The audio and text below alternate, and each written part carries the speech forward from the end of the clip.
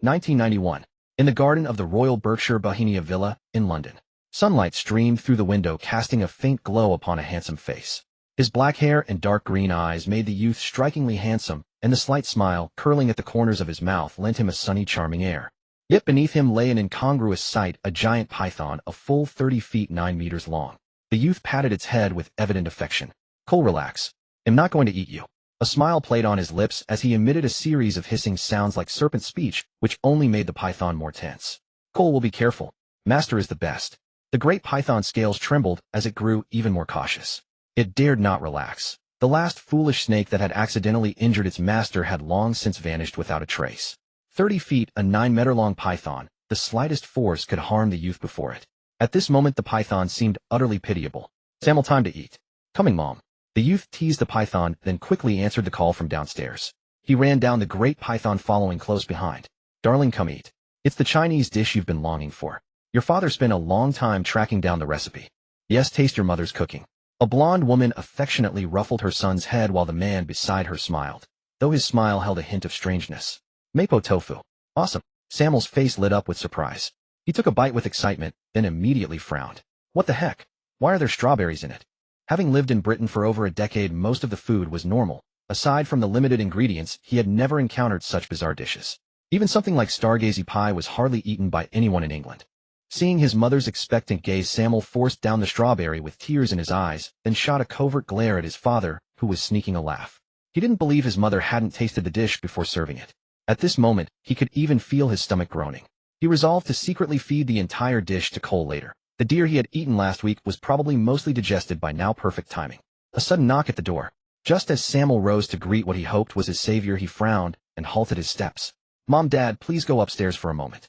They'll come find you shortly." His expression was grave. His keen senses told him that the being outside was extremely powerful, extremely dangerous, and bore no goodwill. Seeing this, his parents stifled their smiles, walking away with worried glances at their handsome son.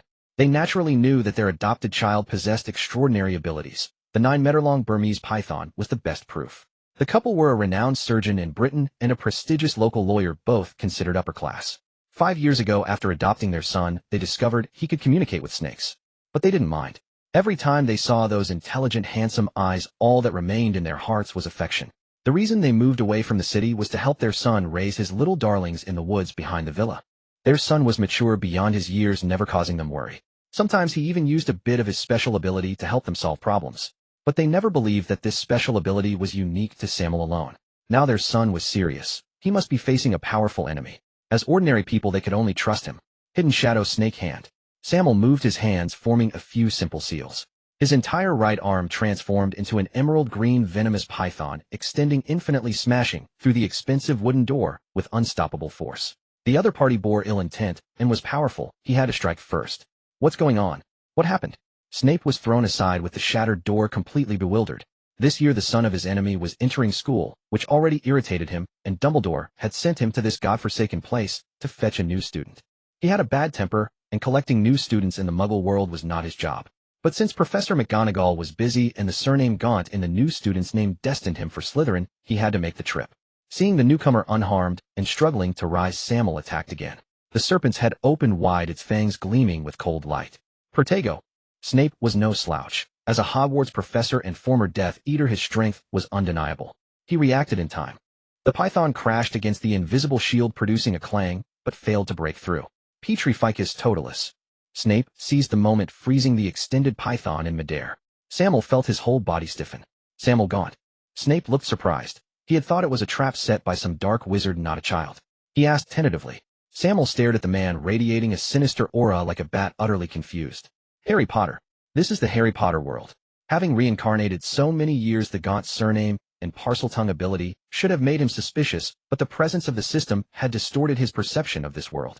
Arriving inexplicably in 1980s Britain was already unfortunate enough, and then becoming a baby. He thought he had reincarnated, but his intuition told him this was a transmigration, that he was no longer in his original world.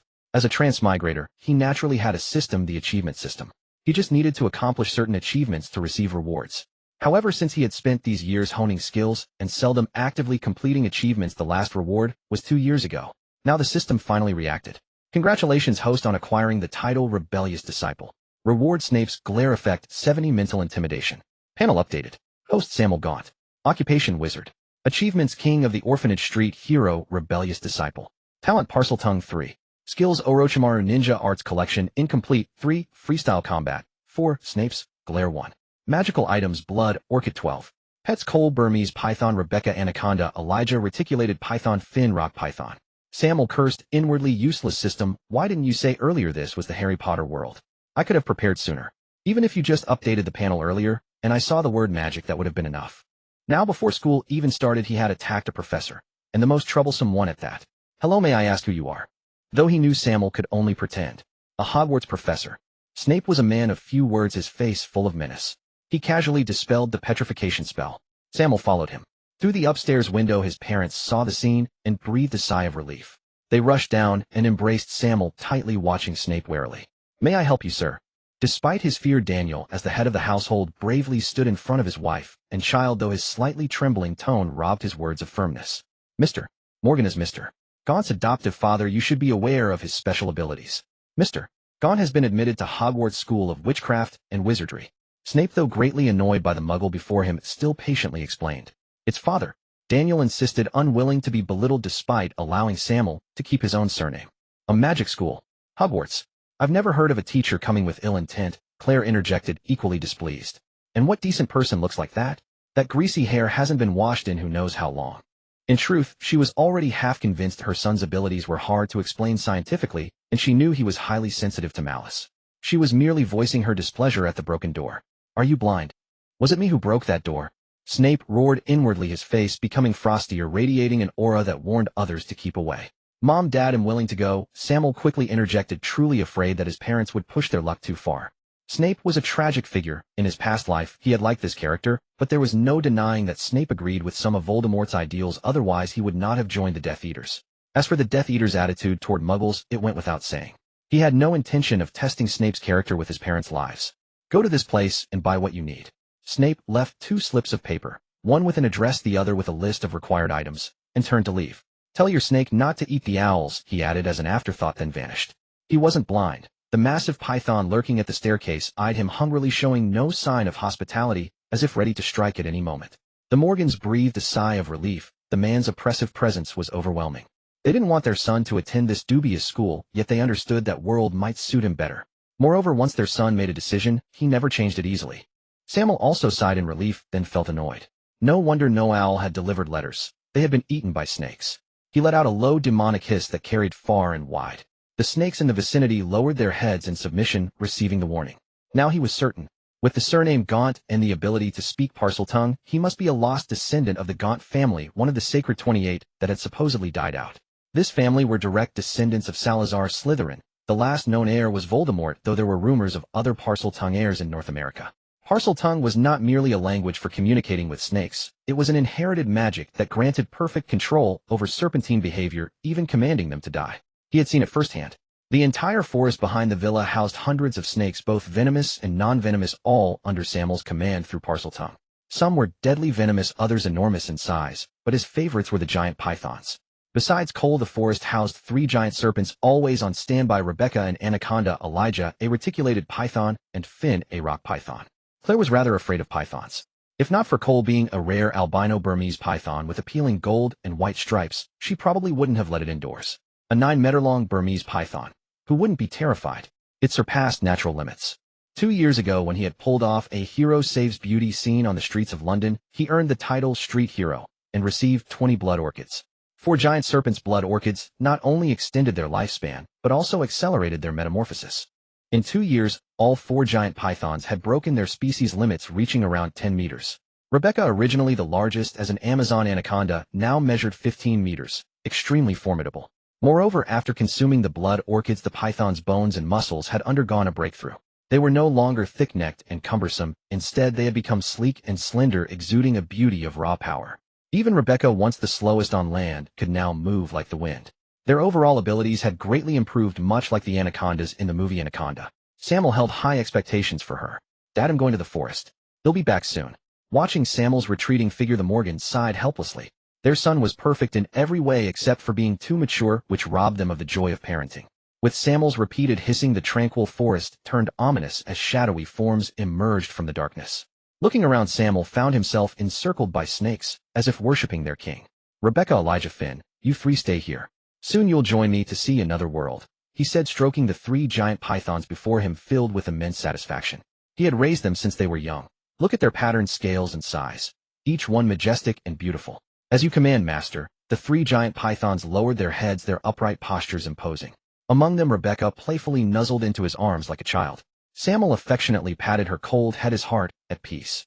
Elijah and Finn watched with envy, longing for their master's embrace, but lacking the courage. Little Spicy Strip come out. After calming the three giants, an inconspicuous little snake crawled out from the crowd. It was emerald green, only 50 to 60 centimeters long, covered in sharp scales resembling a legendary dragon. Little Spicy Strip's species was the Kivu tree viper. It was the only snake besides the four giants that had eaten a blood orchid. Though small, its venom had become terrifyingly potent under the blood orchid's effect. Truly a one-drop killer. Now, under the envious gaze of the three giants, it tremblingly crawled onto Sammael's arm. The hard scales did not make him uncomfortable. Surprisingly, they felt pleasant. Now that he was about to enter the wizarding world, he did not believe that the incomplete Orochimaru package could fully protect himself and his family. The trash system was ruthless in screwing him over. As one of the Sannin, Orochimaru was a legendary ninja, yet the incomplete collection of his ninjutsu only included Hidden Shadow Snake Hands, multiple Hidden Shadow Snake Hands, Great Snake Substitution, Great Snake Formation, and Summoning. Not even the basic three-body techniques. For the upcoming trip to Diagon Alley, the four giants were too conspicuous, so they were out. Little Spicy Strip was both discreet and had fast-acting venom. Wizards might have stronger life force than Muggles, but physically they were not much different, especially regarding poison resistance. He had never heard of such a trait. 5 years was not a long time, but the love from the Morgans was genuine, and he would always remember it. Son, where's the address written here? Could that Professor Bat have made a mistake? Dad, hold my hand, and look again.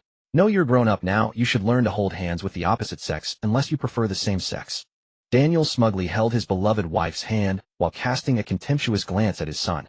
Sammael's face darkened as he reluctantly took his foolish father's hand. Son, I see it. It's amazing. Let's go, let's go. The leaky cauldron appeared before his eyes the moment Sammael touched him. Daniel hurried inside, looking here and there, while Claire also displayed great curiosity. The patrons in the bar, seeing their attire and then looking at Sammael, easily guessed their identities. With Hogwarts term approaching, such combinations were not uncommon. Mr.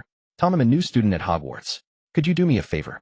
Sammael behaved quite properly, far more so than his unreliable father. Tom, as the owner of the leaky cauldron, was duty-bound to handle such matters. He smoothly opened the passage to Diagon Alley for them. Daniel wondered if someone stole the trash, and would anyone forget the method to open the passage. But Mrs.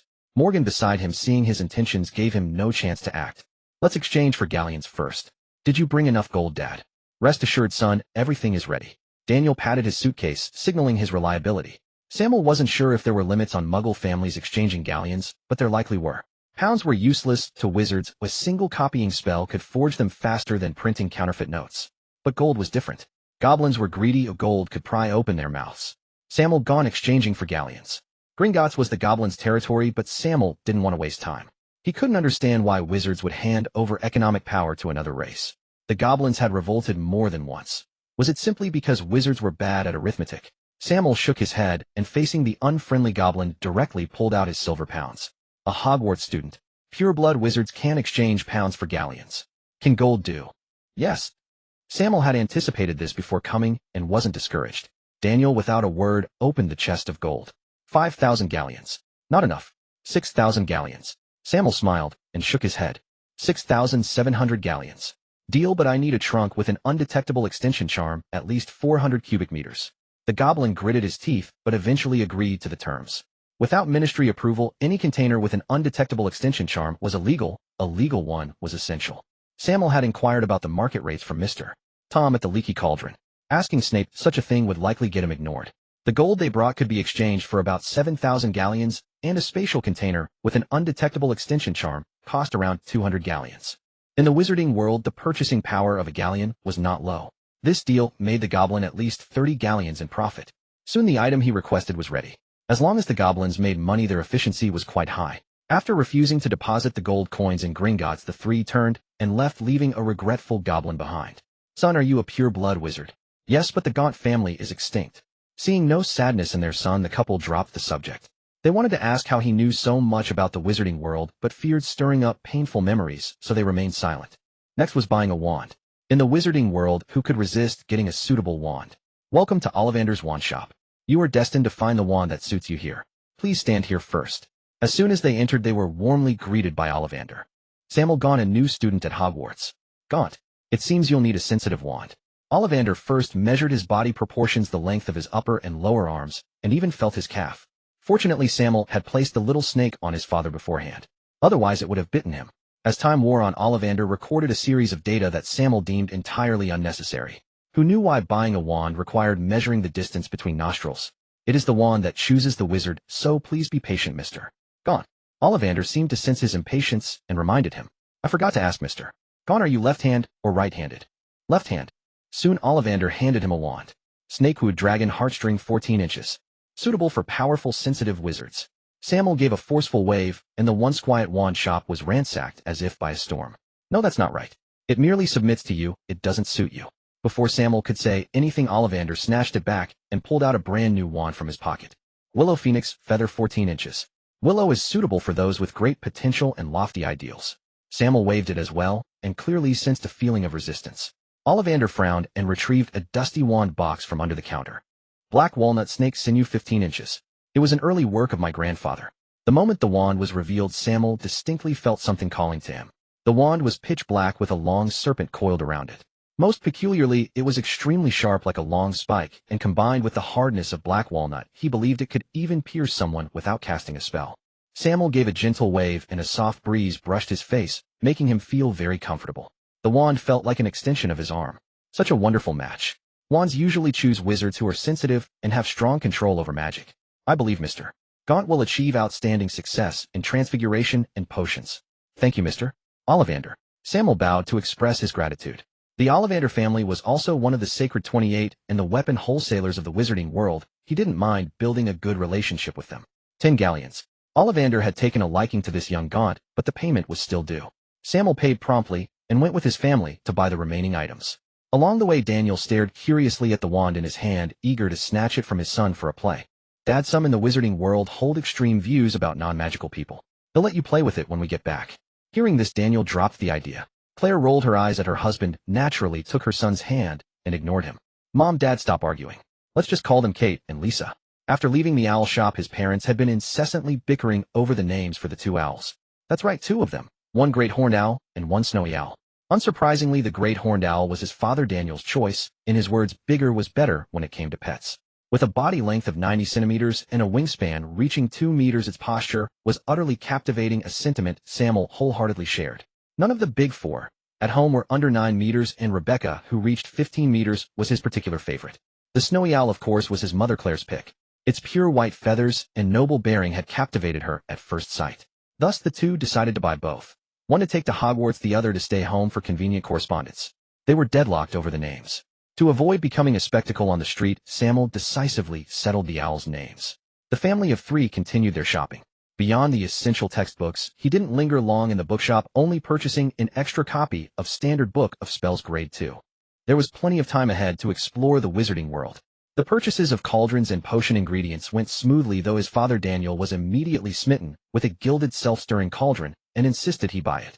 However, Sammael deemed such a flashy, impractical item unnecessary. If he dared bring that thing to potions class, the great Professor Snape would surely have no qualms about dunking his head into the cauldron. Mom, I still need to buy robes. Let's go take a look. Throughout the outing, Claire had been curious about everything, but nothing had truly sparked her interest, until the mention of clothes. She immediately perked up and pulled him over to Madame Malkin's robes. Since they weren't familiar with the address, they passed Madame Malkin's robes 3 times during their shopping. A woman's innate passion for clothes was undeniable. She had been itching to go inside. Upon entering, they were thoroughly pleased with the environment. Throughout the day's shopping, Ollivander's had been too chaotic, the pet shop too noisy, the potion ingredients store too dirty and flourish, and Blots too crowded. Their initial impression of Diagon Alley had been one of grime and disorder. The clean, tidy shop was a refreshing relief. Oh dear, what can I do for you? 3 plain black Hogwarts robes. Oh, of course. Madame Malkin greeted them warmly, then took out her tape measure and carefully took Sammael's measurements. Sammael once again felt that Ollivander had encroached on Madame Malkin's business. The plain robes were simple. After taking his measurements, Madame Malkin merely waved her wand, and the workbench began its task. They would be finished soon. Claire was delighted, touching this, and that with great curiosity. Ignoring his father's eager look, Sammael selected a sapphire blue gown for Claire. Though the style was vintage, it perfectly showcased her figure. It was also enchanted with a permanent cleaning charm, so there was no worry about getting it dirty. "Excuse me, is anyone here? I need 3 Hogwarts robes." Just as the family was waiting for the new robes to be ready, a timid voice came from behind. It was a boy, dirty all over, wearing clothes that didn't quite fit. The boy had emerald green eyes, was thin and gaunt, looking malnourished, with a lightning bolt scar on his forehead. "Harry Potter. You know me?" Sammael had unconsciously spoken the boy's name, and it was overheard. "Hello, I'm Sammael Gaunt, a new student at Hogwarts. Pleased to meet you." Sammael introduced himself generously and extended his right hand. "I'm Harry Potter. I'm a new student at Hogwarts too." Compared to Sammael's easy confidence, Harry was somewhat at a loss. "You are quite famous in the wizarding world."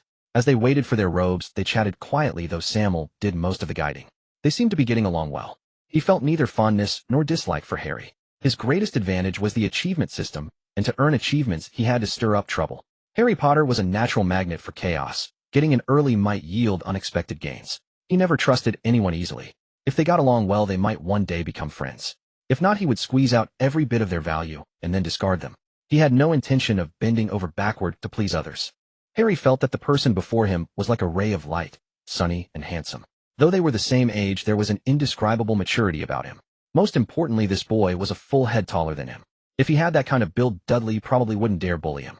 What shocked the Morgans even more was this: they knew their son best. He seemed sunny on the surface, but was cold-hearted at his core. In all these years, they had never seen Sammael with a friend. It had taken 3 years of sincere effort for them to truly enter their son's heart. "You must be Harry Potter. Is that giant outside your servant?" As they were talking, a blond boy approached. His golden hair was plastered tightly to his head, slicked down with what must have been a ton of hair gel. "Draco Malfoy. You should know better than anyone what kind of friends are most advantageous to make." Malfoy looked down his nose at Sammael's family, dressed in Muggle clothes, and spoke disdainfully. Perhaps the Malfoy family's upbringing could use some improvement. At the very least, they should learn some manners. "Don't you agree, Mrs. Malfoy?" Sammael paid no mind to the spoiled child's words. Instead, he stared directly at Narcissa Malfoy, who was approaching from behind, and instinctively activated his newly acquired skill, Snape's stare. A wave of cold enveloped Narcissa, and the immense pressure forced her to take a step back. At that moment, Sammael exuded an icy aura, his dark green eyes holding a chilling indifference to life. "I think I'm perfectly capable of deciding what friends to make, Mr. Malfoy." Though Sammael's demeanor was a bit frightening, Harry decisively chose to stand by him. "Sammael Gaunt, please send my regards to the Malfoy patriarch. By the way, Harry, if you don't want to go home, you can find me at the Culloden estate in Royal Berkshire. I hope we can travel to Hogwarts together." Seeing Madame Malkin bring out the finished robes, Sammael saw no point in wasting more words. He took the robes and left. The Sacred 28 held great influence in Britain. He intended to use the Malfoy family to announce the Gaunt family's return. Though the Gaunt family had declined, they still wielded considerable power. Not to mention other things, the very fact that he would come of age meant he was guaranteed a seat in the Wisengamot regardless of ability or achievement. Seeing that Sammael had not been bested, the Morgans' lips curled into smiles. Hand in hand, they left Madame Malkin's robe shop. In the Royal Berkshire Wisteria Villa district, a traditional affluent neighborhood, the scenery was naturally beyond reproach. Sunlight, woodlands, and a lake formed a picturesque landscape. "Dad, give me back my wand." Sammael was in a foul mood. Having been back for 2 days, he was eager to practice his magic more and improve his strength. But Daniel seemed to be deliberately opposing him, stealing his wand every night after he fell asleep, showing excessive enthusiasm despite having no magical talent. Wearing only his underwear, Sammael charged straight into the Morgans' bedroom and began rummaging around. His slender figure, tousled hair, fair skin, and slightly defined abdominal muscles made the awakened Harry feel both envious and a little shy. Sammael had never worn pajamas in his past life, nor in this one. If not for his mischievous father's frequent raids on his room, he wouldn't even bother with underwear. Claire had an early start at work. Without any hesitation, Sammael searched the bed. With his level 4 freestyle fighting skills, his strength was no less than that of an average adult. Even though Daniel was still asleep, he was stirred awake. "Honey, you have to believe your dad, it really wasn't me this time." Daniel rubbed his bleary eyes, looking half asleep. "Lies become less believable the more you tell them. You've lost my trust." Sammael's face was stern. He wouldn't believe a single word his father said. Glancing at his clearly guilty dad, he let out a hoarse hiss, and a golden python slowly crawled into the couple's bedroom. "Cole, find my wand." A snake's sense of smell is far superior to a human's, and it soon retrieved the wand from a vase. Sammael shot an annoyed look at Daniel and turned to leave. "Dear Mr. Morgan, I've already mailed you your favorite magical snacks. Please stop coveting my wand." "Really?" Daniel's face lit up with joy. Seeing Sammael nod, he hurried off to change clothes.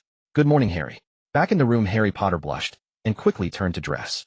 He had initially thought Harry wouldn't accept his invitation, but that very evening, he saw him arrive with bags and bags of luggage. Clearly, he had underestimated Harry's aversion to the Dursleys. The Morgans didn't show Harry excessive warmth, but took good care of him, making him feel very at ease. Harry, were both men, what's there to be shy about? Having been a northerner in his past life, Sammael was deeply influenced by bathhouse culture. He wouldn't feel awkward even if they were naked. Harry had been there for 2 weeks. What was there to blush about? Since Harry's arrival, the snakes in the forest had gained another friend who could understand Parseltongue except for the 4 giants.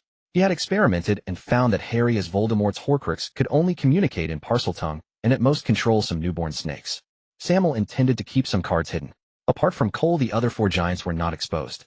After all, he had raised them since birth and felt an emotional bond. When he entered the magical world, he would certainly enhance their abilities. For now, despite their massive size, they were at best half-magical creatures.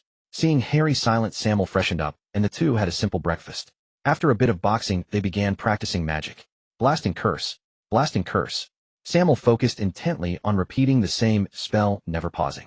Harry couldn't understand why he would practice spells he already knew. Sammael's attention, however, was fixed on the panel. Host Sammael, Gaunt, occupation Wizard, achievements Orphanage, King Street, hero Rebellious Disciple, talent Parseltongue, LV. 3 system skills Orochimaru's Ninjutsu collection, incomplete, LV. 3 freestyle fighting, LV. 4 Snape's glare, LV. 2 common skills Transfiguration, LV. 2 Alohomora, LV. 1 Petrificus Totalis, LV. 2 Stupefy, LV. 2 Arresto Momentum, LV. 2 Scourgify, LV. 2 Reductio, LV. 2 Aguameni, LV. 3 Protego, LV. 3 Lumos, LV. 4 Wingardium Leviosa, LV. 4 Blasting Curse, LV. For magical items, Blood Orchid, 8 Pets, Cole, Burmese Python, Rebecca, Anaconda, Elijah, Reticulated Python, Finn, Rock Python. Sammael had made a study plan since his return. He wasn't a genius, so he had to be selective. He hadn't even opened the books for astronomy, flying, or divination. Among the 4 main subjects, potions and herbology didn't interest him, and he only skimmed through them. He practiced charms in the morning and transfiguration in the afternoon. His life was quite fulfilling. The system had an interesting feature. Once a spell was successfully cast, it was recorded and couldn't be forgotten. Moreover, after casting a spell 100 times, the system would impart an understanding of it, upgrading it to level 2. After 1,000 casts, it would reach level 3. Of course, there was a trick. If he thoroughly understood the magical theory behind a spell, the number of required practices would decrease. For a master like Dumbledore, even a first attempt could unleash power comparable to level 3. Level 1 spells were at the level of an apprentice wizard, equivalent to the power of first or second-year students. Level 2 spells weren't much stronger, roughly corresponding to 4th or 5th-year students. Level 3 spells allowed for silent casting without affecting power. Level 4 spells were at the level of an aura, enabling instant casting, and some spells could be cast without a wand. Level 5 spells matched the proficiency of Hogwarts professors. Spell comprehension deepened, and masterful spells could undergo transformation, like Snape's Sectum Sempra or Harry's Expelliarmus. Level 6 magic was at the level of a great wizard, where Voldemort and Dumbledore mostly operated. Level 7 magic would cause a wizard's body to transform into a different kind of magical creature, just one step away from divinity. Sammael didn't practice many spells, but most of the ones he focused on had reached level 2. To experience the power of spell variations, he raised the Levitation Charm and Wand Lighting Charm to level 4. The Levitation Charm now also imparted kinetic energy, similar to the Summoning Charm. The Wand Lighting Charm could emit light spheres, change colors, and he could even create a dazzling light show on his fingertips. Spell practice took a long time and consumed mental energy, leaving him exhausted each time. However, the rewards were great, boosting not only his confidence, but also his sense of accomplishment. He didn't let his guard down, though. As Sirius had once said, Snape, though born into a Muggle family, knew more spells upon entering school than most students who had trained for 7 years. That was true genius, not to mention his achievements in potions. At this thought, his relaxed nerves tightened again. Seeing this, Harry also worked even harder. On September 1st, 1991, at the Royal Berkshire Villa estate. Hurry up, Harry, don't dawdle. Sammael and Morgan had already packed their luggage. Indeed, they had to bring a great many things: brass scales, cauldrons, telescopes, and the like. Had it not been for his trunk enchanted with the undetectable extension charm, they might not have been able to fit everything. Hold on a moment, Hedwig hasn't returned yet. Harry Potter called out anxiously as he searched along the edge of the woods. His owl, a gift from Hagrid for the start of term, was naturally treasured. Sammael glanced back and awkwardly realized he had forgotten his own owl, Kate, whose cage was empty. Don't worry, Harry. There are no beasts in the forest that can harm an owl. Sammael consoled Harry. Before long, a large and a small owl flew out from the woods, landing on their arms. I wonder what they've been eating in the woods. They've gotten noticeably heavier. Harry muttered as he walked. Sammael thought to himself, what else could it be? Snakes. Who was the fool who spread the rumor that owls ate nuts? They were birds of prey, carnivores, and the easiest prey in the forest was snakes. He cared little for the snakes in the woods. What he valued above all were his big four. Oh, and perhaps he should add a little spicy strip to that. He usually slept naked, so the little spicy strip was inevitably exposed. Host Sammael Gaunt. Occupation wizard. Achievements king of the orphanage street hero discipled rebel. Talent Parseltongue 4. System skills Orochimaru Jutsu collection incomplete 3. Freestyle combat 4. Snape's glare 2. Common skills Transfiguration 2. Alohomora 1. Petrificus totalis 2. Stupefy 2. Arresto momentum 2. Scourgify 2. Avis 2. Reductio 3. Incarcerus 3. Aguamini 3. Protego 3. Lumos 4. Wingardium Leviosa 4. Confringo 4. Magical items Blood Orchid 8. Pets Cole Burmese Python Rebecca Anaconda Elijah Reticulated Python Finn Rock Python. These past 2 weeks had been exceptionally relaxed for him, having only learned 2 new spells Incarcerus and Avis. His Parseltongue had risen to level 4, thanks to conversing with Harry in the Serpent Tongue. Harry's Parseltongue was incomplete. He couldn't speak it while looking at people, so Sammael had to hang his little spicy strip around his neck. Fortunately, perseverance paid off, and he finally reached level 4. He couldn't bear how uncomfortable it was. The sharp scales of the bush viper left countless bloody scratches on his neck. Moreover, his shrinking charm had successfully advanced to level 3 after he diligently studied spell theory, yet it was barely enough to shrink Cole down to about 1.5 meters. That's right. He planned to bring Cole along. Not just Cole, but also Rebecca, Elijah, and Finn. What Parselmouth goes without snakes? Level 4 Parseltongue had fully bound his big four to him, forming an invisible contract. Even another Parselmouth could not control them. Fortunately, the trunk was large enough to accommodate the 3 of them. Over the past month, each of the big four had devoured a blood orchid, shed their skin, and would soon enter a new phase of growth. Son, is there really a platform 9 3/4?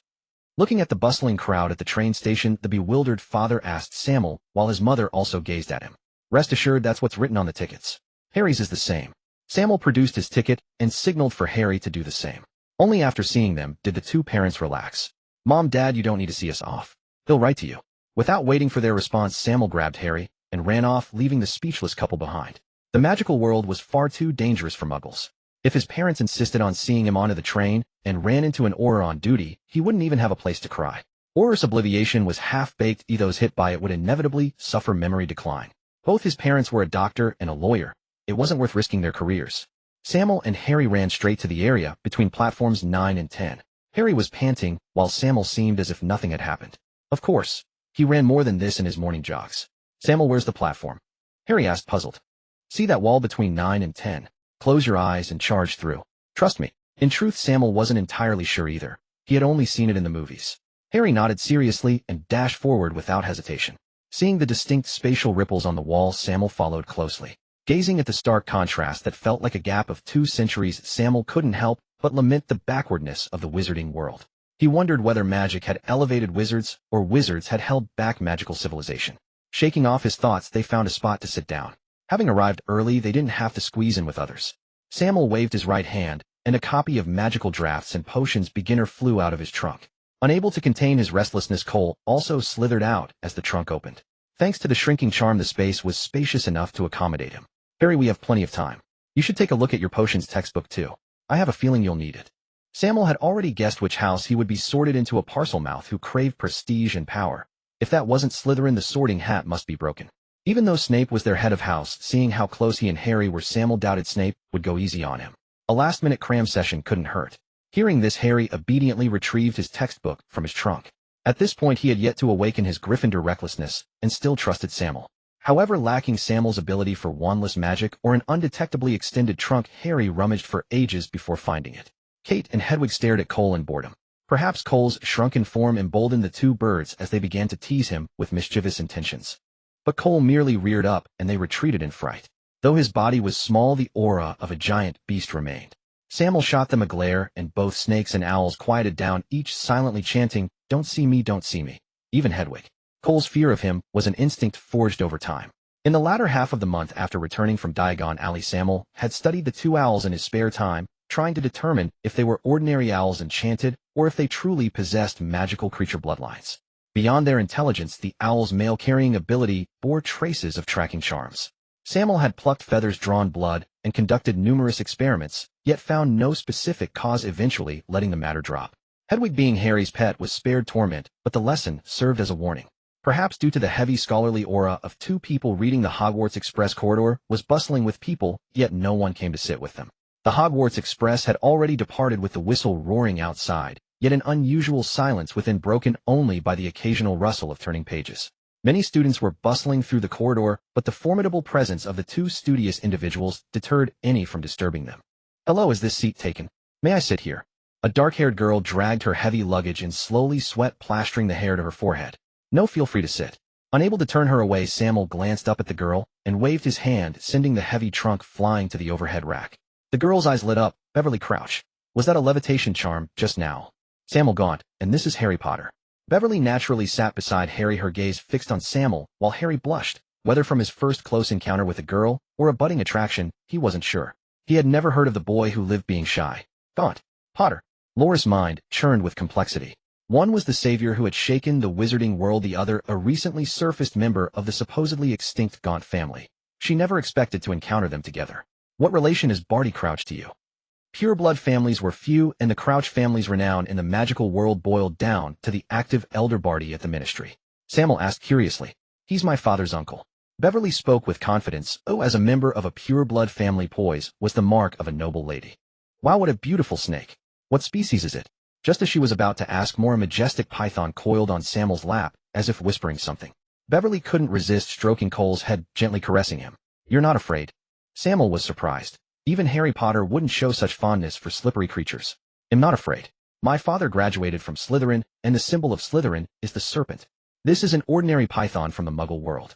After hearing Beverly's explanation, Sammael answered her earlier question. Cole disliked being touched by strangers and gradually slithered to the window edge. Sammael didn't force him, unwilling to let Cole compromise his comfort, while Beverly looked reluctant to stop. "Is this seat taken? There's nowhere else to sit outside." A red-haired boy entered, and Sammael recognized him as Ron Weasley. He marveled at the strange twists of fate that brought them together again. "No one's here. Take a seat." Compared to Beverly, Harry was far more welcoming to Ron.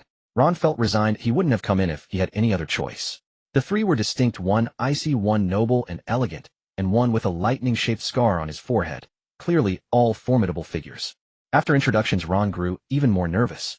He preferred sitting with Harry Potter over Sammael. The Gaunt family was notorious for producing madmen, and that thick, enormous python beside him looked anything but harmless. "Hogwarts only allows cats, owls, and toads. How did you bring a snake?" "Hogwarts rules don't forbid snakes, just as they don't forbid rats." Sammael replied calmly, without looking up, using the same excuse he planned to give Snape or Dumbledore. Ron fell silent, clutching scabbers tighter, the atmosphere in the compartment growing more awkward. "Children, would you like some snacks?" Just as the tension peaked, the trolley lattice voice broke the strange silence. "No thanks, I brought my own." Ron's voice was a bit rushed. "They'll take two of everything. Would you trade your sandwich for some snacks?"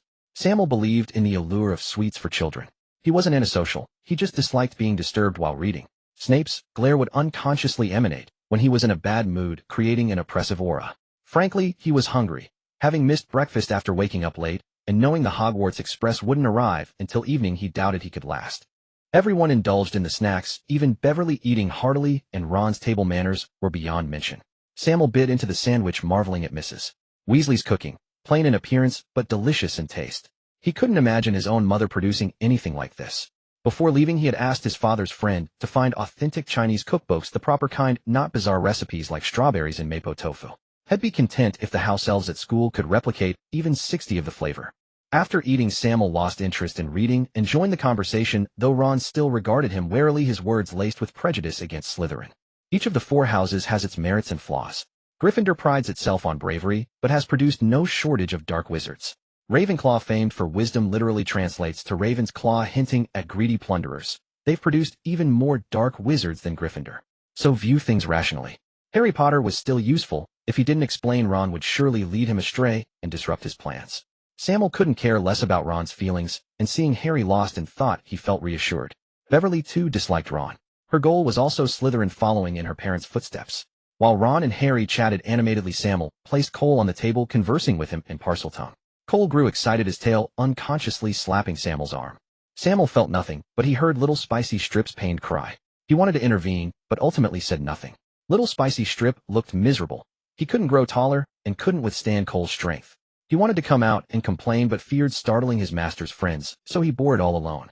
Cole looked smug, flicking his tongue toward Little Spicy Strip, as if to say, "What standing do you have to share a row with me?" Seeing the two snakes about to fight, Sammael quickly separated them. He took out his book again, continuing to study the potion's notes. Beverly watched with amusement, never finding the silence awkward. As she lowered her head, she caught a glimpse of an emerald tail in Sammael's sleeve. Its nature was unmistakable. Children are undoubtedly the best at gauging the atmosphere, and Ron gradually grew accustomed to Sammael's presence, his voice, with Harry rising in volume. Beverly, curious about Sammael, casually inquired about his past, and he, keeping nothing back, shared what he could. Their conversation flowed pleasantly, and through it he learned much about the privileges of the Sacred 28. "Excuse me, have you seen Neville's toad?" The group, deep in animated conversation, was startled by the abruptly opened door. "We haven't seen any toad, and you are." Sammael's face revealed no expression as he regarded the girl, who bore a striking resemblance to a beaver. "Hermione Granger. I believe Mr. Granger should have taught you manners." Sammael's tone was calm as he looked at the flustered Hermione, his heart undisturbed. He was no lecher to develop an interest in a young girl, and with her slightly protruding front teeth and disheveled hair, Hermione was hardly what one would call attractive. "I'm terribly sorry." Hermione's face flushed scarlet, yet she offered a decisive apology. Turning her head to look at Harry, she clearly recognized him and joined the conversation between him and Ron. Behind her, the chubby boy Neville Longbottom appeared utterly bewildered and at a loss. Hermione, evidently aware of Neville's discomfort, rose and went off with him again to search for the toad. "Which one of you is Sammael Gaunt?" As the group chatted happily, an arrogant voice cut through the air. Sammael frowned. What was it with today? Couldn't he have a moment's peace? "And you are?" Suppressing his irritation, Sammael stared coldly at the blonde brat. The fellow was handsome enough, but his contemptuous expression made one want to punch him. Emblazed Zabini. "So you're the Gaunt raised by Muggles. Raised by such filthy blood, you're a disgrace to the pure-blood families." Behind Zabini clustered a group of ornately dressed children. Some wore calm expressions, others sneered openly. They were clearly not of one mind, merely there for the spectacle. Sammael's face remained placid. He gave a flick of his right hand, and Zabini, as if shoved, stumbled forward with a cry, crashing heavily into the table. Before Zabini could react, Sammael pinned his hand to the table and slammed the wand-gripping right hand down hard. The sharp wand pierced through Zabini's palm and the tabletop alike. Zabini's screams rent the air like a babe denied its milk. Sweat and tears streamed down his face as blood began to trickle from the table's edge. The onlookers were aghast. Did young wizards need to be so brutal in a fight? "You're truly noisy." Sammael gave a sudden wave of his hand, and Zabina's forehead met the table in a close embrace. The cries ceased abruptly. Finally, some peace and quiet. Sammael casually brushed aside the stray locks on his forehead, his expression ever calm. Not only the bystanders, but even Harry Potter was stunned. In his eyes, Sammael was always gentle and refined, never losing his temper with anyone. Even when he occasionally exuded a chilling coldness, it was merely an expression of emotion. Ron, looking at the composed Sammael, felt the fear he had barely suppressed rekindle. "What happened? Who's fighting?" A student who resembled a gorilla pushed through the crowd, pompously asking those around him. The crowd explained in a babble of voices, but their words clearly favored Zabini. "Come with me to see the prefect. Petrificus Totalis." The crowd gasped, not expecting an older student to attack a first year. Sammael sidestepped, dodging the spell. His free combat training had not been in vain. His body was lithe, and he was not easily hit. Moreover, he had noticed that this fellow had been present all along, clearly in league with Zabini. Harry, seeing this, also drew his wand. He had studied magic diligently over the past month and had advanced rapidly in spellcasting. At least his Expelliarmus was excellent. Beverly likewise produced her wand even faster than Harry. She knew not why, but she instinctively chose to aid the young man before her. Sammael gave them a reassuring look. With a flick of his right hand, a beam of light collided with the gorilla's spell. Bombarda! Bombarda! The wand was still embedded in Zabini, but that did not hinder his counterattack. Spells of the 4th level could be cast wandlessly. At present, the 4th level spells he knew were only Lumos, Wingardium Leviosa, and Bombarda. The space was cramped, and Sammael did his utmost to control the spell's power, fearing he might accidentally blow up the train. Wandless magic. Impossible. The gorilla's heart jolted. He had been prompted by certain individuals to attack Sammael, hoping to curry favor with Madame Zabini. Now he was done for. Seizing the moment of his distraction, Sammael hurled the blasting curse directly at his wrist. The fellow was unharmed, but his wand clattered to the floor. Sammael dashed forward, kicked the wand away, then sprang off the wall, delivering a tornado kick that struck the gorilla's neck with force, knocking him unconscious. "Malfoy, go fetch the Slytherin prefect to collect these people." Spotting the skulking Malfoy in the rear, Sammael twisted his foot and called out loudly. He wondered if the gorilla had some magical creature's blood in him, for his defense was astonishing. Sammael leaned back in his seat with satisfaction, musing that wandless magic was truly stylish. This was the elegance of a wizard. "Congratulations, host. You have earned the Brute Vanquisher achievement and received the Akatsuki Cloud Robe 12. P.S. The Cloud Robe has been modified by the system's alchemy table, granting it primary water and fire resistance properties, as well as regenerative capabilities. Hearing the system's voice for the first time, Sammael found it utterly delightful. This was a huge win. Coming back to himself, a series of sibilant hisses issued from Sammael's mouth. Combined with his earlier violent and bloody actions, it sounded like the whispering of a demon. Sammael withdrew the blood-stained wand, wiped it on Zabina's clothes, and gave a casual flick. Cole, previously slender, suddenly swelled into a 6-meter-long python coiling around the nearby gorilla. Parcel tongue. The crowd murmured in awe, watching the senior student tightly bound by Cole, fearing he might be devoured by the great serpent. Revealing his parcel tongue ability at this moment was akin to displaying his pure bloodline among the many noble offspring, discouraging those who harbored other fantasies. He did not believe Blaise Zabinus' actions were without instigation.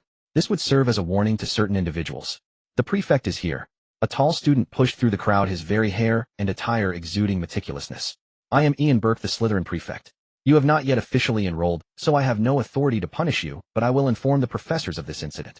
With that, he levitated the unconscious Zabini and the unknown gorilla with a floating charm and strode directly into the crowd, a man of decisive action. Sammael ordered Cole to release the gorilla and slither back to his side. With a casual wave, he reduced Cole to about 1.5 meters as the snake took up too much space. Gentlemen, is there anything else? Sammael asked, eyeing the surrounding crowd. At this, the crowd dispersed. The young nobles wore varied expressions, while the other students realized that from then on Hogwarts had gained a formidable figure not to be trifled with. On the Hogwarts Express, as dusk began to fall, Sammael decisively sent Befuri outside. The three of them changed clothes inside. A simple combination of British-style waistcoat and shirt paired with black wizard robes, which made them appear much more formal. From his past life to the present, Sammael had never subscribed to the notion of ladies first unless it concerned those close to him. Sammael, your robe has a pattern. Harry stared at the dark red cloud motifs on it, speaking with curiosity. I had it custom-made, Sammael replied without further explanation. The system had thoughtfully adapted the Akatsuki robe into a wizard robe style, which, while distinct, did not seem too out of place. All right, let's go out, and let Befuri change back. Seeing Liv's resentful expression, the three of them remained indifferent. Ron was a typical straightforward guy. Harry was still oblivious, and Sammael understood, but chose not to care. This left Befuri with the illusion that her anger was wasted on ghosts. The three stood outside like gatekeepers. Those around them instinctively avoided Sammael's gaze, fear flickering in their eyes. Sammael paid them no heed. Half an hour later, the train arrived at the station. Gazing at the majestic castle in the distance, even his composed heart stirred with excitement. Hogwarts, I have arrived. Beneath the night sky, the 1,000-year-old castle was shrouded in an aura of mystery. Though his heart raced with excitement, Sammael maintained a calm facade. On the boat, he distinctly felt a vast magical force communicating with them, forging a firm bond with the castle. He was uncertain of the contract's terms, but presumed it was to protect the students. When they reached the opposite shore, Professor McGonagall was already waiting for them. Her black pointed hat added to her imposing presence. Mr. Gaunt, after the sorting ceremony, you will cost Gryffindor 20 points and serve a week's detention. Mr. Filch will inform you of the details.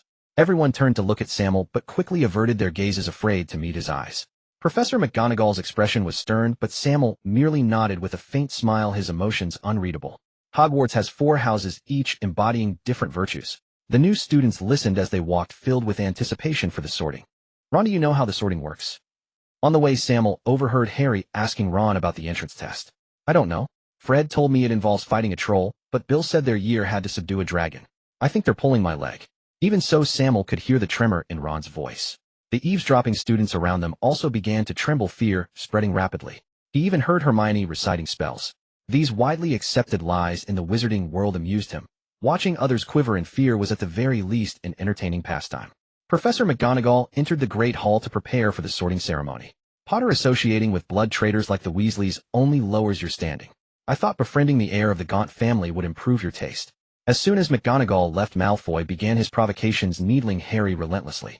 Truly, they were destined to be frenemies throughout their school years. I think I know what kind of friends to make, Harry replied, calmly restraining Ron, who was ready to lunge. Sammael caught Malfoy's attempt at ingratiation, but chose not to meddle in the squabbles of these children. The boy still avoided his gaze. It was not yet the time. As their argument continued, the doors of Hogwarts swung open. The 1,000-year-old castle formally welcomed them. The walls, corridors, and vaulted ceilings radiated a dense magical aura. The young wizards trembled while the older students gleefully watched, recalling their own experiences of being fooled by unscrupulous elders. Amidst eager anticipation, Professor McGonagall produced the list of new students. Hannah Abbott. The nervous little girl walked toward the stool. The sorting hat bellowed, Hufflepuff. Sammael gave the girl a glance. What a sturdy lass, though rather cute. The girl joined her house amid cheers, the Hufflepuffs especially enthusiastic, perhaps because she was their first. Sammael's gaze drifted to Dumbledore ahead, and he found himself lost in thought. Could this man hailed as the greatest wizard of the age, the so-called White Lord, truly tolerate him? An ambitious Slytherin. Other families might not matter, but he knew the Gaunt family was practically Voldemort's maternal lineage. Dumbledore would undoubtedly keep a close watch on him. Sammael Gaunt. Sammael Gaunt. Lost in his thoughts, Sammael was jolted back to reality by McGonagall's voice. Dumbledore gave him a playful wink. Straightening his robes, Sammael walked to the stool under the gaze of the entire hall. All eyes were on the handsome new student. The older girls were mostly drawn to his appearance while the professors noted his pre-opening brawl. Among them, Professor Quirrell's expression was unreadable. An impudent boy, though. I don't mind you using a scouring charm on me. The sorting hat began chattering as soon as it was placed on his head. You know legilimency? Sammael asked, puzzled. No, I'm not skilled in such advanced magic. I can only sense your surface emotions. Back to business, which house do you wish to join? Can I choose? No. Ambitious, a Parselmouth craving glory and power. You are a true Slytherin. Slytherin? The sorting hat wore a mocking expression. Damn it, if I can't choose, why ask? Sammael didn't hold back. He tossed it to the ground, kicked it several times, then elegantly cast a spell. Scourgify. The hall fell into dead silence. Even Professor McGonagall was stunned. Sammael had always been vengeful. Since the hat spent most of its time in the headmaster's office, this might be his only chance. He gracefully walked to the Slytherin table. There was no applause, no cheers, only strange looks from everyone. Professor McGonagall restrained the furious sorting hat and continued the ceremony. After the sorting, Dumbledore gave a speech full of cliches. No magic in the corridors, no entering the Forbidden Forest. Sammael, already familiar with the rules, barely listened. He only caught Dumbledore's additional warning about the right-hand corridor on the 4th floor, citing mortal danger. Sammael nearly rolled his eyes. Knowing Gryffindor's recklessness, that warning would only turn the 4th floor into a prime adventure spot. Slytherin is a gathering place for pure-blood wizards, with even the least among them being half-bloods. The decorum here is unmatched, with the dining table maintained in impeccable order and rarely a sound made, standing in stark contrast to other houses. As Sammael sought to integrate into the academy with noble status, he came well prepared, having mastered the etiquette of pure-blood aristocracy. His interactions in the Muggle society were also among the upper echelons, allowing him to grasp these customs quickly. Beverly, too, successfully entered Slytherin and occasionally glanced at Sammael from the side. Neither of them had the habit of chatting during meals, focusing entirely on their food. As a martial artist, Sammael had a large appetite. Having only consumed a sandwich throughout the day, he was already quite hungry. He ate rapidly, yet maintained an air of elegance. Even Draco's 2 lackeys were dining with flair. Mr. Zabini, please do not stare at me like that, it disrupts my meal. Sammael could feel Zabini's heated gaze without even looking up, filled with fear and hatred. Just you wait, I will not let you off. Zabina's face was twisted in rage, a sharp knife scraping across his plate with an ear-piercing sound. Mr. Zabini prides himself on his noble bloodline. If you have an issue with me, why not propose a duel with the Black Gloves? I shall gladly oblige. The rest of the Slytherins were taken aback. The Black Glove duel is an ancient contest among pure-blood aristocrats, concluding only when one party is dead. This form of duel had not occurred in 50 years. Zabini was merely arrogant. He was not foolish and was well aware of his own limitations. He snorted coldly and continued to eat. You should pay attention to Marcus Flint in the 5th year. He is the captain of the Quidditch team. Malfoy whispered nearby. Who? The one you knocked out. Sammael momentarily failed to comprehend, prompting Malfoy to remind him. So it's that gorilla. But the Flint family has giant blood, so how did he become so ugly? Malfoy paused in surprise and couldn't help but laugh. Sammael nudged his elbow, prompting him to restrain himself. Sammael did not mind befriending Malfoy. Flint aided Zabini for monetary reasons, and Sammael could likewise collaborate with Malfoy for profit. After all, who would refuse a lucrative deal? Shall we make a deal? What kind of deal? Malfoy was taken aback. I wonder how much the position of Shadow Prefect is worth in the Malfoy family. Sammael continued to provoke Malfoy's nerves. The Shadow Prefect is a Slytherin tradition where a Shadow Prefect is elected from each year, lacking any real power, yet requiring obedience from all students of that year. For Slytherin, which values strength, the selection method is undoubtedly through dueling. 2,000 galleons. Deal, but I want a private room for the Shadow Prefect. Sammael had too many pets and did not want to share a room with others. The two joyfully struck their deal. For the Malfoy family, 2,000 galleons purchased not just glory but also power and connections, which could even extend beyond graduation. Although Sammael was short on funds, he did not place much value on those 2,000 galleons. Compared to wielding power, he preferred to control those who held power, and Malfoy was an excellent choice. Malfoy eagerly awaited the end of the meal, and finally Ian Ploquet, the 5th-year prefect, led a group of young wizards back to the Slytherin common room. Looking at the eerie dungeon before him, Sammael wondered if living in such a place truly wouldn't lead to rheumatism. With a wave of his wand, Ian Ploquet cleared the sofas in the common room, and shouted with a hint of madness in his expression, "Slytherin wizards, I trust you require little introduction from me. Those who wish to withdraw from the Shadow Prefect competition may leave now." Not a single one of the 20 or so young wizards chose to leave. Most Slytherin students were pure-blood wizards, and even the few half-bloods understood the advantages of the prefect position from their elders, so no one would choose to give up. Snape stood nearby, coldly observing the group of young wizards. Begin. Disarm. Stupefy. Expelliarmus. Aside from a few who were caught off guard, most spells were directed at Sammael. His strength was evident to all, and everyone aimed to eliminate him first. Most wizarding families choose to begin magical training after their magical powers awaken, so even though Slytherin has the fewest students among the 4 houses, its combat strength is the strongest. Sammael dodged left and right. The young wizard's spells were still unstable, let alone their accuracy. His level 4 free combat granted him exceptional reflexes, allowing him to evade most spells. Protego. Some spells with decent accuracy were effortlessly blocked by him. A few unlucky ones were rebounded by the shield lying on the ground and wailing. Flock of birds. A swarm of crows flew from Sammael's wand, a dark mass that the young wizards could not hit, let alone the more agile birds. The group was thrown into disarray. The flock of birds is a very special spell, as each person summons different birds, effectively distracting the enemy's attention. The raven, known as the largest of crows, caused significant trouble for the group of young wizards in the limited space. Binding ropes. Bundles of hemp rope shot from Sammael's wand, swiftly coiling around the young wizards like swimming snakes. As Snape waved his wand, the fallen students exited the battlefield one after another. Those still standing included not only Malfoy, but also Beverly Crouchblaze, Zabini, Daphne Greengrass, and Theodore Nott. They were all members of the Sacred 28, each with their own areas of expertise. Especially Theodore, whose outstanding thorn curse wounded the ravens severely. Everyone vigilantly scanned their surroundings, with most gazes still focused on Sammael. Just as a few exchanged looks and prepared to take Sammael down together, 2 female voices broke the silence first. Stupefy. Petrificus Totalis. The 2 spells shot towards each other, resulting in the 2 girls being eliminated together. Both the participants and the audience were taken aback, as neither seemed to have any intention to dodge, presumably believing they would not be harmed. Indeed, beautiful women always seem to harbor mutual disdain. Sammael shook his head and continued to wave his wand, utilizing non-verbal spells with exceptional skill, while Malfoy and Zabini struggled to dodge, leaving only Theodore not able to counterattack occasionally. Avada Kedavra. A sickly green light shot towards Zabini, knocking him away. In an instant, all eyes were on Sammael. Even the composed Snape showed signs of panic as fear and tension erupted, causing one of the young witches watching to burst into tears. Seizing the moment while Theodore Nott was momentarily stunned, Sammael waved his wand, transforming the carpet into a giant python that tightly coiled around him. "Mr. Gunner, do you know what you have done?"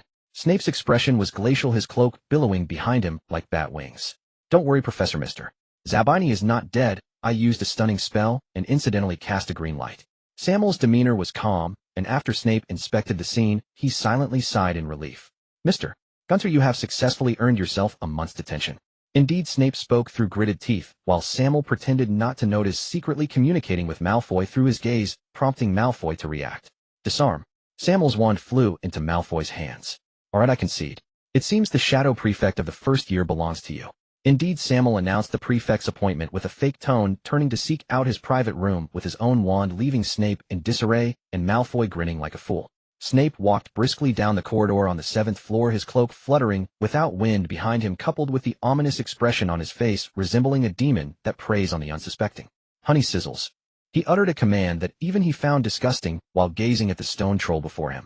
"Severus, it seems the shadow-level prefect of Slytherin has been chosen. I would guess it's Mr. Gaunt," Snape remarked. "I didn't expect our great headmaster to make a mistake this time." Snape, who had been silently displeased, did not hold back his sarcastic words when Dumbledore aired. "Please forgive the ignorance of an old man, who no one is infallible. I asked Professor Snape to relay my message."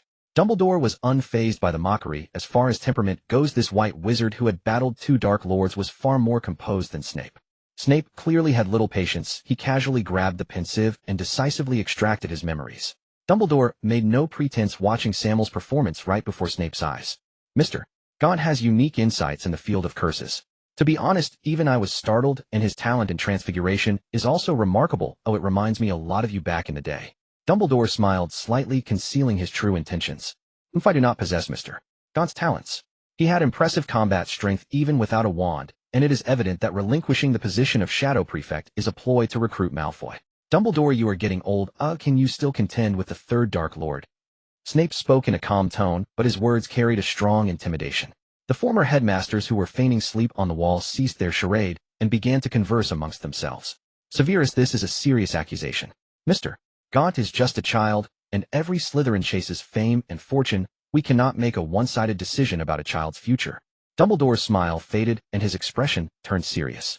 He had missed one chance. He could not ruin another life based merely on suspicion. He is your student, and I hope you will guide him onto the right path. The wizards of the Gaunt family are all madmen. Even the Dark Lord has their bloodline. Snape met Dumbledore's gaze, spoke his piece, and turned to leave. Dumbledore understood his implication. Yes, I am really getting old. Watching Snape walk away, Dumbledore let out a long sigh. Congratulations, host, you have obtained the title of Junior Slytherin King without a crown and received the reward Wailing Banshee's Howl, Enchantment Rune 3. Note this item is a one-time enchantment rune possessing strong mental attack and sound curse capabilities, which can be affixed to living beings or magical items. Sammael returned to his room and heard the good news, quickly opening the panel. Host Sammael Gaunt, occupation Wizard, achievements King of the Orphanage Street, Hero, Renegade, Enforcer, Junior Slytherin King, without a crown, talent Parseltongue LV. 4 system skills Orochimaru's Ninjutsu Collection, incomplete LV. 3 free fighting LV. 4 Snape's Gaze LV. 2 ordinary skills Transfiguration LV. 2 Alohomora LV. 1 All Petrify LV. 2 Drowsy Collapse LV. 2 Shock Absorption and Speed Reduction LV. 2 Fresh Clean LV. 2 Flock of Birds LV. 2 Rapid Shrink LV.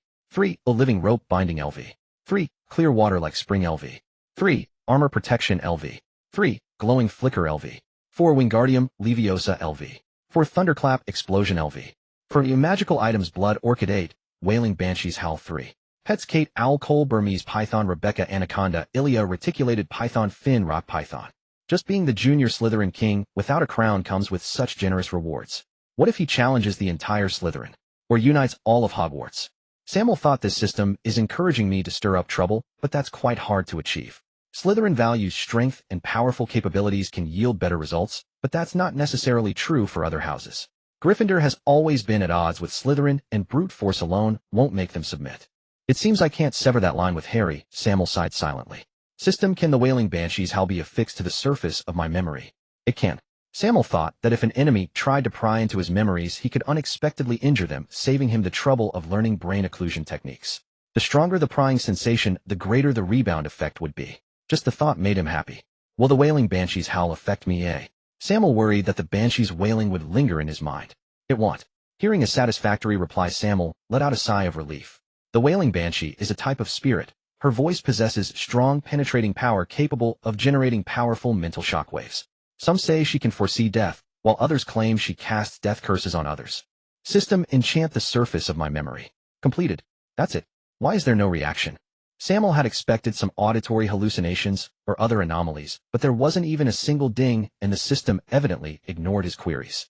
System, enchant the second rune onto Kate. His enchantment was passive, and he would have to wait for Snape or Dumbledore to see its effects. After all, only these two were proficient in legilimency at Hogwarts, and both had their fair share of prying habits. Kate was an owl, and Sammael carefully observed her changes, seeing only a ripple pass through without any noticeable alteration, making Kate shift uneasily. Sammael did not dwell on it. There were many owls at Hogwarts, and no one would pay attention to her. Perhaps there would be unexpected effects at certain times. Scenes of Kate haunting him unconsciously flooded Sammael's mind. After reminding her not to make any noise, he quietly opened his suitcase. Rebecca, Finn, and Ilia, the 3 giant pythons, crawled out of his box one by one, while Cole in the corner transformed back to his original size under Sammael's wand's command. The 4 giant pythons intertwined, the largest measuring 15 meters and the smallest 10 meters, creating a spectacular scene. Sammael stroked each of the 4 pythons, and at his signal, they coiled together to form a snake bed, pushing the original 4-poster bed to the corner. Sammael slept soundly, having shed all his clothing. After reaching level 4 in Parseltongue, he increasingly enjoyed the cool, smooth touch of the pythons. Even when sharing a room with Harry, he would cuddle with Cole while sleeping. September at Hogwarts had already begun to feel chilly, and Sammael felt very calm as he embraced the blanket, enjoying the massage effect created by the gentle wriggling of his little companions beneath him. The benefits of sleeping naked are well known, but who can blame him for having parents who lacked discretion? Now that he had his own room, he could naturally indulge his whims. Sammael did not intend to go night wandering on the first day of school. After all, he still had 2 detentions to complete, and the professors might be keeping an eye on him. He was certainly not like Gryffindor's foolish lions who eagerly got caught. Upon his first experience with the serpent bed, Sammael slept blissfully, lulled by the tactile sensation and the passive massaging effect. He vaguely dreamed of Rebecca transforming into a colossal python, gleefully toppling the Empire State Building. He dreamed of becoming a grand sorcerer, striking down Voldemort, and trampling Dumbledore with the entire wizarding world prostrate at his feet. Lost in his dreams, he drooled all over Elijah. "Sammael, are you awake?" "Aunt." A crisp voice rang out from the doorway, followed by a scream. Sammael, just opening his sleepy eyes, saw Malfoy shrieking. He casually waved his hand, and the open door slammed shut. Malfoy's scream ceased abruptly, his eyes filled with unease. "Mr. Malfoy, it seems you don't even know the courtesy of knocking before entering a room." Rubbing his eyes, Sammael spoke while beginning to dress. The four giant pythons also began to stir, raising their heads and standing tall, as if ready to devour Malfoy at a single command from Sammael.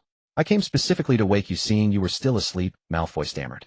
On the first day of school, even pure-blood wizards with magical upbringing slept restlessly. By now everyone knew Sammael was the uncrowned king of Slytherin's first year, and his ruthless demeanor had already struck deep fear into hearts. No one dared disturb him, so Draco, presuming upon their acquaintance, volunteered. This act also subtly demonstrated to everyone that he, Malfoy, shared a close bond with the king of Slytherin. Sammael murmured, and the four titans calmed down. Except for Cole, the other three slowly crawled back into the trunk. Dressing and chatting with Draco, Sammael's well-built physique drew an envious gaze. Sammael carried an owl on his left arm, and the trunk containing the three titans in his right hand, with the resized Cole following behind. Pythons are cold-blooded, needing the environment to regulate body temperature. The Slytherin common room, being underground and sunless, was unsuitable for them. It was better to release them into the Forbidden Forest. Though dangerous, they were colossal creatures over 10 meters long, and working together survival would be easy. Kate also needed to go to the Ollery or live in the wild. Students from other houses could keep pets in their dormitories, simply opening a window. Slytherin's geographical advantage was poor. "Sammael, where are we going?" Draco asked, puzzled. "The Forbidden Forest." "The Forbidden Forest. Students are forbidden to enter, and I've heard there are werewolves inside." Draco's face was filled with shock and reluctance. "I'm just going to the edge of the forest to let my friends bask in the sun." Sammael and Draco left the common room. Younger students instinctively made way, gazing at them with awe. Seeing this, Draco grew even more smug and drew closer to Sammael. Arriving at the edge of the Forbidden Forest, they felt the chilly breeze and instinctively tightened their robes. "You two young wizards, the Forbidden Forest is no place for you. Go back at once." A loud voice mingled with barking suddenly rang out, startling the slightly distracted Sammael. A giant over 3 meters tall approached, accompanied by a lively dog. "You must be Hagrid." Sammael, Gaunt, a friend of Harry's." Sammael extended his hand towards the flustered half-giant. "Oh, hello. Harry's mentioned you, but even so I won't let you into the woods," Hagrid said firmly, gently shaking Sammael's hand. "Don't worry, Hagrid. I don't intend to go in. I just want to release my friends into the Forbidden Forest." Sammael's tone was calm. He silenced Draco with a warning glance and opened the trunk himself. Rebecca, Elijah, and Finn slowly crawled out at his summons. The hound nearby whimpered and slunk away, as did Malfoy. "Oh, what lovely creatures. Did you raise them? They're magnificent." Sammael saw a gleam in Hagrid's eyes as he beheld the three titans. "I raised them myself. It's a pity they've grown too large for the common room. If you could keep an eye on them, I'd be grateful." Sammael spoke with pride. Who else could have nurtured such perfect giant pythons in just 2 years? "No problem. I like them too. They're adorable." Hagrid had no resistance to large creatures. Under the influence of blood orchid, the four titans had shed their bulky forms. The orchid had broken their genetic shackles, evolving them towards the direction of the colossal serpent from the disaster film. Though they lacked magical abilities, their speed, strength, and defense had undergone a qualitative change. Sammael issued a hoarse hiss, warning them not to stray too far and forbidding them from harming wizards. Draco and Hagrid shuddered involuntarily. No wonder people said Parseltongue was the mark of a dark wizard. It was truly unsettling. After bidding farewell to Hagrid, Sammael casually dismissed Kate and walked back to the castle with Draco. "Sammael, why let that oaf know about something so important?" "I heard he's Dumbledore's man," Draco whispered, stepping closer. "Once I let you see, I had no intention of hiding it. A secret ceases to be one when a second person knows it. Such giant pythons could never be hidden from Dumbledore. It was better to be open than to be discovered eventually." Even with Voldemort lurking in the Forbidden Forest this term, he was unconcerned. His Parseltongue had long since forged a pact with the four titans, much like Voldemort and the Basilisk. Though Harry could also speak Parseltongue, he couldn't command it. Draco pouted, displeased by Sammael's implication that he was a tattletale. "If you want to stand out, I suggest you befriend him. As a true Slytherin, you should learn to cultivate your network." Sammael pretended not to notice his expression. "Why? He's Potter's friend." Though Draco resisted Hagrid's lineage, he could accept it. His only reservation was Harry Potter. "Hagrid knows magical creatures inside out. See that dog with him? It's just an ordinary hound, yet he's raised it to that size. He's friends with most creatures in the Forbidden Forest. Befriending him brings nothing but benefits. Sammael advised earnestly. He had his own selfish motives for revealing this to Hagrid. First, he hoped Hagrid would help watch over them. Second, he wanted to see if Hagrid could make the pythons grow even larger, as Hagrid had a knack for making any creature swell in size. He had little blood orchid left and planned to ask Professor Sprout if it could be mass cultivated. If possible, all would be well. If not, Hagrid would be the last resort. They talked as they walked, arriving at the Great Hall just in time for breakfast. Regardless of how Hogwarts fared in education, the food was truly excellent, diverse in variety and balanced in nutrition. Watching Crabbe and Goyle stagger over, Draco looked displeased. These two fools slept until now before getting up. Sammael shook his head. There was only one transfiguration class this morning, so there was no need to rise early. If not for Draco disturbing him, he could have slept in as well. Morning, Sammael greeted Beffy and Daphne as they walked over, arms linked intimately. Were girls' relationships so peculiar? Just last night these two were hexing each other, making one think they were sworn enemies. Or had he misseen it?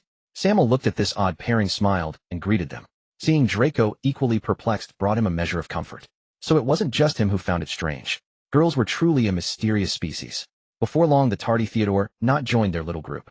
They had become acquainted through conflict, and their interactions were now harmonious enough. Daphne was a proud person, speaking coldly and often with a didactic tone. The others, all from decent families, were reluctant to engage with her much, only talking out of deference to Beffy. Theodore spoke little, but when he did, he hit the mark, mature beyond his years. Sammael recalled that yesterday Theodore's impressive Briar curse had given him some trouble, and his combat instincts were sharp. Had it not been for Sammael's exceptional killing curse, subduing him would not have been easy. After the meal, the group set off together. Everywhere they passed, younger Slytherin students stepped aside respectfully, their faces marked with awe. Arriving at the Transfiguration classroom, some students were already there. Slytherin shared Transfiguration with Ravenclaw, though Ravenclaw students typically avoided interacting with them. Among the four houses aside from Gryffindor and Slytherin, there were no overt conflicts. However, Slytherins were too proud to socialize with other houses, and others were not about to seek them out. Wow, what a cute cat. As Sammael and the others were still finding seats, Beffy had already reached the front of the classroom. No. Sammael and Theodore cried out simultaneously. Before the words faded, Beffy began to pet the cat's head. Even if Sammael had wanted to stop her, it was too late. The innocent tabby cat was scooped up amid a sea of astonished stares. What? Beffy was too engrossed in petting the cat to hear what they said.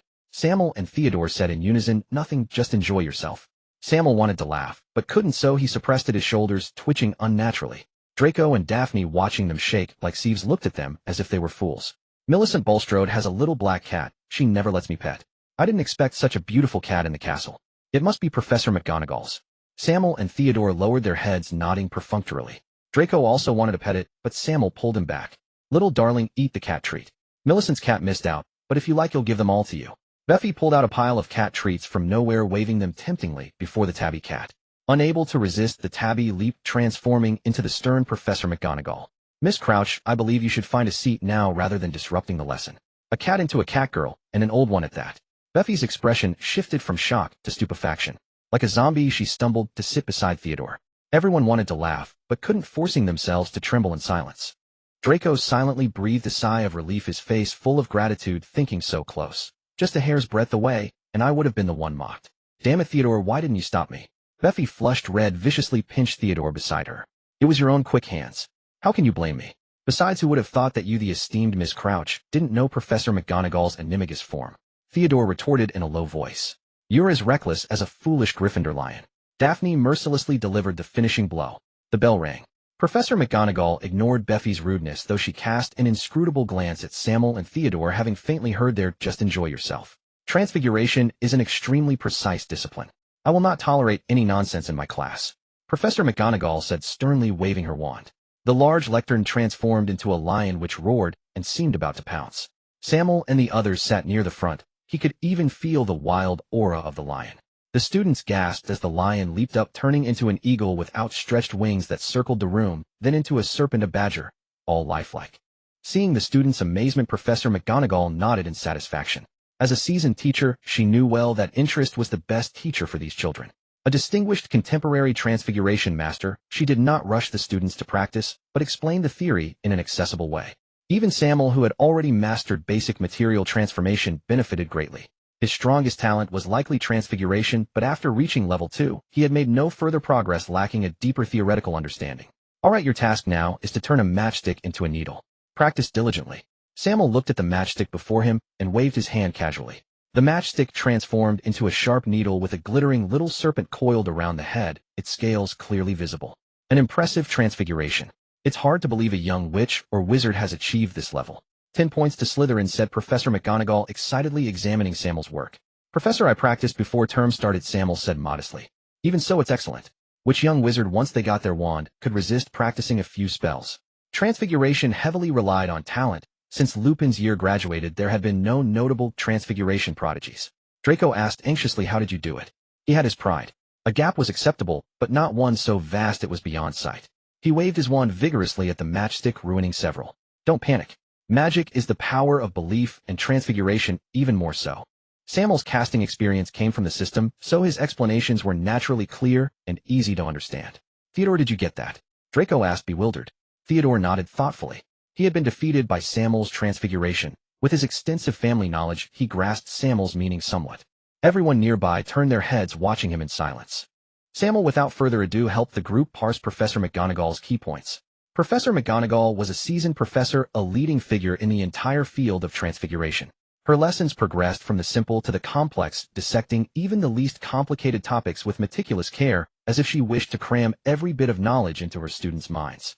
But in Sammael's view, Professor McGonagall's explanations were somewhat formulaic. He did not deny her expertise, but her teaching style made it difficult for young witches and wizards encountering magic for the first time to fully absorb the material. Do you know why incantations are used for spellcasting? At this point, Sammael began to look at the students around him. Having all received pure-blood family education, none of them would utter the foolish notion of how to cast spells without incantations. Is it firm belief? Theodore ventured tentatively.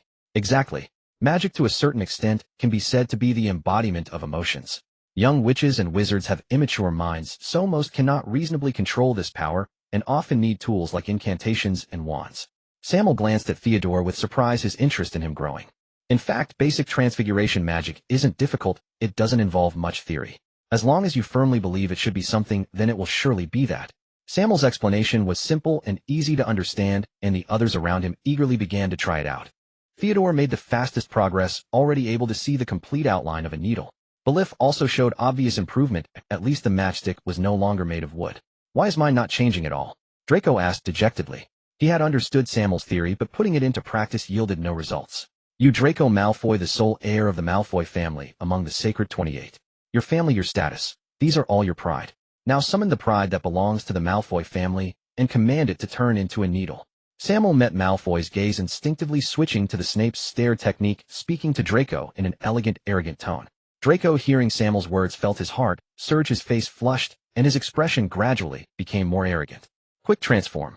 With a loud shout, Draco's matchstick did not change, but the table instantly turned into a long needle. I did it. I did it. The students from both houses were startled by Malfoy's commotion. Sammael was also taken aback. Where had the large table gone? He thought to himself that he might have overdone it. 2 points for Slytherin. Professor McGonagall waved her wand, and the table returned to its original form. She had actually been watching Sammael ever since he started explaining the key points to those around him. She also wanted to see what insights this unusual student had. Sammael's views were novel, his explanations clear, and even she was quite impressed until she heard Sammael's explanation to Malfoy, which she then found problematic. Mr.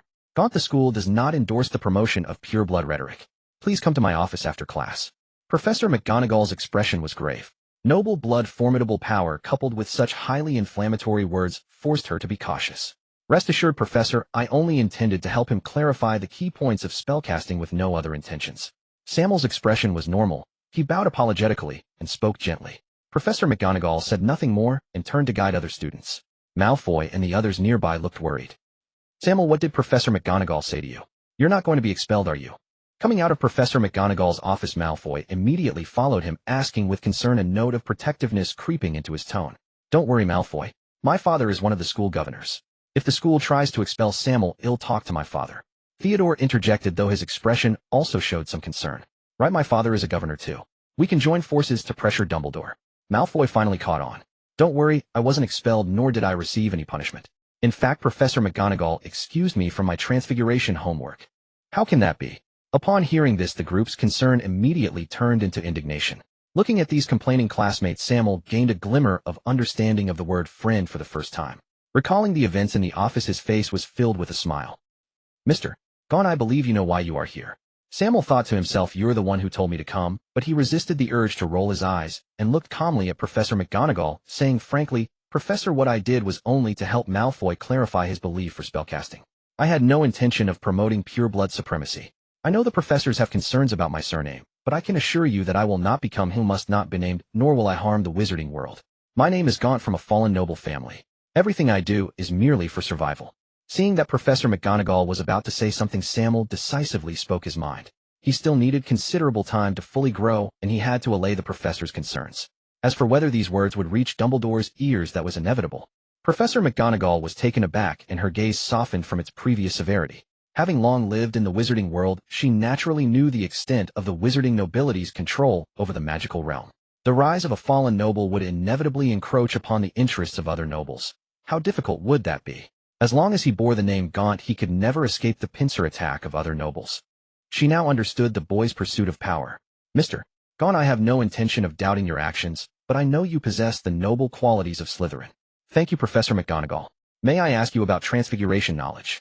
Seizing the opportunity, Sammael demonstrated his transfiguration achievements to Professor McGonagall, from converting matter to transforming size, from turning the living into the dead to the dead into the living. The entire sequence left Professor McGonagall stunned. Mr. Gaunt, I must say your talent truly astounds me. In terms of transfiguration, you are already on par with outstanding third-year students. Professor McGonagall looked astonished. Even though she had already held this student in high regard, she had still underestimated his abilities. Professor, in the process of turning the dead into the living, the creatures I create lack a certain vitality and require constant control. With a casual wave of Sammael's hand, a quill instantly transformed into an owl. The owl remained motionless, only capable of a simple shake of its head.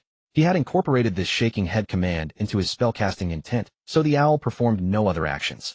Mr. Gaunt, achieving this is already remarkable. However, I suggest you shift your focus to studying transfiguration theory. Saying this, she wrote down the names of 3 transfiguration books and handed them to him. Sammael bowed in thanks and prepared to leave. Mr. Gaunt, I can excuse you from your transfiguration homework, but I hope to see your progress in the next class. Thank you, Professor.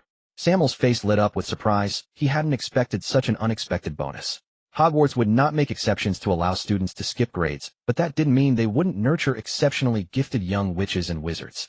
After transfiguration class, Sammael's little clique decisively returned to the Slytherin common room. The upperclassmen, burdened with heavy coursework, rarely appeared in the common room, spending most of their time in the study hall. Even Slytherins were no exception. The vast common room was left with only a few of them lingering. Even if others wished to join, no one would pay them any heed. Draco and his group had already mentally confirmed their own circle.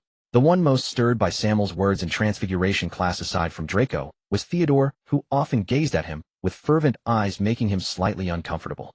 Being stared at like that by another man invariably made him uneasy. Theodore, why are you looking at me like that? Sammael teased Cole idly while asking Theodore. Cole, favored by his handsome looks, stayed by his side and did not enter the Forbidden Forest. I think you could become the king of Slytherin. The moment the words fell, the rest of the common room, which had been whispering, instantly froze. Draco, who was roughhousing with Crabbe, also abruptly stopped his play. Explain. Sammael was also taken aback. He valued Theodore highly and wanted to know what he truly thought. You have strength, you have bloodline, and most importantly, your ideology is compelling. Theodore tugged at his hood, burying his pale face in the shadows. I made it quite clear in transfiguration class. I did that to strengthen Draco's conviction and casting spells, nothing more. Sammael said with a calm expression, inwardly scoffing at the absurdity. He had just assured Professor McGonagall that he would not become someone like Voldemort, and now forming a group based on bloodline would be a slap in the face. I am willing to follow you and help you achieve greatness. Theodore's eyes were resolute, while the others exchanged uncertain glances. Most of them were heirs to major families where a single move could affect the whole, so they dared not make such a commitment.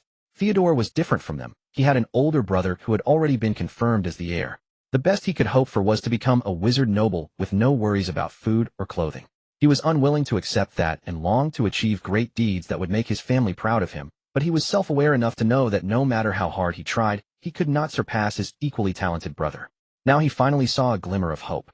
If he could follow a great wizard, he might elevate his family to new heights, and that candidate was naturally Sammael Gaunt. I don't know what you've been through, but I decline your proposal. Sammael couldn't be bothered to explain, only watching as Theodore stepped back in reluctance. I have no intention of becoming the person you imagine, but I would much rather have a close friend I can trust with my life. Would you be willing? Compared to having subordinates, Sammael preferred a trustworthy friend. I am willing. I am willing. Theodore's reluctant expression quickly flushed, and he shouted excitedly. Sammael glanced around and spotted an older student returning from outside. He hastily conjured a towel and stuffed it into Theodore's mouth, lest anyone think the two of them were involved. The common room regained its calm. Bavely discussed the content of Transfiguration class, while Draco Goyle and Crabbe complained about Harry Potter. Sammael suspected that these two were either sick or truly in love, but he leaned toward the latter. After all, this was England, and Draco's entire youth at Hogwarts was at least half spent in a love-hate relationship with Harry. Sammael joined their conversation, quietly flipping through a Transfiguration book that Goyle had fetched for him, gaining new insights into the subject. He pulled a burning log from the fireplace, waved his wand, and transformed it into an eagle that circled above the common room, then swooped down and turned into a serpent slithering across the floor, eliciting a shriek from Draco. It was just like Professor McGonagall's demonstration in class, though the movements were quite stiff. Secondary transfiguration doesn't change the material itself, it's a refined alteration based on the magical properties, Sammael murmured. From this perspective, upgrading transfiguration wasn't urgent, rather it would be better to integrate it into combat. Is partial transformation feasible? Sammael flipped through the book while waving his wand. He turned a wooden stick into a long thorny vine, with one of the thorns abruptly transforming into a bright silver metallic spike. The larger the object, the more difficult the transformation, requiring not only intense concentration, but also a longer casting time. Transforming an entire tree versus a single leaf involved vastly different levels of effort. In his view, transfiguration was a versatile discipline. Imagine turning the ground into a swamp, clouds into rain, or sprouting spikes from the earth. How terrifying that would be. Given that even the Ministry of Magic forbade the use of transfiguration for torture, the field clearly had great potential for development. Moreover, he was not one of those naive young wizards who believed that only the most powerful curses were the best. If that were true, modern magic would not have rendered ancient magic obsolete. Sammael's desire to experiment grew restless. Watching Draco chase Goyle, he gave a subtle wave of his wand, and the button on Draco's chest instantly transformed into a slender venomous snake. Its emerald body was only half formed, as if growing out of the fabric, with its jaws wide open, revealing sharp fangs. Draco, watch out. Bavely, who had been watching from the sidelines, quickly warned. Goyle turned back in terror, stumbling backward, his mouth agape, as he pointed at Draco. Draco, bewildered, looked down to meet a pair of gray-brown vertical pupils, a chilling aura washing over him. A earth-shattering scream echoed through the common room as Draco flailed and retreated, knocking over a few unfortunate younger students. Sammael had not imbued the transfiguration with any attack command, so it did not strike Draco. After frantic tugging, Draco managed to pull it off, and it reverted to a button. Sorry, Draco, it was just an experiment. I thought a proud Slytherin prefect wouldn't be afraid of snakes. Sammael, realizing he had gone too far, offered a sincere apology. Who's afraid? Who's afraid? I am the heir of the Malfoy family. How could I fear a little snake? I forgive you, but you must teach me that spell. Draco feigned composure, as if he hadn't been the one screaming moments ago, though his forced Sundara act amused the others. Sammael took out a notebook and recorded the casting process, letting Draco observe. The core of this spell was transfiguration, but the partial transformation involved some special magical rune circuits that were slightly more complex. Theodore also took a look, thinking that if the venomous snake had possessed lethal poison, Draco might have died on the spot. Sammael did not stop them. The success of this spell had broadened his horizons. Spells required extensive practice to increase their power, which he found too slow. Using transfiguration to overcome force with finesse could be an effective approach. The afternoon herbology lesson was unremarkable, held jointly with Gryffindor. Having likely heard of the discord between the two houses, Harry merely nodded at Sammael, wanting to say something, but being pulled back by Ron. Left with no choice, he could only cast an apologetic glance at Sammael. Sammael smiled faintly without excessive enthusiasm. He wasn't particularly interested in herbology, yet he listened with utmost seriousness. Professor Sprout was a plump witch with a genial smile, often stained with soil, looking more like a rustic farmer than Mrs. Weasley, exuding an aura of nature. However, Sammael sensed magical fluctuations from her that were no weaker than Professor McGonagall's. In the original story, this professor rarely appeared, but Sammael never doubted her power, especially in the field of herbology.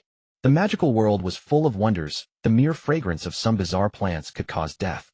He had no desire to die an unexplained death, so his stance toward this subject became, it could be uninteresting, but it must be understood. Professor Sprout, well aware of young witches' and wizards' insatiable curiosity, began the first lesson with common dittany.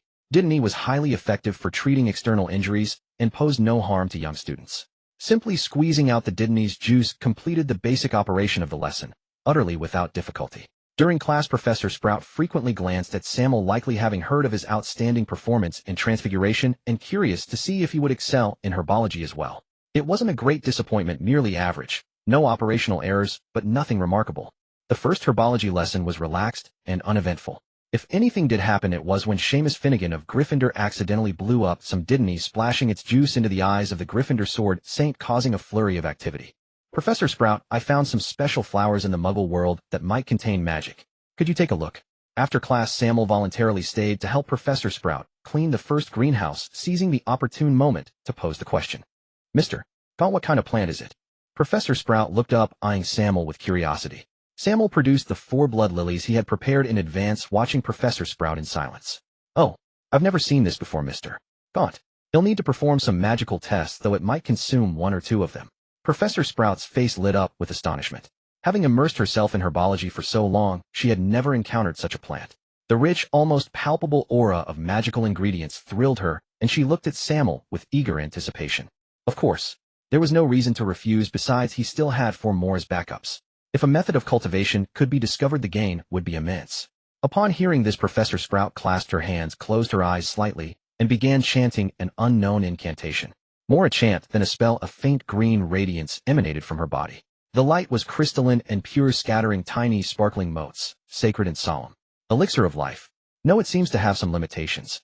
Puzzled Professor Sprout sensed that this fiery red flower was not so simple and began her incantation anew. This time the blood lily underwent a complete transformation. Petals detached from the bloom, dissolving into blood-red threads that merged into the seeds. The calyx receptacle and even the style followed suit. Moments later, Professor Sprout held 4 or 5 seeds in her hand, plump and brimming with life force. To be precise, this flower is a kind of longevity herb for serpents. It allows snakes to grow continuously and even undergo transformation. Professor Sprout wiped the sweat from her brow, speaking with delight. This was an entirely new magical plant, one involving longevity. Despite its limitations, if some potion masters could study it, they might eventually invent an elixir of extended life. Transformation. What kind of transformation? The 4 great serpents of Sammael's household had all undergone transformation, but he wanted to know the specific extent and limitations. Speed, strength, defense. A comprehensive enhancement. Most importantly, it can transform an ordinary snake into a magical creature. Is that possible? Sammael stood dumbfounded. Magical creatures should inherently possess magic in their bloodline, yet his 4 serpents had only grown in size. There are many such examples in the magical world. When an ordinary cuckoo reaches the end of its life, it coughs its blood onto a white rose. Once the blood dyes the rose red, the bird swallows it whole, triggering its own transformation. Of course, the process is far from simple. Most aged cuckoos lack sufficient vitality, and it seems a nature prayer or something similar is required afterward. In short, it's complex, but it does happen. Professor Sprout spoke eloquently, recounting cases she knew. Professor, is this plant easy to cultivate? After a moment's hesitation, Sammael asked the question that concerned him most. It depends. In the Muggle world, it might take 7 years to fully grow, but with magical enhancement, a crop can be ready in, at most, 57 days. Professor, what are the conditions? Sammael asked impatiently. Very easy to maintain. A damp environment will suffice. I have dragon dung and growth potions here which are quite sufficient. However, an indispensable material is the serpentine chi of snakes. The stronger the better. You can prepare it yourself or ask Professor Kettleburn, who teaches care of magical creatures. He still has some ashwinders. Professor Sprout was thorough, clearly explaining the conditions for cultivating blood lilies. Sammael knew there were rune spores in the Forbidden Forest and could speak Parseltongue, so there was no need to seek out Professor Kettleburn. But lacking experience in entering the forest, he felt safer with a professor accompanying him. Leave the flowers with me for now. Only the blooming stage requires serpentine chi. You can bring it to me then. Professor Sprout transformed the remaining 3 flowers into seeds and proceeded to transplant them into pots. Thank you, Professor. He had no fear that Professor Sprout would embezzle them. He couldn't vouch for every professor at Hogwarts, but the heads of the 4 houses were trustworthy in terms of character. Sammael bowed and turned to leave. In 2 months, he would harvest at least 16 blood lilies, complete with rhizomes. Thereafter, an inexhaustible supply. Besides feeding the 4 great serpents, he also planned to cultivate a new batch of venomous snakes. Among the remnants of the Great Serpent's ninja art collection was a technique called 10,000 Snakes Formation, where the user spews a torrent of snakes from their mouth. He could combine it with the summoning charm. Though somewhat repulsive, it would be an excellent crowd control tactic, and its grand scale might even trigger some reward. Damn it, where exactly am I at? As Sammael cursed under his breath, the staircases of Hogwarts shifted once again. He wondered which of the original founders had lost their mind, transforming the stairs into such a fiendish labyrinth. He had already spent half an hour wandering these ever-moving steps. Already burdened with a slight sense of directionlessness, he was now utterly lost. For the first time, he felt grateful to be in Slytherin, where he wouldn't have to climb so many stairs. A Slytherin brat. What are you doing here? A handsome young man approached, his face full of confusion. Hello, my name is Sammael Gaunt. Please inform Percy Weasley that someone is waiting for him in the potions classroom on the second floor. Once done, you will be rewarded with a silver sickle. With that, Sammael fled the frustrating stairway, leaving a bewildered Wood behind. He had never encountered a Slytherin so courteous to a Gryffindor, and if he heard correctly, he would also earn a tidy sum. Theodore's allegiance had sparked a new idea in him. He didn't need servants, but friends were a different matter. He envisioned forming a small group built on mutual aid and shared growth. To allay Dumbledore's concerns, the group's membership could never be limited to Slytherin alone. In Sammael's eyes, Percy Weasley was an excellent candidate. He was capable and ambitious, achieving 12 W.L.S. in his N.E.W.T. exams was a feat worthy of admiration throughout the ages. The Weasley family's background destined his political path to be limited. Sammael valued him highly and was willing, under the Gaunt family name, to elevate him further. Sammael tapped the desk, idly waiting patiently for Percy Weasley's arrival. Are you looking for me? Percy's expression was stern, his gaze filled with surprise as he regarded Sammael. He had never expected his summoner to be a Slytherin. He had heard of Sammael, the uncrowned king of Slytherin's first year, but as a Gryffindor prefect he had little time for such matters. Hello, Mr. Weasley. I am Sammael Gaunt. I presume you've heard of me. Sammael offered a gentle smile and formally introduced himself. I've heard the name. What business do you have with me? Prefect duties were numerous, and he had no wish to waste time on a young wizard, especially a Slytherin. I wish to establish a student organization and would like to invite you to join, Mr. Weasley. Sensing Percy's impatience, Sammael cut straight to the point. I'm already in my 5th year. I have no interest in childish squabbles. Besides, I'm a Gryffindor. Percy's tone was calm. His reasoning was sound. Even students from the same house rarely mingled across years, let alone those from different houses. First and second years were manageable, but third year brought elective courses and heavier homework. Fourth year marked a major shift, with magic growing significantly more complex. Fifth year, with its O.W.L.S. was a mountain of pressure. Sixth year brought career guidance pressures, and seventh year's N.E.W.T.S. directly determined one's future. So he truly had no interest in entangling himself with a Slytherin. Mr. Weasley, don't be so quick to refuse. This society I'm forming has no hidden agenda and won't restrict anyone's freedom. Its purpose is simply mutual assistance and shared growth. Sammael spoke with eloquence, his eyes brimming with confidence. Percy found himself drawn to his deep, compelling gaze. We are too far apart. You may not be able to help me. Though somewhat tempted, Percy harbored his own concerns. He craved power, but many in Gryffindor already opposed him. Allying with a Slytherin would surely lead to isolation. Mr. Weasley, perhaps you should take a broader view. For one thing, Hogwarts has 24 prefects at any given time, and next year's head boy or girl will likely be chosen from among them. Slytherin is Gryffindor's greatest rival, yet I am confident I can sway them. With the help of other members, becoming head boy would not be difficult. And looking further ahead, upon coming of age, I will naturally inherit the Gaunt family's seat on the Wisengamot. For someone like you aiming for a career in the ministry, that would be a tremendous asset.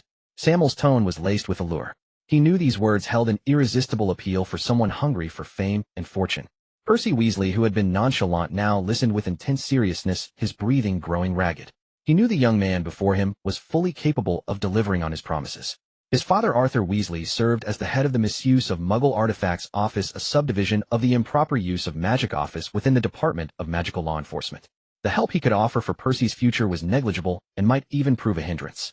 The pureblood families in the ministry would never allow a descendant of the blood traders to ascend to the upper echelons of the magical world.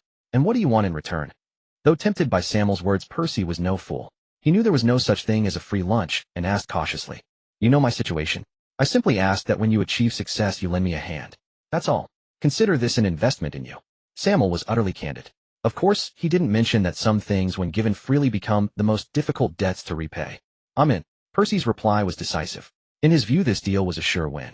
What did he have to lose? Our society shall be called the Dream Fulfillment Organization, dedicated to realizing everyone's aspirations. Sammael's face lit up with joy as he devised a rather grand name.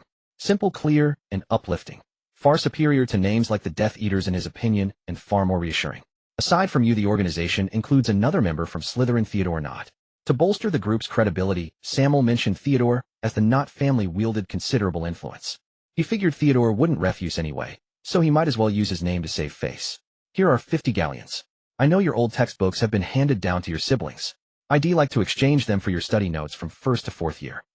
Sammael initiated their first act of mutual aid, pulling 50 golden galleons from his pouch. Percy's eyes reddened. He had never seen so much money in his life. There's no need for that. Those notes aren't worth much. I can give them to you. Percy stammered. I use my influence to secure your future. Help. Likewise, I use gold to purchase your knowledge. In my eyes, you are not being taken advantage of. Seeing Percy's unease, Sammael spoke to ease his mind. Percy's face flushed, and combined with his red hair, the sight was rather comical. I see your robes don't fit you well. This is a special enchanted robe I had made. A kind of alchemical product that can withstand minor curses. It's a gift for you. Sammael set down the fire-cloud robe, and without waiting for Percy's reply turned and walked away, a subtle, meaningful smile curling at his lips. Percy gazed at the robe identical to Sammael's, and a glint of determination flashed in his eyes.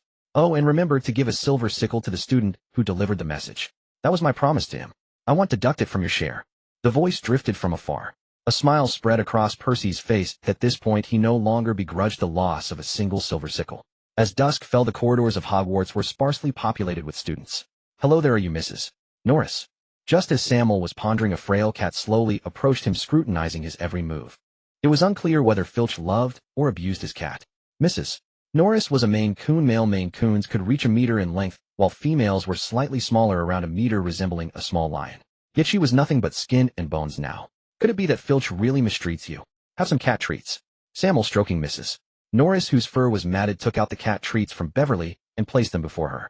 Filch was one of the most unpopular people at Hogwarts, second only to Professor Snape and his cat Mrs. Norris was equally disliked. Moreover, Mrs. Norris often used her keen sense of smell to help Filch catch students wandering at night, making her even more unwelcome. Thus, whenever a young witch or wizard offered her food, she was wary. But this time was different, as she could clearly sense the goodwill of the person before her. She licked the cat treats with her pink tongue and rubbed her head against Sammael to show affection. Scourgify. Sammael waved his wand, and visibly the grime on Mrs. Norris disappeared, leaving her fur looking extremely fresh. Sammael tore off a button, transforming it into a typical grooming brush, and gently combed Mrs. Norris' fur. She purred contentedly and rolled over to reveal her belly, where the matting was even worse. I wonder if you're a cat or a dog, Sammael mused. He had only seen dogs expose their bellies to show trust, never a cat. With the aid of magic, Mrs. Norris' fur became smooth and sleek. He gently stroked her head, feeling a deep sense of peace. He was far more patient with animals than with people, especially those that were both majestic and endearing. Animals had purer hearts and were more loyal to him. Compared to humans, he preferred their company, free from deceit and intrigue. Let go of my Mrs. Norris. What have you done to her? Filch rushed over from a distance, yelling as he ran. You? Is that you, Mrs. Norris? Mrs.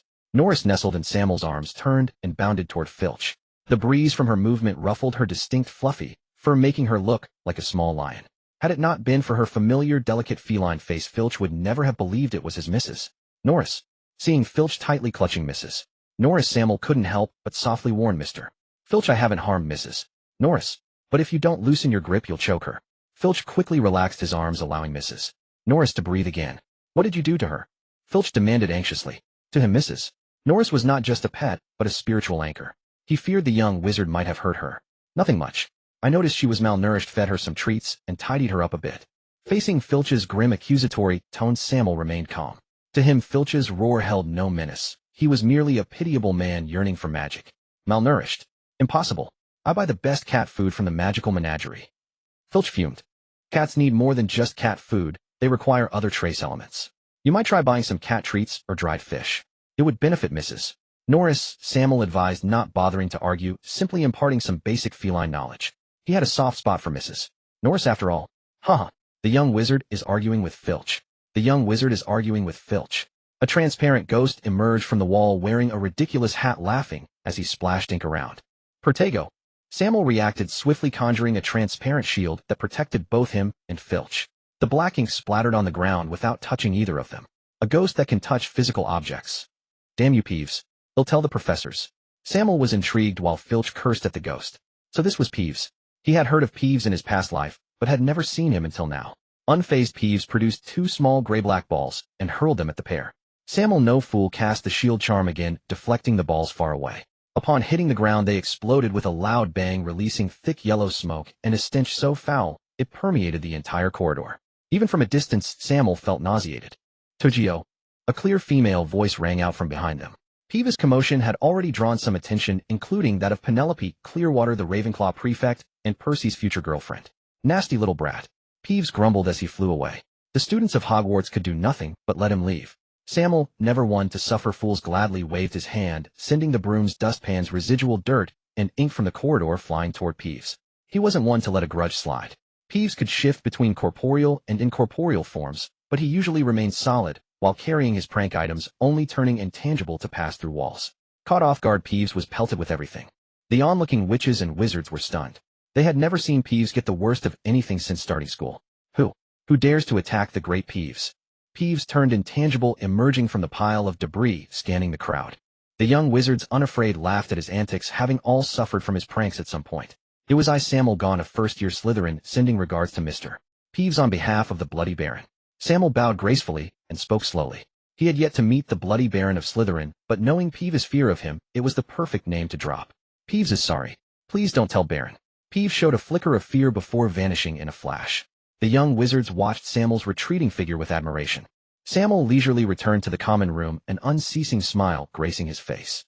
The reason was simple. Halfway there, Filch had a student deliver a note to Sammael, granting him permission to use magic during his daily detention tasks on the condition that he compile a method for caring for Mrs. Norris and present it to him. This was utterly trivial for Sammael. Most detention tasks involved cleaning the trophy room without magic. Merely a burst of Scourgify would suffice, simple as could be. Sammael, you're back. Upon seeing Sammael's return, Draco strode toward him with palpable excitement.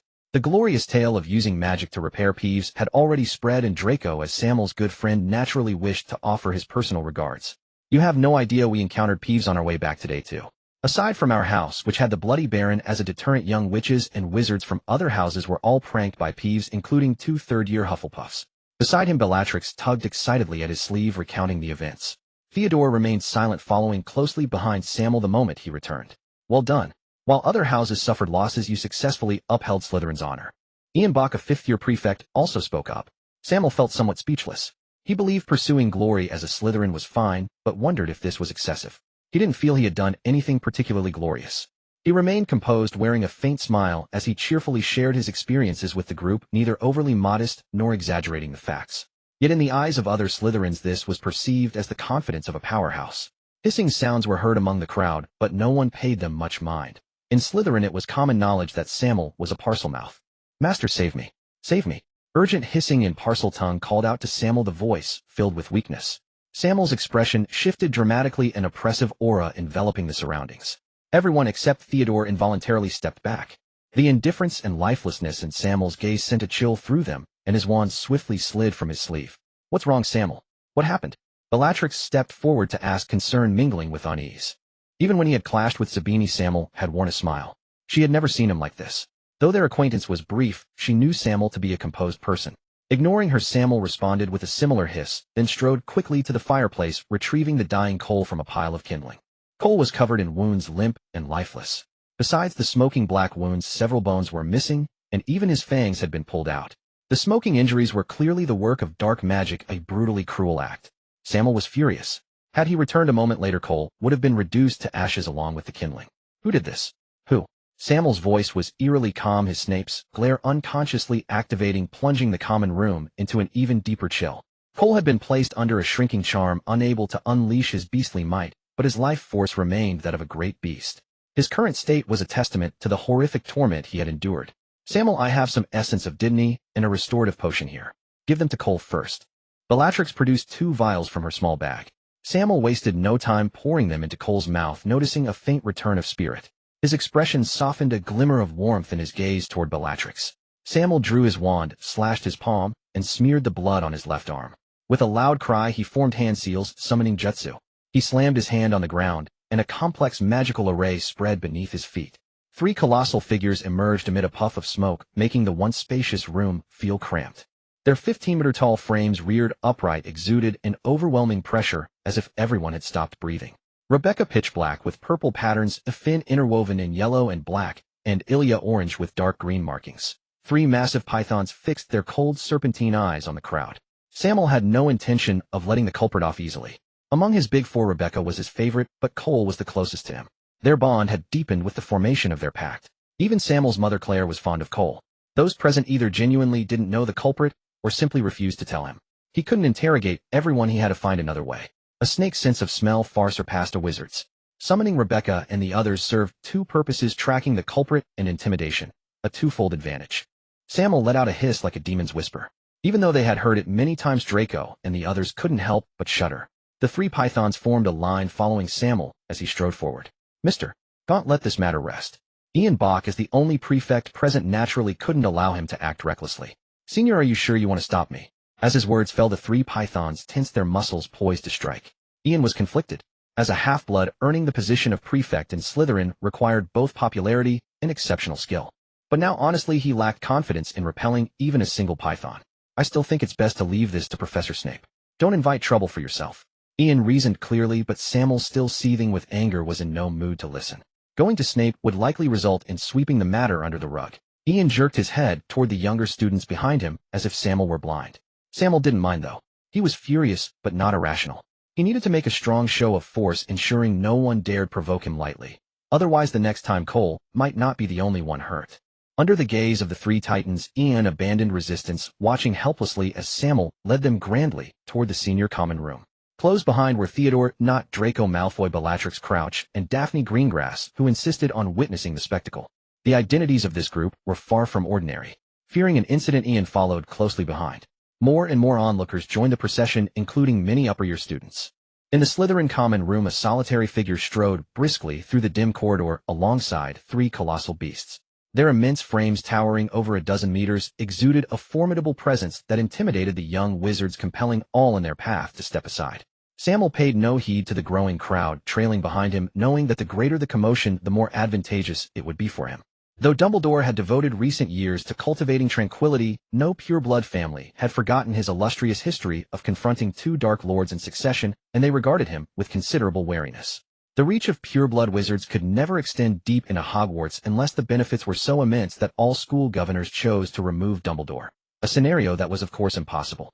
Sammael's philosophy was that while enduring everything might lead to temporary calm, taking a step back would only fuel deeper resentment. With Dumbledore as his shield, he resolved to act without restraint, vowing to sever any hand that dared to reach out. This is the fourth-year common room.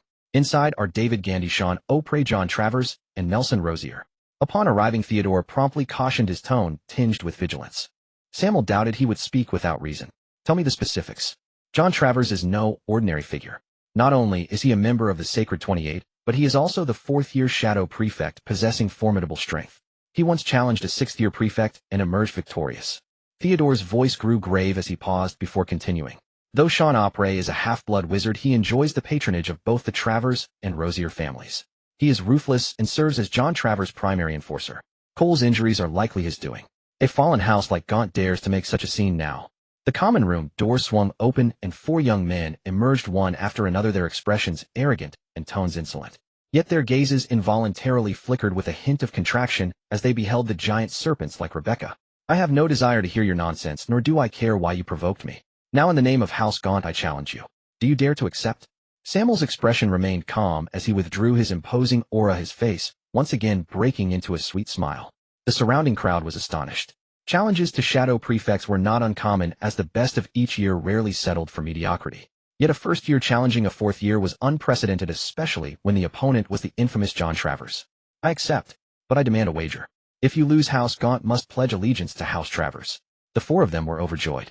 Tormenting a wretched snake was merely a diversion intended to provoke Sammael. They had never expected him to fall into the trap so easily. In their eyes, this Gaunt heir was no less foolish than a brainless Gryffindor lion. Malfoy and the others wished to intervene, but Sammael silenced them with a glance. I agree as well. But if you lose, I demand a magical manor, a shop in Hogsmeade Village, and 4 young house elves. Sammael stated his terms with a composed demeanor, though the conditions infuriated the 4 opponents. Only the Travers and Rosier families could afford such a price. The other 2 were half-blood wizards. The total value equaled nearly 2 years of income for either family, making it a risky proposition. Has House Gaunt gone mad to propose such terms? Nelson Rosier sneered. To me, Travers seems more deranged. No matter how fallen House Gaunt is, they are still descendants of Slytherin, wielding considerable influence in the magical world. If I were to truly submit to House Travers, the gains for his family would far outweigh my own. In that light, I would be at a loss. Deal? But during the duel you may not command your snakes. John Travers remained deeply wary of the 3 colossal serpents. Fool, you ask a Parselmouth to forego his snakes. Shall I demand you fight without your wand? Sammael cast him a glance as if looking at an imbecile. Very well, I know you are a coward, but I will not look down on you. You may bring those 3 idiots behind you to join the duel. Remember, it is I alone besieging all of you.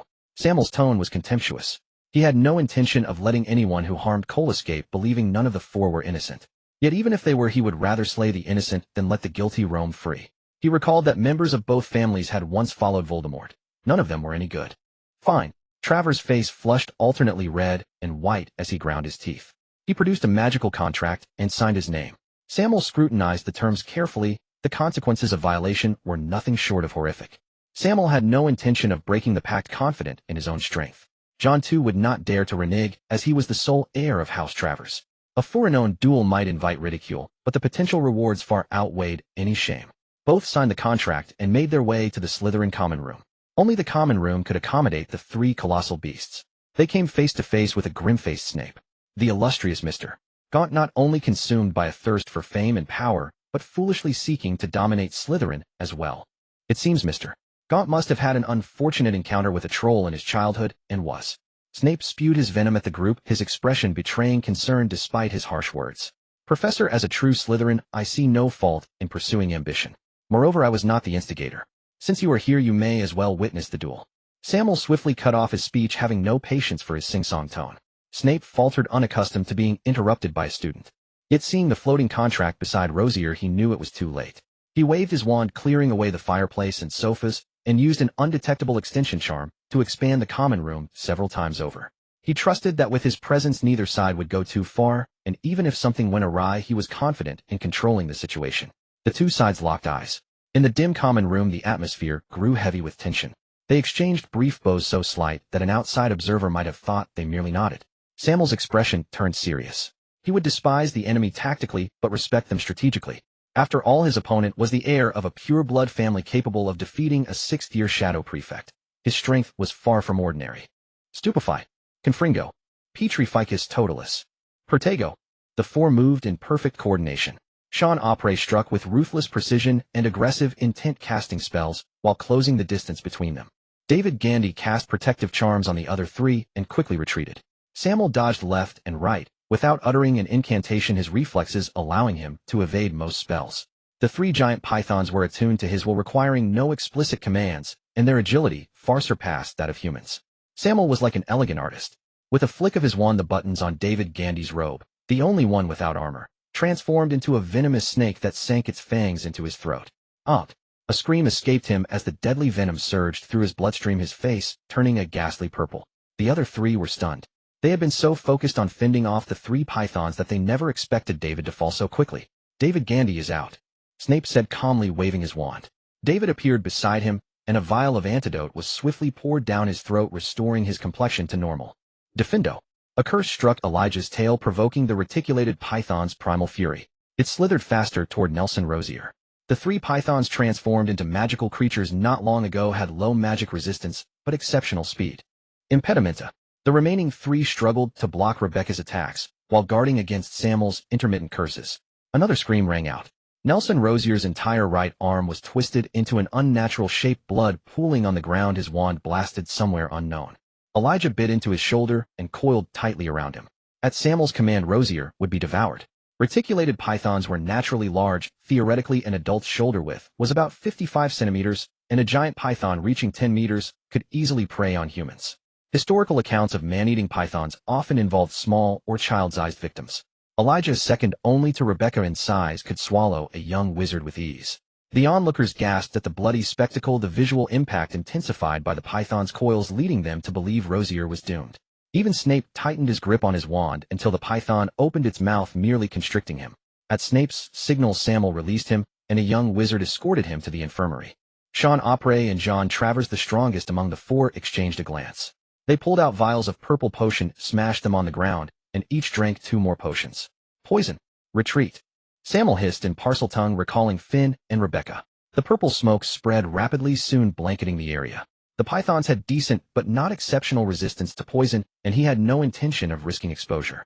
Sammael summoned the snakes away from the purple haze. With a wave of his wand, explosions thundered through the common room. His blasting curse, already at level 4, allowed nonverbal casting, its power rivaling that of an average auror. Amid the purple mist, flames flickered and fumes churned as the two wizards dodged awkwardly, constantly defending against debris kicked up by the explosions. Sammael cast without incantations, his speed so swift that his opponents could not retaliate. They never imagined a first-year student could achieve such a feat. A Opunyo. Avis. From within the mist, the two wizards' incantations rang out. A flock of kestrels burst through the purple haze, charging at Sammael in a wave, their talons and beaks glinting. Avis. Sammael summoned a flock of ravens in response, engaging the kestrels. Feathers, blood, and severed limbs scattered across the floor. The entire common room was steeped in a brutal, bloody atmosphere. Something was wrong. Sammael's alarm grew as he noticed that with each clash between ravens and kestrels, a bloody arrow shot from the kestrels' beaks, draining the life from the ravens it touched. Evanesco. Confringo. Sensing danger, Sammael instinctively shouted the spells. A sofa in the corner instantly transformed into a steel shield that flew toward him. The blasting curse obliterated the kestrels, but no blood fell. Instead, the blood coalesced into arrows of various sizes, all streaking toward Sammael. While most were blocked by the iron shield, a few arrows continued to weave through the air, forcing Sammael into a desperate dodge. This curse was clearly no white magic. He believed that if struck, his blood would be instantly drained. It seemed that contact with inanimate objects could neutralize the spell's damage. Sammael waved his wand, transforming more sofas into steel ravens that formed a defensive barrier. Transfiguration combined with shape-shifting was a considerable drain, especially when controlling so many steel ravens at once. The ravens circled the blood, arrows dissipated. Sweat beaded on Sammael's forehead as he thought truly no pure-blood family should be underestimated. Expelliarmus. Sammael's wand flew from his hand into the purple mist. The purple mist cleared, revealing the disheveled pair. John Travers knelt on one knee, pale-faced, blood streaming from both arms. The final curse had clearly cost him dearly. It made sense. Black magic often demanded blood sacrifices. Sean Opre was panting heavily, but his face bore a smug smile. As someone who thrived by attaching himself to powerful families, this great achievement would surely earn him a handsome reward. Sammael Gaunt, without your wand, how can you fight me now, eh? John Traverse's lips were stained with blood. He could almost hear the praise of his parents and grandfather. Sammael, unfazed, communicated with Finn and Rebecca in Parseltongue. The two little darlings were swift, but their opponents had trump cards too. They drank more potions, recovered their strength, and fired curses at Rebecca and Finn. Do you think those beasts can turn the tide? They'll make you suffer. Travers roared. The curses grew more vicious, black smoke rising from the ground. Clearly dark magic. Sean, with some sense, aimed his spells at Sammael, trying to subdue him first. Fool. Serpent hand strike. Sammael smiled, two long snakes shooting from his wide sleeves, entangling the two before they could react. Venomous fangs sank into their throats, their faces turning purple, clearly heavily poisoned. It seems I win. Sammael released them, tossing them at Snape's feet. Clutching the contract, he walked away amid the cheers of Draco Theodore and others, leaving behind a grim-faced Snape and the awestruck Slytherins. Sammael returned to his dormitory with the giant python amidst the cheers of the crowd, not forgetting to instruct Malfoy to cast a Scourgify on the trophy room before leaving. The melodious system notification echoed in his ears, and a faint smile curled at the corners of his mouth. Congratulations, host, for obtaining the Intermediate Slytherin Uncrowned King. Reward: Water Release Ninjutsu Collection Gift Pack incomplete. P.S. The gift pack includes Water Encampment Wall, Great Waterfall, Wave Snake Mouth Water, Mirror Water, Dragon Bullet, and Hidden Mist Technique, along with Chakra Extraction Technique. Sammael was overjoyed. This was his second time acquiring a ninjutsu collection pack from the Naruto world. The previous Orochimaru ninjutsu collection hadn't taught him how to use chakra, so he had combined some ninjutsu with human transfiguration techniques. The results were somewhat awkward. He knew chakra was a combination of cellular energy and spiritual energy from the body, but he was still baffled about how to refine it. Now with the chakra extraction technique, he believed his snake-related ninjutsu would improve rapidly. His free combat skill was level 4, his physical strength surpassed that of an average adult, and his spiritual energy was even stronger. It was his forte. Though the ninjutsu gift pack was incomplete, it was more than enough for him to use for a long time. Moreover, it contained a good mix of offensive, defensive, and auxiliary techniques, so he had no complaints. Few snake-like creatures couldn't swim, and the water release could create favorable combat terrain, while also enhancing his snake-related ninjutsu. His 4 great beasts could perform at 120 of their ability in water, dramatically boosting their combat power. Sammael joyfully rolled over on the 3 beasts. After Bella gave him a recovery potion, Elijah's wounds had scabbed over. He had no intention of canceling the summoning technique now. Having just gone through a battle, he needed to wait at least until they recovered overnight. After feeding Cole the medicine and giving him 2 extra blood orchids, Sammael stared at his panel, lost in thought. Host: Sammael Gaunt. Occupation: Wizard. Achievements: Orphanage, King Street, Hero, Rebel, Disciple, Punisher, Intermediate Slytherin, Uncrowned King. Talent: Parseltongue, LV. 4. System skills: Orochimaru Ninjutsu Collection, incomplete, LV. 3. Water Release Ninjutsu Collection, incomplete, LV. 1. Free Combat, LV. 4. Snape's Glare, LV. 2. Common skills: Transfiguration, LV. 3. Alohomora, LV. 1 Petrificus Totalis LV. 2 Stupefy LV. 2 Cushioning Charm LV. 2 Scourgify LV. 2 Avis LV. 3 Reductio LV. 3 Incarcerus LV. 3 Aguameni LV. 3 Protego LV. 3 Lumos LV. 4 Wingardium Leviosa LV. 4 Confringo LV. 4 Magical Items Blood Orchid X2, Banshee's Whale X1, Akatsuki, Cloud Robe X10. Pets Kate Eagle Owl Cole Burmese Python Rebecca Anaconda Elijah Reticulated Python Finn Rock Python. Beyond the water release collection, today's Avis had also broken through to level 3, which was an unexpected bonus. Sammael mentally reviewed the battle. His transfiguration lacked flexibility, he knew too few attack spells, and his combat rhythm needed improvement. These were his flaws. With the addition of water release, ninjutsu spells became less urgent. He had heard Professor Flitwick was a dueling champion, so he would need to seek his advice. Lost in wild thoughts, imagining he would soon become the wealthiest man in the magical world, he drifted off to sleep with Finn in his arms, excitement still coursing through him. Sammael slept soundly, but all of Hogwarts was in a state of chaos. The hospital wing was filled with screams. The poisoned students were bad enough, but half of Nelson Rosier's bones had been broken by Elijah. Regrowing bones was no pleasant experience. The maddening itch kept him from sleeping. Professor Snape reported the day's events to Dumbledore, while the Travers family erupted in curses, roars, and crashes upon receiving an owl. At 6 a.m., Sammael canceled the summoning technique, sending the 3 giant pythons back to the Forbidden Forest, leaving only Cole to recover alone. It was still early, and the Slytherin common room was empty except for Theodore. Theodore said nothing, but looked at him with burning eyes. Sammael threw him a cloud robe, and they headed together to the Black Lake's edge. Theodore, I've formed a group called the Dream Fulfillment Organization aimed at mutual help and improvement. Would you like to join? Sammael asked casually as they walked. Theodore's face lit up with surprise. Of course I'd love to. He then cherished the robe identical to Sammael's. When he learned he was the first member, he became almost speechless. Poor naive boy, he didn't know Sammael hadn't intended to invite him first. If not for the chance encounter, Sammael might have forgotten entirely. The two practiced their magic by the Black Lake. Each had their strengths, so their learning progress naturally differed. Theodore's family was among the top of the Sacred 28 with a rich heritage and a tailored study plan. Today Sammael focused on chakra. As a wizard, he knew there was no real physical difference between wizards and ordinary people. He couldn't clearly sense the flow of magic in his body. All evidence suggested that so-called pure blood inheritance was more spiritual, manipulating magical elements through vast spiritual energy. Thus, every wizard possessed immense spiritual power. His control over this energy was sensitive and precise, making chakra extraction effortless. Soon he felt a faint energy emerging from his Bodhis cells. Though weak, this energy was extremely resilient. His powerful spiritual energy allowed him to command it like an extension of himself. Sammael suppressed his smile, and under Theodore's shocked gaze stepped onto the Black Lake.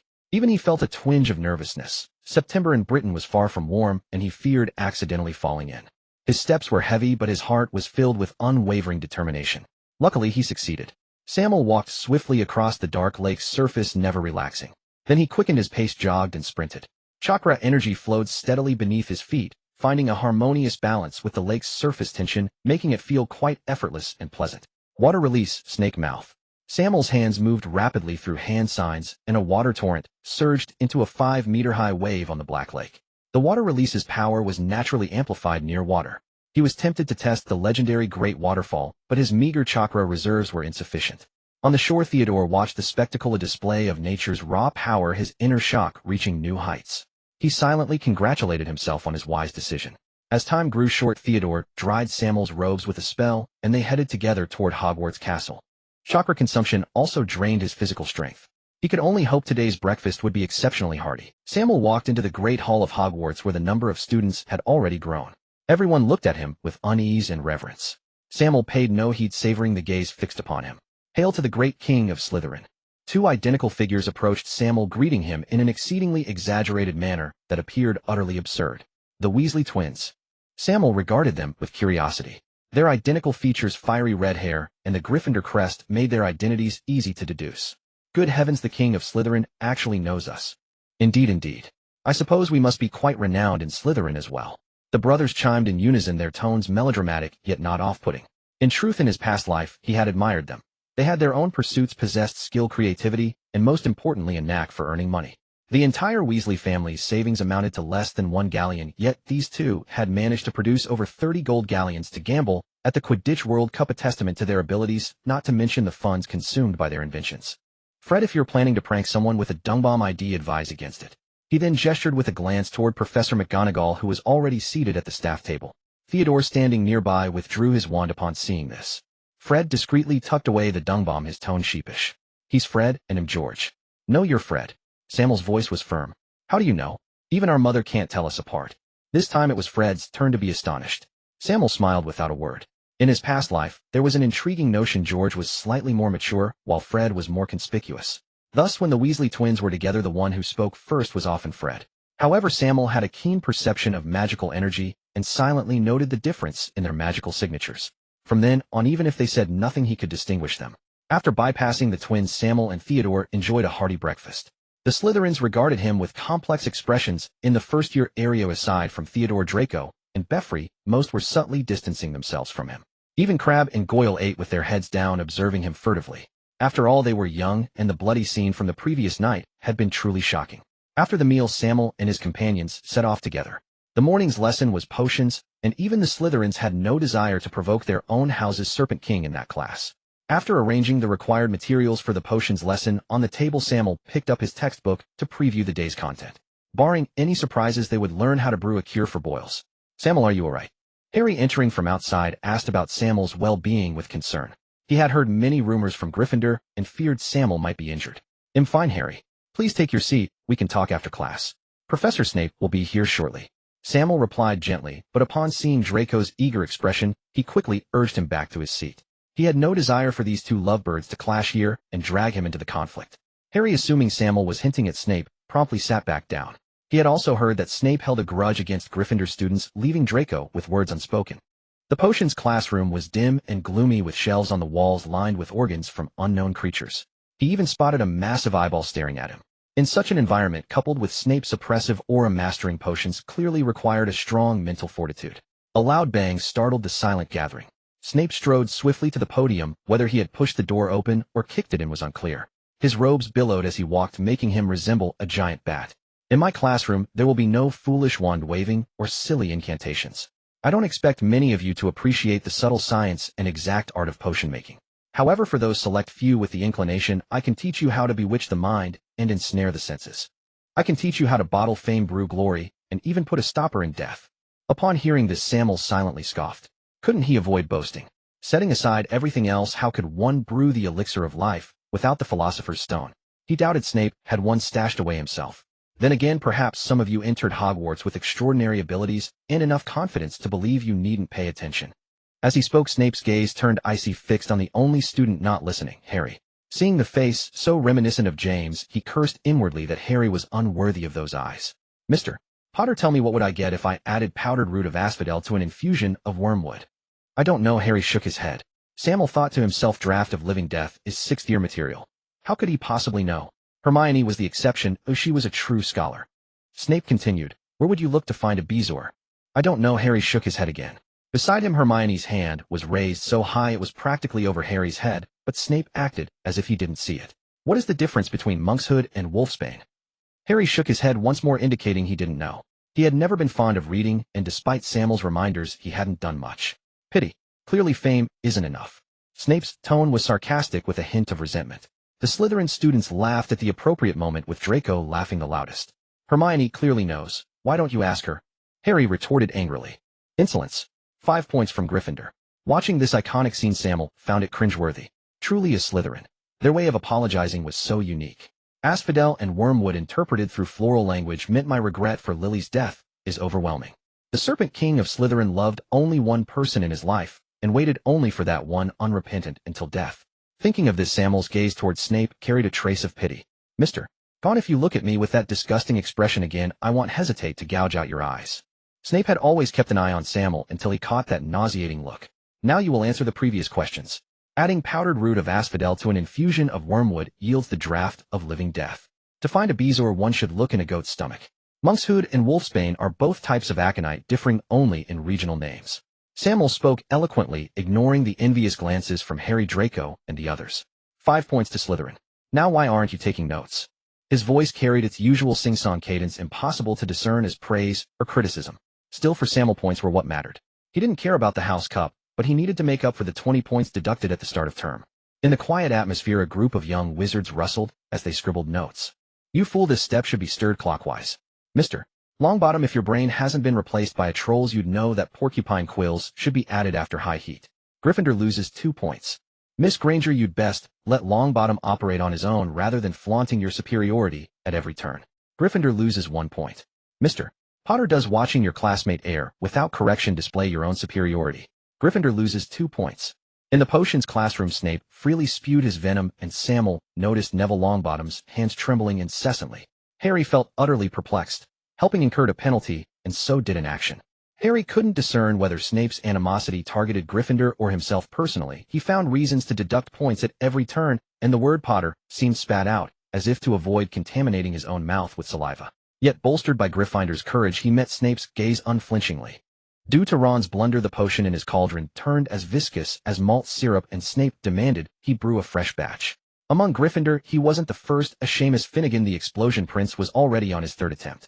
Even Slytherin didn't escape unscathed. Goyle and Crabbe's partnership alone spoke volumes, though mercifully no points were deducted. Resigned, Sammael split Draco and Beffy's pair to guide the 2 dullards individually. Sammael realized potion making was no simple art. Every added ingredient triggered magical shifts, and wand movements demanded precision, serving both to probe the potion's properties and adjust its magical flux. Moreover, the entire Slytherin class, barring Goyle and Crabbe, performed decently in potions, unlike Gryffindor, whose concoctions resembled paste. Sammael doubted they'd cure boils. He suspected they'd be lethal. In his group, Theodore's skill was modest, relegating him to preparing materials. Sammael's keen sensitive control over magic granted him a unique talent in potion making.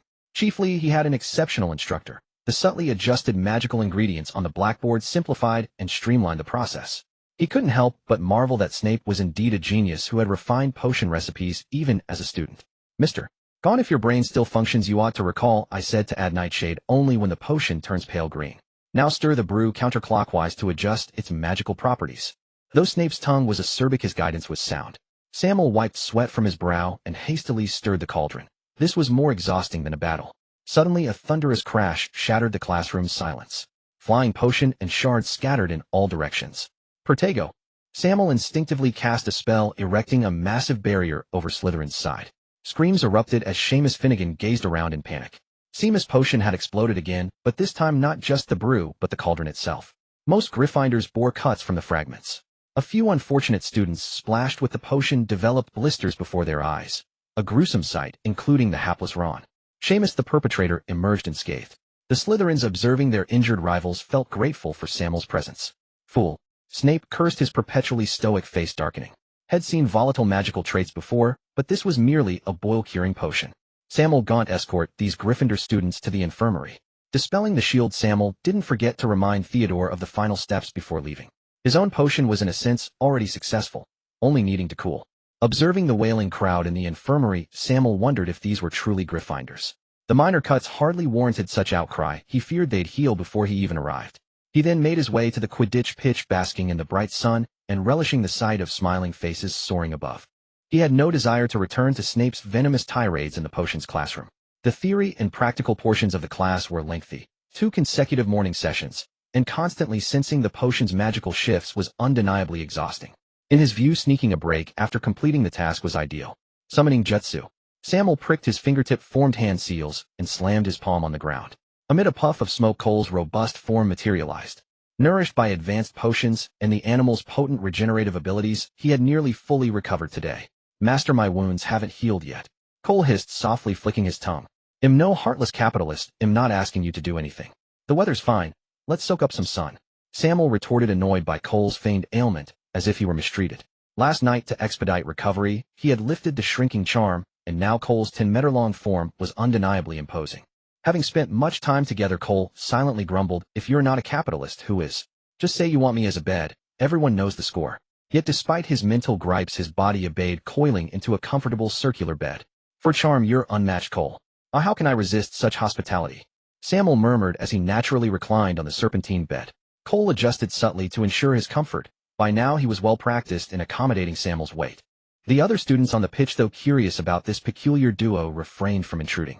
News of Sammael single-handedly challenging all of Slytherin the previous day had spread widely.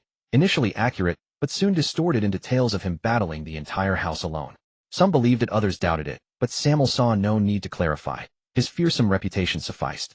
He welcomed the peace, closing his eyes to bask in the sun's warmth. Sunlight, a white serpent, and a youth. Together they painted a harmonious tableau. "May I touch your snake?" A timid voice jolted Sammael awake. Who the hell is being forward enough to ask to touch my snake? He thought, startled. He blinked and saw a boy his age gazing at Cole with a peculiar glint in his eyes. Sammael was astonished. With Cole on guard duty, no one should have approached unnoticed, yet this boy had evaded his warning system entirely. Sammael narrowed his eyes as he observed the robust youth before him. Even among his peers at Hogwarts, he was considered sturdy, yet this young man was no less formidable. "Who are you?" "Hello, I'm Derek Scamander, a first-year student." The youth spoke haltingly, making it hard to believe that such a shy soul resided within that burly frame. "Scamander? What relation are you to Newt Scamander?" Sammael was puzzled. The only Scamander he knew was Newt, a former student of Dumbledore who had participated in the capture of the first Dark Lord and authored the third-year Care of Magical Creatures textbook Fantastic Beasts and Where to Find Them. "He's my grandfather." Derek's voice was low, but his pride was evident when mentioning Newt. Sammael met his expectant gaze and nodded. Since the four Great Ones had transformed into magical creatures, he had been at a loss about their subsequent nurturing. With Derek's family background, he might uncover some issues. Seeing Cole quietly seeking affection, Sammael's face darkened. "Look at you, so undignified," he muttered in Parseltongue. "Master, he has a comforting aura," Cole said, aggrieved. Hearing this, Sammael used his spiritual sense to carefully perceive Derek and found it to be true. He never felt close to strangers, yet he had no guard against him. After observing for a while, he decided not to dwell on it. It was only natural for a child of the Scamander lineage to possess a natural affinity for creatures. "I've never seen a snake like this. It clearly has a magical response, yet it resembles a Muggle creature so much." Derek frowned, his expression focused, and his speech became less hesitant. It was originally a creature from the Muggle world, but it transformed after consuming some special magical plants. Sammael stated directly, without concealment. "So this is a completely new, undocumented magical creature." Derek's face lit up with joy, and he grabbed Sammael's arm, excitedly gripping so hard it hurt. It was hard to imagine such immense strength in so young a body. Sammael said nothing, merely glancing at his seized arm. Following his gaze, Derek coughed and withdrew his hand. "You could say that," Sammael replied calmly. "Excellent. I've finally found a new magical creature before grandfather did." Derek rejoiced like a child, which he was after all, but at this moment his cheerfulness seemed unlike a typical Scamander. "Mr. Gaunt, I've heard you own more than one python. May I see them?" "Rest assured, I'll offer compensation." Derek spoke earnestly, rummaging through his pockets. Sammael had already intended to let him study them and hadn't expected such a reward. Derek produced a tube of dark green potion and began to explain. "This is a nutrient potion. It has no miraculous effects, but it can sustain a giant magical creature's nutrition, keeping it from needing to eat for a month." Sammael's eyes lit up. Was this the foreign equivalent of a fasting pill? After a python feeds, it undergoes a long digestion period, which is also a vulnerable time. Although the four Great Ones had transformed into magical creatures, their digestion hadn't improved much.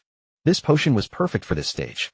"I only have 3 vials on me, but I can write down the formula." Seeing Sammael in thought, Derek continued his offer.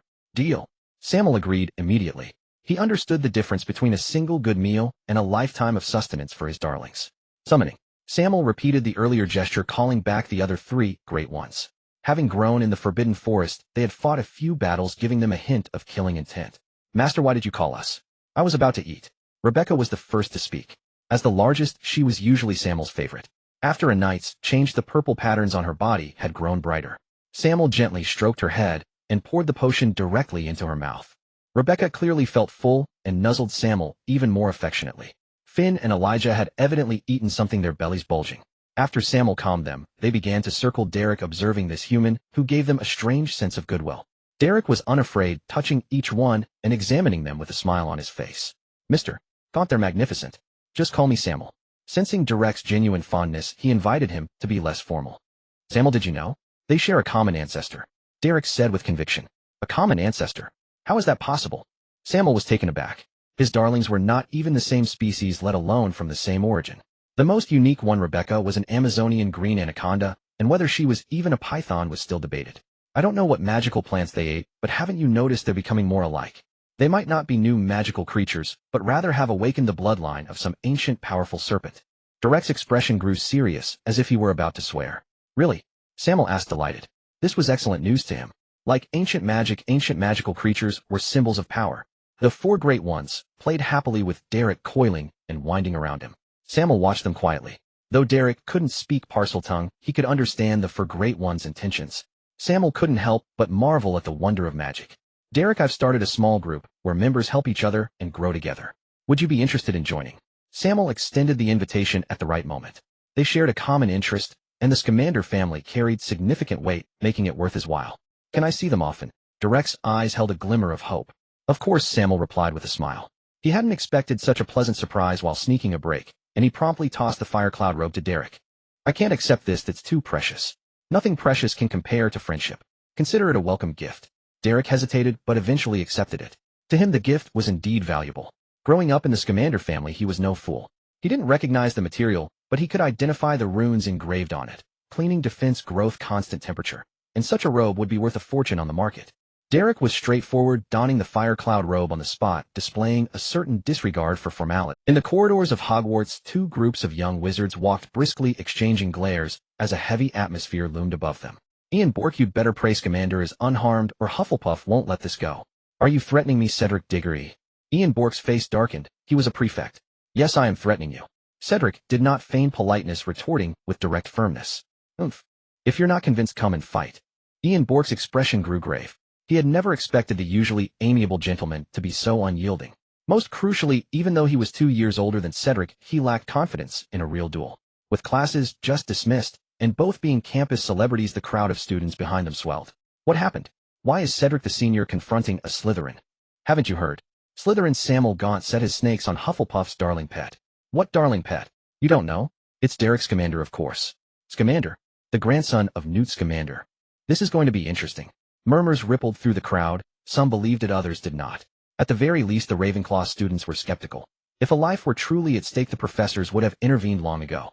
Draco and Theodore attempted to slip away and send word ahead, but they were closely watched by the Hufflepuff students. Sammael is so reckless, setting snakes to kill. There's no way to cover this up.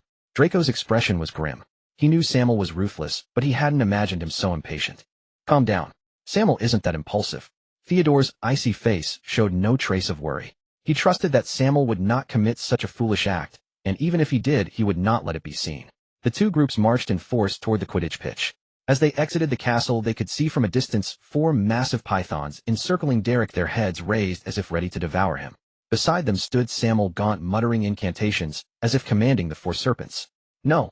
Accio Firebolt. Cedric at the forefront summoned his broomstick with a spell and shot toward Derek. Behind him, Ian Bourke cursed Sammael's stupidity. Sammael had already been gaining a reputation as Slytherin's pride, but now that his attempt to kill with snakes had been witnessed, even Dumbledore might not be able to suppress the fallout. Impedimenta. Pertego. Expelliarmus. Just as Sammael and the 4 great serpents were having their fun with Derek, 3 curses flew toward them in quick succession.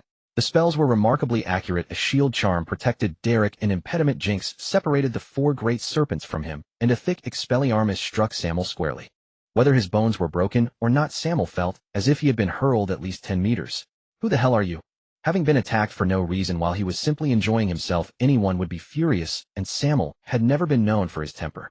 Sammael's smile faded, a chilling cold spreading through his entire being as he stared coldly at the boy in the sky. His left hand waved his wand, incessantly explosions thundering in the air. He wielded the blasting curse with masterful precision. A 4th-level curse was no easy feat to block even for a Hufflepuff prodigy. Cedric was stunned by the power of Sammael's curses, but he did not forget his identity as a Quidditch seeker, dodging with agile maneuvers. Dodge? He'll make you dodge.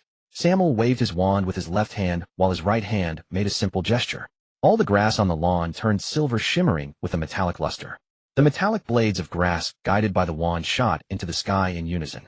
His levitation charm was also at the 4th level, making such a feat not particularly difficult. Cedric, an outstanding seeker, sidestepped and dodged his shield charm, keeping him unharmed despite the spectacular display of magic. Bloody hell, are all young wizards this vicious now? At the edge of the battlefield, several upper-year students were utterly shocked. Both the control of the situation and the application of spells left them feeling inferior. Stop fighting. Don't fight anymore. It's all a misunderstanding. The stunned Derek, after hearing the story from others, finally understood what had happened and hurriedly tried to intervene. But Sammael, still in a rage, would not listen to him, and neither would Cedric. Being suppressed by a first-year student was an affront to the pride of a genius. Cedric's transfiguration skills were equally superb. Everything around him could become a weapon, causing considerable trouble for Sammael. An inconspicuous blade of grass instantly transformed into a thorny vine, entangling his leg tightly, its spines piercing into flesh and leaving bloody scratches. Sammael forcefully broke free, but the vine left deep marks on his leg with blood streaming down rapidly. Transfiguration plus a growing charm. Interesting. This was the first time Sammael had been injured at Hogwarts, and a faint haze of red crept into his eyes. Hidden Shadow Multi-Snake Hand. For venomous snakes shot out from Sammael's sleeve, seemingly able to extend infinitely more agile than spells. They sealed off Cedric's escape routes, their sharp fangs deterring him from daring to come within reach. Unable to dodge, Cedric could only fly toward the Black Lake, firing off potent curses as he went. Humph. Sammael followed closely, chakra flowing beneath his feet. His speed was so astonishing that onlookers wondered if he possessed magical creature bloodlines. The wound on his leg did not hinder him in the slightest. At the edge of the Black Lake, everyone expected the duel to end. Yet to their astonishment, Sammael sprinted across the lake's surface, leaving jaws dropping in disbelief. Water release, snake mouth. Water release, water dragon bullet. The waters of the Black Lake rose in spiraling columns, forming towering waves. Within the surging water, dragons and snakes intertwined. A colossal water dragon and countless water serpents tightly encircled Cedric. Ancient magic. Elemental magic. The crowd on shore was in an uproar, buzzing with speculation. Cedric, unable to evade, was swept into the depths by the massive water dragon and knocked unconscious. Only then did Sammael relax. In the water, his opponent stood no chance. His 4 great serpents were still watching menacingly from the shore. With a single command, they could devour the fallen wizard. But Sammael had not lost his reason, and he had no intention of killing. With a casual gesture, he pulled Cedric from the depths and tossed him onto the bank. The Hufflepuffs immediately rushed to administer first aid, carrying Cedric to the hospital wing. On the shore, Rebecca slithered into the Black Lake and lifted Sammael with her massive head. The weight of an 11-year-old wizard was manageable for her. After reaching land, Sammael casually dismissed the summoning, sending the 4 great serpents back to their homes. Under the awestruck gaze of the crowd, he walked toward the castle. His back seemed formidable, but in truth, he was nearly spent. His chakra reserves were meager, and 2 ninjutsu techniques had drained him completely. Theodore noticed the signs and silently walked behind him, offering a steadying support. Draco Belliff and the others followed in succession. The crowd watched them recede into the distance, their expressions complex. It was as if they had witnessed the birth of a new serpent king among Slytherin's nest of vipers. On the tower of Hogwarts Castle, Dumbledore and Snape watched the spectacular duel between Sammael and Cedric. Dumbledore, do you truly trust that he won't harm Cedric? It's not that I trust him, but rather that the clever Mr. Gaunt will make the right choice. The great Dumbledore has never hesitated to use a student's life to test a person's virtue, Snape mocked from the side. Severus, he is your student, you should have a little more faith in him. Dumbledore's tone was as gentle as ever, yet it grated harshly on Snape's ears. He is building his own power, just like the Dark Lord. Even the Dark Lord only recruited from Slytherin, but he now seeks to dominate all of Hogwarts. Snape's gaze was resolute, his voice laden with warning. I think we both know his purpose in doing this. Put yourself in his shoes. What would you do? The centenarian's expression remained unchanged, like an obstinate old fossil. Oomph. Snape gave a cold snort and turned to leave, leaving Dumbledore alone in the wind, disheveled. In truth, how could he truly be at ease? That arcane magic was something even Tom could not achieve in his prime, and he was old now. As Snape had said, he was no longer capable of dealing with a 3rd Dark Lord. Sammael, I hope you are walking the right path. Sammael, you were amazing. Sammael, what was that spell you just used? Sammael, can you teach me that magic? Draco chattered incessantly along the way like a chatterbox, occasionally gesticulating wildly, with Goyle and Crabbe in tow fully playing along with his antics. Sammael couldn't be bothered to respond. Take a break, Draco. Beside him, Belle-Eve clenched her fist and gave Draco a warning punch. By the way, who was I just fighting? Sammael asked in confusion. The opponent's strength far surpassed that of Travers and the others. You didn't know? That was Cedric Diggory from Hufflepuff. Before you came, he was the pride of Professor Sprout and Professor McGonagall. Draco seized the chance to interject, recounting the whole story. Sammael was startled. So it was him. Cedric had originally been a candidate in his dream organization. He should have been the best student in the school after Percy's graduation. Being chosen by the Goblet of Fire in the Triwizard Tournament proved that even 7th years couldn't match him, highlighting his excellence. But he hadn't expected that this honest-looking Cedric would fight so ruthlessly. Even his grasp of battle opportunities earned Sammael's admiration. What's the relationship between Derek and Cedric? Sammael asked curiously. Cedric's father is the head of the Department for the Regulation and Control of Magical Creatures in the Ministry of Magic and has close ties with the Scamander family. Derek grew up under Cedric's care, Theo answered. When it came to knowledge of the ministry, the Knots clearly knew more. Sammael's expression shifted slightly, a new thought stirring within him. As they passed the hall, he glanced at the Slytherin hourglass and said helplessly, "Looks like you'll be deducting points from the house again. You were attacked for no reason and can't even fight back. That's not fair. Besides, Professor Snape awarded you 5 points for your potion work. Strictly speaking, you've already made up for the points you lost." Draco analyzed seriously. Sammael hadn't realized he had the potential to be a second Professor Luocian. As long as he wasn't in debt it was fine. With Harry around, Dumbledore would surely award the House Cup to Gryffindor, building the Chosen One's reputation, as if anyone couldn't see through that. I'm exhausted. I'm going back to sleep. Remember to bring me lunch.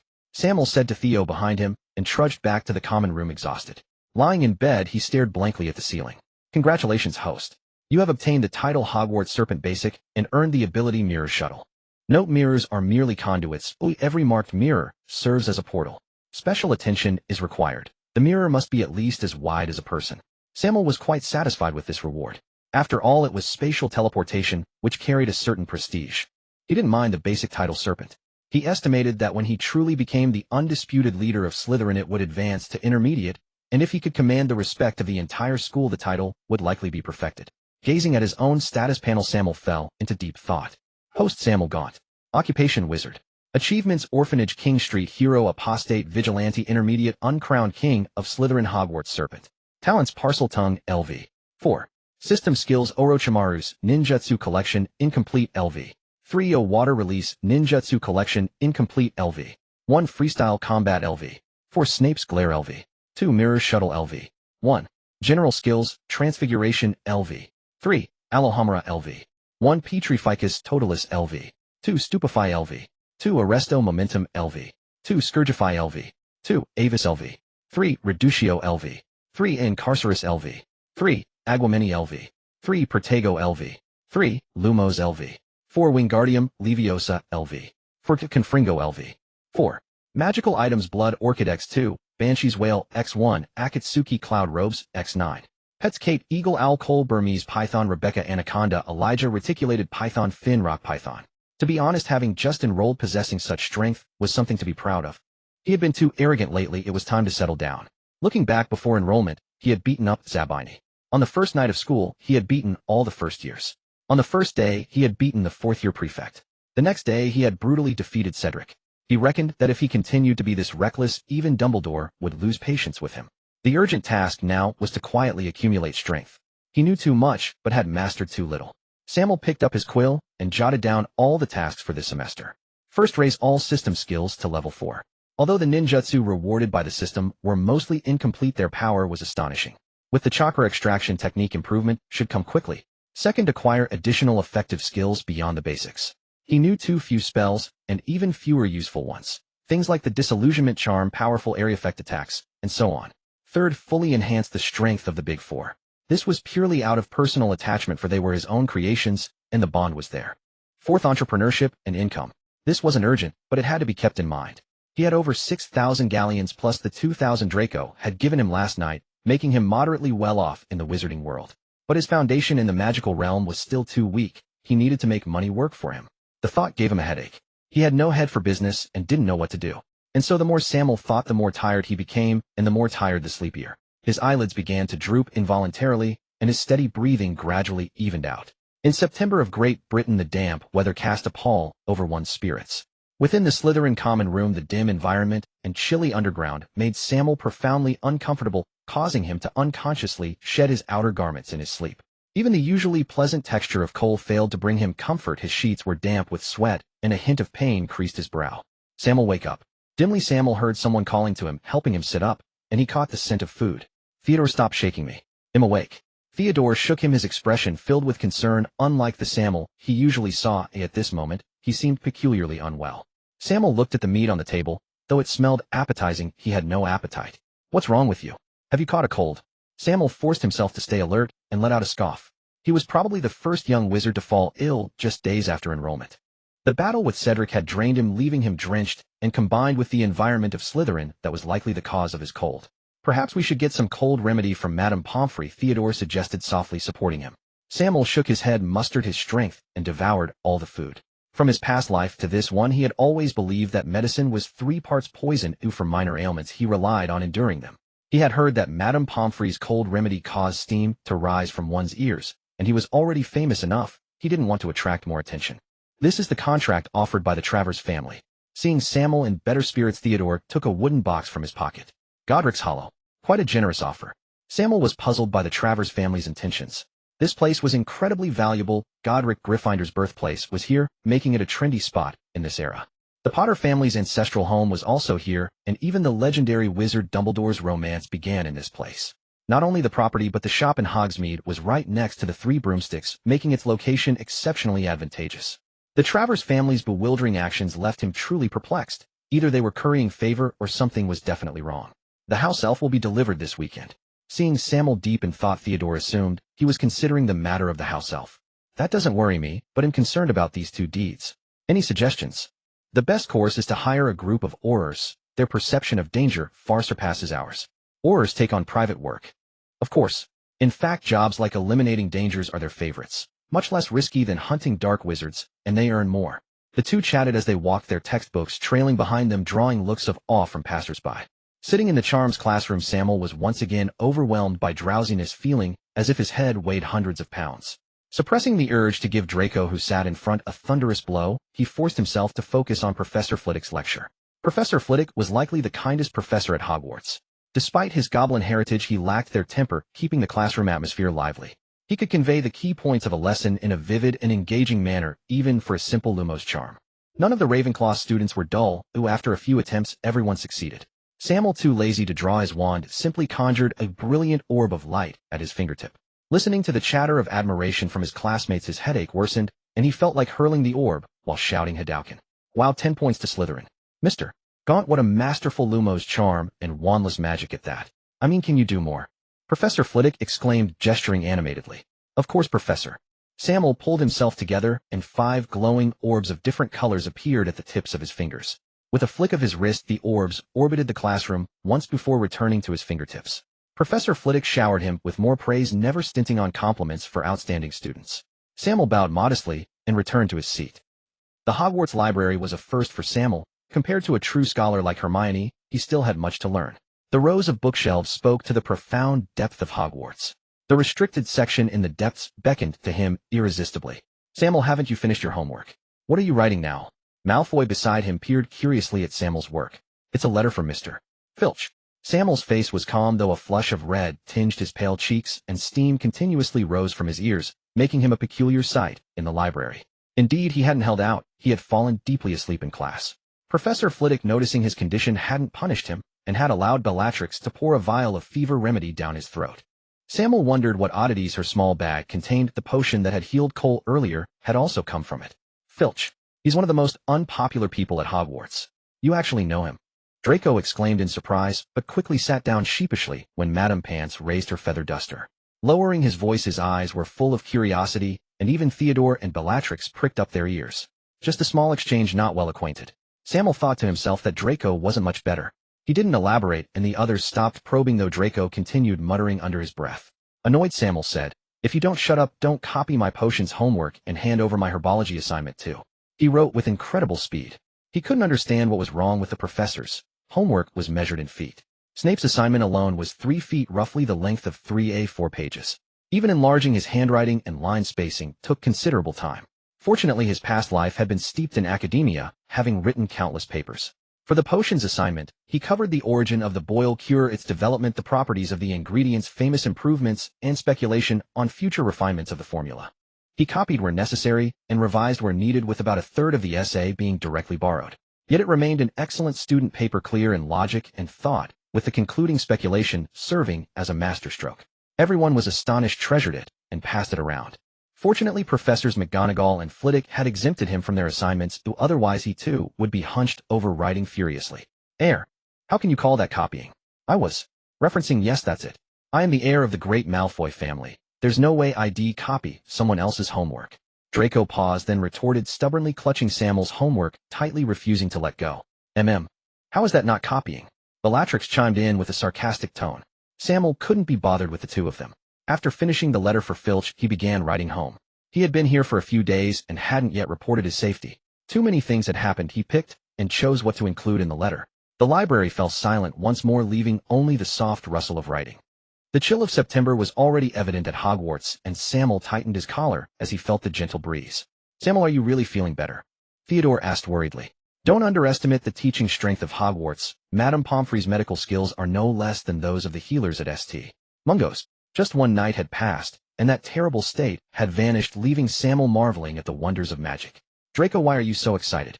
They were walking along the edge of the Black Lake when Sammael noticed Draco strutting towards them with Crabbe and Goyle behind him, both wearing smug expressions. "Don't you know? This morning we have 2 classes of flying lessons and Draco's flying skills are quite high," Theodore said in surprise, looking at Sammael. No young wizard could resist the joy of flying since the first day of school. Students had been looking forward to this day, and he was no exception. "Flying lessons? That indeed sounds exciting," Sammael said, but Theodore showed no sign of enthusiasm. Sammael was interested in flying, but he felt no thrill in riding a broom. Even though he knew the flying broom had an invisible seat, he still felt the sadness of the little eggs. Besides, riding a broom could not compare to the coolness of flying with a sword in the great celestial empire.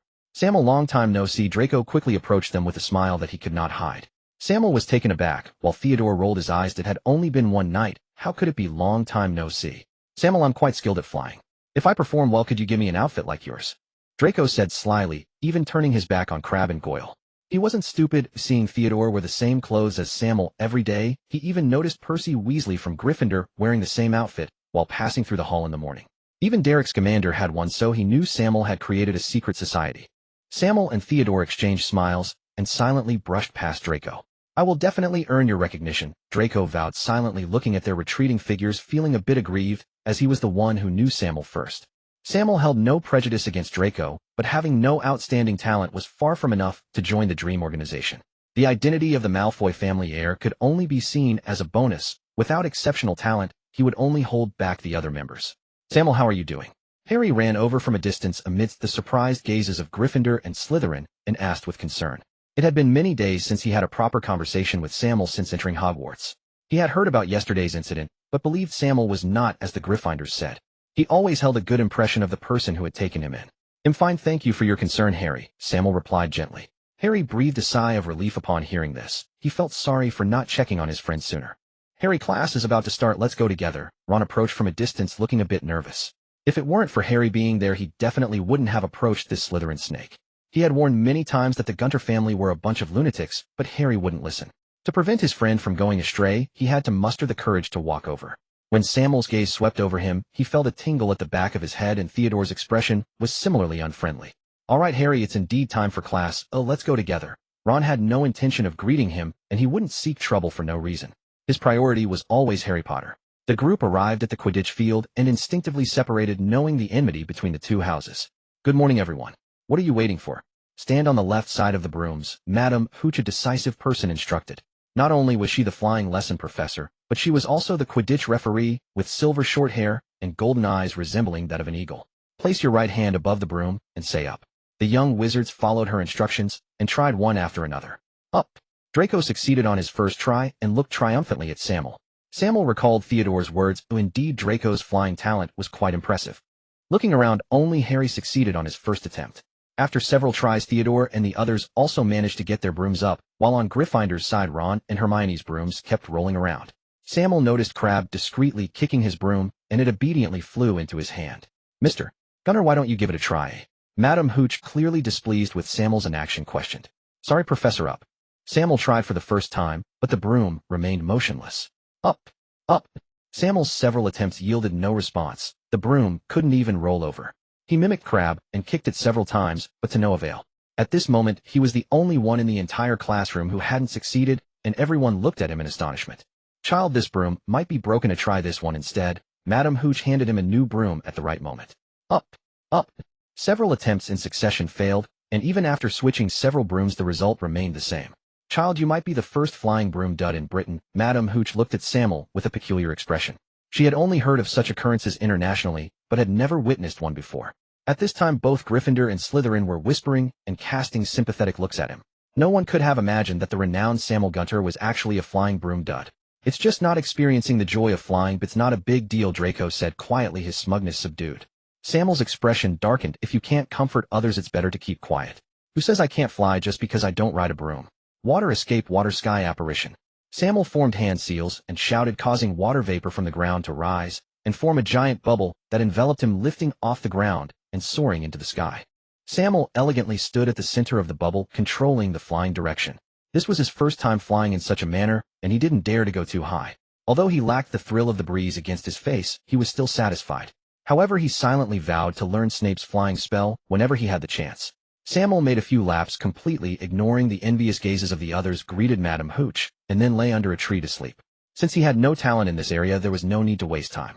Although he called it sleeping, he was actually refining chakra.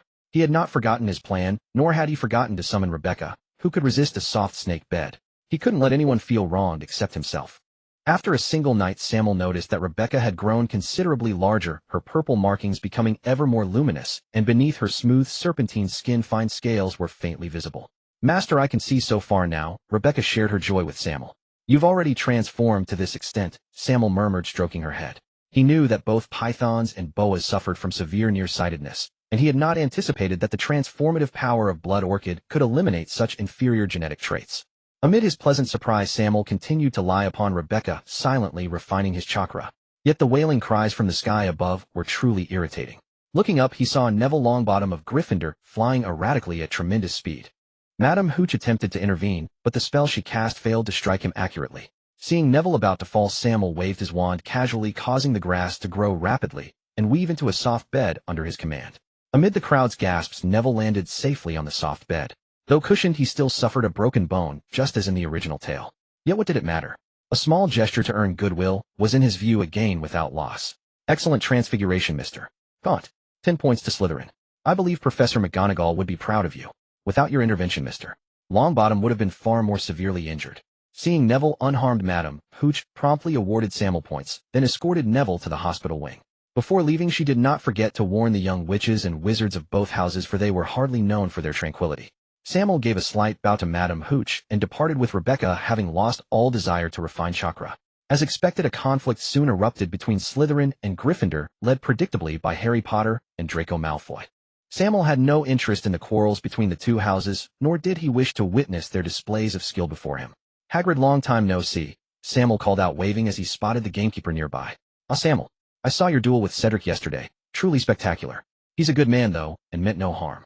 Hagrid was equally delighted to see him, evidently aware of certain details and eager to explain Cedric's actions. "Don't worry, Hagrid, I've taken no offense," Sammael replied indifferently. "Aren't you supposed to be in class? Why are you here at this hour?" Hagrid felt somewhat relieved yet puzzled as to why Sammael had come to him. Sammael explained his predicament with a helpless expression, earning a fresh wave of sympathetic glances. Only after repeated reassurances did they cease looking at him that way. He could never understand the British obsession with broomsticks. In terms of functionality, he thought even Indian flying carpets were superior. They could carry several people at once. Changing the subject, Hagrid's gaze settled on Rebecca. "Is this Rebecca? She's absolutely beautiful, and she seems to have grown again." How Hagrid remembered her name was a mystery. He had taught Theodore several times and still couldn't tell them apart. With great enthusiasm, Hagrid lifted Rebecca onto his person, the immense weight causing him no strain. Rebecca, for Sammael's sake, offered no resistance. "Sammael, could you teach me Parseltongue? I'd love to communicate with this little darling," Hagrid asked eagerly, caring nothing for the reputation of being a parcel mouth as long as he could talk to magical creatures. "Sure, no problem," Sammael replied without concern. Even if he taught him, it would only enable simple communication, affecting nothing. Hiss, hiss, hiss, hiss, hiss, hiss, hiss, hiss. Sammael taught earnestly. Hagrid imitated, but both Rebecca and Sammael froze simultaneously. "Master, why is he cursing me?" "Don't mind him, I'll teach him again." Sammael couldn't understand how Hagrid could get it so wrong when the pronunciation was so distinct. "Sammael, did I say something wrong?" Hagrid felt Rebecca's muscles tighten around him. "Hagrid, take it easy, I'll teach you again," Sammael soothed the kind yet sensitive half-giant. Hiss, hiss, hiss, hiss, hiss, hiss. As he listened to Hagrid's attempts, Sammael's face darkened. "Master, this is too insulting. How dare he speak of me like that? I can't stand it." Rebecca, clearly enraged, lunged at Hagrid. "Dispel." Sammael had no choice but to cancel the summoning. Though Rebecca might not truly harm Hagrid, he wished to avoid any damage to their relationship. As for Rebecca, he could comfort her later. Under his authority, she was quite reasonable. "Sammael, did I say it wrong again?" Hagrid asked, somewhat dejected. "It's all right, Hagrid. Everyone has strengths and weaknesses. There's no need to dwell on it." Sammael offered gentle reassurance, though he had lost all interest in continuing the lesson. Hagrid clearly had no talent. Even the simplest greeting turned into an insult. How could he possibly teach him? "If I said something that hurt Rebecca, please apologize on my behalf. I didn't mean it." Hagrid spoke cautiously. "Don't worry, Hagrid, I know you didn't mean it. He'll explain everything to her." Seeing Sammael's calm expression, Hagrid let the matter go and insisted on inviting him to his hut for tea. Upon entering, Fong greeted Sammael warmly, apparently relieved that he hadn't brought the Big Four with him. Sammael looked around. The hut was small, but had everything one might need. However, the magical item's radiating power left him utterly stunned. A bundle of unicorn tail hairs worth 10 galleons each outside had been carelessly woven into a dog bed. And was that weed-like thing in the corner actually dragon claw orchid? The tail hairs of a thestral, the horn of an erumpent, the spines of a manticore, all scattered haphazardly about. And then there were the strange objects he didn't recognize, each radiating a magical aura that suggested they were far from ordinary. This was no humble gamekeeper's hut, it was the hidden vault of a magical tycoon. Among the 4 heads of houses, perhaps only Snape's wealth could rival Hagrid's. "Sam'll try my rock cakes. They're delicious." As Hagrid handed him the food, Sam'el was taken aback. Just by their texture, he knew they were not meant for human consumption. The term rock cake was aptly chosen. They clattered against the table like stones. To avoid hurting Hagrid's feelings, Sam'el discreetly cast a softening charm. Taking a small bite, he was surprised to find it unexpectedly delicious, soft, sweet, and rich, with creamy flavor that danced on his palate. Sam'el devoured it in no time, feeling thoroughly satisfied. Hagrid's hut. It was hard to believe that a half-giant could be on such good terms with a Slytherin. Both shared a passion for breeding large and dangerous creatures. Moreover, for some reason, any magical beast in Hagrid's hands seemed to lose all reproductive barriers.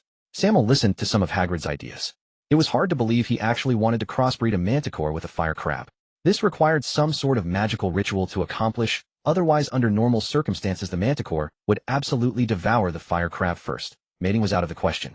"Hagrid, are you free tomorrow?" Sam'el thought of his trip to the Forbidden Forest and asked. Hagrid looked puzzled. "Is there something you need?"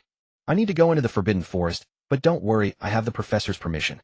Seeing Hagrid about to refuse, Sam'el quickly invoked the professor.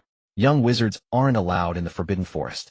Tell me what you need, and he'll help you get it done," Hagrid said, hesitating, but speaking nonetheless. "I'm helping Professor Sprout cultivate a new magical plant that requires the breath of a special serpent. I've heard there's one in the Forbidden Forest. Since you possess talents in magical creatures rivaling Professor Kettleburn, I came to ask your advice." Sam'el's words were flawless, his gaze calm as he watched Hagrid. "I can't compare to Professor Kettleburn." Hagrid was a bit shy, but Sam'el's praise flattered him. And indeed it was true. He was very knowledgeable about magical creatures. "We have no classes tomorrow morning. He'll come find you then." Seeing that Hagrid hadn't refused, Sam'el immediately set the time. Before Hagrid could react, he vanished outside the hut, leaving a dazed Hagrid behind. The rock cakes were indeed filling. Even though lunch was quite lavish, Sam'el didn't eat a single extra bite, only sipping a little beet soup. Yet he didn't regret it, the rock cakes were simply too tempting. Sam'el patted his full stomach, thinking it was time to exercise some restraint. "Draco, are you looking forward to the next class?" In the afternoon, Belif asked Draco with a sly grin. For some reason, everyone seemed to enjoy teasing him. "Looking forward, my arse. The whole of Hogwarts is buzzing with it. The Defense Against the Dark Arts professor is just some magical creature with a head of garlic who can do nothing but read from the textbook." Draco's normally languid demeanor exploded at the words. He had hoped to learn some useful knowledge in class to earn Sam'el's approval, but after asking around among the older students, this was the answer he got. "Idiot, I bet he has real skill. Dumbledore may be getting senile, but he wouldn't appoint someone completely incompetent as a professor. Besides, rumor has it he graduated from Ravenclaw." Theodore analyzed seriously from the side. Sam'el listened, giving him an odd look. "So you're the one who sees the truth." Setting aside the drag of Voldemort's influence, Quirrell's inherent magical talent was indeed not bad. "It's a bet then. 1 galleon. Deal." Neither of them was short of a galleon. Honor mattered more than money. They both looked triumphantly at Sam'el, as if victory was already assured. "Sam'el, what do you think?" "I think while sitting." Sam'el ignored them. Voldemort was right on the back of Quirrell's head. Who knew if Parselmouths could sense each other? He had made quite a stir at Hogwarts, especially with his surname being Gaunt. He didn't believe Voldemort hadn't heard of him. The moment they entered, a pungent smell of garlic hit them, bringing tears to their eyes. Sam'el mustered all his strength, pushing past those behind him, and dashed to the last row. Theodore and the others followed closely, equally unwilling to endure the acrid odor. Unsurprisingly, the entire front row was empty. No one wanted close contact with Professor Quirrell. Equally predictable was his teaching skill. The entire class was unbearably dull. Defense Against the Dark Arts should have been a highly practical subject, focusing more on handling magical creatures and dark magic than charms. The first topic was how to deal with the dangerous creature known as the Red Cap. A simple concept, yet he explained it terribly. All one needed was a Bluebell Flame's charm to break the Red Cap's disguise, then a Trip Jinx to subdue it. But he insisted on reading straight from the textbook, stumbling over his words, making everyone drowsy. Seeing Draco's smug expression, Sam'el felt utterly speechless. Everyone was absorbed in their own books, paying no attention to Quirrell at the podium. "Mr. Gaunt, if you were to subdue a Red Cap, what method would you choose?" Just as Sam'el was immersed in the textbook, the sudden question startled him. Sam'el narrowed his eyes. At this moment, Quirrell no longer stammered. His entire demeanor seemed to have sharpened. If it were me, I would choose to kill it directly with a powerful curse.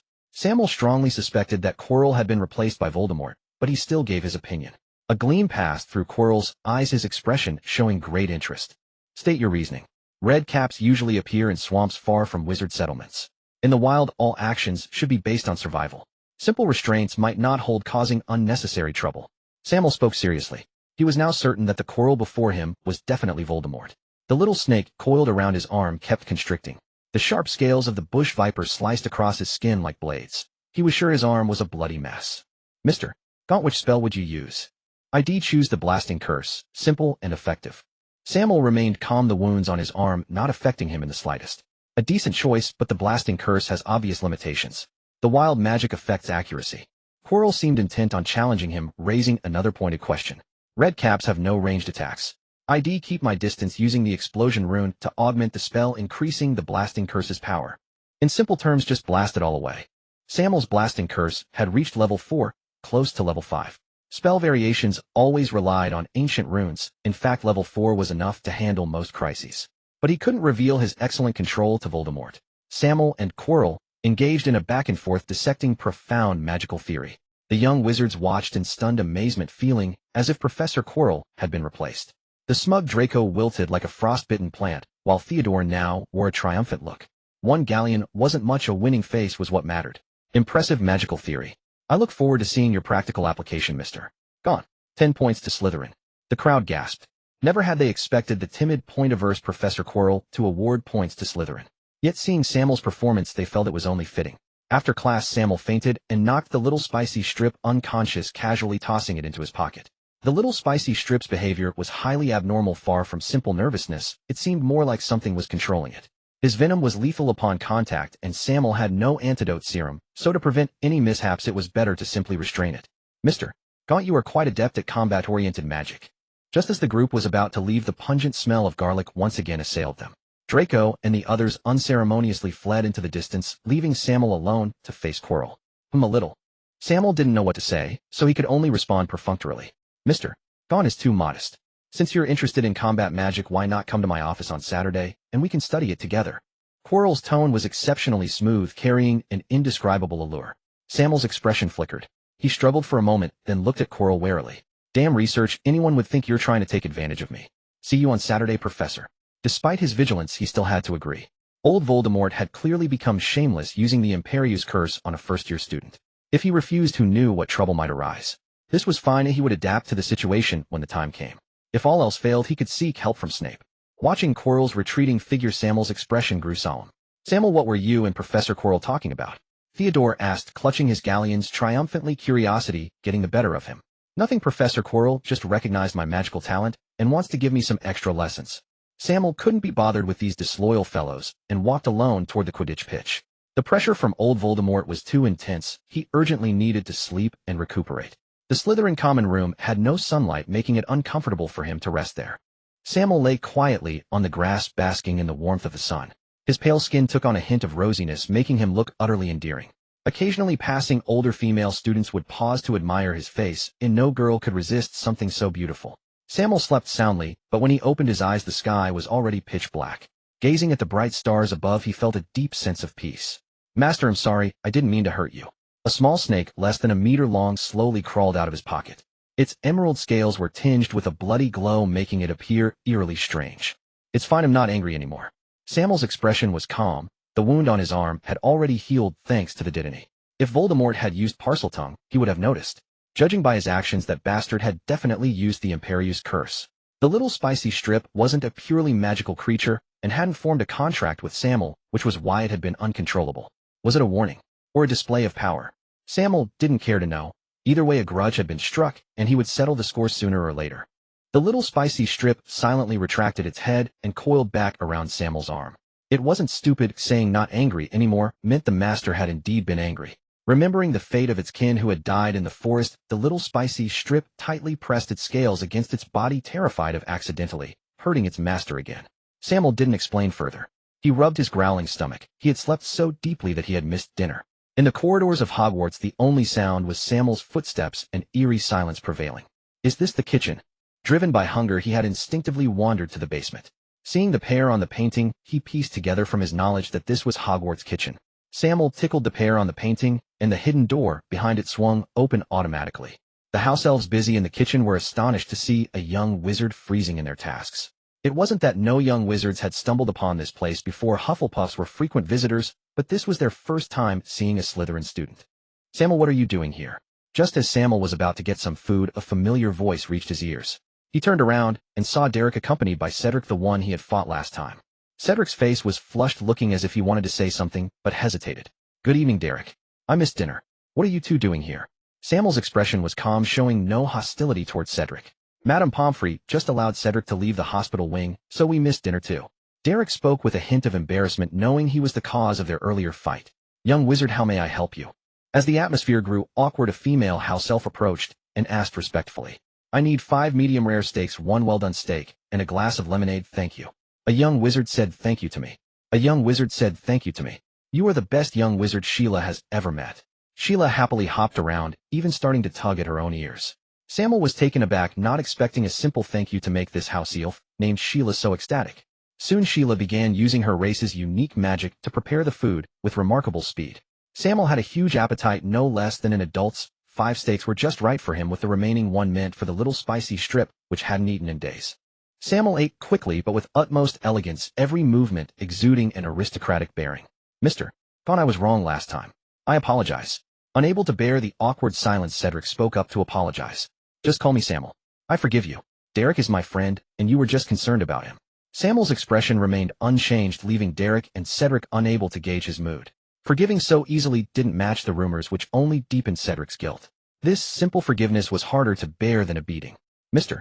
Gaunt, no, Sammael, if you have any requests, please tell me. They'll do my best." Cedric grew anxious. "I'm truly not angry anymore. Derek must have told you I started a club. If you still feel bad, I hope you'll join us." Sammael thought to himself, how could you not take the bait? Who wants your compensation? What I need is this guilt of yours. In his plan, Cedric was supposed to be the hardest to recruit. His father was the head of the department for the regulation and control of magical creatures, holding a high position in the ministry, and Cedric himself was unambitious, lacking nothing in background or wealth, and uninterested in power. Far harder to win over than Percy. This guilt coming his way was perfectly timed. "They'll join." Cedric nodded happily and firmly. A group that wouldn't interfere with his decisions, restrict his freedom, and offered mutual help. What reason did he have to refuse? Sammael chuckled softly, a touch of color returning to his face. He casually tossed a flame cloud robe aside and left the kitchen before Cedric could refuse, leaving the two of them standing in silence. In the morning, the Forbidden Forest was still shrouded in a lingering mist. Trees and vines intertwined, forming layers of thick nets like a dark green seabed where not a single ray of sunlight could penetrate, making it seem like a world utterly detached from the outside. "Hagrid, why are we bringing Fong?" Sammael asked, puzzled as he looked at Hagrid leading the way.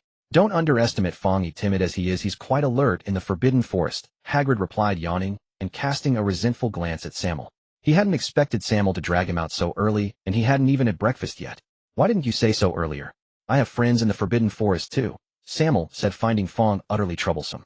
The lazy dog insisted on being carried by Hagrid after every few steps, and if refused it would just sit there wagging its tail incessantly. Some hunting hound. It was nothing but a mangy mutt. "Friends? What friends?" Hagrid asked, puzzled, then suddenly had a look of realization. Without further delay, Sammael formed hand seals and summoned his 4 great ones, including Cole, who had been lazing around in the lounge. "Master." The 4 great ones circled him affectionately, lifting him up. Sammael stroked each one in turn before they calmed down. Hagrid, upon seeing them, cheerfully approached, all traces of his earlier laziness gone. He touched one, then looked at another, wondering how he had forgotten about them. The 4 great ones didn't resist. They often roamed the forest's edge and frequently saw the big man who fed them. Except for Rebecca, who was still annoyed by Hagrid's rudeness the day before. "Sammael, why didn't you use Parseltongue to summon them?" Hagrid gently cradled Elijah's body, asking curiously. "I could, but there's no need.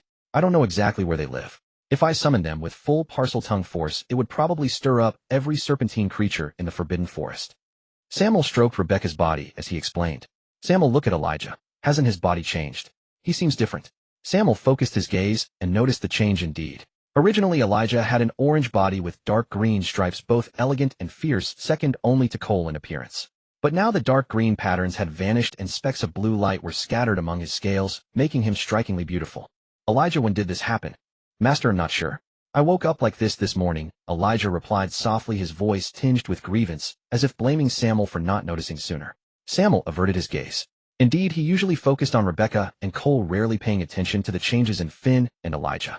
But it wasn't entirely his fault. Despite Elijah's usual obedience and good behavior, he was the most bloodthirsty at heart, having attempted cannibalism several times, which was why Sammael kept him at a distance. After a good deal of soothing, Sammael managed to smooth things over. Hagrid had once discovered magical serpentine creatures at the forest's edge, but it was too far. To speed up their journey, he had to hoist Sammael onto his shoulders. For massive pythons like bodyguards flanked them in a protective formation. Last time I found rinspore scales here. I wonder if they're still around, Hagrid said, pointing near a pond after 2 hours of arduous travel. Sammael felt his body was about to fall apart. If not for the chakra training that strengthened him, he would have collapsed long ago. Hiss! Hiss! Hiss! Hiss! The eerie underbrush, the dark pond, the towering giant, and the youth surrounded by pythons accompanied by a hissing like demonic whispers. The entire scene was indescribably sinister. Fortunately, their efforts weren't in vain. Soon Sammael heard responses. One carried fear and closeness, while the other was pure resistance, but Parseltongue was domineering, leaving no room for defiance. Be careful, Sammael, Hagrid said, raising his little pink umbrella. Most creatures in the Forbidden Forest's heart were powerful and wouldn't heed him, so even he couldn't guarantee Sammael's absolute safety. Sammael nodded cautiously. He clearly sensed one of them had arrived beside him, yet he hadn't noticed it at all, not even the sound of scales scraping the ground. Huh, is this? Does an alchemy count as a snake? Sammael wondered, looking at the tiny creature on his sleeve.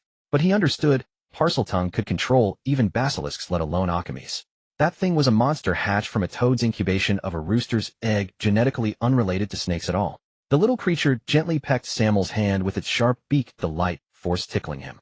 Its bright blue skin and well-proportioned body grew on Sammael more and more, except for the bizarre bird head atop its neck. Sammael gently stroked its smooth scales. When he touched its wings, the little creature retracted sensitively. What a lovely little thing. I've seen it before. It was released by Professor Kettleburn. Don't underestimate it. It can change its size, reaching up to 60 meters. Hagrid leaned into play with the little creature, which wriggled comfortably. It was hard to believe how Hagrid recognized it.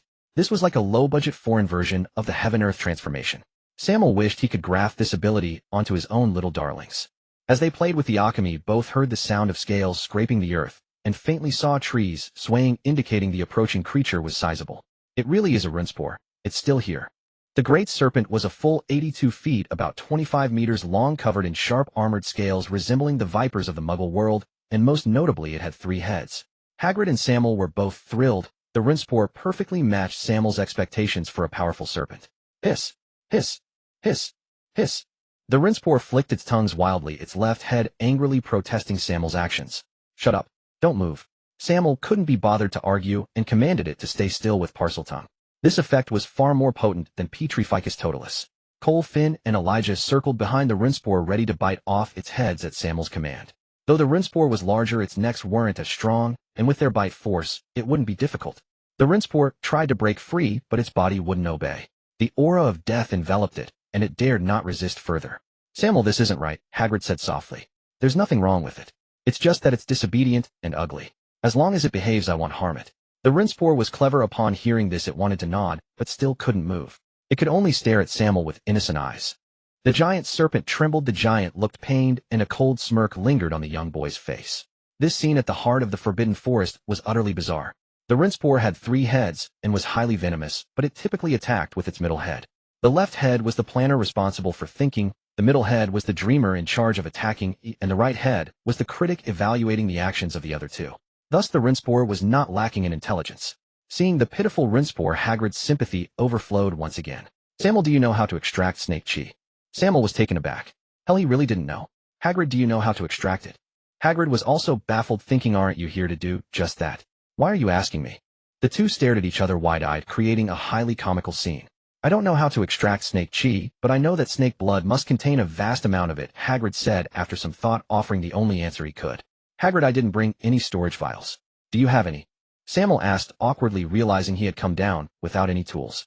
I don't have vials, but I brought something else, Hagrid said, pulling out 2 wooden barrels as tall as Sammael from the small pouch at his waist. Sammael was stunned. He never thought that someone with such honest features could have such a dark heart. At this rate of bloodletting, the rinspore would likely be drained dry. But when it was time to act, he was never one to be soft-hearted. He stabbed 3 holes into its massive body, and even the seemingly adorable alchemy was not spared. He was not someone who favored the new over the old. When it came to his precious darlings, everything else had to step aside. Watching the snake blood gush down Sammael was quite satisfied. Of course, he wasn't the kind of heartless boss who exploited his workers.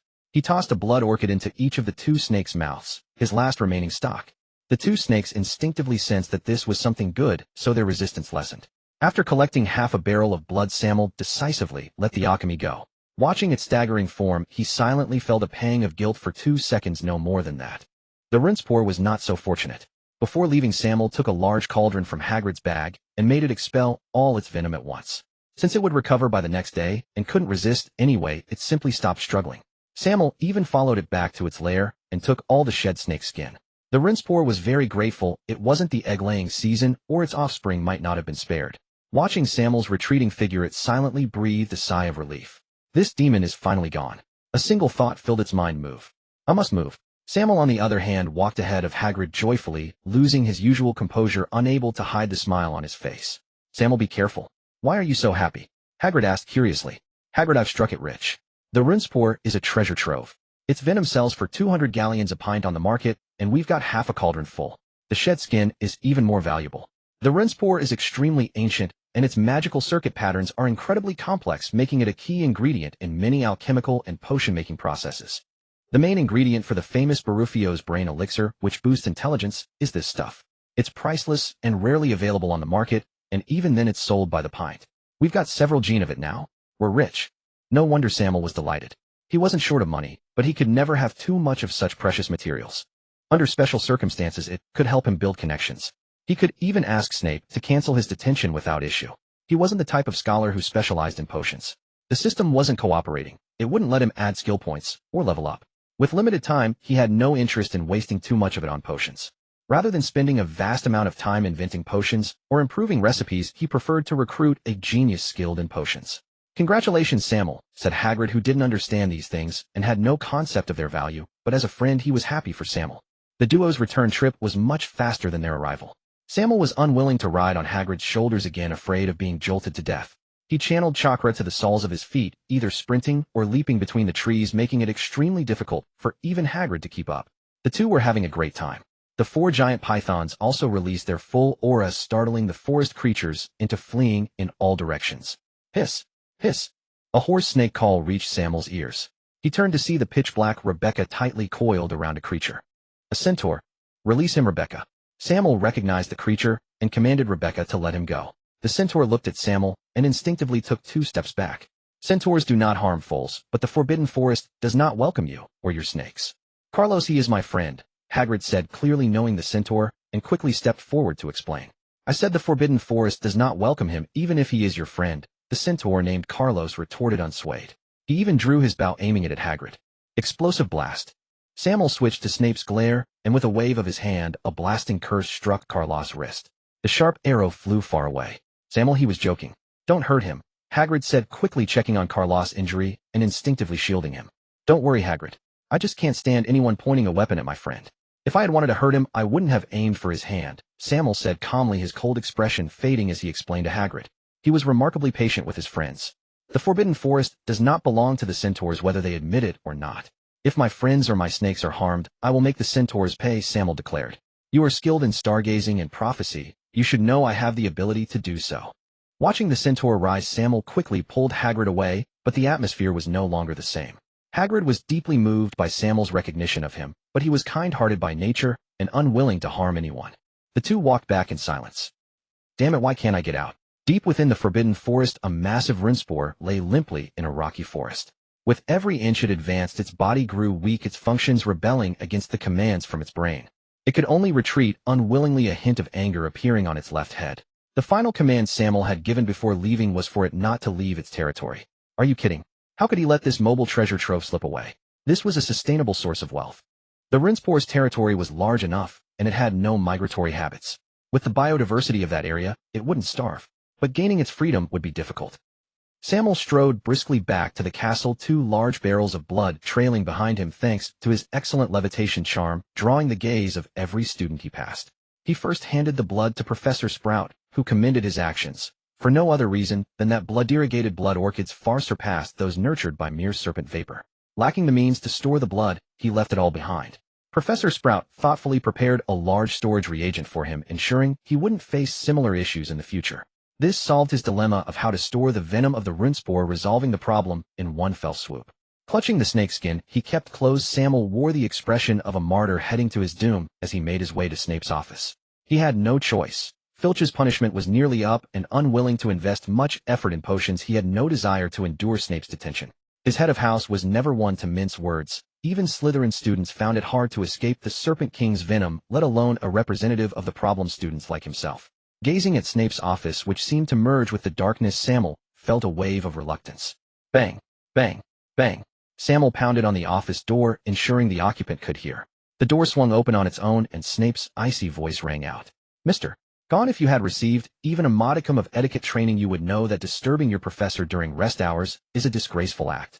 Snape's voice was as frigid as ice, implying Sammael's lack of manners. Undeterred, Sammael glanced around, noting that everything, from the door to the furniture, was black. He mused inwardly, truly dark. No wonder he's the Dark Lord of Hogwarts. Snape seemed to be brewing a potion. Wisps of purple vapor rose from the cauldron, a captivating sight. He arranged ingredients methodically, his movements fluid and seamless, evoking an inexplicable sense of ease. Sammael sneaked a peek at the stack of graded homework on Snape's desk. Say what you will about Snape's character, but he was diligent in his teaching duties. The topmost paper belonged to a familiar name, Ron Weasley of Gryffindor. A glaring D stood out with the comment below, if Mr. Weasley's eyes haven't been stolen by thieves, he would know the correct answer lies on the second page, third line. Sammael wore an unsurprised expression. Indeed, expecting kind words from Snape was as likely as a pig taking wing, utterly impossible. Mr. Gaunt, if you keep gawking, I won't hesitate to keep your eyes here permanently. Snape lifted his eyelids, slightly studying Sammael. I doubt your collection needs one more professor, Sammael retorted without fear. State your purpose, Snape said coldly. I wish to make a deal with you, Professor, to have my detention waived. Sammael sat down on the sofa, uninvited, causing Snape's brow to twitch. It had been a long time since had encountered such an audacious student. I doubt you have anything that could sway me, Snape said calmly, yet with an air of pride. As the youngest professor at Hogwarts and the youngest recipient of the Order of Merlin's second class, he had every right to that pride. Moreover, he was a renowned potions master, lacking neither wealth nor influence. Don't be so quick to refuse, Professor. Take a look at this first, Sammael said, pulling an old snakeskin from his robes and placing it on Snape's desk. With no spatial equipment beyond his trunk, he had to carry it in his pocket, silently vowing to acquire another such device. A rinsepore's shed skin. Snape stepped forward quickly, eyeing the item on the desk with surprise, though his tone was certain. Yes, Sammael replied, noting Snape's reaction and thinking this is a sure bet. What do you want? Snape didn't bother asking where it came from. Instead, he fixed his gaze on Sammael, as if trying to discern something. He knew Sammael couldn't be unaware of the rinspore skin's value. If he only wanted to avoid 30 days of detention, there was no need for such a costly offering. I don't need anything from you. Waiving the detention is enough. Consider the rest my gratitude for your teaching, Sammael replied, meeting his gaze without flinching. Unconsciously, he switched into Snape's stare mode, their eyes cold and vacant, as if freezing everything around them. Teaching? What teaching? They'd only had one lesson. There was no surplus teacher-student sentiment. Get out. Snape folded the snakeskin slowly and barked. Sammael gave a slight bow and retreated.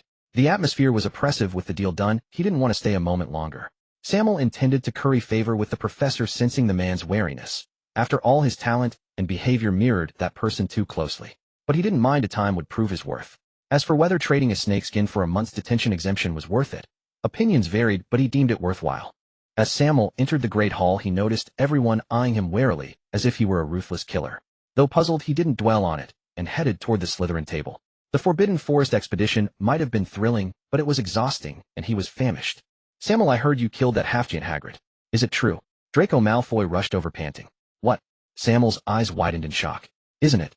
Everyone says they saw you go into the Forbidden Forest with that half-giant this morning, and when you came back he was gone, and you had 2 barrels of blood. They say you secretly murdered him, Draco recounted, seeing Sammael's expression suggested otherwise. Nonsense. That blood is from a magical creature. Hagrid's still in the Forbidden Forest, Sammael said, exasperated. Was his reputation at Hogwarts really that bad? Did people believe such absurd rumors? You really didn't off him. Draco was skeptical given Sammael's fearsome reputation and the eyewitness accounts. Sammael rolled his eyes, ignoring Draco, and sat down at the table. The surrounding Slytherins cast suspicious glances, speculating about the truth. Sammael remained composed. Hagrid would return and clear things up. No need to explain to these irrelevant people. Still, being misunderstood was far from pleasant. He could feel fingers pointing behind him, and the delicious food before him became hard to swallow. He wanted to lash out, but deemed it not worth the effort. If asked which course is the most popular at Hogwarts, every young witch and wizard would unanimously answer History of Magic. The subject covers a wide range, including Goblin Rebellion's medieval, witch burnings, and the biographies of renowned sorcerers. The professor was Professor Binns, the only ghost instructor at Hogwarts. Legend had it that he once forgot his corporeal form by the fireplace during a lecture leading to his spectral state. Sammael cared little for the professor's past, but his teaching skills were truly lackluster. He droned on, and on reading verbatim from his notes, his voice wheezing and monotonous, making it nearly impossible to concentrate. Soon drowsiness would creep in. Initially Sammael found it somewhat amusing, but the unique cadence combined with his sleeping companions soon lulled him into a slumber. Indeed, drowsiness was contagious. After class, Sammael rubbed his bleary eyes, woke the still sleeping Draco, and together they returned to the Slytherin common room.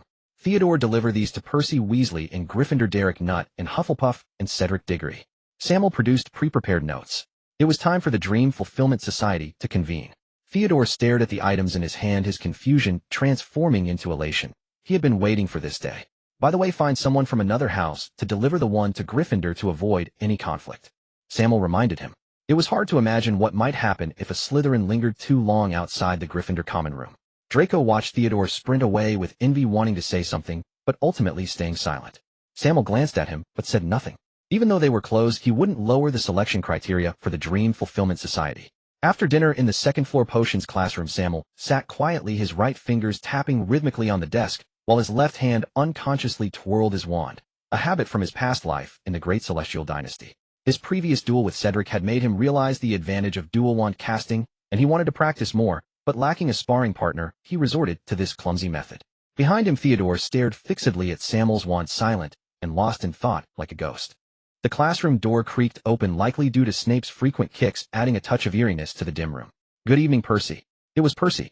Sammael waved his right hand, and 5 glowing orbs shot from his fingertips, illuminating the entire classroom. "Good evening, Sammael." "Hello, Percy Weasley." Percy greeted Sammael formally, and introduced himself to Theodore behind him. Theodore nodded. Theodore had been raised with aristocratic etiquette, though taciturn, he never faltered in formal settings. The two were initially reserved, but thanks to Sammael's light-hearted banter, they soon chatted amicably.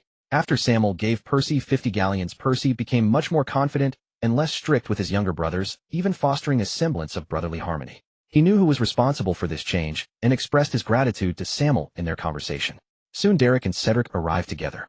They weren't surprised by Theodore's presence, but were astonished to see Percy coexisting peacefully with 2 Slytherins. After introductions, they got along well, at least on the surface. "This is the first gathering of our Dream Fulfillment Society. I hope everyone can coexist peacefully. Since we've named it Dream Fulfillment, I'd like each of you to share your dreams." Sammael skillfully took the lead, letting them continue chatting would have dragged on indefinitely. Derek had already steered the conversation to the postpartum care of sows, and Percy was listening with rapt attention. "Percy, share your dream." At that moment, Sammael channeled his inner Wong Feng. "My dream is to become Minister of Magic." Percy was a bit nervous, but no one laughed at him. Everyone knew Percy had ambition, but this was beyond their expectations. Cedric, who lived near the Weasleys, knew Percy well, and wasn't surprised, but considering the Weasley family's circumstances, he could only shake his head inwardly. "My dream is to become a herbologist, but my father wants me to focus more on magizoology." Cedric spoke directly, without Sammael's prompting. Sammael knew Cedric excelled at the growth charm, and as Professor Sprout's star pupil, had suspected as much. "I want to become a magizoologist who surpasses my grandfather." Derek's dream surprised no one. "I want to become strong." When it was Theodore's turn, he stood up excitedly, his face earnest, his determination unmistakable. Everyone turned to Sammael, who had yet to speak. He smiled, and simply said it was a secret. In truth, he wasn't sure what his dream was: fame, power, strength. He desired them all, yet felt none truly mattered. He would figure it out as he grew stronger. "I now understand everyone's dreams. I hope we can help each other and progress together. Percy, I want you to write a thesis on spells, preferably one publishable in major journals. If talent can't be transformed into reputation, your political career will be incredibly difficult. Theodore and I will persuade Beffrey to get you an internship under Mr.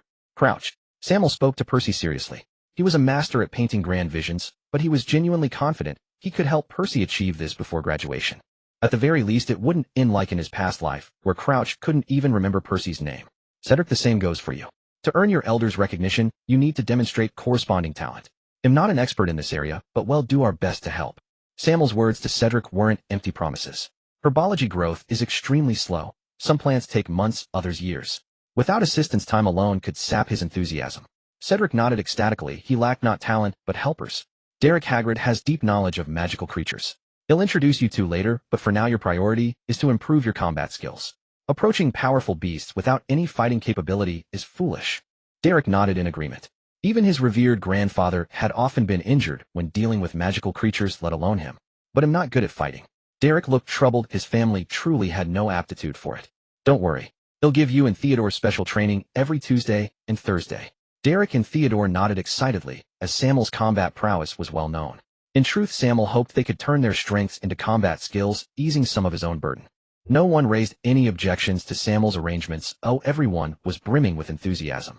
In the potions classroom, a group of young wizards clad in identical robes were frantically jotting down notes, pausing occasionally to ponder. Sammael had already outlined the general direction for their future development, but the specific details required their own deliberation. They possessed grit and drive, yet were reluctant to squander their time and energy in vain. Sammael, what do you think of me focusing my research on the explosion curse and the killing curse? Percy was torn, lacking experience in publishing papers. Not a good idea. You should be aware that the Ministry of Magic imposes strict restrictions on powerful curses. They wouldn't want such spells to spread widely, Sammael said earnestly. I'm truly at a loss. Percy scratched his head in frustration.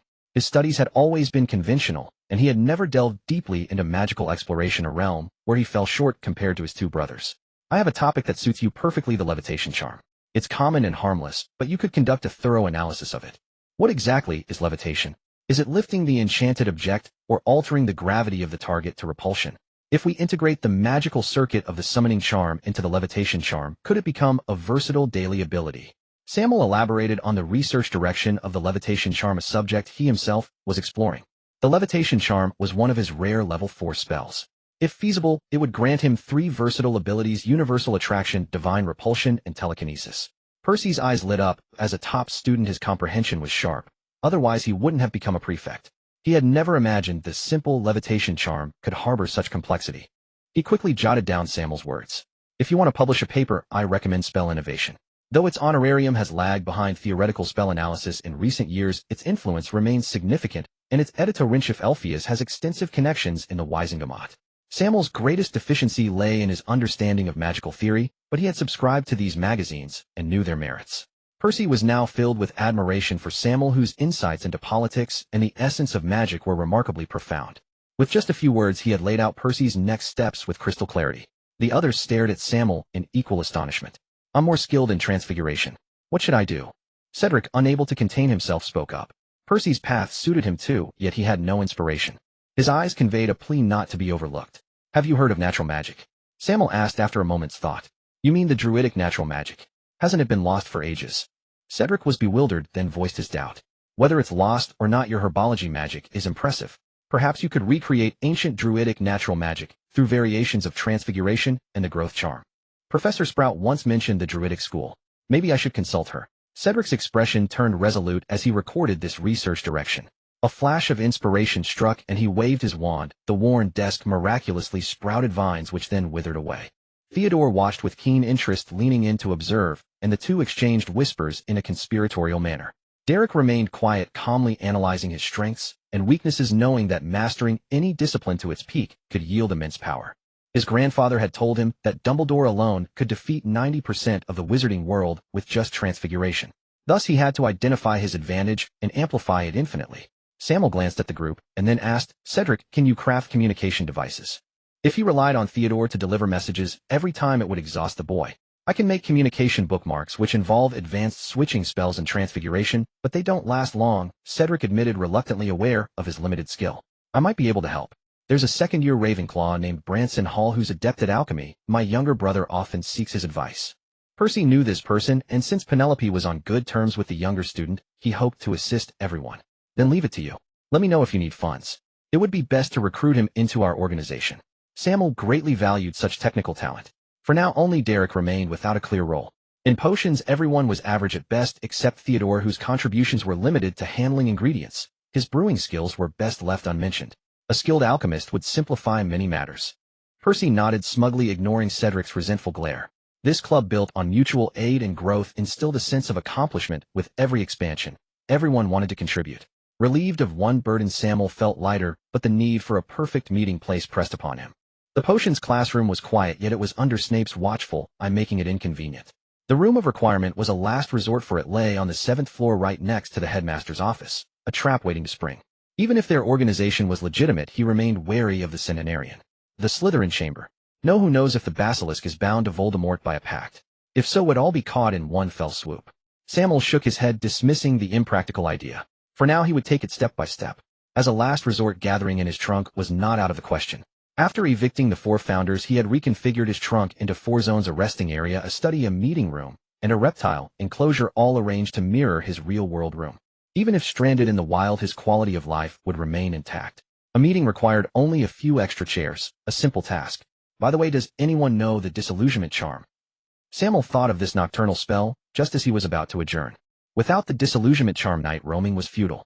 I don't. Neither do I. They exchanged awkward glances. Understandably, as top students, such frivolous spells were unnecessary for them. They'll handle this. If it's not in the restricted section, we might find it in the small bookshelf of the Ravenclaw common room. Cedric took on the task. Obtaining a pass to the restricted section was easy for him, as was entering the Ravenclaw tower. Cedric shot Percy a triumphant look, as if to say, "Who says I have no connections in Ravenclaw?"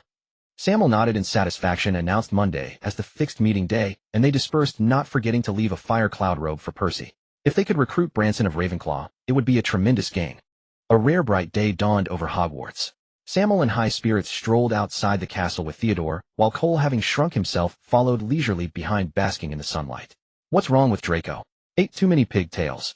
Why is he so furious so early? From a distance, they could see Draco approaching with a look of displeasure, his 2 bodyguards trailing closely. You haven't heard. Last time, Potter from Gryffindor not only went unpunished, but was also appointed as Gryffinder's seeker by Professor McGonagall. Theodore spoke, a hint of envy in his eyes. So that's how it is, Sammael replied, though uninterested. He still found it unfair. It was agreed that Quidditch tryouts would start from the 2nd year, yet Gryffindor was allowed to break the rules without consequence. As expected, as soon as Draco arrived, he began ranting to Sammael about Gryffinder's injustice, though his resentment was mostly directed at Harry. His 2 bodyguards acted like straight men, mimicking or echoing his complaints about Harry. If you think it's unfair, why not request a tryout from Professor Snape, provided you're confident you can win? Will that work? Draco asked, doubtfully, sensing Sammael's suggestion might be unreliable. Why not? Gryffindor broke the rules first. If you have the skill, the head of house has no reason to refuse. Sammael spoke truthfully. He had observed Slytherin's Quidditch practices. Their seeker was mediocre, and the position required little teamwork. If Draco had talent, it was entirely possible to replace him. All right, I'll give it a try, Draco said, finding Sammael's reasoning sound. More importantly, he didn't think he was inferior to that scarhead. If you get selected, you can have your father fund a complete upgrade of Slytherin's equipment. After all, your family isn't short on money. By the way, make sure this happens only after you're chosen. Otherwise, not only will our house be resentful, but other houses will use it to attack you. Sammael recalled how in 2nd year Hermione criticized Draco for getting on the team through connections. In his view, Draco was merely a sensitive, spoiled child. Since they were on good terms now, there was no need for him to endure such gossip. Draco nodded in agreement, then dashed back to the castle. Watching him go, Sammael wondered if Draco's mind was always on Harry, competing over every trivial matter. Could this be true love? If not, he couldn't explain it. Do you think Draco likes Harry? Sammael pondered for a moment before blurting out. Huh. Theodore froze as if struck by a thunderbolt. Is the wizarding world still so traditional? Sammael asked, puzzled by his silence. Both the Muggle and magical worlds were in Britain. Cultural differences shouldn't be significant. No, I mean, it's unlikely, Theodore quickly explained. He had known Draco since childhood and had never noticed anything. Think about it. Doesn't Draco always bring up Harry, intentionally challenging him at every opportunity? Clearly he's trying to get his attention. Sammael leaned forward, glancing at the eavesdropping Beffrey, and analyzed with mock seriousness. Isn't it because they're enemies, eh? Beffrey interjected, finding the reasoning plausible yet off. You wouldn't understand. What enmity could there be? From what I know, Harry just refused to be his friend. That's not enough for a grudge. The only possibility is that he likes him, Sammael replied, lowering his voice as if sharing a secret. Beffrey and Theodore fell into thought. They didn't want to believe it, but Sammael's observations were accurate. As friends, they should have offered blessings, but the idea felt strange. They wanted to speak, but couldn't find the words. Cole, seeing the smirk on Sammael's face, knew his master was up to mischief. Still, he recalled how that boy couldn't take his eyes off Sammael when he was naked. It wasn't entirely impossible. Draco, that slander. I was clearly admiring his abs. Lost in thought, the two followed Sammael back to the castle. As expected, by morning, every Slytherin knew that the young Master Malfoy harbored feelings for the boy who lived only to be rejected, turning love into hate. The rumor further claimed that Ron Weasley, acting as a third wheel, whispered in Potter's ear, causing Draco to break with Weasley in a bid to reclaim Potter's affection. This only made Potter dislike Malfoy more, making their love journey arduous. Sammael found this version amusing. He hadn't realized Beffrey had such talent, she would make a fine storyteller. Theodore was never talkative, so the rapid spread of the news could only be attributed to the Crouch heiress connections. Beffrey, tell everyone not to discuss this in front of Draco. Young love is sensitive and pure. As friends, we should help their relationship go smoothly, Sammael said, barely suppressing his laughter. How thoughtful of you. Ill-informed Daphne and the others right away. Beffrey nodded earnestly and dashed off. Young girls always harbored romantic fantasies, even if this love was a bit unconventional. Returning from provoking Potter and Gryffindor, Draco found everyone in the common room staring at him oddly. A few passing prefects even muttered words of encouragement. Sammael, did you badmouth me? Why is everyone looking at me strangely? He wasn't foolish, only someone with great influence could make everyone's gaze so odd. And Sammael was his prime suspect. What nonsense are you talking? As the heir of the Malfoy family, attracting attention is only natural, Sammael retorted, rolling his eyes while flattering him without missing a beat. I suppose so. After all, few dare to disrespect the Malfoy name, Draco said, nodding, solemnly satisfied with the explanation, and stopped worrying about the strange glances. Cole, lounging on Sammael's lap, glanced at the fool before dozing off again, silently lamenting his master's choice of friends. Such an idiot wouldn't survive a day in the wild. Sammael stifled a laugh and resumed reading his book. After all, he wasn't the one who spread the rumor. Even if it came to light, he had nothing to fear. In the Slytherin common room, Sammael, having finished his homework, idly practiced magic. The blue flames of the Bluebell Flames spell burned upon Cole without causing any harm. Cole even playfully licked the magical fire. This spell had no real damage, lacking any temperature, and possessed only a mild dispelling effect against illusions, making it perfect for dealing with redcaps. Sammael was deeply intrigued by this spell, which resembled a certain gas canister, and with his understanding of magic, he effortlessly upgraded it to level 3. When unleashed at full power, he soon set the entire common room ablaze. Aside from startling a senior who just entered, everyone else was amazed that the Bluebell Flames could be used in such a way. A certain unscrupulous senior even considered passing it off as the Fiendfire Curse, as Sammael's counterfeit killing curse at the start of term had opened their eyes and unlocked new possibilities. It feels so good to have no homework, Sammael said loudly as he extinguished the flames. Several angry glares shot toward him, as if wanting to bore holes through him. The owners of those glares were Belif and Daphne, who had spent most of their time lounging around and hadn't finished their transfiguration homework. Although tomorrow was Saturday, these two young ladies had already packed their schedules to the brim. What is Draco smirking about? I sometimes wonder if the water in his brain is just to nourish the green tree in his heart. Sammael couldn't help but mock his dazed expression. Maybe Potter accepted his date invitation. Theodore teased from the side. Though he didn't get Sammael's reference, he knew it wasn't anything good. They didn't bother to ask. Draco could never keep a secret, a trait as Gryffindor as it gets. Sammael, you won't believe what I did, Draco said. Tonight I challenged Scarhead to a duel in the trophy room. If I tell Filch it'll cost Gryffindor those precious few points. Draco snapped back to reality, looking smugly at Sammael.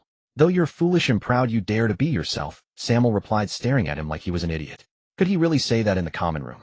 What will the other nobles think of you? Draco's smile faded as he looked at Sammael in confusion. As a pure-blood noble, you cannot abandon your honor. A sacred duel should not be a tool for scheming. Others will only think you're afraid of Potter, Sammael explained, glancing around. Indeed, others were staring at Draco oddly. Afraid of him? Ridiculous, Draco retorted like a cat, with its tail stepped on. He could endure anything but being called inferior to Potter. Yet he wasn't sure who Potter would bring as a second. Weasley was manageable, but an older student might be trouble. So Sammael, you'll help me, right? He wasn't stupid. Having Sammael as his second would seal the victory. Sammael couldn't be bothered, so Draco reluctantly turned to Theodore. Theodore, be my second. If not for Crabbe and Goyle being utterly incompetent, he wouldn't have to beg. They won't come. I told you it's a Slytherin trick.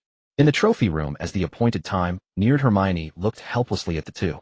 She hadn't wanted to come, but trying to stop these fools had made her miss the chance to return to the common room. Whether it's a trick or not, I'll come. I want lose to Malfoy. Harry had only been at Hogwarts a short time, but he had fully absorbed Gryffinder's recklessness. Perhaps he was truly suited for Gryffindor. Harry, make sure to teach Malfoy a lesson. If Sammael is there, it means he's fully sided with Malfoy. You should keep your distance from him in the future. That family. Ron encouraged Harry while subtly badmouthing Sammael. After a week of observation, he found Sammael terrifying. Who else would dare attack a fourth year on the first day? Mr. Weasley, speaking ill of others behind their backs is not a good habit. Perhaps you should pay more attention to your manners, Sammael said as he entered, catching Ron's bold slander. Sorry, Sammael. Ron didn't mean it, Harry quickly explained, not wanting his two friends to be at odds. I think I can tell whether it was intentional or not, Harry, Sammael replied calmly, his dark eyes holding an authority Harry had never seen. Ron's face turned red, wanting to argue, but lacking the courage. Potter, I trust you're ready to taste defeat. Draco and Theodore stepped forward. With Weasley as Potter's second, Draco was confident he could win. Harry wanted to explain further, but seeing Malfoy's aggression, he decided to talk to Sammael alone after the duel. Without further ado, they began firing spells at each other, skipping even the bow. Petrificus Totalis. Expelliarmus. Pureblood nobles spared no effort in their heir's early training, so Draco knew many spells, far more than Harry.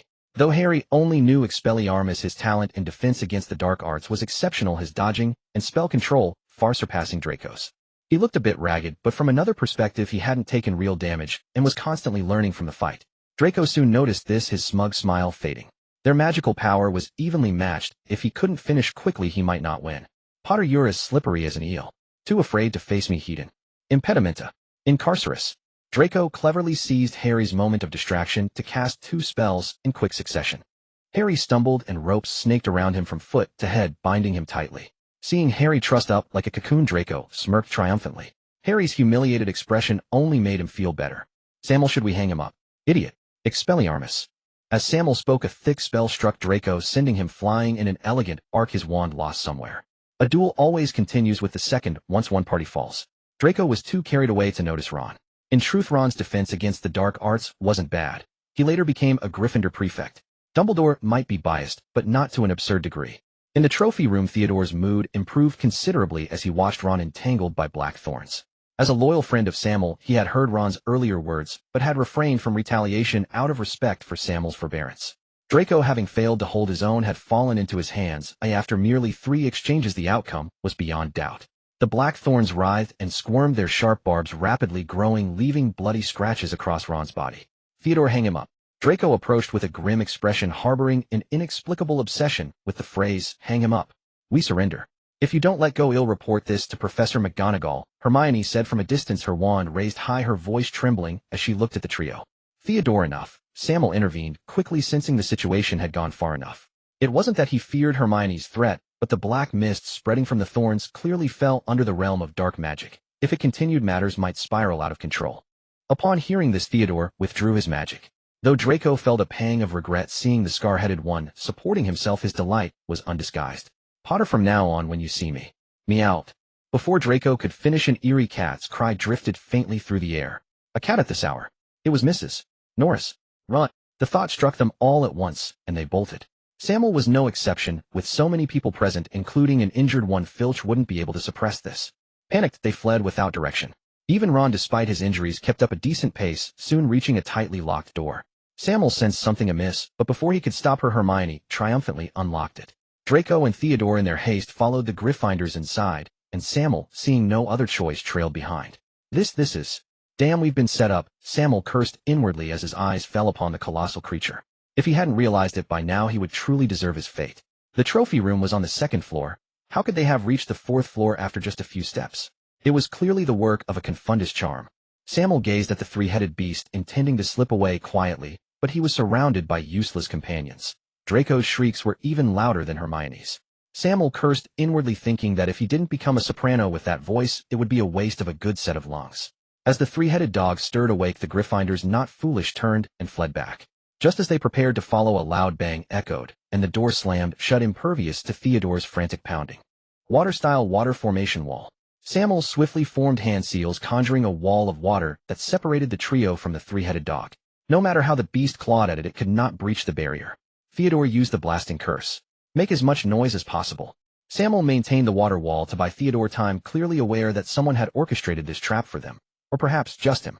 A punishment would be unpleasant, but it was still better than death.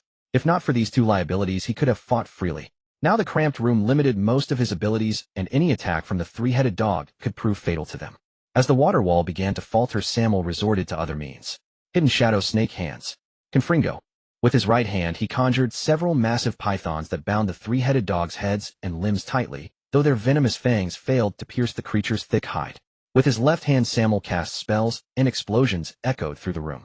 As a 5th-class magical creature, the 3-headed dog's magical resistance rivaled that of dragons and giants, making ordinary attacks largely ineffective. Of course, Sammael was no fool. He targeted the joints and the connections between the 3 heads. The 4th-level curse did not disappoint him. The 3-headed dog bled profusely, letting out a pained howl. Sammael, the door won't budge. It seems to be sealed with a powerful sticking charm and protective enchantments. Now it's fused with the entire castle. Sammael's face darkened at Theodore's words. The sheer magical power contained within this 1,000-year-old castle was beyond his imagination, though he knew a fourth-level curse was far from sufficient. Meanwhile, despite its injuries, the three-headed dog's ferocity was provoked. Its right claw broke free from the python's grip, crushing the serpent's head with a single swipe. The left head twisted at an impossible angle, biting through the python, binding the middle head. Sammael gritted his teeth against the pain, waving his wand in a futile attempt to remedy the situation. No choice. Summoning 10,000 snakes formation. Sammael crouched low, opening his mouth to an impossible degree as he felt his entire magical power surge. His mental strength and physical energy rapidly converted into chakra, which manifested as countless venomous snakes crawling forth from his mouth, at incredible speed, soon covering the three-headed dog entirely. The three-headed dog shook itself frantically. Though the snakes couldn't penetrate its defenses, there were simply too many. Some slithered into its mouths, while others sought entry elsewhere. Theodore, bring out the mirror. Ever since Sammael acquired the ability to travel through mirrors, he had insisted Theodore carry one at all times, and now it proved invaluable. Seeing the two stunned onlookers, Sammael wasn't surprised. The spectacle of the 10,000 snakes formation was indeed overwhelming. Theodore snapped out of his daze and pulled a full-length mirror from his pocket. Though he didn't understand why Sammael needed a mirror in such a dire moment, he had no choice but to trust him. Close your eyes. No matter what happens, don't open them, Sammael instructed before leading them toward the mirror. Instead of shattering, the mirror's surface rippled like water, swallowing the trio. When Sammael opened his eyes again, they had returned to his dormitory. Cole, the door guard, started at the intrusion, but upon recognizing Sammael, his expression shifted to one of resigned familiarity. This is your dorm? Draco asked in confusion, then breathed a sigh of relief, naturally sitting on Sammael's bed with a sense of post-crisis reprieve. Apparition? No, that's impossible at Hogwarts. Could it be the mirror? Theodore, also relieved, pondered these questions before turning a fervent gaze upon Sammael. Sammael offered no explanation. They would learn the truth in time, and for now the longer he kept it secret the better. Exhausted, Sammael felt the immense toll of the 10,000 snakes formation, which drained both his body and mind. He had no patience for Draco's boasts about having his father oust Dumbledore. After instructing them not to speak of the incident, he ushered both out of the room. As he left, he vaguely noticed Travers leading a group of 4, but he paid them no mind. With his growing power, Sammael didn't mind others scheming behind his back, provided they were willing to bear the consequences of crossing him. Sammael lay atop Cole, meticulously replaying the night's events in his mind. Everything that had transpired was shrouded in perplexity. One thing was certain. Their inadvertent intrusion into the fourth-floor corridor was undoubtedly Dumbledore's doing. Dumbledore's cultivation of Harry Potter had begun the moment the boy set foot in Hogwarts. As the chosen one, it was only natural for him to enjoy certain privileges. The mystery lay in why Sammael himself had been dragged into it. As for what followed, Sammael was certain it wasn't Dumbledore's handiwork. He indeed harbored a deep wariness for the centenarian, but the man's integrity was beyond reproach. Quirrell, Voldemort, Sammael murmured. The only ones in all of Hogwarts who would strike at him were these two. He had some enemies in Slytherin, but their abilities fell short of such feats. Compared to Voldemort, Sammael was more suspicious of Quirrell, yet this required repeated observation before a final decision. Sammael delved his consciousness into his mind, examining his newly acquired skills. Ding! Congratulations to the host for obtaining the title Hogwarts Dog Beater. Reward skill, Magical Creature Deterrence. Ding! This skill can be merged with the existing skill Snape's Glare. Proceed with Fusion. Fuse. Fusion complete. The skill has been upgraded, now capable of triggering legilimency and occlumency to a certain extent. Note: when someone lies to the host, legilimency is passively triggered. If external forces influence the host's thoughts, occlumency is activated. Sammael gazed at the newly fused skill, his heart devoid of joy or sorrow. He had hoped for a formidable ability, yet this one paled in comparison to the rewards from defeating Traverse 4 fools. Still, something was better than nothing. Host: Sammael Gaunt. Occupation: Wizard. Achievements: King of the Orphanage Street, Hero, Rebel, Purifier, Intermediate, Uncrowned, King of Slytherin, Mad Serpent of Hogwarts, Hogwarts Dog Beater. Talent: Parcel Tongue, LV. 4. System skills: Orochimaru's Ninjutsu Collection, incomplete, LV. For Water Release, Ninjutsu Collection, incomplete, LV. 2. Freestyle Combat, LV. 4. Snape's Glare, LV. For Mirror Shuttle, LV. 1.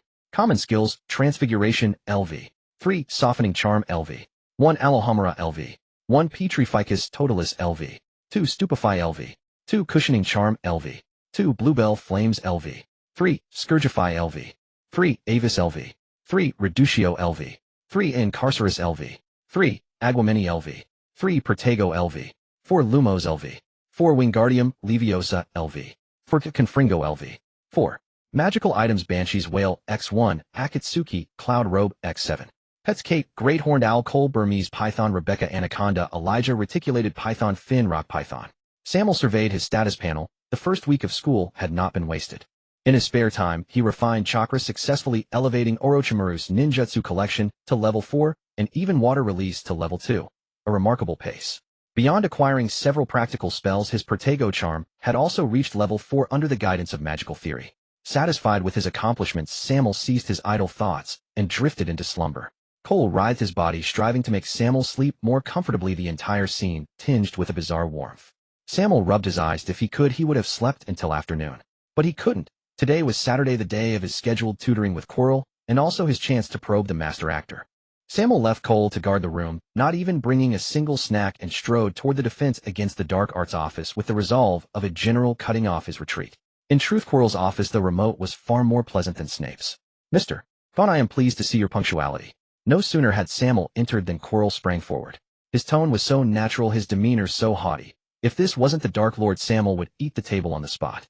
"I am grateful, Professor, for taking the time to tutor me privately. Punctuality is a duty every student should uphold." Sammael's expression was natural, his tone carrying a hint of deference. "Very well. To the point, Mr. Gaunt, I wish to understand your view on magic. In your eyes, what kind of magic can be deemed powerful?" Quirrell wasted no time launching directly into instruction. "In my view, no magic is truly powerful. It is the wizard himself that wields the power." Sammael refrained from foolishly citing natural or ancient magic. If ancient magic were truly superior, it would not have been supplanted by modern magic. "Excellent, Mr. Gaunt. You have not disappointed me." The Dark Lord was evidently pleased with Sammael's answer. "Even the killing curse's might depends on its caster. Against a first year, I believe Mr. Gaunt could prevail with just a disarming charm." Sammael nodded in agreement, a trace of uncharacteristic pride flickering in his expression faint. "Professor, I wish to know if certain magics grow powerful once mastered to a profound degree." Not wishing to banter, Sammael cut straight to his query. "Indeed, but human capacity is limited. One could spend a lifetime perfecting the Lumos charm, yet what of it? Dark magic is no stronger than light magic, but its starting point is higher than common spells. Devoting oneself to a specific dark art yields unimaginable power." At this, the Dark Lord's face swelled with pride. Who in all of Britain could rival his mastery of the dark arts? "Then, Professor, could you teach me some powerful magic?" Sammael asked bluntly. "Mr. Gaunt, Hogwarts forbids young wizards from learning dark magic." The Dark Lord's expression was inscrutable. After a moment's hesitation, he refused. Sammael turned away in feigned disappointment, rolling his eyes dramatically. "He thought you're putting on an act for me. If you weren't trying to lead me astray, my name's not Sammael." "Professor, I meant powerful magic, not dark magic." Sammael turned back, rephrasing his request to remind the Dark Lord. Their eyes met as Sammael made no effort to hide the fervor in his gaze. "I believe, Mr. Gaunt, you have successfully persuaded me." A flicker of joy crossed the Dark Lord's face, and as Sammael's attention wavered, he subtly raised his wand. When Sammael came to his senses, Quirrell staggered, his face deathly pale, accompanied by faint, agonized screams in Sammael's mind. He instantly grasped what had happened.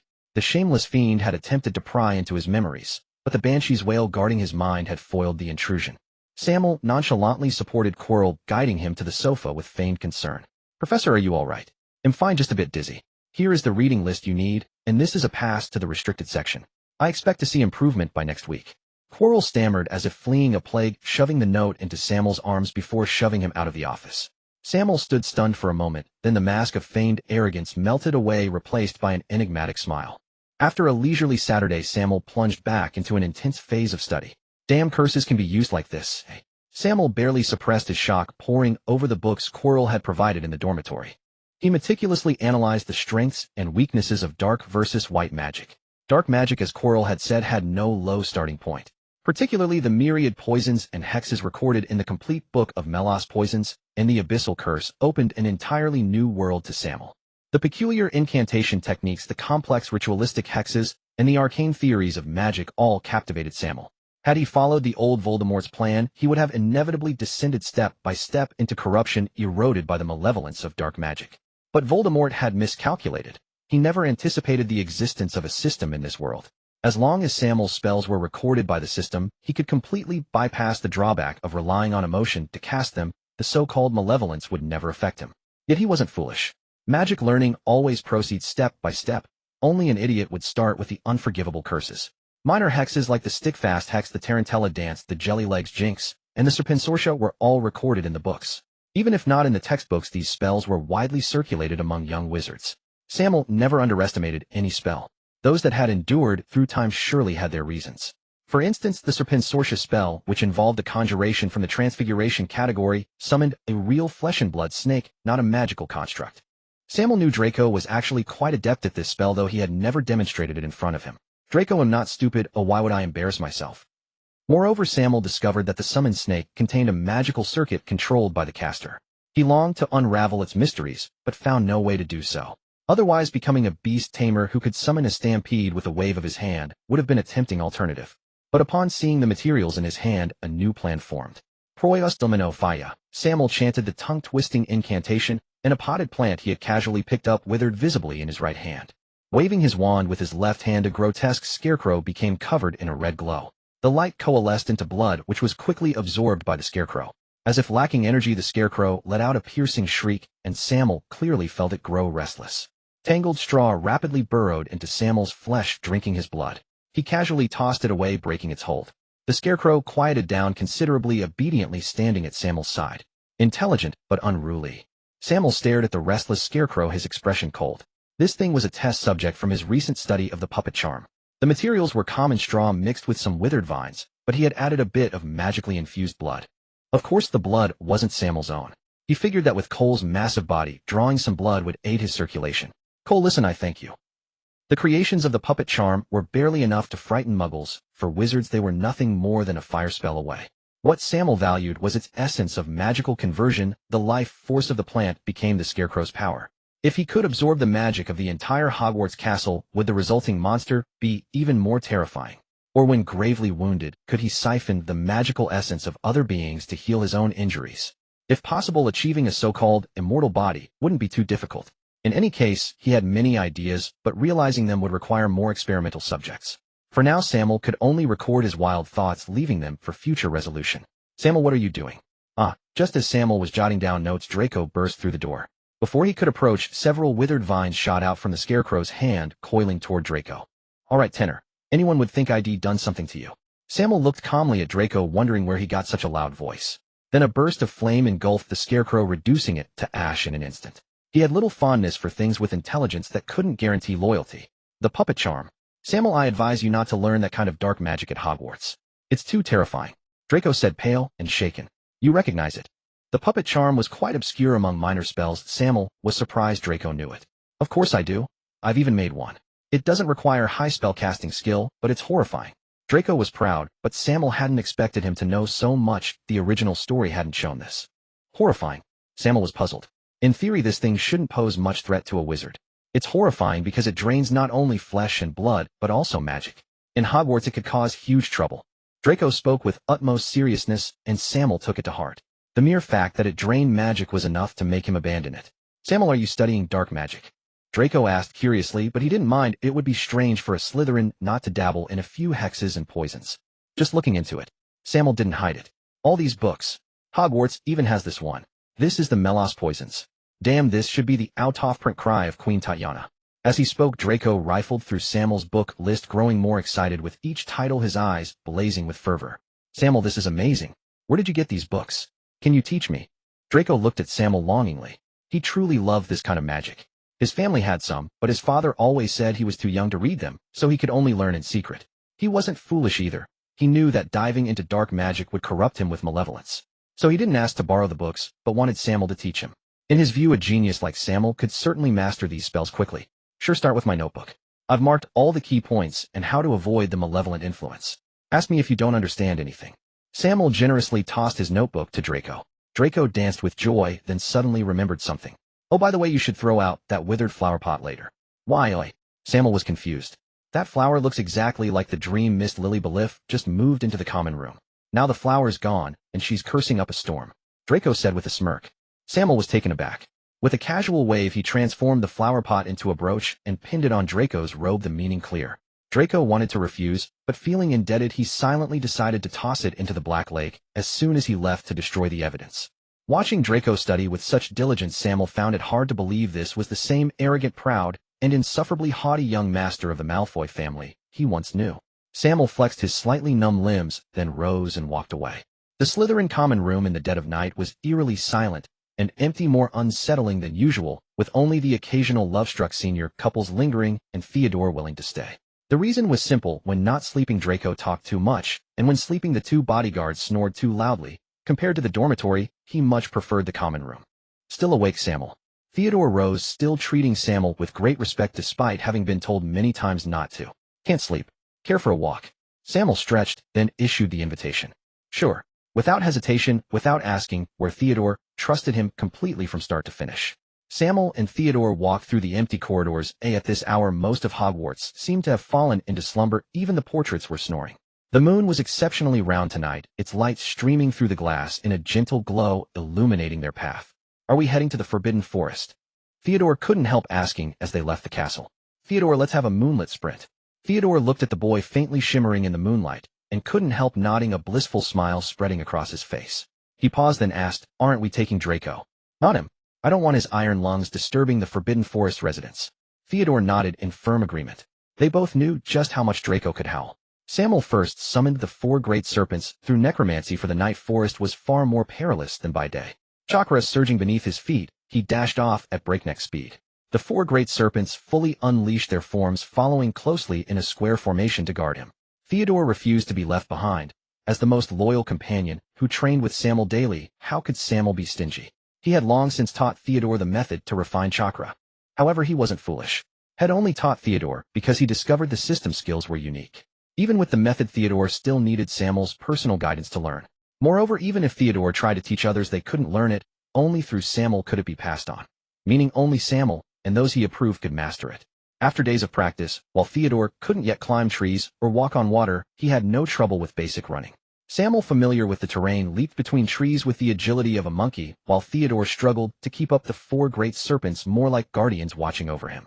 Expelliarmus. Petrificus totalis. Impedimenta. Sammael turned and fired spells at Theodore, who stumbled and fell flat on his face. Yet he wasn't angry. Instead, a wild look gleamed in his eyes. He knew this was Sammael's way of training him. Sammael didn't let up. These spells, though not overly powerful, gave Theodore a brutal lesson. Moving at high speed with his mind on edge, he had to constantly watch for Sammael's attacks. The whole ordeal was agonizing, but the progress was unmistakable. They ran faster and faster. Theodore learned to find cover, to dodge, no longer blindly chasing Sammael's steps. Those spells really stung. A whoa. Just as they were focused on their sparring, a piercing wolf howl echoed from afar. Sammael thought he heard leaves rustling. Werewolves. Damn full moon. Sammael cursed as realization dawned. Normally he wouldn't fear werewolves, but under the full moon their combat power surged. He shielded Theodore behind him as the four massive pythons reared their heads, forming a protective barrier. Go all out. Werewolves never appear alone. Sammael warned, and Theodore scanned their surroundings with grim focus. Soon they spotted the targets. 7 werewolves, not as burly as had imagined, but lean and wiry despite being larger than them. Protego. Sammael cast a shield over them both, then watched Theodore expectantly. Herbivicus. Incendio. Theodore caught Sammael's intention and unleashed his most adept spells. The fully powered Herbivicus spell rooted into the ground, spreading rapidly like serpents, but the moonlit werewolves were swift and evaded it easily. The Incendio spell harried them, impressive in power, yet still failing to harm the beasts. Seeing his spells ineffective, Theodore grew anxious. Fuse, he roared, and the flames collided with the thorns, igniting them. Yet the thorns didn't burn. Instead they merged with the fire into the core of the briars. All the thorns swelled rapidly, splitting open with flames flowing through their cracked bodies. Sharp spikes wreathed in black mist flickered with fiery light. The true power was yet unknown, but the spectacle was impressive. Oh, a touch of ancient magic. After all this time, Sammael's insight had sharpened, and he recognized something. The thorns accelerated quickly, ensnaring a werewolf. Amid its agonized howls, it turned to charcoal, then crumbled to ash and dissipated. The other werewolves, eyes bloodshot, charged at them in unison, the moon stripping them of most reason. Theodore stepped out of the shield's range, standing at the heart of the flames, directing the fiery thorns. Though dodging the werewolves' attacks was clumsy, his combat instincts were sharpening fast. Screech. The sound of sharp claws scraping against the shield made Theodore's hair stand on end. Had Sammael not intervened, he would have been torn apart. Sammael waved his wand, and the gnarled branches of nearby trees turned metallic under his control. The branches extended into a cage, trapping the remaining werewolves.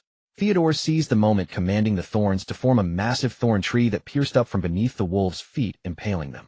Sharp tendrils grew through their limbs, and under the thorn fire their bodies heated rapidly, turning from red to black, then crumbling to ash and falling off. The other werewolves met their end in painful howls. Well done, filthy beasts. Sammael patted Theodore, who was panting heavily, and praised him. Had once had thoughts about werewolves, high magic resistance, great strength, speed, and decent spellcasting outside the full moon. But this complete loss of reason, leaving only bestial instinct, dispelled any such ideas. Besides, they were hideous, nothing like the glamorized versions on TV. Sammael strolled through the forbidden forest with the weary Theodore, his demeanor utterly relaxed, as if they were on a sightseeing trip. Sammael pacified the complaining 4 great serpents. During the battle, he had kept them from acting wary of the werewolves' venom. In terms of size, they could crush the werewolves with ease, but if anything went wrong, he would have nowhere to vent his grief. Do you want to become wolf snakes? At this, the 4 great serpents fell silent, save for Rebecca muttering, "Master is so annoying, who would want to become that hideous thing?" Sammael stroked Finn's head, teasing the only ugly snake by his side. Finn eagerly flicked his tongue, licking Sammael's hand. Among the 4 great serpents, Cole was arrogant, Rebecca willful, and Elijah gentle, yet ruthless. Only Finn was obedient. But Sammael was a looks-oriented person and rarely paid attention to Finn, though his fondness for him had never diminished. Sammael played with the serpents, and the silent forest occasionally echoed with sounds like the whispers of ordinary demons, sending chills down one's spine. The youth rejoiced, the serpents danced wildly. The scene was both eerie and harmonious. Behind him, a faint smile graced Theodore's cold face, as if freezing this image in his mind, wanting to protect the boy's smile. Master, a werewolf is approaching rapidly, but something feels different. The serpent's thermal perception was extremely keen. Rebecca quickly alerted Sammael. Sammael's expression sharpened. Even he sensed the unusual atmosphere. "Sammael, what's happening?" Theodore saw Sammael's expression and knew something was wrong. Before Sammael could explain, a humanoid shadow hurled Theodore away at incredible speed. Theodore was knocked out before even seeing who it was. The 4 great serpents reared up and swiftly attacked the shadow, but it dodged them effortlessly, leaving them to coil anxiously around Sammael. Sammael had never encountered such a situation. Even with his strength, he could only see a pair of crimson pupils radiating madness and savagery. He didn't even have time to cast a shield charm. "Damn it, I was careless." Sammael brandished his wand, and explosions erupted one after another, driving the shadow backward. He knelt to check on Theodore, finding him merely unconscious from the impact, and breathed a sigh of relief. "Blasting curse." Sammael roared, finally stunning the attacker. "What is this? A werewolf?" He finally got a clear look, sharp claws, a wolf-like head, and silver-white mane brimming with wildness. This was the werewolf he had imagined, unlike the scrawny skeletal ones he had encountered before. "It's a male. Pfft. Damn, is this for real, eh?" Sammael glanced briefly and saw the werewolf's wounds healing at a visible rate. In the blink of an eye, aside from the bloodstains, there was no evidence of injury. Knowing his blasting curse could rival an auror's, he was intrigued by the creature's body and its astonishing regenerative abilities. The werewolf woke quickly, its fierce eyes fixed on Sammael with undisguised killing intent, and lunged at him. The werewolf was fast, but Sammael's spells were faster. Nonverbal magic was simply unfair. Explosions hammered its joints repeatedly, and the werewolf fell. Heal, attack, wound, heal again, attack again, wound again. After the 10th fall, its regenerative power had clearly diminished. A hint of clarity emerged in its savage eyes. "Sammael, Gaunt." The werewolf was visibly startled and asked in confusion, "Retaining your sanity on a full moon night? Are you a Hogwarts student?" Sammael was astonished by the werewolf's transformation. He had never heard of a werewolf keeping their wits on a full moon unless they had taken wolfsbane potion, but the earlier situation didn't fit. And this guy recognized him. He must be a Hogwarts student. Branson Hall, second-year Ravenclaw. The werewolf regained mobility, twisted its neck, and its massive wolf head reverted to human form, retaining only sharp teeth and claws with crimson pupils that gave it an eerie beauty. "Who?" "Branson Hall." Sammael was initially amazed by the transformation. If revealed, it would be a groundbreaking discovery in the magical world. Then he realized with a start that this was the alchemy prodigy Percy had mentioned. "You know me?" Branson asked, puzzled that a prominent figure like Sammael would take notice of him. "Yes, Percy should have invited you to join my organization." Sammael's expression was calm, hard to read. "He did invite me, but I refused." Branson nodded, being quite frank. Back then, Percy hadn't even mentioned Sammael's name before he turned him down. "Why?" Sammael asked. "I've made some enemies, but I'm not in the mood for childish games." Branson spoke through gritted teeth, his eyes hiding an unmistakable hatred. "What if I could give you the power to take revenge?" Sammael didn't ask for details, but extended an invitation in a seductive tone. "I'm in." Branson was momentarily dazed, then nodded firmly. There was no talk of charisma or empty promises. It was simply because he was Sammael. Among the lower years, that name was synonymous with power. "Care to introduce yourself?" "Honestly, I recruited you because I heard you're a genius in alchemy. I know nothing else." As he spoke, Sammael ordered Rebecca to pick up Theodore. There was still a way to the castle, and he didn't want to carry him. Branson retracted his claws and teeth. "I'm from the Hall family in America, of the Moon Burial clan, one of the 12 werewolf clans. You can keep your sanity on a full moon." Sammael ignored the mention of the 12 clans fixated on this point, which challenged his understanding. Actually, members of the 12 werewolf clans can stay rational on a full moon and even maintain human form, but it requires training. Sammael nodded, noting that this guy clearly hadn't learned well. As he spoke, Branson took the unconscious Theodore from Rebecca's jaws, feeling somewhat apologetic since he had injured him. And in Britain, werewolves are called the moon's favored children, but here they're known as the moon cursed. The entire werewolf community doesn't acknowledge British werewolves. Branson spoke of British werewolves with disdain. How are you in terms of magical ability? Sammael was worried about his spellcasting, as most werewolves had their magical energy absorbed and altered by their wolf forms, making them mediocre in spellcasting. Top of my year. Branson was proud. He was a top student at Ravenclaw. Don't look at me like that. I'm different from British werewolves. I was born a werewolf, and my mother is the queen of the Moon Burial clan. I may not match you, but I'm certainly not weak. Branson answered every question along the way without reservation. Since he had made his choice, he had to see it through. It was his own decision after all. They walked and talked, their silhouettes stretched long by the bright moonlight. Wait, you can turn into a wolf. It's possible, I guess. In the early morning, even within the Slytherin common room, Sammael sensed that today would be a gloriously sunny day. From last night until now, the smile at the corners of his mouth had not ceased. He had inquired and learned that Brandon's alchemical talent was indeed considerable. Basic alchemical products could hardly stump him. Moreover, the most crucial point was that he was still young, and it was no exaggeration to say his future was boundless. Sammael was quite satisfied to have recruited such a genius into the organization. As for helping Brandon exact revenge, he was confident that after graduation he would have enough capability to handle it. A smile curving his lips, Sammael hummed an unfamiliar tune as he walked forward. Sammael, what happened yesterday? Theodore, rubbing his swollen occiput, staggered over. Nothing much. We encountered another werewolf attack yesterday. You were knocked unconscious. Brandon of Ravenclaw and I joined forces to kill the creature. Before Brandon could reveal his identity, Sammael chose to keep the secret for him, having no choice but to put Theodore off. Brandon? You mean that Brandon Hall? What was he doing there? Theodore asked in astonishment. He knew Brandon was a genius they were trying to recruit, but he never expected to find him in the Forbidden Forest. Clearly we Slytherins aren't the only ones who break the rules. Ravenclaw does too, Sammael stated with an air of certainty. Theodore wanted to ask more, but ultimately held his tongue. The pair walked together to the vicinity of the Black Lake, where they each practiced their magic, their daily routine. Theodore still had many deficiencies in his application of chakra, and Sammael often guided him. Both being geniuses, their comprehension was naturally sharp. A mere hint was enough to illuminate the path. Ignoring Draco, who was grinning like a fool, the two headed towards the castle's great hall. Refining chakra was quite exhausting, and eating was the best way to solve that problem. However, neither went to the Slytherin table. Instead, they headed to the adjacent Ravenclaw table. Due to his physical condition, Brandon rarely interacted with others. If a girl from his own house approached him, because of his looks, he would shut her down after a few words. Even in Ravenclaw, a house that gathered eccentrics, he was considered an outlier. Hence there was seldom anyone around Brandon, which made it convenient for Sammael and Theodore. Good morning, Brandon. Good morning, Sammael. Theodore. Brandon showed no sign of shyness and greeted Theodore, much to the latter's surprise. Percy should have already paid the galleons. How are you planning to design it? At first I was going to make a simple communication coin to fob you off, but now I have a better idea. He was candid, directly admitting his initial intention to deceive him. Care to elaborate? Of course. I just received a letter. My family has replicated the technology of the two-way mirrors. I plan to make it in the form of a ring. Besides the basic communication function, it'll add a projection feature.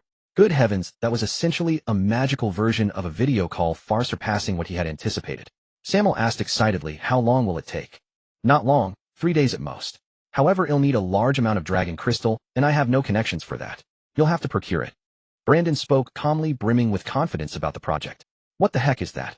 Sammael had never heard of it, but the name alone sounded impressive. It's just obsidian, Brandon explained patiently. Leave that to me. Sammael breathed a sigh of relief. He had thought it was something rare.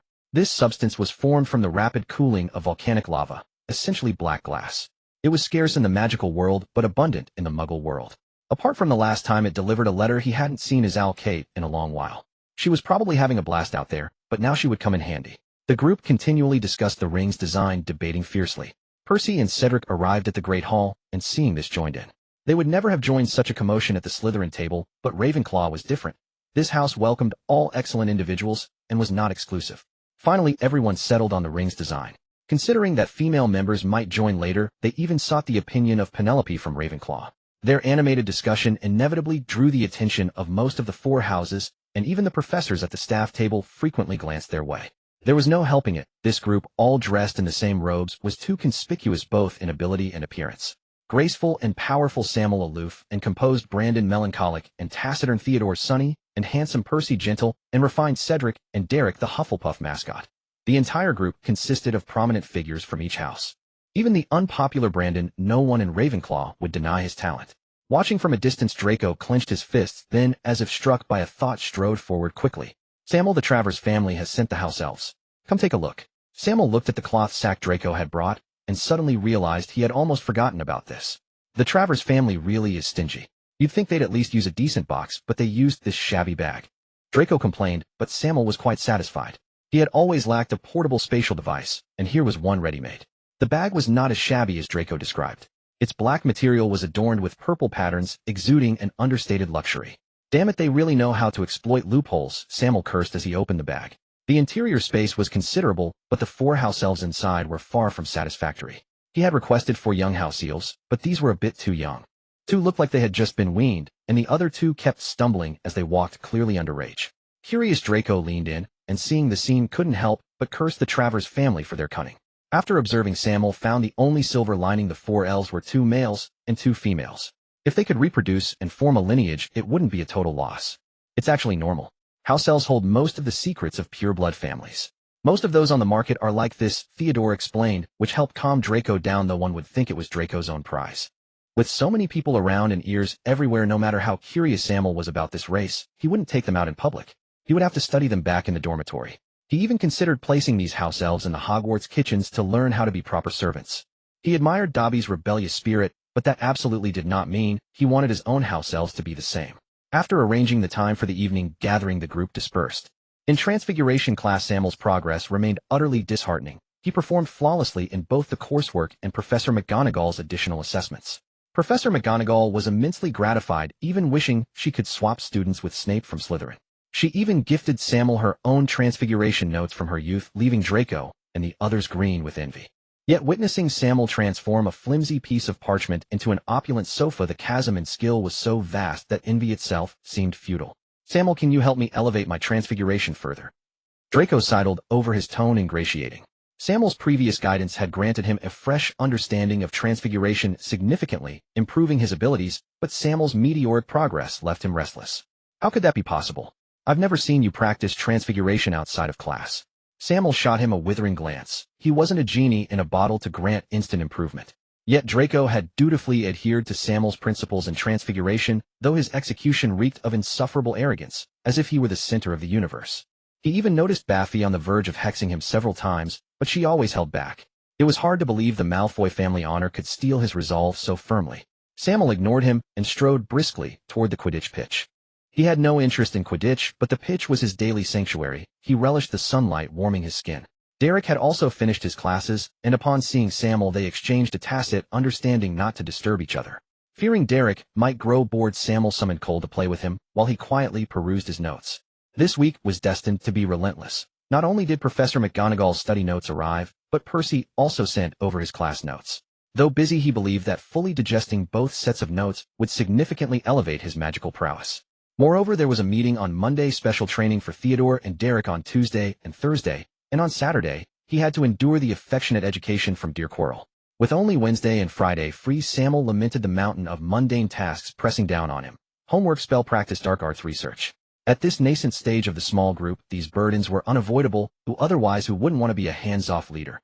Sammael, there you are. I want to join your organization. Draco sprinted over, fixed his gaze on Sammael, and declared with conviction. What do you mean? Sammael hesitated, ready to refuse, but the resolve in Draco's eyes stayed his words. You must know, even without joining it won't affect our friendship. I know, but I still want to join. Draco's tone was unwaveringly firm. A Malfoy was second to none. Why could everyone else join? All right, but the Dream Fulfillment Organization is a mutual aid and growth group. You'd best clarify what your dream is and what you can bring to the table. We'll hold a vote. If more than half agree, they'll approve your membership. If you fail to win their approval, even as my friend, I cannot consent. Though Sammael founded the organization, he was no dictator. He would never allow Draco's entry to sow discord. Rest assured, I, Malfoy, possess talents you've underestimated. Don't belittle me. Draco shouted as he ran, his words brimming with confidence. That night in the potions classroom, a resonant voice echoed through the room. I, Draco Malfoy of the sacred 28 family's heir to the Malfoy legacy. I trust everyone here knows me and understands my family's wealth and influence in the magical world. My dream is to elevate the Malfoy family to new heights. Beyond offering future conveniences, my magical prowess is equally formidable. Watching Draco speak with such exuberant confidence, Sammael and Theodore struggled to suppress their grins. He had already informed the others of Draco's intentions, but seeing him deliver a self-introduction as solemnly as a schoolboy was too much to bear. Even the newly joined Branson was chuckling covertly. Sammael thought, I dubbed thee the strongest social butterfly of Hogwarts. I doubt your so-called formidable magical prowess. Theodore hid his smile, cracking his neck as he began the interrogation. He knew Draco best, and understood Sammael's concerns. In truth, if Draco displayed notable talent in any area, his admission was all but certain. Theodore, dare you accept my challenge? Draco, aware this was Theodore's opportunity to showcase him, issued a direct challenge. Don't hurt him. Sammael smiled faintly, observing their performance, but knowing Theodore's true skill, he quickly cautioned. Both were somewhat restrained, the duel lacked flair, riddled with flaws in Sammael's eyes. Percy and Cedric shook their heads in disappointment. At their level, even Derek could easily best them. Sammael shot Theodore a glance, and Theodore intensified his spell output. The spells were no longer confined to minor jinxes like Engorgo or Rictusempra. Incendio. Compared to other young wizards' palm-sized flames, Theodore's fire spell was vastly superior. The room rapidly heated, crimson flames spreading from him. Sammael had to conjure a transparent shield for the group. Smoke rope spell? A variation. As Draco was forced back by the flames, a thick, black mist erupted from his wand. Sammael was astonished. This was a spell he'd seen yesterday in Malas Curses, and Draco had mastered it overnight, even altering its casting form. Malfoy is about to lose. Percy, seeing Theodore cast the Briar Curse, knew the outcome was sealed. Though unfamiliar with Theodore's full strength, he recognized the true power of the Knot family's hereditary magic. The others nodded in agreement. I'm not so sure. Sammael's expression tightened as he faintly heard a serpent hissing within the black mist. The duel ended with surprising swiftness. As the mist dissipated, Theodore stared in disbelief at the long gash on his arm, blood dripping onto the floor. Draco, drenched in sweat, leaned weakly against the table, clutching a lifeless, venomous snake. Joy radiated from his eyes. I'm Malfoy, am second to none. This? Impossible. Theodore was still immersed in the shock of his recent defeat, unable to comprehend how he had lost. Cedric prepared to heal him, but the wound refused to close. Dark magic. As top students from various grades, they could naturally recognize this phenomenon. Aves. Sammael summoned a flock of ravens which silently encircled Theodore in an eerily unsettling scene. The others remained silent, watching Sammael's actions. Sammael grasped Theodore's arm with one hand, while stroking the ravens with the other, chanting complex ancient incantations. The ravens wailed, their bodies withering and bursting as a violet-black light coalesced upon their remains. Percy discreetly cast a non-verbal spell with his wand. Such a commotion, if witnessed by the professors, would land them in an inexplicable predicament. The violet light gathered, intertwining, and surged into Sammael's right hand before vanishing. A green glow of vitality emanated from his left hand, covering Theodore's wound and swiftly healing it. The onlookers marveled at the sight. Had it not been for the scattered feathers, none would have guessed what had transpired. A curse and a puppet charm. I've truly underestimated you, Draco. Sammael's tone was calm, impossible to discern whether it was praise or criticism, sending a chill down Draco's spine. A curse. Cedric and Percy furrowed their brows, casting strange glances at Draco. They were no strangers to dark magic. In fact, upper-year defense against the dark arts classes covered some dark magic for targeted countermeasure training, and curses were notoriously the most difficult. Curses were far more terrifying than jinxes or hexes, often involving knowledge of the soul's depths. Even seasoned dark wizards rarely mastered them. It was hard for them to imagine that this fool who constantly clashed with Harry Potter possessed such talent. The most shocked was Sammael himself. In his view, Draco had at most studied some dark magic from Malas' malignant hexes. According to the learning methods recorded in his notebook, the erosion of malice might exist, but was certainly not severe. He never expected Draco to delve into the contents of abyssal curses. This book was so obscure and difficult that even old Voldemort hadn't held high hopes for him, merely wanting him to gain some understanding. Each time Sammael studied it, he heard demons whispering in his ear, causing him immense torment. Yet Draco had managed to perform it with some proficiency, even innovatively combining it with the puppet charm. He first summoned a black snake with Serpensortia, then used the method of a symbiotic curse to self-harm, linking himself and Theodore in mutual detriment. But mutual destruction was never his goal. He was far too cunning. He directly redirected the life-draining effect of the puppet charm onto the black snake.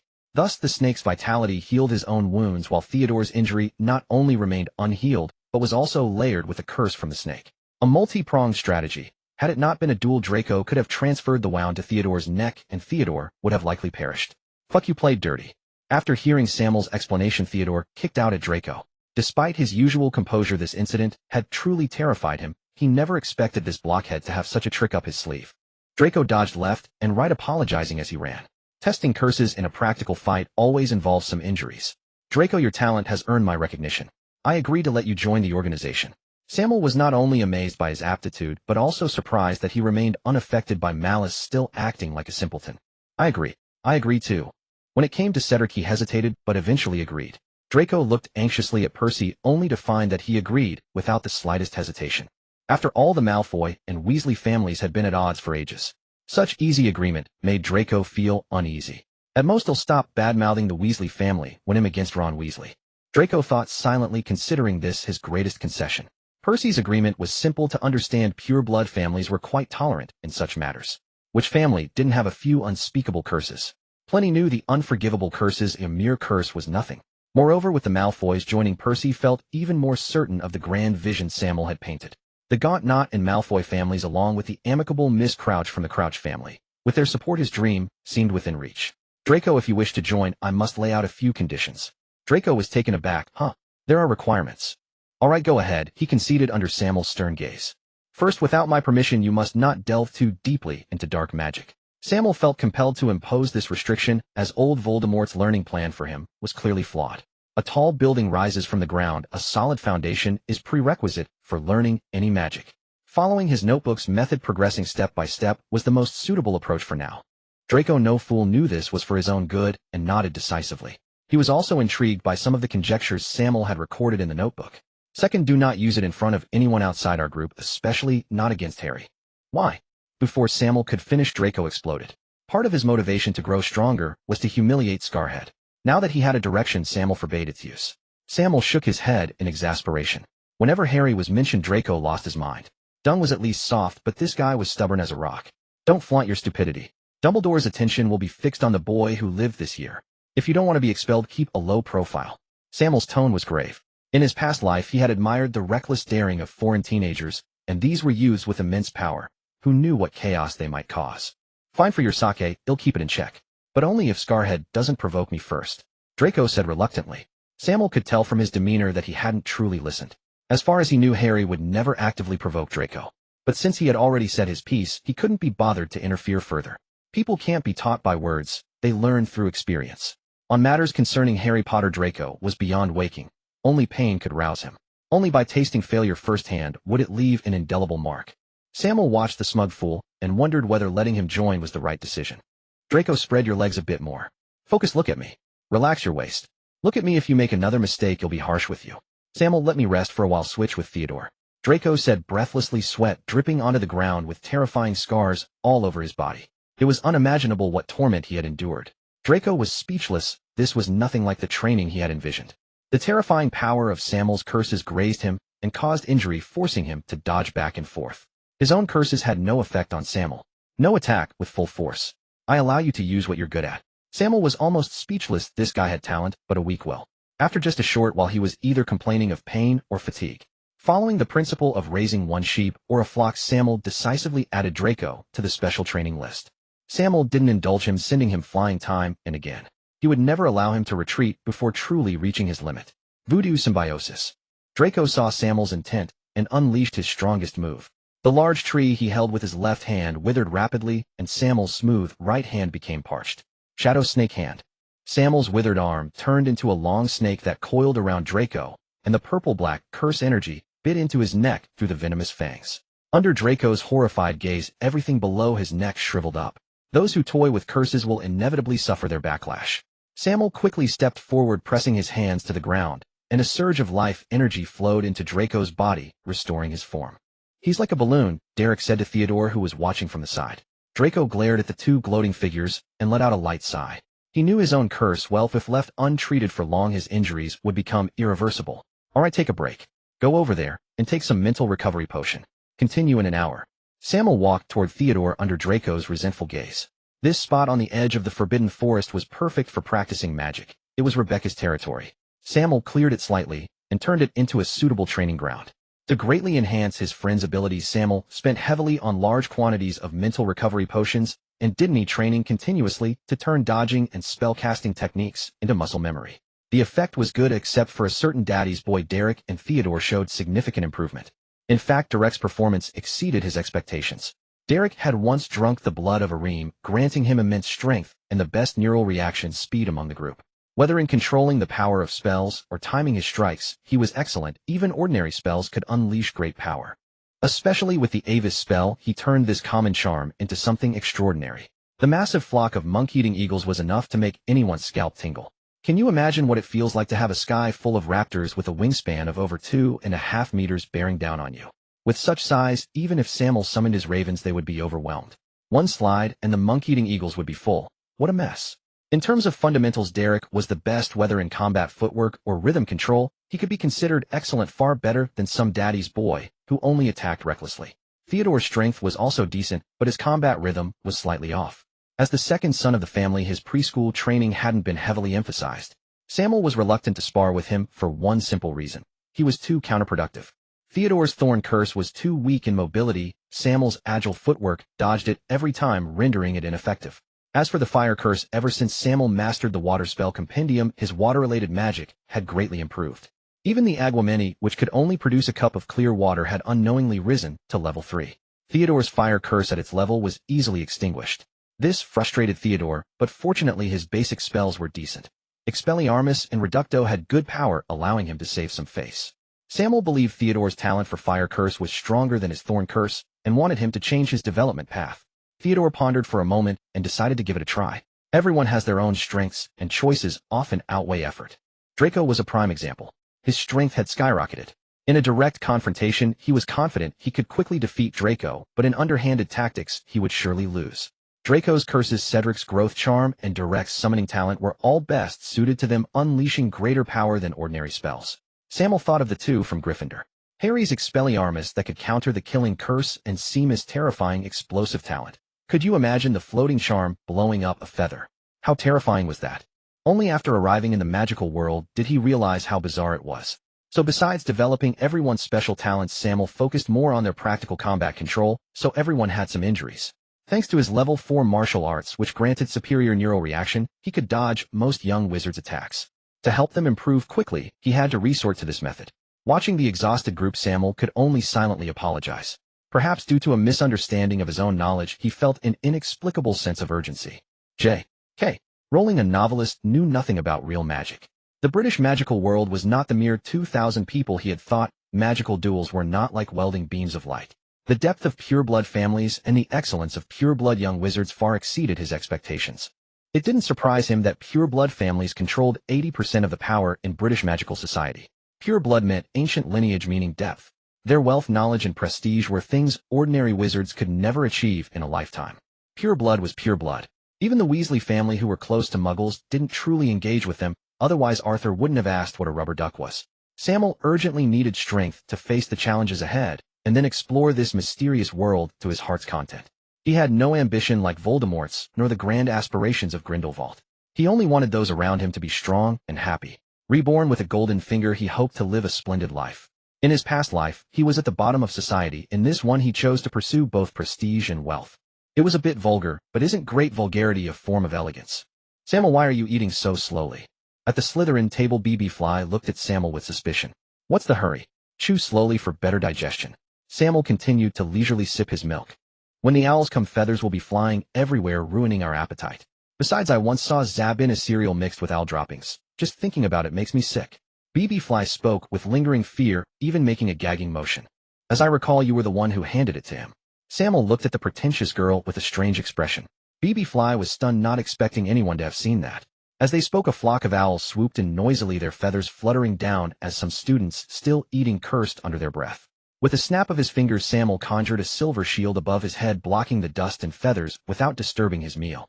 Such a commotion drew attention, but he was used to it, better than eating grime.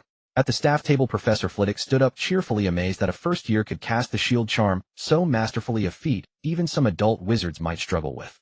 Professor Snape glanced at the smiling Dumbledore, his expression unreadable. He swore that even the Dark Lord at this age couldn't surpass Mr.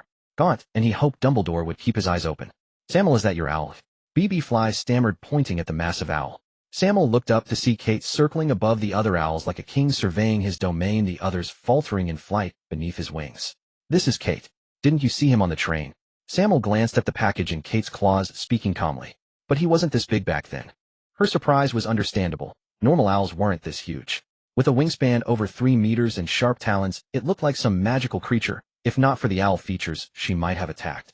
Maybe he's grown, or perhaps he has some magical creature blood. Sammael had been startled himself when he summoned Kate in the forest. He hadn't expected that adding a banshee's wail rune would cause such a transformation. He had chosen Kate initially for experimentation, and because of a saying from his past life, better an owl's cry than an owl's laugh. He thought the skills suited owls, both being somewhat ominous, but he never anticipated a change in size. Still, it wasn't a big deal. He always believed bigger is better when it came to pets, and Kate's new looks suited his taste. Changing the subject, he fed Kate some meat and quietly opened his package. Perhaps due to Kate's carrying capacity, the owl had brought quite a haul. To save time, dragon crystals, quills, various healing potions, and letters from home. Most items were fine, but his dear father Daniel's letter expressed anger at Sammael's coldness for writing only to his mother. He also subtly hinted at his craving for magical snacks, though he didn't write it outright. Instead, he used something like an acrostic poem, a little secret code between father and son. Sammael strongly suspected the letter's real focus was the snacks. Look, Draco got a broomstick. Just as he was pondering how to bribe his father, Theodore pointed at Draco's package and called out to Sammael. The distinctive shape confirmed it was a broomstick, likely sponsored by Draco's father after he became Seeker. Look, Malfoy is off to find his beloved again. Sammael heard Bebefly's voice and followed her gaze to the swaggering figure. Stupid Potter, don't think you're so special. I'm officially informing you that I'm now Slytherin's Seeker. As Malfoy's voice rang out, the Gryffindor students stared at him in astonishment. Oh, and I forgot to mention my father donated 7 Nimbus 2000s to Slytherin to show his support.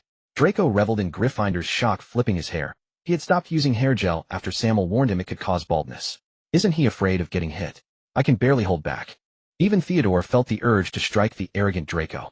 I think it's coming soon. Look at Fred. Though Theodore couldn't tell the Weasley twins apart, he could see their hidden hands.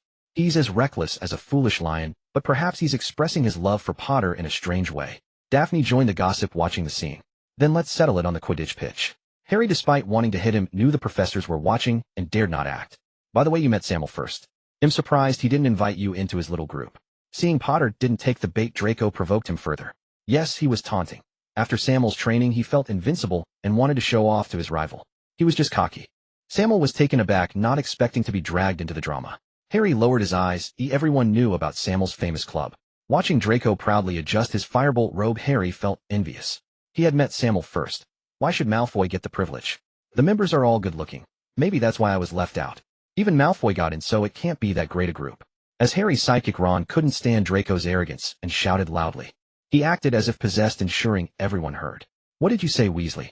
Draco's face darkened, instinctively gripping his wand, glaring at Ron.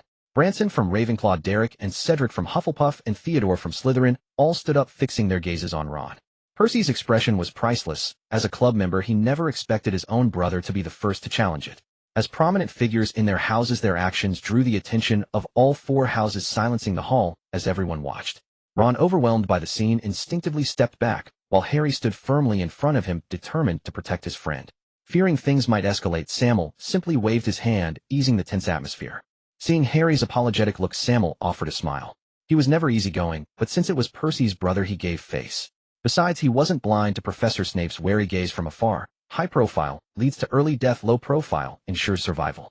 He had enough spotlight. Ron wasn't worth the trouble. Several days had passed since Ron's provocation, and the Dream Fulfillment Organization, founded by Sammael, had inexplicably gained popularity. People often inquired about the conditions for joining, as these were all hot-blooded young lads, none willing to admit their own inferiority. Sammael did not relax his selection criteria. Those who qualified were few. However, since he currently had no intention of recruiting members, he merely silently noted down their names for future consideration. It was worth mentioning that Hermione from Gryffindor was among them, yet she too failed to catch his interest. By the edge of the Black Lake, Sammael diligently guided the 2 novices, Theodore and Derek. After such a long time watching the pair still treading water, Sammael couldn't help but sigh. Theodore's magical control was as abysmal as his performance in potions class, consistently dreadful. His progress should logically have been the fastest, yet he was still cautiously treading water, occasionally sinking. Watching Draco strutting across the lake, he felt the world was truly unfair. Even Derek had surpassed him. Bang! Bang! Sammael's gaze followed the sound to a distance where Branson, Percy, and Cedric were engaged in a fierce battle on the Black Lake. They couldn't use ninjutsu, but they had magic.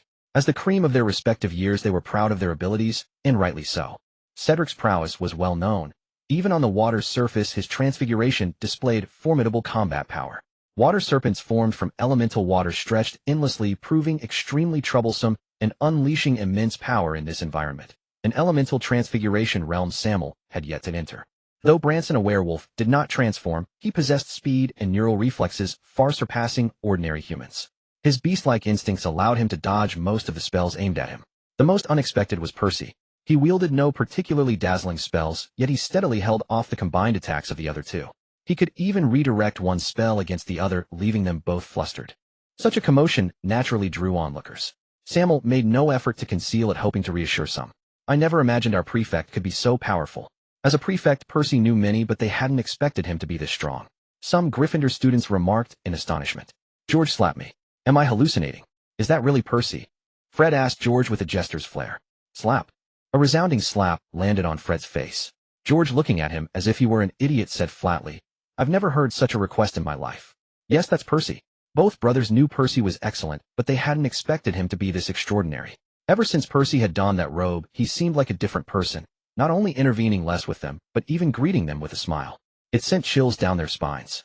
After persuading the persistent Draco to leave, Sammael once again stepped into the defense against the dark arts classroom. Indeed, it was Saturday, the day old Voldemort taught Sammael. Good morning, Professor. Good morning, Mr. Gaunt. That was a splendid duel. Another dull, perfunctory greeting. Quirrell had repeatedly, though subtly, probed about his elemental magic, but Sammael had evaded every time. Sammael thought, who do you think you are?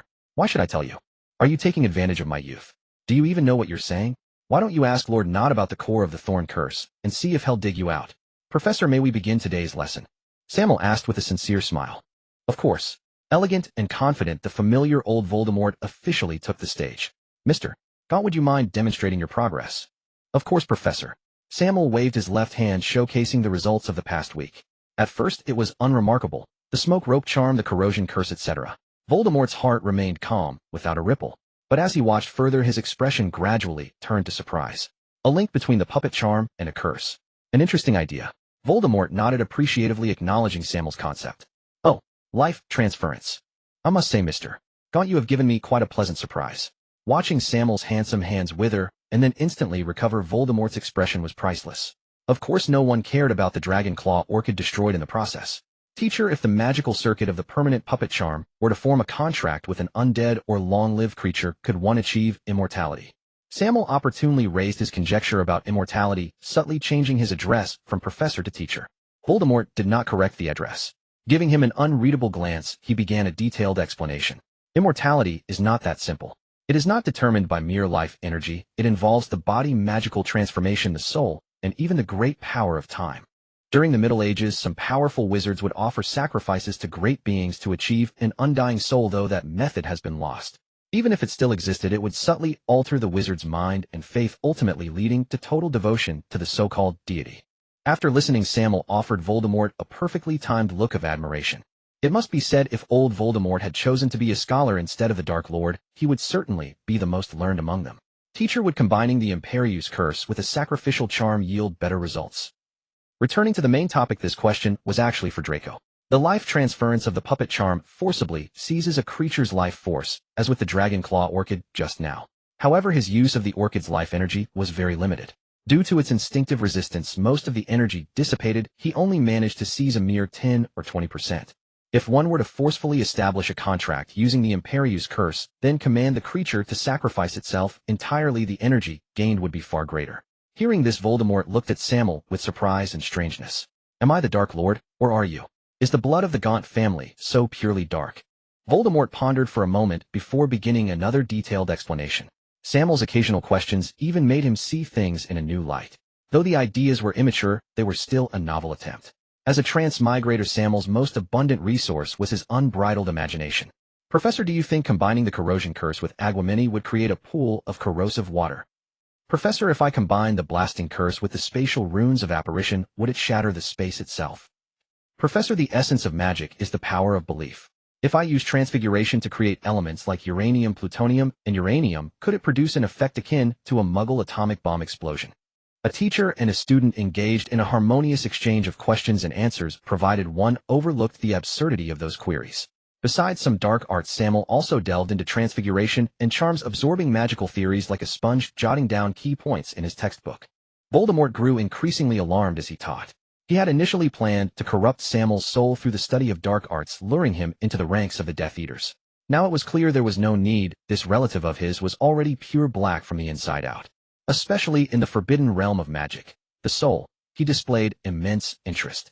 Sammael treasured this learning opportunity, diligently taking notes. This was a precious wealth of knowledge. Not everyone could enjoy unknown guidance from a great wizard. Voldemort could be considered an excellent and responsible teacher. Not only did he provide verbal explanations, but he also waved his wand to demonstrate the connection of magical rune circuits, visually presenting the feasibility of spell combinations before Sammael.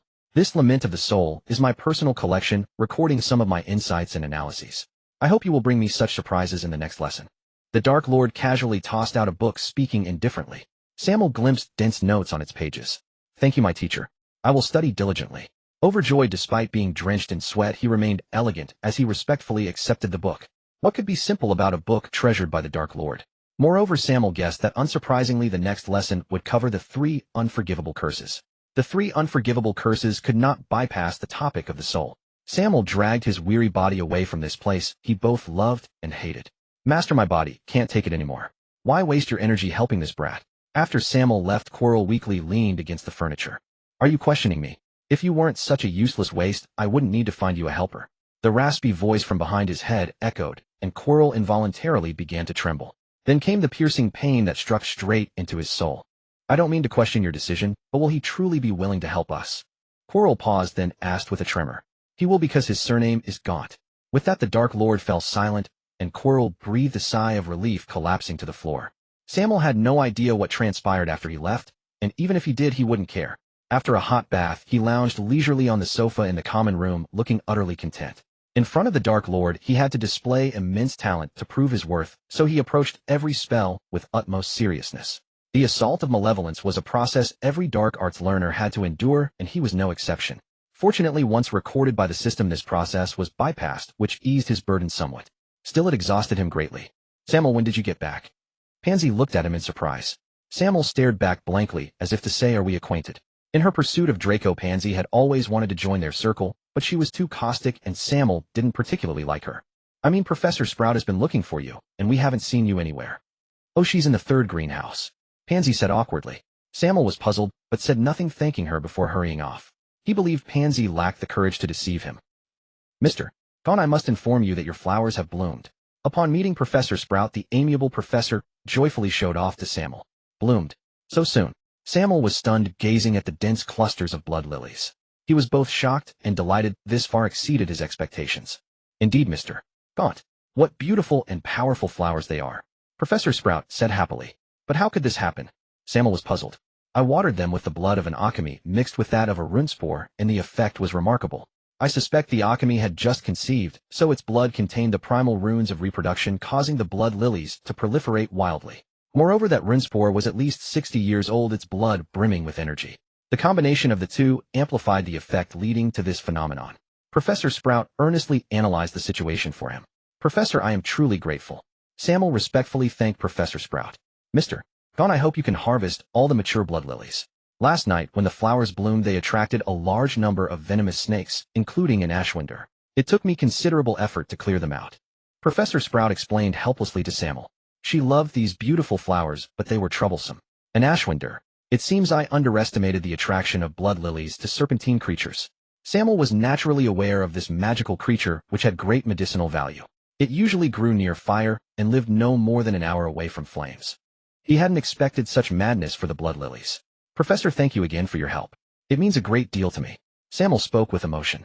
You're welcome, as long as you allow me to continue nurturing these little darlings. I adore them too. Professor Sprout's tone was light, showing her genuine love for the blood lilies. Of course I'd be delighted. Sammael indicated that having such a professional cultivate the blood lilies for him would be an absolute delight. By the way, Mr. Gaunt, I must advise you, if you intend to cultivate your little pet, you'd better go see Professor Kettleburn now. Due to the abnormal growth of the blood lilies, I fear their potency will rapidly diminish. Off. Sammael quickly tried storing the blood lilies in the system space. After confirming it worked, he breathed a sigh of relief. Nevertheless, he decided to follow Professor Sprout's advice and seek out Professor Kettleburn. It had been a long time since the four founders last underwent transformation. Even Rebecca was stuck at the 15-meter mark. In his view, professional matters should be handled by professionals. Scientifically and effectively nurturing magical creatures was essential. Sammael strode briskly through the corridors of Hogwarts Castle, his demeanor urgent. Students rarely saw him in such a hurry.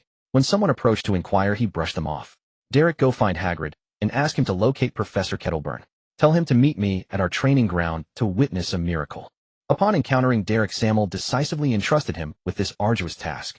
He knew Professor Kettleburn's hut was near the edge of the Forbidden Forest, though he had never seen it himself. Still, he trusted that Hagrid would know. What miracle? Is it the one I'm thinking of? Derek was momentarily stunned, then asked excitedly. Exactly what you're thinking. Sammael paid no heed to his elated expression and strode straight toward the Slytherin dormitory. He had no idea what preparations magical creatures required for their transformation, so he decided to retrieve Cole from the dormitory early. He could have used telepathy, but who knew if the faint chakra energy from such communion might affect their metamorphosis? Without waking the slumbering Cole, he casually cast a shrinking charm and a levitation charm to float the startled creature out. 3 of the 4 great beasts often roamed the Forbidden Forest, their forms slender and powerful. Cole, however, spent his days either eating or sleeping, fattening up in the dormitory. In just 2 weeks since the term began, he had visibly grown a full circle larger. Upon arriving at the training ground in the Forbidden Forest, Sammael was surprised to find Professor Kettleburn already there. He had been prepared to make multiple visits. Strangely, Ilya, the most elegant and lethal of the 4 great beasts, was docilely resting beside the professor, showing no signs of aggression. Rebecca and Finn glared at him from a distance. Sammael, Gaunt, it's a pleasure to meet you, Professor. Sammael greeted the one-legged, one-armed professor politely. Rumors said the professor had lost his limbs while caring for magical creatures, and Sammael always respected scholars with such dedication. I know you. You are quite famous in the school. I must say the pets you've raised are remarkable. The old professor spoke coolly to him, but gazed at Ilya with fervent interest. Professor, have you seen them before? Sammael asked in surprise. Of course. I've considered capturing them, but these little ones are slippery. Still, with my exceptional charisma, I managed to win over one of them. He's quite attached to me.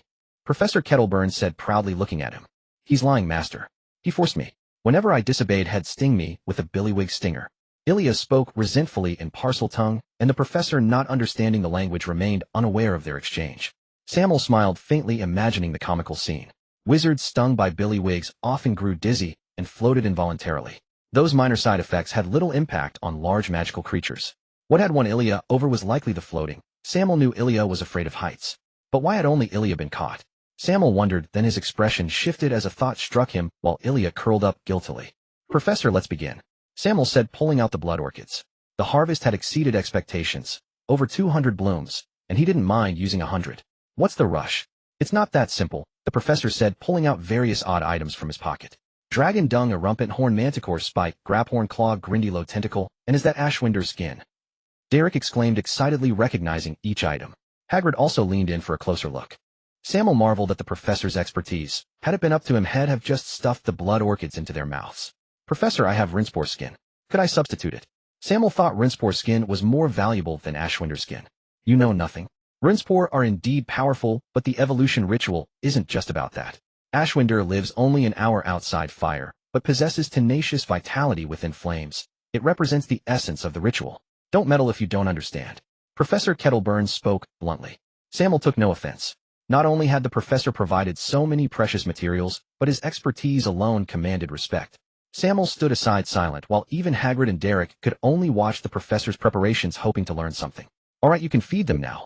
Sammael snapped back to attention and quickly stepped forward to toss the blood orchids into their mouths. By the way, Professor, may I add one more little one? Remembering Little Spicy Stick, he summoned it forth. As a small verdant snake slowly slithered out from his collar, Professor Kettleburn first frowned, then nodded after seeing its size. Neither Derek nor Hagrid had seen Little Spicy Stick before, and they watched curiously. Hagrid, uninterested in small creatures, soon refocused on the 4 great beasts, while Derek's eyes sparkled with interest. Soon the 4 great beasts and Little Spicy Stick began to transform. Their bodies grew rapidly, bursting through their old skins. The process was brutal and bloody. The 4 great beasts roared skyward, their tails pounding the ground in an attempt to ease their pain. Even those who didn't understand Parseltongue could sense their agony. The ritual space was limited, and Little Spicy Stick, enduring its own pain, constantly dodged the falling tails, fearing it might be crushed into paste. The scene was violent and bloody, and everyone watched intently. A flicker of concern crossed Sammael's eyes. An hour later, the ritual concluded. The 4 great beasts lay limp on the ground, their former majesty gone.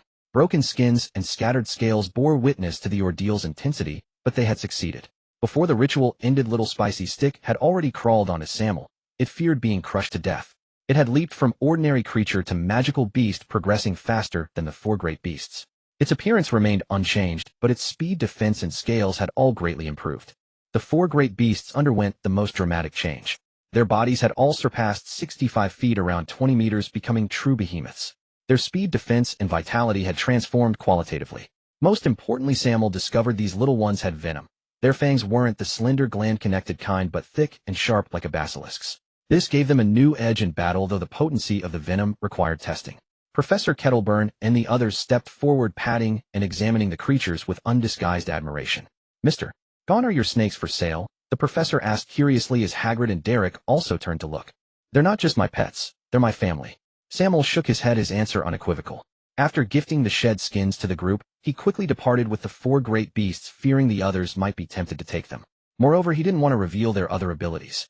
Returning to the lounge, Sammael cast a cleaning spell, and the four great beasts instantly shed their disheveled appearance. After their transformation, they looked vastly different, far stronger in both countenance and physique. Once the grime was removed, a faint shimmer clung to their scales, dazzling to behold. The robust forms beneath the scales brimmed with surging vitality, filling Sammael with ever-growing delight. "Tell me, what other abilities have you been hiding?" Sammael suppressed his excitement and spoke calmly. "Master, we are not certain, but we feel an immense energy within our bodies. Warm and soothing," Rebecca said excitedly, rubbing her smooth, large head against him. Sammael reached out and stroked her. The texture was exquisite. "Very well, relax your mind, focus your thoughts on the energy core within your body, and try to unleash your innate instincts." Sammael's voice was like a lullaby, calm and serene, spoken in Parseltongue with a peculiar allure. He watched silently as Rebecca sank into contemplation. Her form gradually expanded, yet not a single scale cracked. Instead, the scales grew along with her enlarging body. Soon the modest room was filled by her massive frame, crowding the other three beasts aside. Notebooks, books, and sundry items scattered across the floor. "Master, what is happening to me?" Rebecca gazed at her own body, shouting in disbelief, a trace of fear creeping into her voice. Was this the divine heaven and earth technique? "No, that's not it." As if struck by a revelation, Sammael's expression shifted as he spoke. "Rebecca, try to shrink your body now, just as before." Suppressing her fear, Rebecca complied readily with Sammael's command, the irresistible tone of Parseltongue compelling her obedience. In an instant, Rebecca's body, which had filled the room, began to shrink. In the blink of an eye, the colossal creature reduced to a tiny serpent no larger than a needle coiling around Sammael's hand. "Is this the ability of the alchemy?" Sammael was astonished. He had never imagined that the blood orchid nurtured with alchemy blood could produce such an effect. This ability was remarkable, comparable to the Chinese divine heaven and earth technique. Most importantly, the enlargement was no mere illusion. The muscular strength was proportionally enhanced. Truly formidable. "What are your abilities?" Sammael looked expectantly at the other three beasts. Without a word, they immersed their consciousness in the energy core within their bodies. In an instant, Sammael found himself pressed against the wall as their vibrant forms crammed his room to overflowing. The already flimsy canopy bed was utterly destroyed, crushed into a pile of kindling. "Stop!" Sammael shouted, halting the three fools. At his command, they quickly shrank back down, obediently prostrating on the floor. Sammael glared at them with displeasure, making them tremble. "Forgive us, master, we didn't mean to," they said in unison, looking up at him timidly. "Umph." Sammael dismissed them, unwilling to waste words. Though they had all acquired the alchemy's ability, he felt no disappointment, for it was indeed a formidable power. Coupled with the potent venom in their fangs, he could confidently allow them to survive in the Forbidden Forest. "Little Spicy Stick, what is your ability?" Sammael summoned the serpent, whose magical transformation had far surpassed that of the four great beasts. "Surely it must possess a unique skill." "Master, I truly sense no special change, only an itch in my fangs." So saying, it opened its mouth, exposing its venomous fangs to Sammael. After inspecting them, Sammael found no difference, assuming its ability lay in enhanced toxicity. In any case, he was thoroughly satisfied with this magical transformation ritual, especially regarding the four great beasts. He now had mounts, a dream he had cherished since acquiring the blood orchid. Standing atop a giant serpent's head overlooking the masses, the mere thought would make him laugh in his sleep. After indulging in such fantasies, Sammael turned his mind to another matter. "Elijah, come out." His expression hardened as he cast a simple legilimency, probing Elijah's mind. Elijah, well aware of the reason, crawled towards Sammael in terror. Bang! With a wave of his hand, Sammael unleashed a resounding, blasting curse that struck Elijah, sending him flying. The other three beasts lowered their heads, not daring to meet Sammael's gaze. Before Elijah could recover, successive explosions erupted upon him, searing pain spreading through his body. He wanted to scream, but meeting Sammael's cold eyes, he wisely chose silence. Trickles of blood began seeping from beneath his resilient scales, indicating internal injuries. Sammael was pleased with the defensive power of the scales, but all that blood, who was it meant to impress? The three beasts trembled at Elijah's plight, the long-dormant fear once again enveloping them. Nearby Cole shrank his body further, burying himself under a book. He clearly remembered that at birth there had been over a dozen companions, but one by one only the four of them remained. Unless their master's commands were mandatory, casual remarks held no binding power over them. Thus both the less intelligent and the overly clever serpents began challenging their master's authority.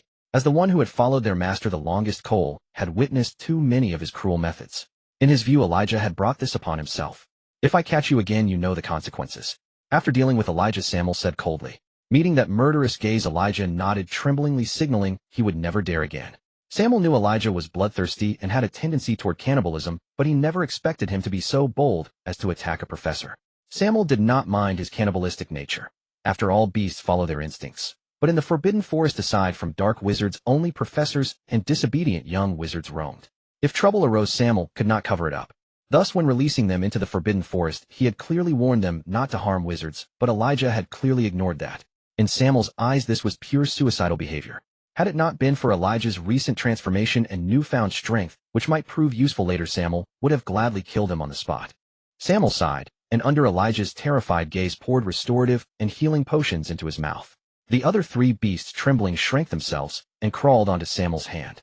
Biting their own tails, they disguised themselves as rings on his fingers, complementing the large, ugly communication ring Branson had made on his right hand. Branson was a talent. His designs were beautiful, but the final product never matched. It was a classic case of the buyer's image versus the seller's reality. Sammael shook his head and left the dormitory, but his glance at Elijah was laden with meaning. As soon as he stepped out, Sammael came face to face with Draco. "Sammael, what are you doing here? Professor Sprout is looking for you." Draco stammered, noticing the specks of blood on Sammael's robes while glancing toward the dormitory behind him. "I've already seen the professor. Come on, I haven't had dinner yet." Sammael pulled Draco along, piquing his curiosity. Draco kept looking back until they reached the Great Hall. "Huh, what's with tonight's dinner? Looks a bit odd." Draco eyed Sammael's distinctly different dinner and asked curiously, "Yeah, why is yours different from ours?" Bellfleur glanced over, equally puzzled. Sammael ignored their questions, staring at the feast before him as if in a dream. Braised pork belly, pork stew with potatoes, and his favorite spicy crayfish. Was he in heaven? Huh, that's not right. Where did Hogwarts get Chinese food? Though delighted, Sammael was deeply suspicious. It must have been made by your house elves. Theodore reminded him from the side. He had personally seen Sammael hand over his house elves to the kitchen along with a mysterious recipe book. Sagan and Bambi. They can already cook. Sammael was astonished. It had only been 2 weeks since he acquired the 4 house elves. Aside from Bio and Lala, who were still nursing, Sagan and Bambi could already communicate. He hadn't expected them to grow so quickly. To avoid danger in the wild, such magical creatures usually have a very short infancy. Theodore explained earnestly. Whatever, today's a feast. Sammael couldn't wait and began devouring the food. But the moment it touched his lips, his eyes nearly rolled back into his head as if he had awakened the Byakugan of the Hyuga clan. "What's with that expression? Is it good or not?" Draco watched Sammael curiously, asking casually. "Delicious, of course it's delicious." Sammael forced back the urge to vomit and lied through his teeth. But inside he was screaming in fury. Last time, finding a strawberry in mapo tofu nearly made him lose his dinner from the day before. Now the braised pork was the same. Strawberries, damn strawberries again. Which bastard wrote this recipe? When I find out, I'll tear you limb from limb. Sammael tentatively poked at the pork stew with potatoes. Sure enough, the pork was pork, but the so-called potatoes were nothing but peeled apples. Some damn soul had dared to corrupt the culinary culture of his homeland. Sammael cursed inwardly. He had left in such a hurry that he only skimmed the first page, which described the method for oil splash noodles in great detail, leading him to believe the entire recipe book was normal. Now it seemed, "You know this stuff is actually good. Crab, have a taste." Sammael glanced over and saw that Draco was already eating with gusto, though he was pretending just to prank Crab. Crab didn't think twice. He wasn't picky about food. The moment it hit his mouth, the medley of sweet, sour, bitter, and spicy flavors captivated him, and he dug in with abandon. When Draco went for seconds, Sammael's eyes nearly popped out. He realized Draco wasn't pretending at all, but had their taste buds gone haywire? How could they swallow this?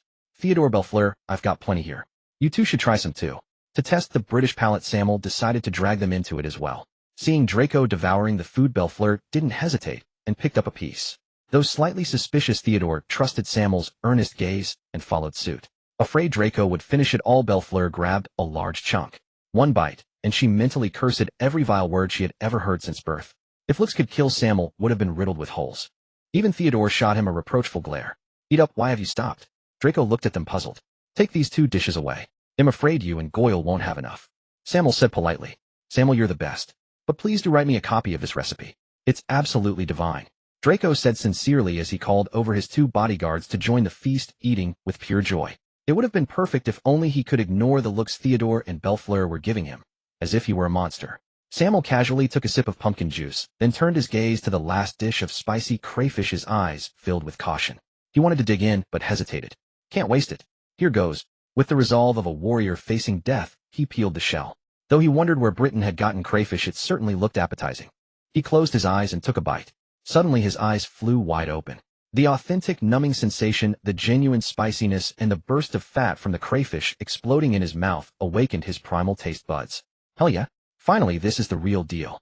Sammael worked non-stop, hands and mouth moving in unison, shoveling and stuffing, casting all pretense of elegance aside. Elegance? Fine. But only after I've eaten. Seeing his delight, Theodore and Bellefleur each grabbed a crayfish and imitated his peeling technique. So numbing. So spicy. But so delicious. The 2 looked as if they had discovered a new continent, frantically stuffing their mouths. There was only 1 plate, and Sammael had already devoured half. If they didn't hurry, there wouldn't even be a plate left to lick. Sammael glared at them, resentfully cursing that good food was wasted on dogs.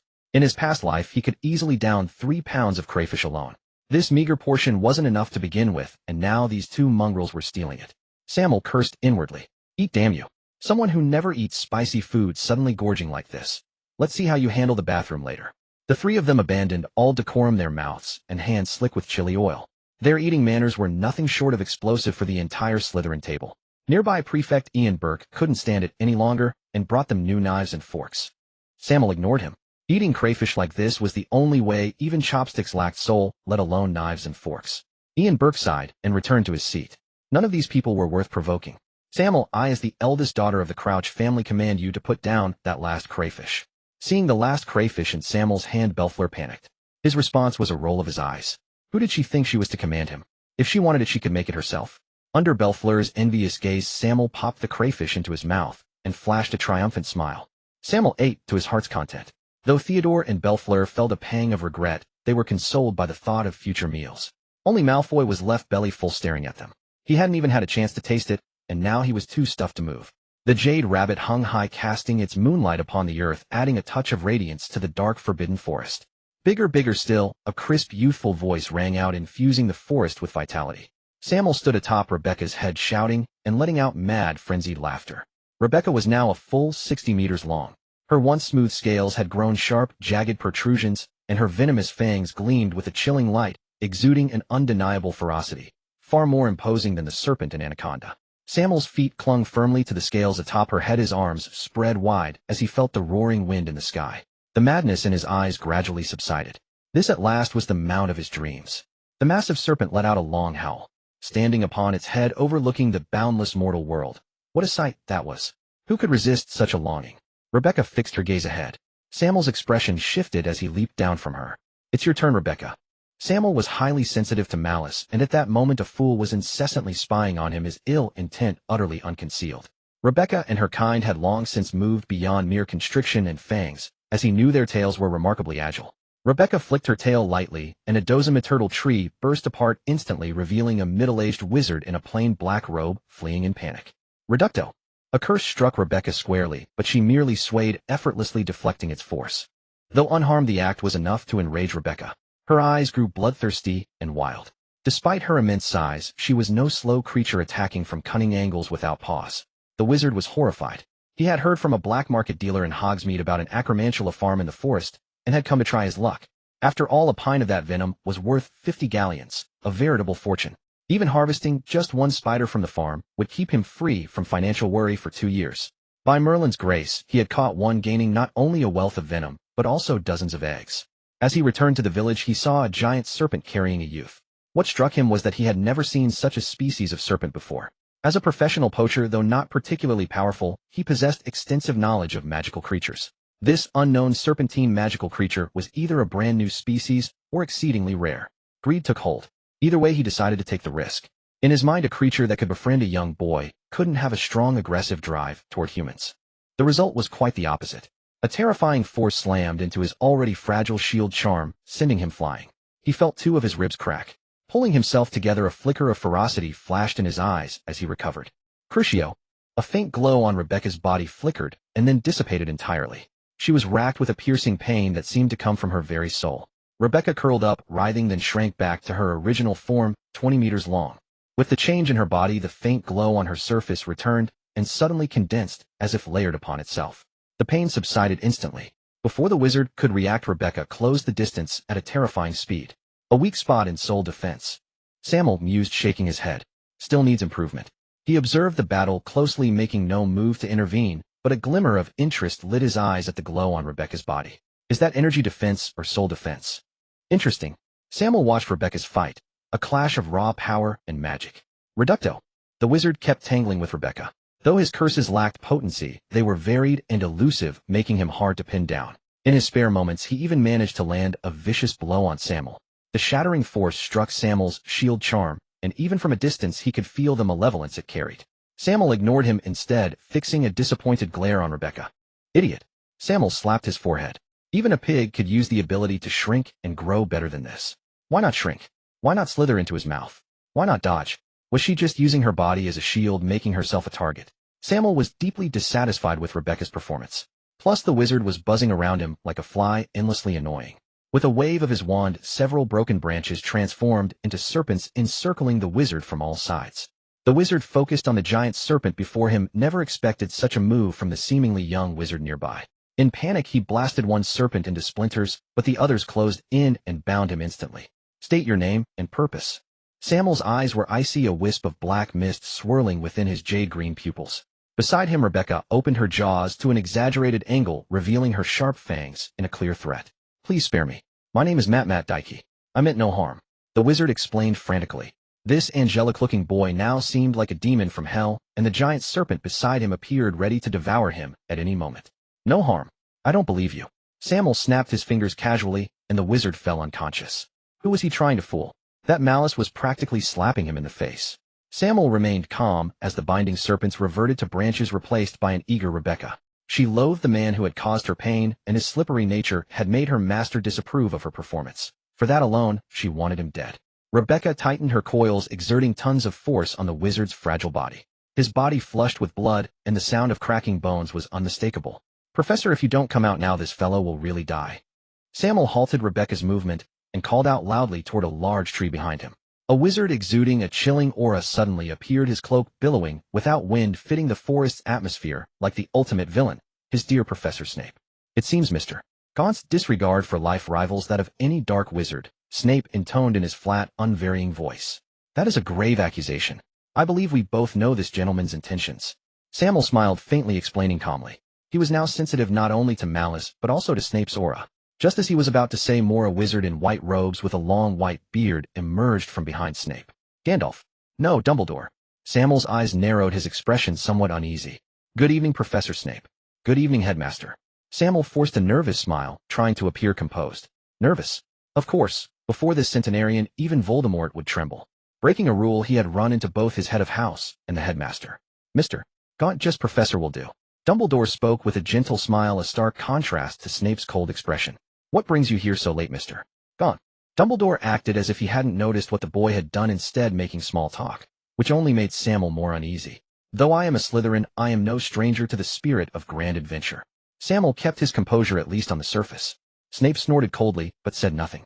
Master, this one's a big one. Scares the snake out of me. Can't be his enemy. Rebecca released the already bloodied wizard, trembling. A beast's instincts far surpass a human's. In Rebecca's eyes, the old man, before her, radiated magical energy, so dense it could frighten a snake to death. Of course, she hadn't forgotten to snatch the space pouch from the wizard's belt. Her master had taught her that waste was a disgrace. Thank you for the compliment. To their astonishment, Rebecca received a reply in fluent Parseltongue. Sammael was nearly numb with shock. He had heard Dumbledore could speak Mermish, but Parseltongue too. Was there anything the old man couldn't do? Even Snape shot Dumbledore a strange look. For a man over 100 years old, I suppose a bit of erudition is only natural. Sammael nodded in agreement, though inwardly he scoffed. A bit was an understatement. The man's repertoire was absurdly vast. What a beautiful little creature. I think you'll get along with Newt's children. Dumbledore admired Rebecca as he stroked her, ignoring her subtle mischief. Rebecca behaved perfectly docile. Derek is excellent, we're already good friends. Sammael couldn't tell if Dumbledore was testing him or simply musing. He didn't believe anything at Hogwarts could escape the legendary wizard's notice. Mr. Gaunt, I believe it's time we returned. Dumbledore glanced at Sammael. The unconscious wizard floated behind him. Professor cared to experience a different kind of adventure. Sammael's eyes glinted with mystery as he addressed them. Though I'm old, I'm still a Gryffindor at heart. Dumbledore winked playfully, sending a shiver down Sammael's spine. Sammael hissed low in Parseltongue, a fin and coal on his fingers suddenly enlarged with Rebecca close behind. Giant pythons for transport. Not a bad idea. Sammael leaped onto Rebecca's head, while Dumbledore apparat onto Cole's. A Gryffindor's fondness for gold and scarlet evident. Snape meanwhile transformed into a black ribbon and landed atop Finn.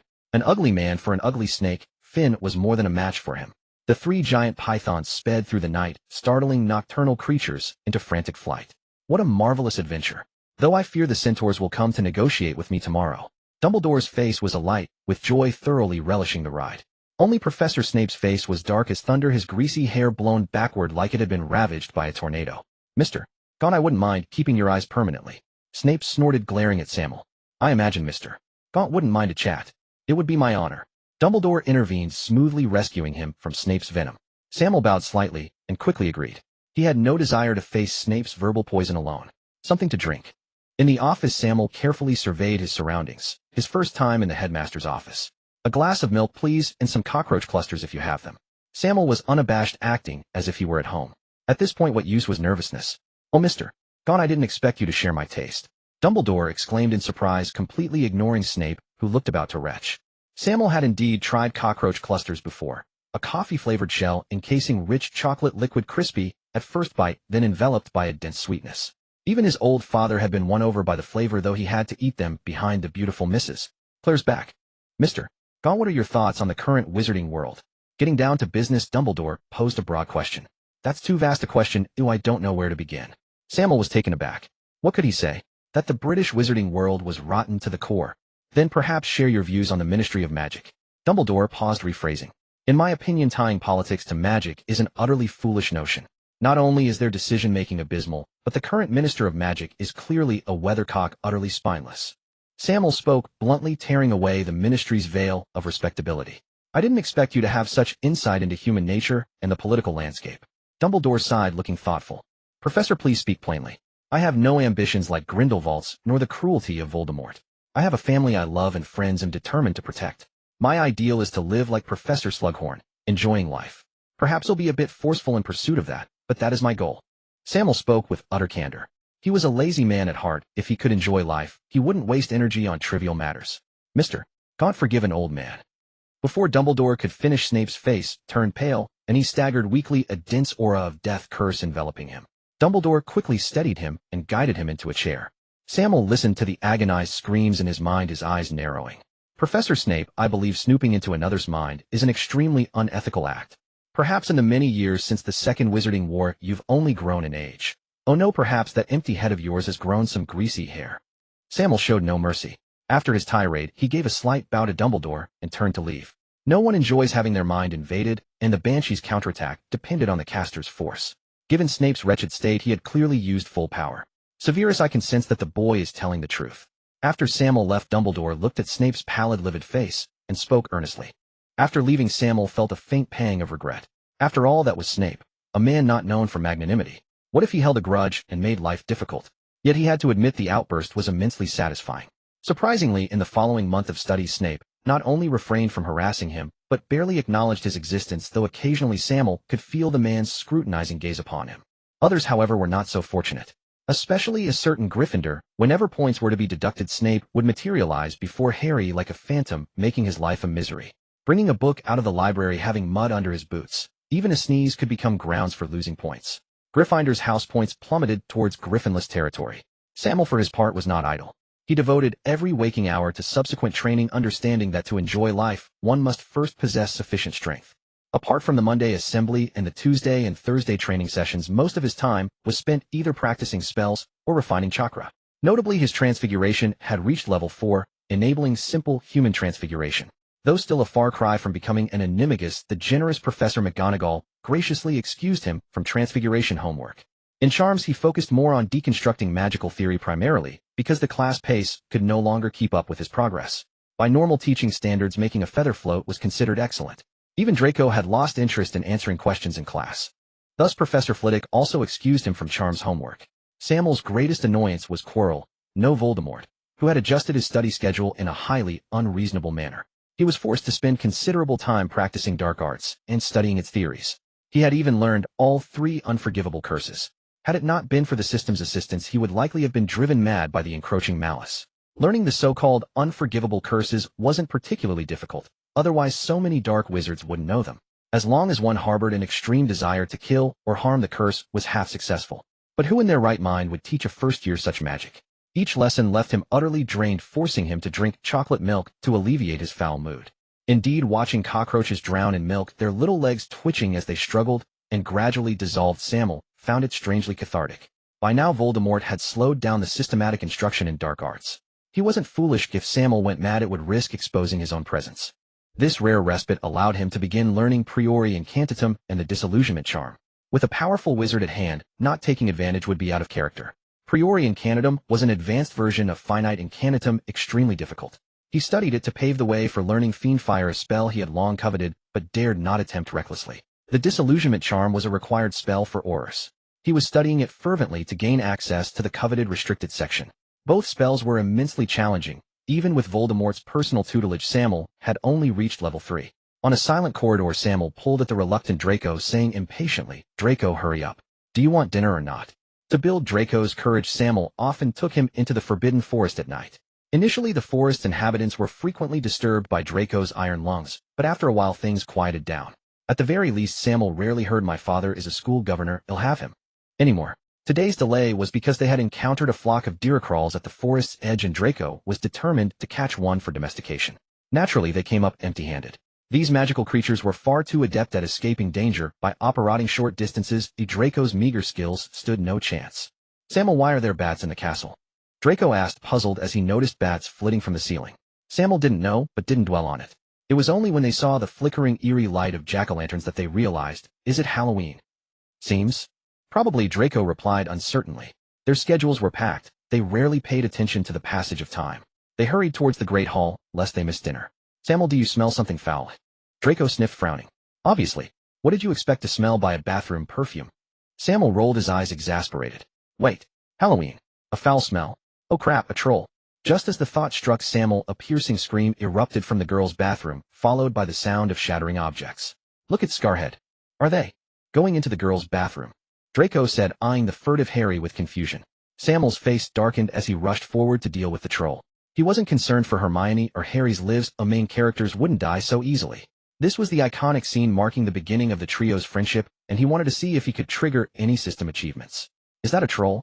"It's hideous," Draco remarked, his focus as peculiar as his taste buds. Sammael, however, found the creature almost endearingly ugly. Whether it was the confidence from his increased strength or not, Sammael breathed a sigh of relief when Draco didn't start screaming. Ignoring the eager duo, Sammael waved his hand, ripping 4 water pipes from the wall. The pipes transformed into pythons, coiling tightly around the troll's limbs, pulling it into an X shape.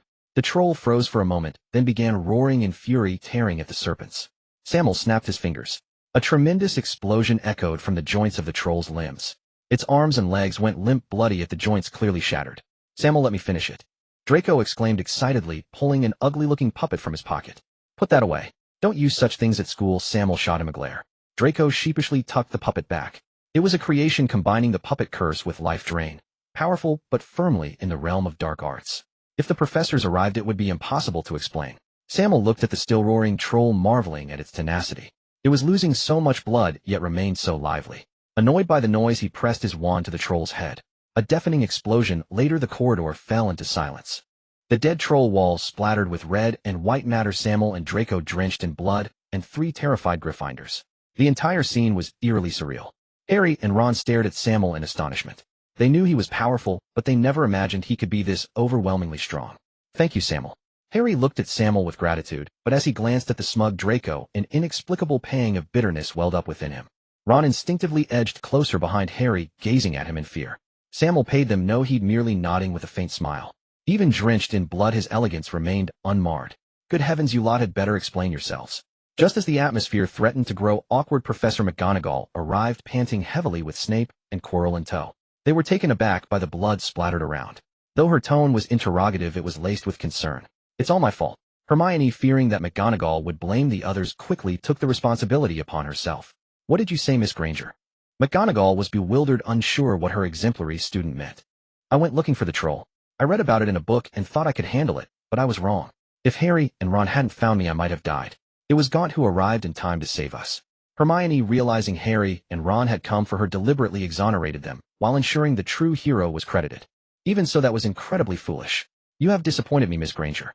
Gryffindor loses 5 points for your lack of sound judgment. As for you two, I hope you realize how fortunate you are not to have been killed by the troll." After reprimanding Hermione, McGonagall spoke sternly to Harry and Ron. She admired their courage in rescuing a friend, but was vexed by their disregard for the prefect's orders, so she neither added nor deducted points. "Mr. Gaunt, a first-year student bravely fighting a mountain troll, is no small feat. Slytherin earns 20 points. However, I expect you to follow the prefect's instructions in the future." McGonagall, who never harbored prejudice against any house, promptly awarded him 20 points. "I apologize, Professor. I missed the feast today and received no information." Sammael indicated that while he accepted the points, he objected to being accused of disobedience. He was not one of those attention-seeking lions. At the same time, he noticed Harry staring intently at Snape's leg. McGonagall was taken aback, but said nothing, leading them back, leaving only Quirrell sobbing over the troll's corpse. Sammael thought to himself, "You're overacting. One might think your father had died."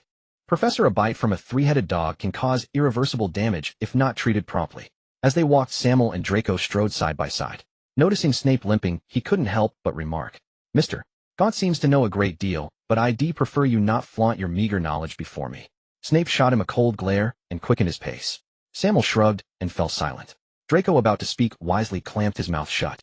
Meanwhile, the trio had grown noticeably closer after the ordeal. "Professor McGonagall is so biased. We came to save Hermione too, so why didn't we get any points? If you ask me, each of us should have earned 5 points." Ron muttered as he walked, wishing he had been the one to kill the troll. "Ron, even if the 3 of us fought together, could you confidently defeat an adult mountain troll?" Hermione, well-versed in her textbooks, knew what a magical creature classified as XXXX by the Ministry meant for young wizards, and she challenged him. Ron tried to retort, but found himself speechless, so he sulkily fell in behind Harry. Harry didn't join the conversation. His mind was consumed by the wound on Snape's leg, his suspicions growing firmer. Hermione's thoughts were in turmoil. Recalling Sammael's strength, she felt a profound helplessness. The blurry figure from 2 years ago gradually merged with him in her mind. "Sammael, why did we save that mod?" "Shut up, Draco. Mind your noble status." Back in the common room, just as Draco was about to utter that word, Sammael cut him off sharply. "With Harry around, Miss Granger would have been fine anyway. A small favor costs us nothing. It boosts goodwill and earns points. Think long-term. You know how exceptional Granger is." Draco mulled it over. Though unconvinced, he acknowledged Hermione's reputation as a genius. The moment Sammael killed the troll, his true reward had already been granted. Ding! Congratulations to the host for earning the title Troll Slayer. Reward: alchemical item, Eye of the Forest. Note, this item is an alchemical creation of the Druidic school capable of enhancing nature magic and offering a chance to inherit Druidic teachings. Sammael was pleasantly surprised. He had defeated many creatures in the Forbidden Forest, yet a mere troll yielded such a bounty, clearly tied to the so-called iconic scene. As he immersed his consciousness into the panel in his mind, a satisfied smile spread across his face. Host: Sammael Gaunt. Occupation: wizard. Achievements: Orphanage, King Street Hero, Apostate, Vigilante, Intermediate, Slytherin, Uncrowned King, Hogwarts, Serpent, Dog Beater, Troll Slayer. Talent: Parcel Tongue, LV. 4. System skills: Orochimaru's Ninjutsu Collection, incomplete, LV. 4. Water Release, Ninjutsu Collection, incomplete, LV. 4. Free Fighting, LV. 4. Snape's Glare, LV. 4. Mirror Shuttle, LV. 3. Common skills: Transfiguration, LV. 4. Bluebell Flames, LV. 4. Scourgify, LV. 4. Avis, LV. 4. Incarcerus, LV. 4. Pertego, LV.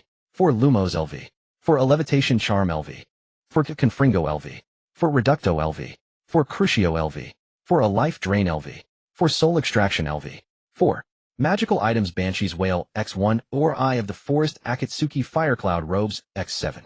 Pets: Kate, Great Horned Owl, Cole Burmese Python, Rebecca Green Anaconda, Elijah Reticulated Python, Finn, Rock Python, Little Spicy Strip, Bush Viper. Note: spells below level 4 are collapsed to avoid accusations of padding word count. Fondling the emerald glinting gem necklace in his hand, Sammael thought to himself that he didn't want it. Indeed, he didn't. First, he was not adept at nature magic. Second, he had no interest in druidic spells. It would be better to hand it over to Cedric for research.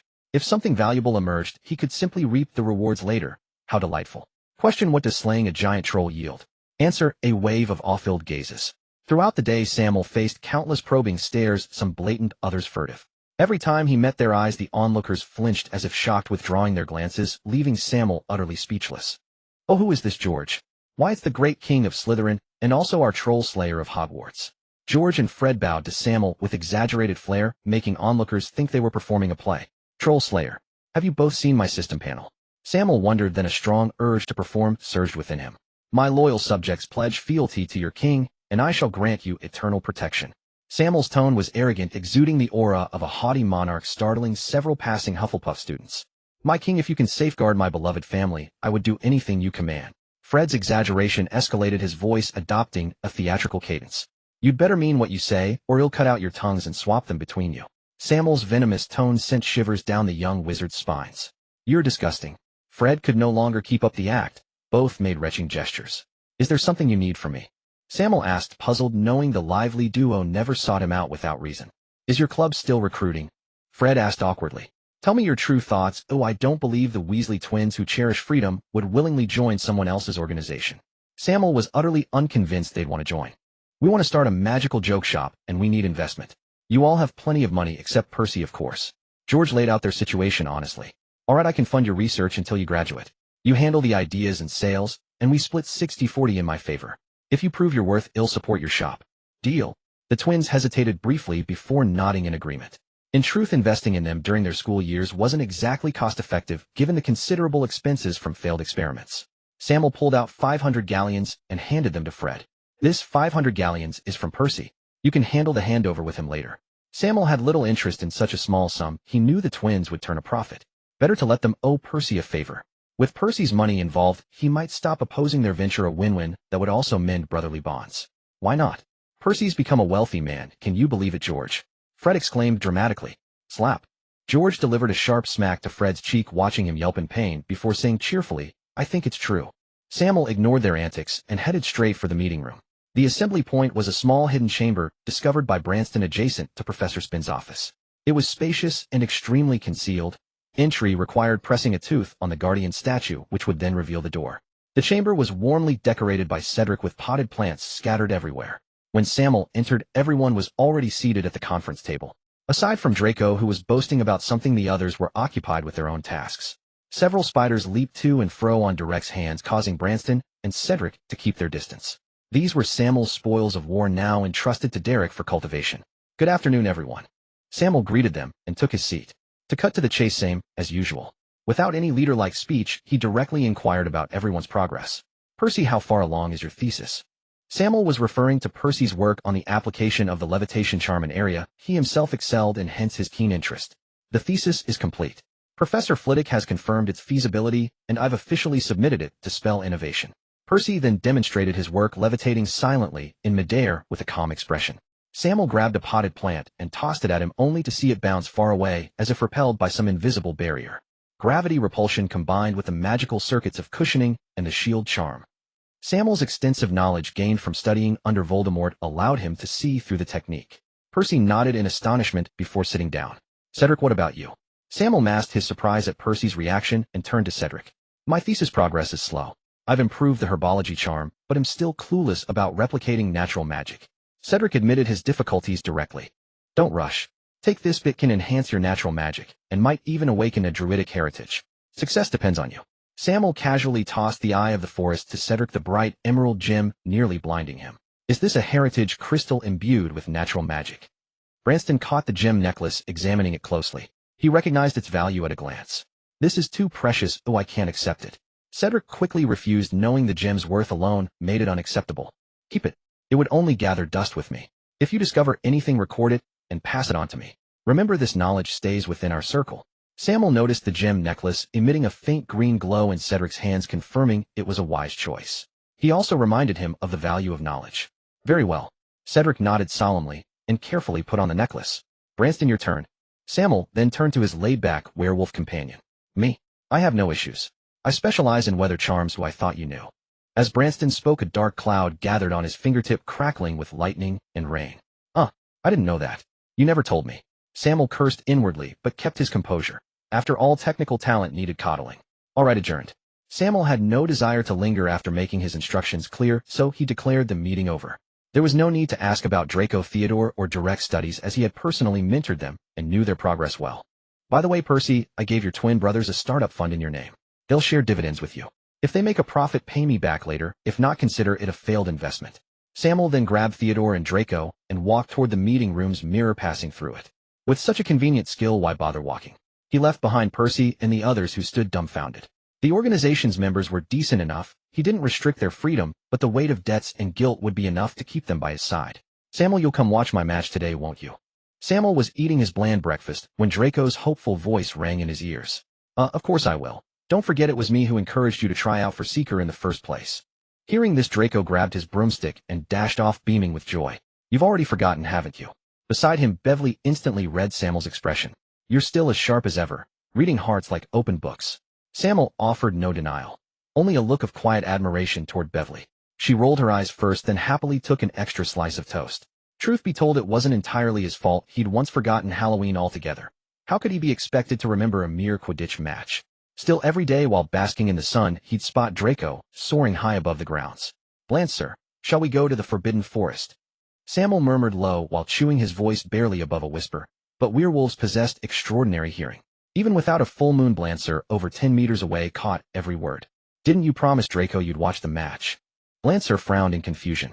Sammael stepped forward and tugged Blancer along. Only then realizing with mild surprise that while Blancer could hear him, he couldn't hear Blancer at all. They raced through the Forbidden Forest at breathtaking speed, one gliding across branches with Chakra adhering to his soles, the other shifting mid-stride into a half-werewolf form. Fangs bared, claws gleaming, swift as wind itself. As a native werewolf, he required no full moon to transform. They ran unrestrained, sending flocks of birds scattering skyward in alarm. It's you. You imprison me here. A hoarse, guttural voice echoed from afar, and 3 massive serpentine heads materialized before Sammael without warning. Rinspor. Blancer instantly assumed a defensive stance. His family's deep magical lineage meant he recognized the creature, though never one of such colossal scale. Last time the Rinspor had unleashed tremendous energy, fueling the Blood Orchid's extraordinary bloom. Such a potent tool serpent was not something Sammael would ever let slip away. Sammael ignored the Rinspor's furious snarling and spoke coolly. Let's strike a bargain. What kind of bargain? The Rinspor, dazed and resigned, knew resistance was futile, and asked, bewildered. Sammael replied with calculated allure. Guard a certain location for me, and each month I'll give you 1 blood orchid. How does that sound? Truly, could you possibly be that generous? The Rinspor hesitated, suspicion lacing its tone. Sammael studied its noticeably swollen frame, and knew without doubt that this serpent had already thrived on blood orchids. I could subjugate you by force, yet I chose not to. His tone was imperious yet undeniably truthful. The Rinspor had no real choice. Fine. Deal. It lowered its heads in dejection, never imagining that a sovereign long secluded in its own domain would one day become another's bound guardian. Sammael, what do you intend to do with this serpent? Our meeting chamber still lacks a proper gatekeeper. With this one on watch, I can finally rest easy.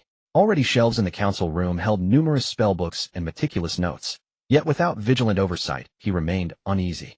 But what about Derek's spiders? Blancer raised an eyebrow. Those spiders won't mature for ages, and besides, you're the one who recoils at them. Blancer pursed his lips, silently thinking, and your serpent isn't exactly less unsettling. Together they cast a shrinking charm, coiling the massive serpent neatly into a pouch. Henceforth it would serve as his emblem, his personal sentinel, allowing strangers free access to his inner sanctum. That would shatter the dignity of any self-respecting leader. Their return journey matched their departure in swiftness. By the time they re-entered Hogwarts, the Quidditch match had already begun, and with Blancer clearing a path, Sammael wedged himself firmly into Ravenclaw's stance. Someone jostled, irritated, and turned with a scowl, only to meet Sammael's gaze and shrink back instinctively. They advanced steadily, parting crowds like water before stone. Sammael mused inwardly, no wonder. The scholar's domain truly upholds grace above all. High above, Draco circled the pitch proudly on his broom, scanning for the golden snitch, then lifted his chin with deliberate haughty flair upon spotting Sammael.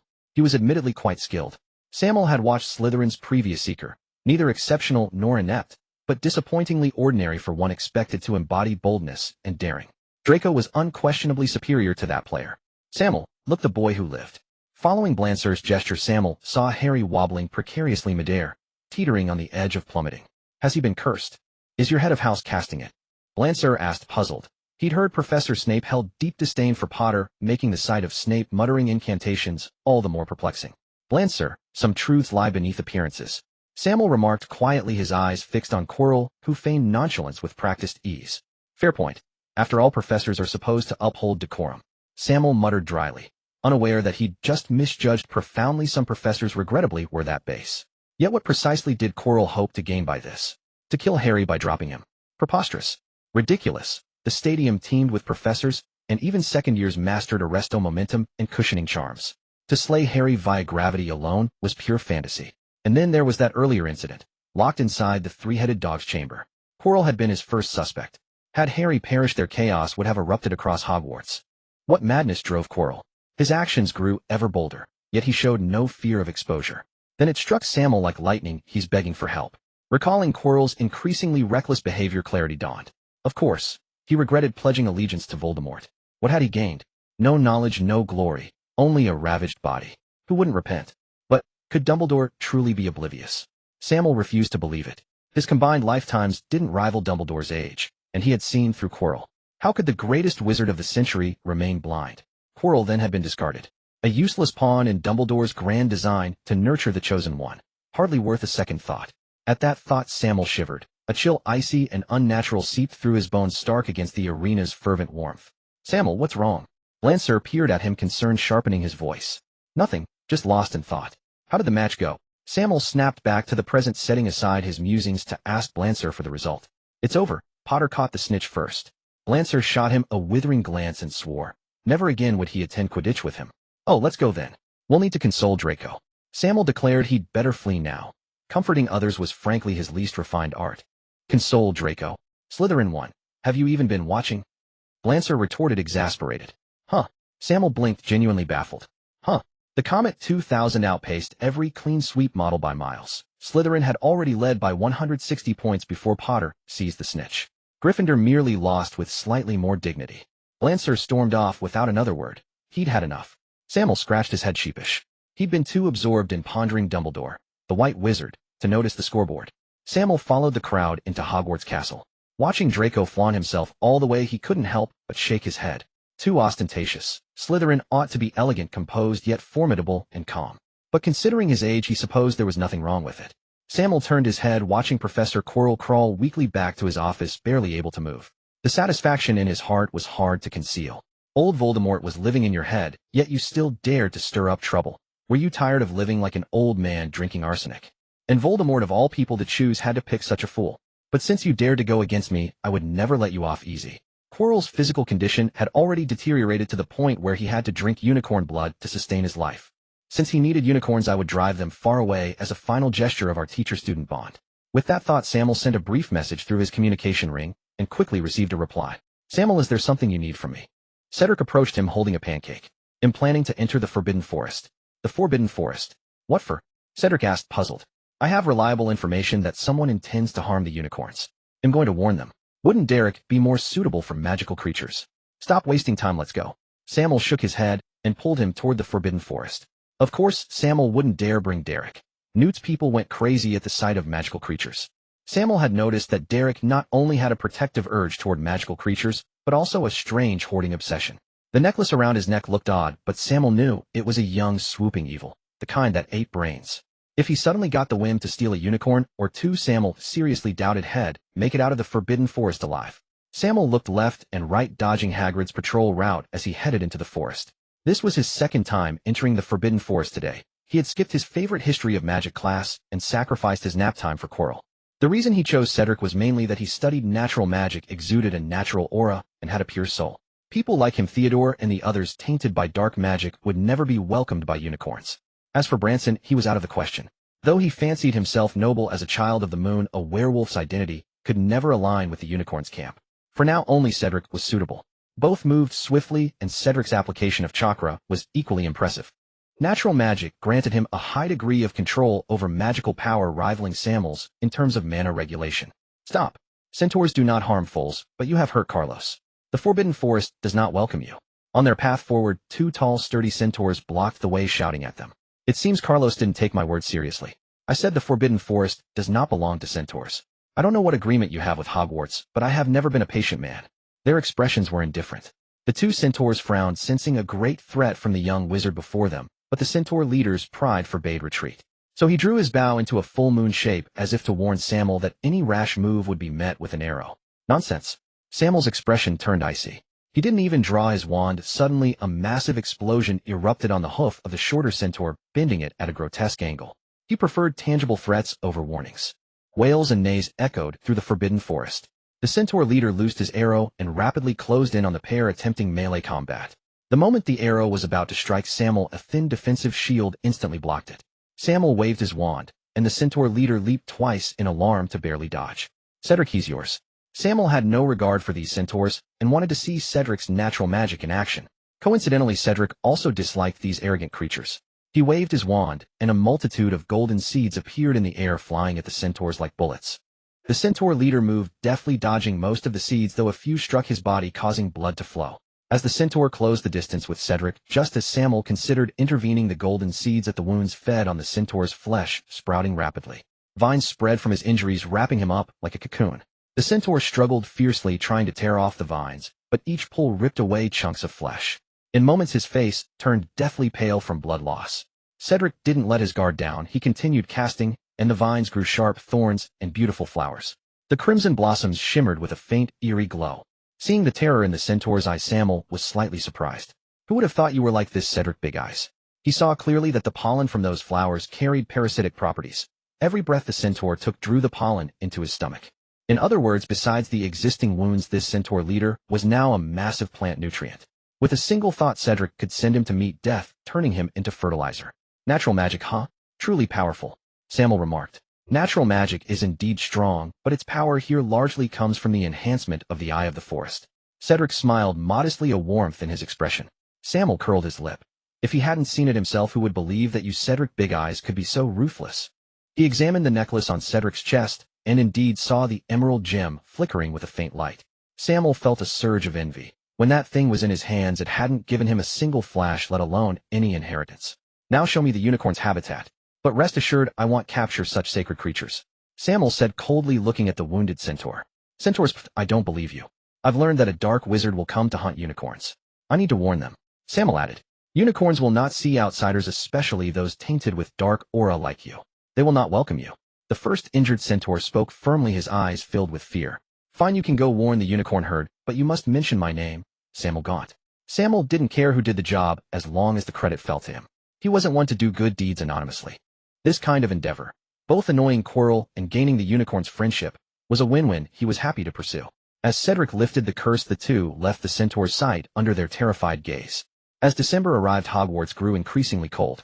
A few heavy snowfalls before Christmas cloaked the entire castle in a silvery white, adding a unique charm. Yet the Slytherin common room, true to its nature of being cold in winter and hot in summer, left Sammael feeling aches in every joint. He had no choice but to release a large amount of bellflower flames before sleeping. These pale blue flames, though appearing icy, emitted a gentle warmth that eased his discomfort. Fortunately, the Christmas holiday was approaching. Packing his belongings, Sammael resolutely set off for home. As wonderful as Hogwarts was, it could not offer him the warmth of home. Not to mention the possibility of his mother Claire storming into Hogwarts if he didn't return. After disembarking the train and bidding farewell to his friends, he spotted the Morgan couple looking around anxiously, and a surge of warmth filled his heart. Claire saw him, rushed over, and embraced him tightly, murmuring, "You ungrateful child. You've actually gained weight after leaving your dear mother. Did I starve you at home?" Sammael glanced at his robust frame in astonishment, swallowing the tender greeting that had been on his lips as he cast a resentful look at his mother. His frivolous father, without any intention of hugging him, instead eyed his suitcase like a petty thief eager to snatch it away. "My dear son, as your mother said, you truly are heartless. Seeing your old father, why not offer up your wand? I've missed it terribly." Sammael and Claire rolled their eyes in unison, unwilling to humor this neurotic father and husband. Once in the car, Sammael leaned quietly against Daniel's shoulder, feeling an unprecedented calm. This was his family, free of arguments and conflicts, more like friends than relatives. Their presence filled the void of familial love in Sammael's heart. After returning home, he first enjoyed a soothing hot bath, chatted with his family for a while, then donned loose pajamas and strolled toward the woods behind the villa. Soft hissing sounds in Parseltongue rose continuously, soon drawing a large circle of common and uncommon snakes around him. Among them, the most numerous were the infamous African death dealers, the Black Mambas. Having gone to Hogwarts, he naturally hadn't left his family unprotected. These snakes patrolled near the villa daily, watching for anyone harboring ill intentions toward the Morgans. The black mamba's venom might not be the deadliest, but its aggression and speed made it the most lethal snake in Africa, and its overall strength satisfied him most. After harvesting his first batch of blood orchids, Sammael sent packages home monthly, instructing his father Daniel to pour large amounts of nutrient potions and ground blood orchid powder into the lake where the four giants once dwelt. Otherwise, the rabbits and rats he had raised earlier would never suffice to feed this vast snake colony. By now, the black mambas alone numbered over 3,000. As members of the Illapity family, they were cannibalistic, leaving few other small snakes in their territory.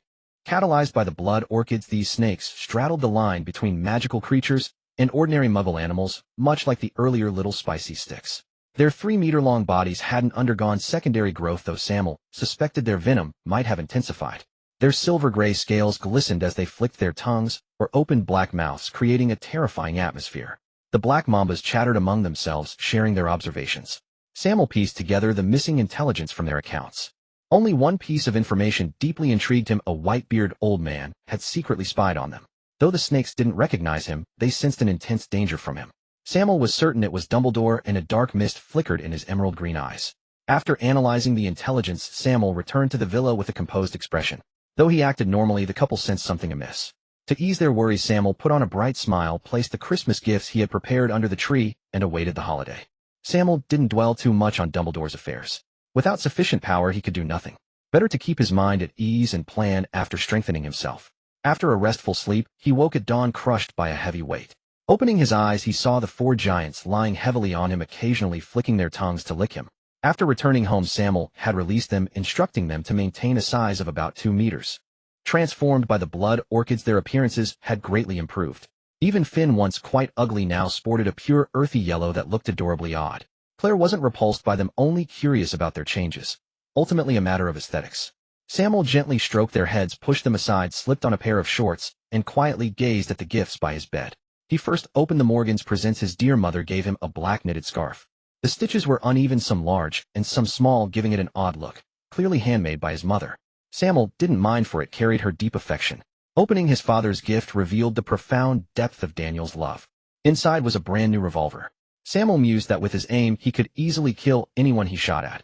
A true physical Avada Kedavra in the magical world. Next came gifts from his friends. Draco gave him a suit of formal wear, top-notch in material and fabric, flashy, yet surprisingly well-fitted, making him look elegant, confident, and dashing. Beverly sent a brooch whose purpose was unclear, but it looked expensive. Theodore gave him a single page detailing the use and insights of the Fiendfire curse, a timely boon. His finite incantum was nearing level 4, so this came just in time. The others gave normal gifts, knowing Sammael's preferences, mostly study notes. Only Derek sent a bottle of some unknown magical creature's blood. Sammael tried to inquire via the communication ring, but got no reply. Harry gave him a large bag of every flavor beans. Unluckily, 2 consecutive beans tasted of chili and stinky tofu, so he quickly re-wrapped them, planning to give them to his father later. Sammael descended the stairs, flaunting the new clothes Draco had sent him. "Dear old dad, come and admire your son's handsome visage. I dare say in terms of looks alone, I've reached a height you'll never surpass in your lifetime." Dressed in a sharp suit, Sammael exuded an air of elegance and nobility, though his words were rather infuriating. He received no reply from Daniel, only to see his father standing rigidly beneath the Christmas tree, offering a stiff smile, with his mother in a similar state beside him. "Good morning, Sammael." Sammael frowned, sensing something amiss. At that moment, the 4 giants rasped behind him, "Master, there are others in the house." Sammael concentrated, unleashing his spiritual energy, and a faint malevolent intent directed itself straight at him. Sammael moved discreetly toward his parents, swiftly transforming them into 2 small snakes, and tucking them into his pocket. The 4 giants rapidly expanded their forms, encircling him protectively. Sammael waved his wand, blasting a nearby pillow to shreds. Drifting goose feathers slowly descended from the air, revealing an invisible figure before him. The invisible wizard, aware of his exposure, materialized and brandished his wand. Avada Kedavra. A flash of sickly green light shot towards Sammael, who sidestepped the curse with a slight dodge. A fierce counterattack ensued as the mysterious wizard in tattered robes scrambled to evade the powerful spells. Sammael could cast spells non-verbally, specializing in overwhelming force. With each wave of his wand, thunderous explosions echoed, and the unknown wizard soon sustained injuries, blood splattering across the entire living room. Seizing the moment as his foe dodged, Sammael cast Serpensortia, his right hand morphing into a massive python that slammed into the mysterious wizard. The python swiftly coiled around the wizard, its sharp fangs piercing his arm. The wizard cried out in pain, dropping his wand, and the battle ended in an instant. Speak. Who are you and who sent you? Sammael demanded, his expression icy and voice stern. The wizard snorted coldly, refusing to speak. Sammael bound him tightly to a chair with a rope-binding charm and blasted off both his hands. Yes, not severed but blasted. The method was brutally cruel. The wizard let out a scream before falling unconscious. Sammael had no intention of letting him remain unconscious, nor did he plan to heal his wounds. Crucio. He unleashed the Cruciatus curse directly upon him, the soul-wrenching agony jolting the wizard awake. A harrowing shriek echoed through the entire villa. A gray mist began to seep from the wizard's body, and from behind his bound back his hands grew sharp claws. His eyes bulged, transforming into bestial pupils. Sammael was surprised. It was a werewolf, but he did not relent, pouring even more power into the Cruciatus curse. Among the 3 unforgivable curses, Sammael was most proficient in the Cruciatus curse. It was one of the few dark arts he had mastered to the 4th level. Filthy beast. He'll ask you one last time who sent you. He'll tell you nothing. Give it up. The werewolf wizard was stubborn. Even as pain made him roll his eyes, he refused to reveal any vital information. Soul extraction. Sammael, growing weary of wasting time, waved his hand and forcibly dragged a translucent spirit identical to the wizard's form from his body. Sammael cast the skill, Snape's gaze, locking eyes with the bewildered spirit. Fragmented images gradually emerged in his mind. A werewolf family, the Travers family, piecing together a coherent story outline. You have a family, yet you dared to target mine. You chose to kill me for money, so I can just as easily slaughter you out of vengeance. Rest assured, I'll reunite you with your family and friends. Sammael's expression was cold, his words even crueler. His left hand remained on the werewolf wizard's head, fierce magical energy gathering in his palm. Boom! The werewolf's head burst like a watermelon, blood splattering across Sammael's face. He made no move to wipe it off, letting the blood drip down his cheek. 2 faint popping sounds heralded the arrival of a tall wizard, followed by a gaunt one. Young wizard, tell me what happened here. The lead wizard's voice was cold and calm, his brow furrowed as he stared at the werewolf's still spurting neck. Turning to see Sammael's expressionless face, he demanded loudly again. Sammael Gaunt, if the Aurors of the Ministry of Magic are all as incompetent as you, then I believe I should question Fudge about the true standard of the Auror office. Sammael was in a foul mood. These 2 fools had chosen to interrogate a child in such a situation, and he retorted bluntly. Gaunt. That Gaunt. The Auror was initially annoyed, but then recalled the surname Gaunt and suppressed his anger. Apologies, Mr. Gaunt, we merely wish to understand what transpired here. The Ministry of Magic was obliged to thoroughly investigate magical fluctuations in Muggle communities, as an attack on a Muggle dwelling by a magical creature could risk exposing the wizarding world. A werewolf suddenly appeared in my home and cast the Imperius curse on my parents. I trust you know what to do. Sammael left the aftermath to them. Having spent so long in Slytherin, he had learned of certain privileges afforded to pureblood families. For instance, a lowly werewolf attacking a noble pureblood was an extremely grave matter, demanding a response from the ministry. In Britain, the history of the Sacred 28 far predates the ministry's establishment, and the latter's very foundation bears the influence of those families. This was the true reason pureblood families held real power in England. The 2 Aurors resigned could only take away the gruesome werewolf corpse. This matter was beyond their jurisdiction. If it were merely an assault, it might still be manageable, but if other pureblood families were involved, it would devolve into a conflict among them, one even their captain would be unwilling to touch. Sammael turned and restored his parents, who had been turned into snakes, to their human forms. After settling them in a suitcase on the 2nd floor, he blew a massive bubble to encase himself, cast a disillusionment charm, and flew directly toward the leaky cauldron. He was no one to be toyed with. The werewolf and the Travers family, he would not spare a single one. At the entrance of Nocturne Alley, a handsome and refined young man stood there, peering inside. He softly asked the wizards clad in tattered robes, "Could any of you tell me where the werewolves' gathering place is?" His voice was gentle, exuding an indescribable nobility. It was Sammael. Several dark wizards at the alley entrance eyed him covetously, thinking to themselves that this easy prey must not be allowed to slip away. "Little treasure, are you lost? The werewolf's place is no good. Let me take you somewhere better." An old witch with snow-white hair tottered towards Sammael, her bony claw-like hand reaching for his arm. Sammael's smile faded. His right arm transformed into a thick, venomous serpent that coiled tightly around her entire body. With a mere flick, it shattered every bone in the old witch's frame. She tried to scream, but the pressure on her internal organs silenced her. As she begged for mercy, the serpent's fangs sank deep into her neck. Within 2 breaths, the old witch perished in despair. "Does anyone know where the werewolves gather?" Sammael asked again, his tone calm, as if he had not just taken a life. The wizards at the alley entrance dared not linger. This was no lamb. It was a wolf in sheep's clothing, a ravenous beast that preyed on others. The wizards lingering at Nocturne Alley's entrance were all of meager strength. Any truly formidable dark wizard would be operating in the inner circles, not stooping to such base deeds. They scattered in panic, but Sammael had no intention of letting these free laborers escape. Through bribery, he persuaded a relatively sturdy young man to act as his guide. Walking through the gloomy alley, the dark wizard and Sammael moved one after the other. The environment was deplorable, squalid and chaotic beyond description, more a rat's nest than a black market. Sammael wondered why these dark wizards lacked any sense of style. They dealt in illegal contraband, and should have been wealthy, yet they lived in such wretched conditions. Along the way some eyed him with malicious intent, but he deterred them with wandless magic. He had no time to waste. "Sir, the werewolves' gathering place is just ahead. I'd rather not go further," the dark wizard said timidly. "You've done well. Your life is spared." Upon hearing this, the dark wizard bolted like a runaway horse, vanishing from sight. Sammael surveyed his surroundings. Even in Nocturne Alley, werewolves were unwelcome. Their enclave spanned a block, but was remote with houses and shops that were old and dilapidated. Few entered or exited the stores. Without hesitation, Sammael waved his wand, and a powerful explosion echoed through the entire block. He had never unleashed his full strength before, and the unbridled blasting curse resounded throughout Nocturne Alley. Glass shattered, buildings collapsed, and cries of anguish, curses, and weeping filled the air. Hearing the commotion, the residents of Nocturne Alley quickly barred their doors. Anyone bold enough to cause trouble here was no ordinary foe. Curiosity could indeed be fatal. Several young robust werewolves quickly gathered and furiously fired curses at Sammael, their attacks vicious. Sammael shielded himself with the armor charm and occasionally conjured steel fortifications with the transfiguration charm for defense. He couldn't rely on the armor charm to block the killing curse. "Who are you? Why are you attacking us?"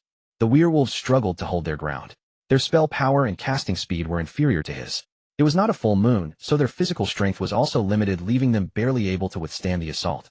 Sammael did not reply, but his smile grew deeper. Of course, not a single werewolf in Nocturne Alley was innocent. After Voldemort's defeat, the werewolf leader Finra Greyback had gathered most of his kind, using them as pawns for the pure-blood nobles to carry out dirty work. These tasks included assassinations, smuggling, and plunder. The werewolf wizard he had killed with a curse to the head was one of Greyback's direct subordinates. Every werewolf gathered here had blood on their hands, but they were protected by the pure-blood families, so no one dared to touch them. Now Sammael had become their new enemy. Meanwhile, more werewolves recovered from the ruins, their beastly pupils dilating with savage, murderous intent. Though they lived in squalor, no one had ever dared to slaughter werewolves here.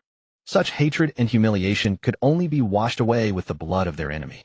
Curses rained down on Sammael like a storm, forcing him into a defensive stance despite his prowess. The sheer number of foes overwhelmed him. Even excluding those on missions, there were over 100 werewolves here. Discounting the elderly, weak, and infirm, at least 70 or 80 possessed full combat capability. Though their magical strength was modest, they were not easy to defeat. Their earlier losses were merely due to being caught off guard. "Quite troublesome," Sammael murmured with a slight smile, waving his wand again. The 4th level Aqua Eructo charm allowed him to perform water escape techniques without hand seals. A massive torrent of water surged from his wand, flooding the entire block with overwhelming force. The water's impact scattered the tightly clustered werewolves. The entire block was encased in a water dome. Though most werewolves could swim, and their robust vitality allowed them to survive underwater for a time, their panic gave Sammael a moment of respite. He waved his wand again, forming a water dragon that churned and stirred within the dome, knocking many werewolves unconscious.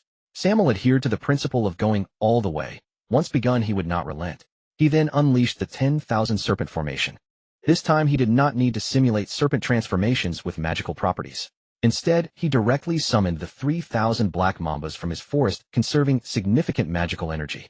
Black mambas were adept swimmers, and they swiftly entered the water dome, opening their black mouths to bite the unconscious or struggling werewolf wizards.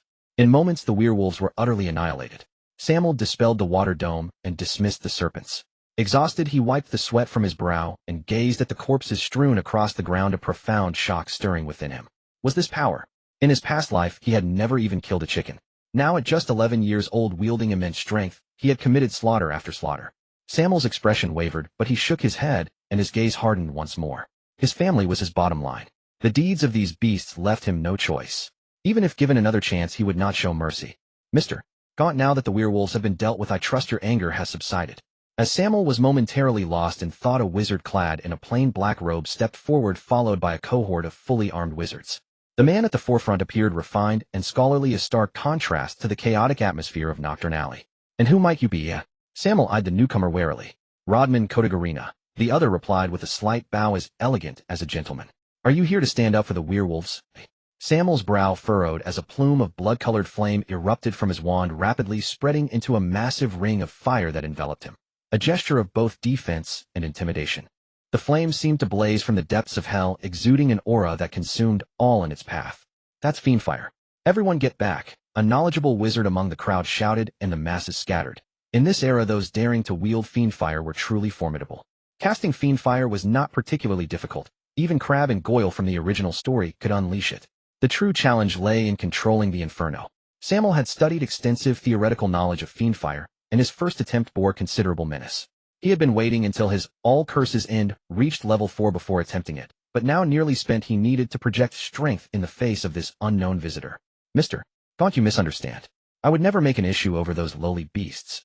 The man quickly apologized. Then what is your purpose? Sammael dispelled the fiendfire barrier and asked seriously. The fiendfire risked spiraling out of control at any moment. A mere show of force sufficed, and conserving his magic for the man before him was paramount. I wish to discuss a collaboration with you, Mr. Gaunt, Rodman said with earnest sincerity. Collaboration? You don't seem particularly sincere. Rodman paused, surveyed his surroundings, and smiled gracefully. My mistake. My shop is just ahead. Shall we talk in detail? Very well. Fortune or misfortune, there was no escape. Sammael remained composed, curious to see what game this man was playing. Before leaving, he transformed Finn on his finger into a 5-meter-long serpent, which swallowed a few remaining items from the ruins. He was no fool. Anything retaining strong magical traces after fiendfire was undoubtedly valuable. Claudius observed, but said nothing. The two walked together until they reached a shabby shop. It was small, without any undetectable extension charm, and even more dilapidated than the werewolf's establishment. Mr. Kotagarina, are you in the herb trade? Sammael asked, eyeing the items on the shelves with curiosity, though he refrained from touching them. Please call me Rodman. I deal primarily in rare materials that are hard to come by, no low-end goods. Rodman spoke calmly, yet his pride was unmistakable. Then you've come to the wrong person. I'm just a first-year wizard. Ooh, I can't help you, Sammael said dismissively. Don't sell yourself short, Mr. Gaunt. I dare say even the Dark Lord wasn't as accomplished at your age. What I propose is merely borrowing your surname. Rodman, no longer playing games, spoke earnestly. Elaborate. Sammael's interest was piqued. You may not know, but in Nocturne Alley most businesses aside from a few vagrant wizards are backed by pure-blood families. Building my territory here wasn't easy. But without allying with a pure-blood family, neither my shop nor I can survive. I'm reluctant to hand over my profits to those parasitic leeches. Compared to them, I'd rather work with you. Rodman spoke with utmost sincerity. Sammael grasped the gist. He was being pressured and sought the Gaunt name for survival. What do I get out of it? Sammael's interest grew as he wondered what terms the man would offer. 20% of my profits. Rodman winced at the mention. Giving away a fifth of his earnings to someone who did nothing was painful, but necessity forced him to yield. 30%. Sammael raised 3 fingers flatly. What? Rodman thought he had misheard. His profit margins were actually modest. The materials were valuable, but he had to support his crew. Collecting items like Nundu fangs or dragon hearts inevitably led to casualties requiring compensation. Without decent treatment, who would risk their lives for such dangerous work? Hear me out, Sammael said, seeing his agitation. I own a property in Hogsmeade with a prime location. You can run it as a pub and hold monthly auctions on the 2nd floor. Rare potion ingredients have no fixed market. With your current model, they might stagnate or fail to fetch their true value. Auctions are ideal. Highest bidder wins. Sammael offered his suggestion, watching Rodman's reaction. Rodman was tempted. Most of his goods, barring a few, were legal. Who would choose to live like a sewer rat when they could operate in the open? Moreover, he had a crew to support. After a moment of struggle, he gritted his teeth and agreed. Then hay raced to a fruitful partnership. Sammael produced a magical contract recording their agreement. Both signed their names and exchanged smiles. By the way, do you have howlers and mature mandrakes? Sammael asked suddenly. I have mandrakes, but not howlers. Those are easy to buy though, Rodman replied honestly. Have your people purchase one for me along with an untraceable owl. I don't want any link back to us. Sammael's tone turned serious. Are you planning to? Rodman's expression grew solemn as he looked at Sammael. Sammael said nothing, offering only a sweet smile. The deaths of these werewolves wouldn't shake the Travers family. It was merely a vent for his anger, causing them no real harm. Sammael was not one to forgive easily. Some mistakes demanded a price. Howlers amplified sound, while mature mandrake cries could be lethal. Combining the two would create a perfect concoction. And on any normal day, no strange owl could breach a pure-blood family's core defenses. But today was different. It was Christmas. Countless anonymous owls filled the skies, and the package bore no trace of dark magic. Even with defensive measures, it would be hard to intercept. A courtesy for a courtesy. This was Sammael's holiday greeting to the Travers family. Once Sammael had everything prepared, he watched the owl fly into the distance, his heart brimming with contentment. A blissful smile gracing his lips. "I hope the Travers family has a Merry Christmas," he chuckled softly. Rodman, standing nearby, felt a chill run down his spine and promptly suppressed any petty schemes he harbored. His choice of Sammael had not been without the intention of gaining an upper hand or using him as a means to an end. Yet those ulterior motives had all but dissipated as Sammael's magical prowess and mature mindset became evident. Sammael, no fool, was well aware of Rodman's thoughts, but paid them little heed. With age, he was confident he could keep Rodman's ambitions in check.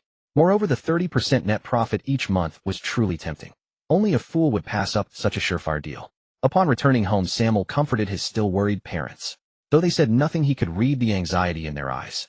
He could make no promises, only assure them that everything was fine and that he had taken care of all matters, which finally allowed them to fall into a deep sleep. He knew no obliviation charm, nor did he wish to have one cast on his parents. As members of Britain's upper echelons, they possessed sufficient mental fortitude to accept all this. Sheltering them entirely would be unfair to both him and them. Moreover, this incident would serve as a stark warning to the pureblood families. Targeting his parents had already violated the unspoken rules, and they all had children attending Hogwarts. They dared not imagine what Sammael might do to their offspring if provoked. In short, they dared not gamble. Sacrificing the lives of two lowly Muggles for their children's safety seemed utterly foolish to them and ran counter to their true interests. That night, the Travers family was plunged into silence following a ghastly scream, the devastation far exceeding Sammael's expectations. The Christmas hall was strewn with corpses. Festive decorations stood in stark contrast to the scattered remains. Amplified by howlers, the mandrake's shriek proved no less potent than a sonic weapon from the Muggle world. The servant closest to the howler, the one who had held it, was obliterated by the sheer force of the sound wave. Within a 50-meter radius of him, not a single living thing remained. From the elderly head of the Travers family to the lowliest house elf, none were spared. In the entire hall, even the few intact bodies had blood oozing from every orifice, a ghastly sight. The wife of the Travers patriarch's heir had quarreled fiercely with her worthless husband and taken her precious grandson John Travers to her own family. This alone had spared their lives, otherwise the once thriving Travers family would have faced complete extinction. And the Travers matriarch's family was none other than that of Nelson Rosier, one of the four Sammael had cornered earlier. By lineage, Nelson was John's maternal cousin. Such was the absurdity of marriage alliances among pure-blood nobles. Waking early, Sammael stretched and smiled at the bold headlines in the Daily Prophet. Christmas indeed was a time for family reunions. Massacre of the Travers family, revenge, or accident. John Travers' ascension to head of house, coincidence or premeditation. Only the most foolish could imagine that the culprit behind a near annihilation was the family heir. Sammael read these so-called evidence-backed reports and found the Daily Prophet's editor, though foolish, remarkably talented. The stories were not only vivid and engaging, but laced with various conspiracy theories that, while not entirely accurate, kept readers hooked. Aurors from the Ministry of Magic also sprang into action, early investigating the truth, but with little success. Learning that John Travers had survived, Sammael felt both relief and amazement that a howler had nearly wiped out the entire family. The notion of keeping the family whole could be set aside. He had no intention of striking at John Travers again. A man he had already defeated would spend the rest of his days looking up at his back in fear. Exterminating the Travers family entirely would not only provoke united resistance from the pure-blood families, but might also draw the attention of the White King. That would severely disrupt his future plans. Sparing John not only gave himself some leeway, but also diverted the gaze of other pure-blood families. A mere Hogwarts student controlling such vast family wealth was akin to a child carrying gold through a bustling market. They would be fools not to take a bite. Even his mother, Caroline Travers, no Caroline Rosier, would surely rally her maternal family for support. Poor John Travers, beset on all sides, would likely have no energy left to seek revenge. Of course, if he dared try, Sammael would not hesitate to finish him off once the pure-blood families had bled him dry. The world would go on without him. The next afternoon, after a night of investigation, aurors traced the magical residue of the mandrake and finally uncovered the truth behind the Travers massacre. They were eager to find the culprit, but the owl that had delivered the howler had been obliterated by the sound wave, leaving no trace. A thorough inquiry at the Owl Emporium yielded nothing. How could they remember which owl was sold to whom? Even if they could, they would never find the person. Having guessed Sammael's plan, Rodman had his men use the Imperius curse on a Muggle to purchase the owl and later erase the Muggle's memory with a memory charm. Searching for a needle in a haystack would be easier. Of course, some suspected Sammael. Days earlier, at a gathering when others mocked the Travers family for failing to handle a Hogwarts student, the Travers patriarch had proudly declared that he would soon bring Sammael Gaunt to heel. He had boasted that Sammael would not only return all the Travers family property, but also become a vassal of the Travers in the name of the Gaunt family. At the time, they had all laughed at the patriarch's madness. Now with the Travers family nearly wiped out, coupled with the werewolf carnage in Nocturne Alley, and hearing their children and grandchildren analyze Sammael Gaunt's character, they easily deduced that Sammael was responsible. Yet lacking evidence, they chose not to step forward, and even their closest allies did the same. Moreover, this incident worked to their advantage. There was no need to court trouble. Sammael spent another quiet day with his parents, and before leaving remembered to message Rodman about acquiring mandrakes. These things were incredibly useful. Hurling a bunch of them could even take down Dumbledore. In fact, Rodman had already bought a large quantity of seeds the moment he saw the news, without Sammael even needing to remind him. The two were of one mind in this regard. On the Hogwarts Express, Sammael lounged leisurely in his compartment, his eyes rolled back, as if a thin mist veiled his originally emerald pupils. At his fingertips, various phenomena unfolded one by one: dark clouds churning, thunder roaring, and storms raging. Sammael waved his hand casually, and a fierce gale swept through the compartment, shattering the table backrests, windows, and doors into pieces. In the sky outside, a massive tornado coalesced in response to his gesture. Sammael snapped back to reality, his pupils clearing once more. With a whispered incantation of Reparo, everything broken was restored to its original state, and the sky regained its clarity, as if nothing had happened. Ever since he took revenge on the werewolves and the Travers family, a new achievement called Avenger had appeared on his system panel. The reward was a superpower akin to Storms from X-Men, the ability to control the weather. Since awakening this power, Sammael could clearly sense the natural energy around him. Elements like clouds, rain, wind, and thunder constantly surrounded him, like soldiers awaiting his command. He needed no wand, nor incantation. Controlling these elements felt as natural as an instinct. He bet that Branson's weather charms would be completely outmatched by his abilities. Joyfully experimenting with his power, he suddenly thought of something, and pulled an exquisite dagger from his small bag. This dagger was one of the spoils Sammael had taken from the werewolf ruins. It was crescent-shaped, its blade gleaming with a frosty light, and the back bore serrated patterns. The word exquisite was most evident in the fact that it was carved from an unknown bone, yet possessed a strangely harmonious beauty. Sammael could sense an extreme danger emanating from it, as if even a scratch could cost him his life. He carefully examined the magical runes on it, but could not discern their meaning. Only the dense, lingering aura of evil made him highly wary. Besides this dagger, there were also 3 eggs of an unknown creature. Sammael had some guesses, but he was no expert in magical creatures, and dared not jump to conclusions. Once at Hogwarts, he planned to ask Hagrid for clarity. The journey was long, and Sammael felt weary. He lay down on the table to take a nap. Finn, now 2 meters tall, stood guard at the door, watching over his master, and eyeing the students moving through the corridor. Whenever a student tried to approach, Finn's appearance startled them, warning them to keep their distance. In truth, even without Finn's intimidation, any young wizard who saw Sammael would instinctively steer clear. After all, the reputation of the school bully was too strong for an ordinary person like him to approach. However, there was always someone lacking in tact. Theodore, whether by tripping or some other mishap, stumbled directly into the compartment.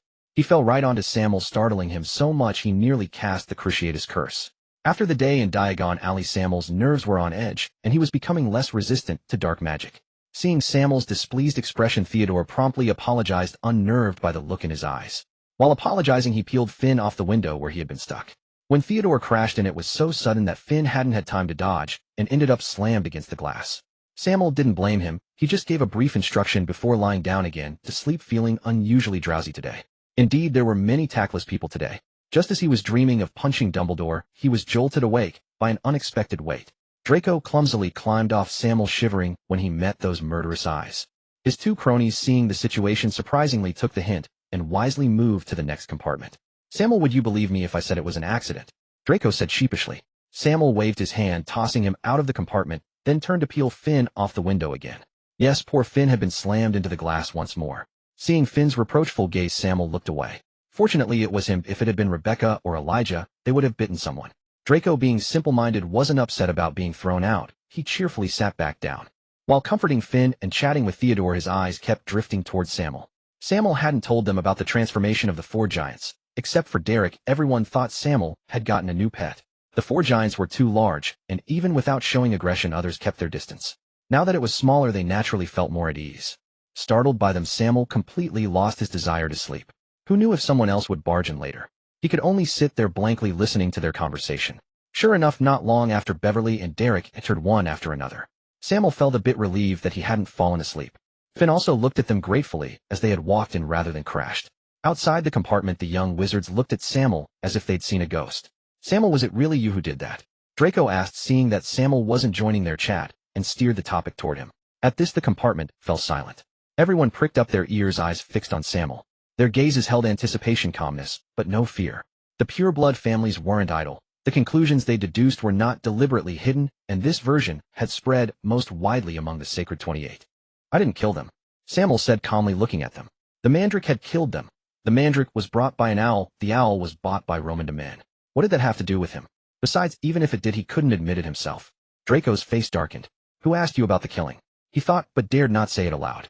He was about to rephrase the question when Beverly tugged at his sleeve and shook her head silently. Draco understood and fell silent. To avoid an awkward atmosphere, Sammael actively joined their conversation. These friends each had their own stances, yet none distanced themselves from him, which warmed his heart. In truth, before today, he had prepared himself to be isolated by everyone. A series of light knocks startled the group, who had been chatting happily. A blond boy timidly pushed the door open. Feeling the weight of their stares, he instinctively tightened his collar. Blaze, what's the matter? Theodore asked, noticing Blaze's nervousness.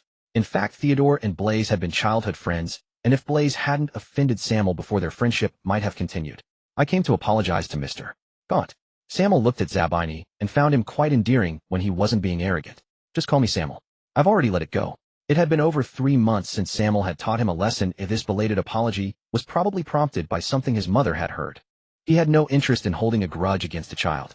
Besides, last time Blaze had only said a few words and Sammael had beaten him soundly. He hadn't suffered any loss. Now few people were willing to get close to him, and he wasn't yet powerful enough to act arrogantly and isolated. A master walks a lonely path, but he hadn't reached that level yet. The compartment was already cramped with 5 people, so after exchanging a few words, Blaze wisely took his leave. As December arrived, Hogwarts remained cloaked in silver white. A thick layer of ice had formed over the Black Lake, and passing students delighted in skating there. Boys with hands wandering embraced their female classmates' waists, while the more bashful ones held their hands, all playing with unbridled joy. Of course, there were also a few male seniors embracing each other, which Sammael simply pretended not to notice. During meals, as expected, even the Slytherin students kept their distance from him. According to the council from their families, he was a true ruthless figure, one best avoided unless absolutely necessary. They had no prior bond with Sammael, so the only choice was to maintain distance. The same went for Slytherin House, and even more so for the other houses. They would evade him if possible, and if unavoidable, they could only lower their heads and walk past, never daring to meet his gaze. Sammael was not alone. Members of his organization willingly sat beside him, and to secure enough empty seats, he deliberately chose the Ravenclaw table. Even Beverly, ignoring Daphne's warnings, followed of her own accord, drawing much attention as the sole female in this small group. What intrigued Sammael most was Blaze Zabini. That fellow, seemingly oblivious to the others' peculiar stares, came over to chat with them for quite a while before leaving. No one could fathom his intentions. Sammael, what do you think Blaze is up to? Draco asked, puzzled, watching Blaze's retreating figure, convinced that the guy had some scheme. Why bother? Don't you have the confidence to deal with him? Sammael glanced at him, teasing. Him? Are you kidding? In the heir of the great Malfoy family. A mere Zabini. If he dares to show off, they'll prick him to death. With that, he brandished the hideous puppet, flaunting it before Sammael. Sammael cast a casual glance and noticed the grotesque puppet was vastly different from before. More magical runes adorned it, and the ominous magical energy within had grown denser. Snatching it, he scrutinized the runes, recognizing them as some of those recorded in the book The Scream of the Soul he had gifted Draco for Christmas. The boy was remarkably talented, having completed the fragmented runes and carved them onto his beloved toy. Sammael worried about Draco's mental state. If he were truly corrupted by malevolent thoughts, the loss would outweigh the gain. Yet looking at his simple, foolish expression, it was clear nothing was amiss. Moreover, the boy now held a long needle in his right hand, mimicking a motion to stab the puppet.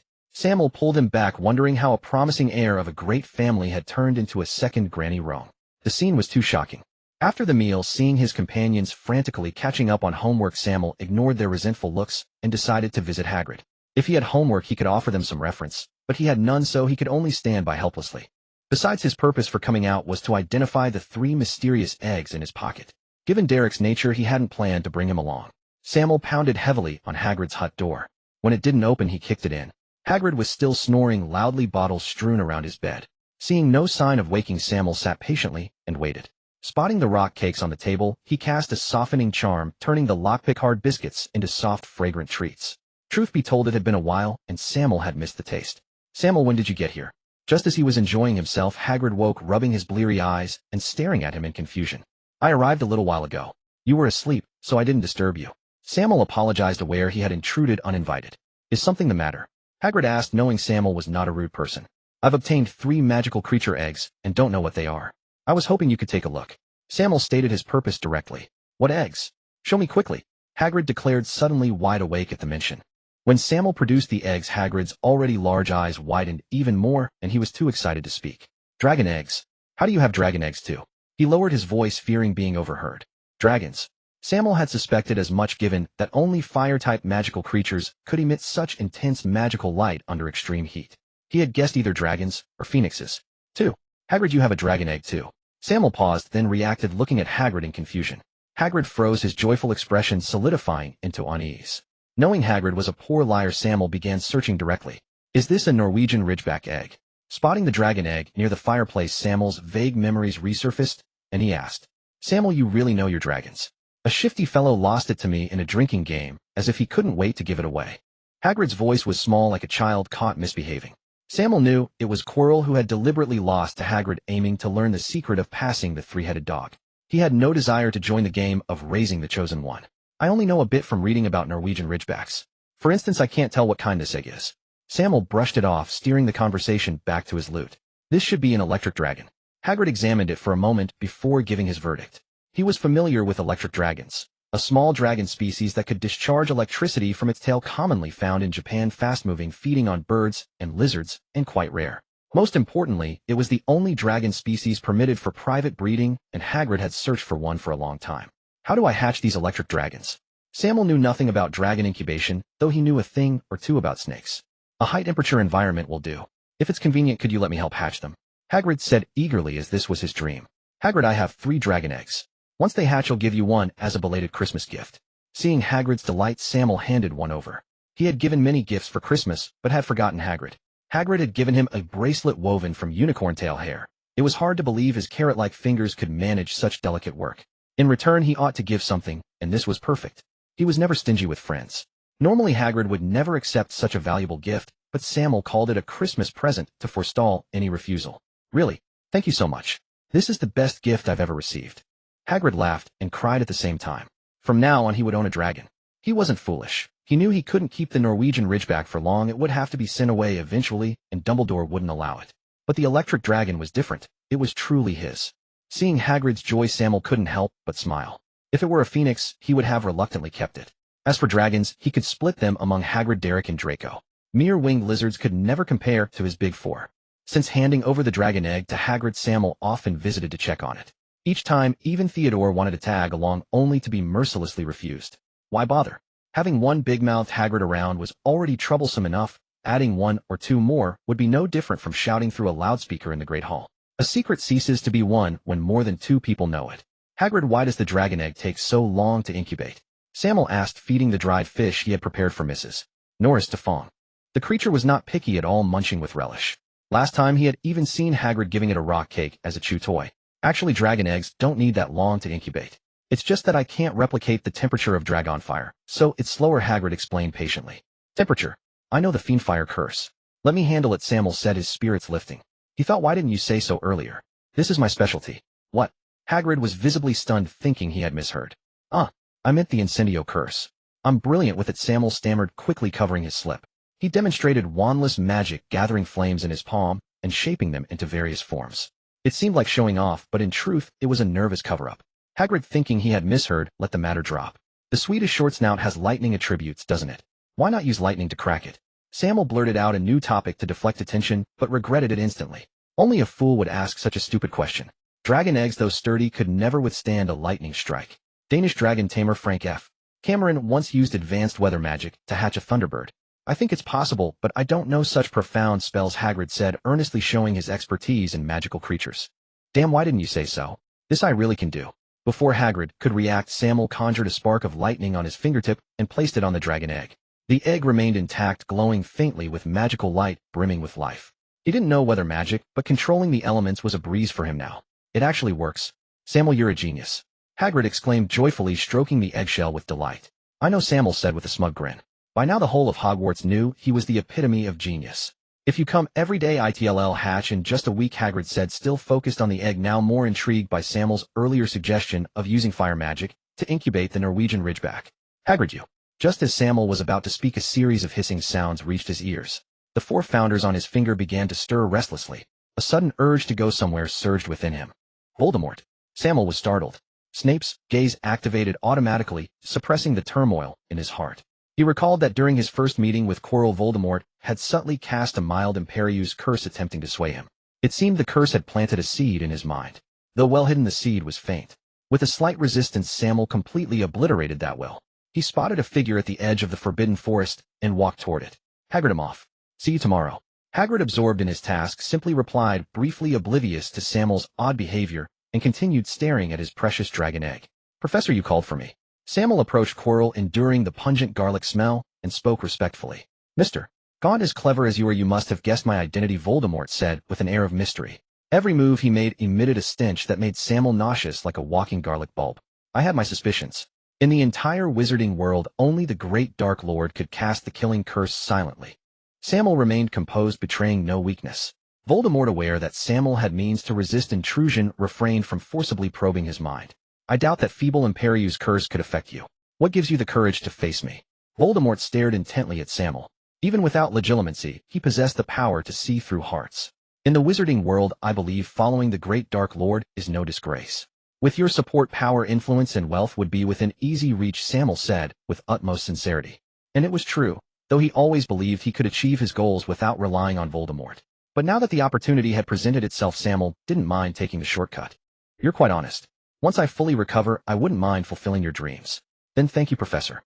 Voldemort's tone was lofty, but Sammael didn't believe a single word of his promise. A being born from a love potion knew nothing of love. Even if his own mother were resurrected, Voldemort might not care. Sammael inwardly cursed Quirrell for being a fool, letting such a shoddy promise sway a Ravenclaw prodigy. Where's your intellect? Eaten by the three-headed dog. You've disgraced Ravenclaw. This wretched body of Quirrell's is infuriating. I need you to assist him in capturing a unicorn. With that, Voldemort's voice faded, relinquishing control to Quirrell. My wand is made of alder wood with a unicorn tail hair core. It won't work at full power when harming unicorns. I need your cooperation, Quirrell said, coldly, unwilling to converse further. If not for the Dark Lord's lessons for Sammael, he wouldn't have been weakened to the point of needing unicorn blood to survive. Of course, Professor. Seeing Quirrell's reluctance, Sammael didn't bother to warm his cold demeanor. They walked in silence, scouring for unicorn tracks. Sammael secretly slacked off, admiring the scenery. Even after many visits, he was still captivated by the serene beauty. He thought, go ahead and search. I've already arranged for the unicorn to leave. If you find even a single hair, you can ask me. Found it. Just as he was slacking off, Quirrell's voice rang out, slapping him in the face. Seeing the glowing mane left behind not long ago, Sammael cursed inwardly. Damn. I arranged everything. How could there be such a stupid unicorn? Is it a Gryffinder's pet? Why is it so stubborn? He had already sent word. Fate would decide. If the unicorn was truly found, he could only let nature take its course. Quirrell cast Apparition to scout the area while Sammael used his signature bubble-floating spell, Water and Sky as one, hovering above the Forbidden Forest. Even if he found nothing, he had to put on a show. This way. Quirrell confirmed a direction and called to Sammael. Professor, can't you use the tracking spell? Sammael asked, puzzled, thinking the man was truly dim-witted. No wonder Voldemort had recruited him. Quirrell paused, glaring at Sammael, feeling deliberately insulted. Of course he knew the tracking spell, but using it now would make him lose face as a professor. He had no choice but to trudge in the determined direction. Mr. Gaunt, please take this seriously. In the Forbidden Forest, Quirrell couldn't help but speak as he watched Sammael's leisurely demeanor. The figure wandering around was clearly not tracking any traces, but was simply sightseeing. Could a unicorn hide inside a tree hollow? I am being serious, Professor. Sammael looked at him innocently, wearing a harmless expression. I don't care what you think, but you must complete the master's task diligently. After saying this, Quirrell walked away without acknowledging Sammael further. Sammael curled his lips, thinking, that's your master, what does it have to do with me? You grovel to lick his boots, do you expect me to do the same? Oh right, Voldemort doesn't wear shoes. Just as Sammael was about to retort, he saw Quirrell stoop down and gradually conceal himself. A spell flew from the wand, striking the distance. Sammael focused his mind. A robust unicorn was leisurely nibbling on raspberries. Its entire body shimmered with a faint glow, appearing pure and sacred. Sammael was mesmerized. He had visited the Forbidden Forest many times, but this was his first encounter with a creature embodying such beauty and power. It was as if crafted by the heavens, a beauty that shamed all other beings. Sammael marveled at the unicorn's splendor. Seeing the spell that could have shattered bones reduced to a mere tickle, he couldn't help but laugh. Strike now. As the unicorn warily glanced their way, Quirrell cried out. He could well imagine the consequences of failing this mission. Moreover, his body could no longer endure. Without drinking the unicorn's blood, he would surely be abandoned by the Dark Lord. Sammael waved his wand. Terrifying explosions erupted near the unicorn's hooves, while ropes materialized to hinder its movements. He focused on harassment, and control, leaving the task of killing the unicorn to Quirrell. Living rope restraint. Quirrell was no fool. Knowing offensive spells were futile, he directly used the living rope curse. His execution was equally adept, though he aimed to strangle the unicorn. The wand resisted, yielding little effect. Soon Sammael witnessed the true power of a supreme magical creature. A massive beam of light condensed on its horn, unwavering, its immense magical fluctuations nearly blinding him. Sensing danger, Sammael swiftly retreated. The colossal beam struck Quirrell, sending him flying. Watching Quirrell land on the back of his head, Sammael wondered whether it was Quirrell or Voldemort who felt the pain. Quirrell quickly rose, his eyes gleaming with bloodlust. A sinister green light gathered on his wand, enveloping the entire forest in an aura of doomed death and terror. Avada Kedavra. The unicorn tail hair core resisted his casting, causing numerous fine cracks to appear on the wand. Seeing this, Sammael knew it was the Dark Lord acting. That terrifying aura was something Quirrell could never imitate. He waved his wand. A devastating explosion struck the unicorn's hindquarters, triggering its muscle memory to dodge. It narrowly evaded the Dark Lord's killing curse. This was the advantage of nonverbal casting. Always a step ahead of the opponent. "Sorry, Professor, I didn't expect to hit the unicorn," Sammael said, apologetically feigning embarrassment. "I've painstakingly cultivated the unicorn's friendship. There's no way I'd let it die so easily." As they spoke, the unicorn leaped out of the encirclement and fled swiftly. As a top-tier magical creature, it was clearly more talented in running.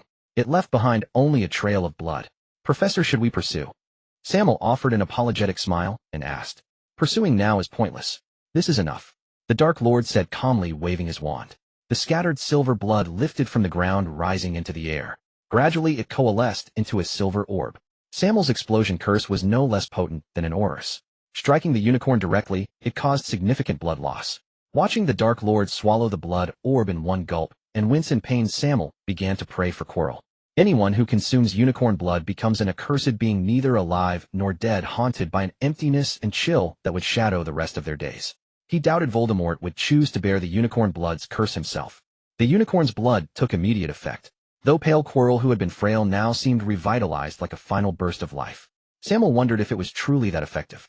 He also wondered about the curse's potency. If it was good, he wouldn't mind adding it to his collection for future use against enemies. "Mr. Gaunt, I believe you owe me an explanation." Quirrell, no, the Dark Lord, glowered at Sammael. "I don't understand, Master," Sammael said calmly. Calling him Professor now would only seem like playing dumb. "After all this time studying, I've nearly forgotten your progress in curses." Voldemort didn't look at Sammael's expression, but inquired about his studies with an eerie smile. I've finished Abyssal Curse. Soul's Lament is too profound, I'm still learning." Sammael was baffled by Voldemort's shift. He had already prepared excuses, no explanations. Still, he honestly reported his progress. "Excellent.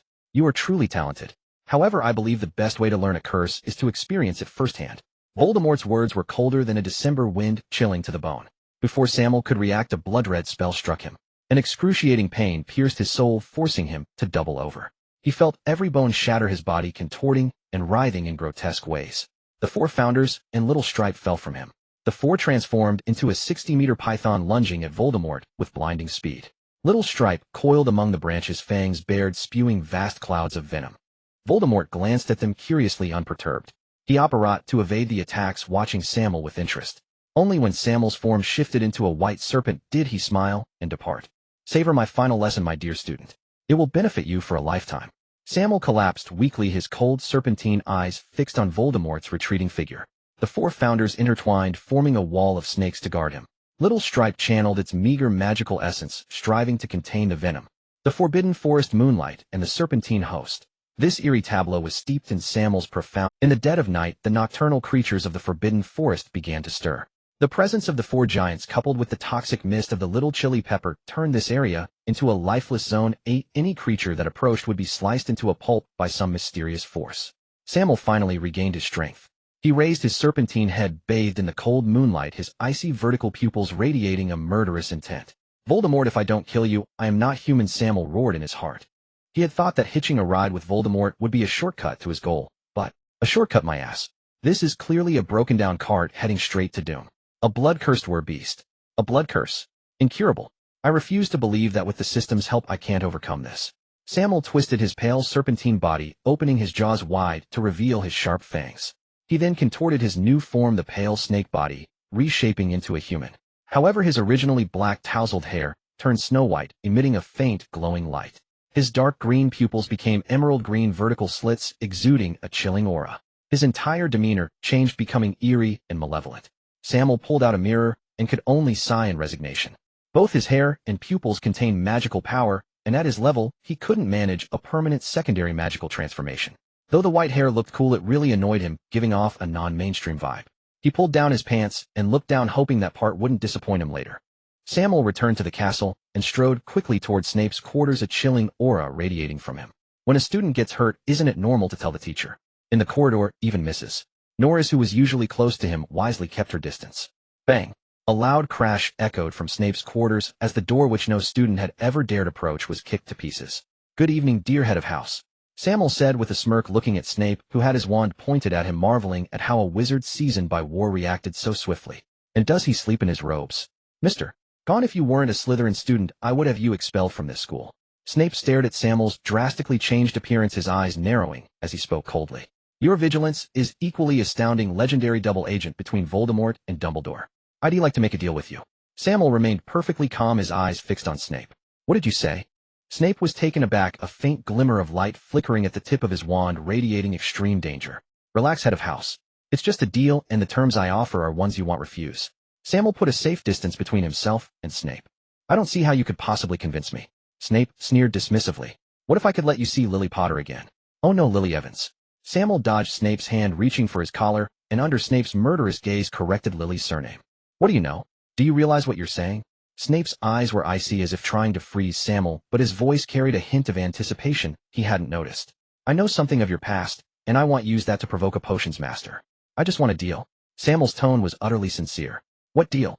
Snape didn't know how much Sammael knew or why, but he understood that this boy possessed spell-casting skills surpassing many adult wizards, and his strength and intelligence were shrouded in mystery. "Even if there's only a 9 million chance, I have to take it," Sammael said, nothing, twisting his body in a bizarre manner and transforming into a massive white serpent. The serpent resembled a viper, yet it was 15 feet long, neither python nor boa, with sharp scales and long fangs, its cold pupils identical to Sammael's. A blood-cursed were-beast. Snape was not ignorant enough to mistake an animagus for a blood-cursed were-beast. "Travers, or Rosier?" Snape demanded angrily. Though dissatisfied with Sammael's troublemaking, he was still his student, and anger boiled within him that this had happened under his watch. "Neither.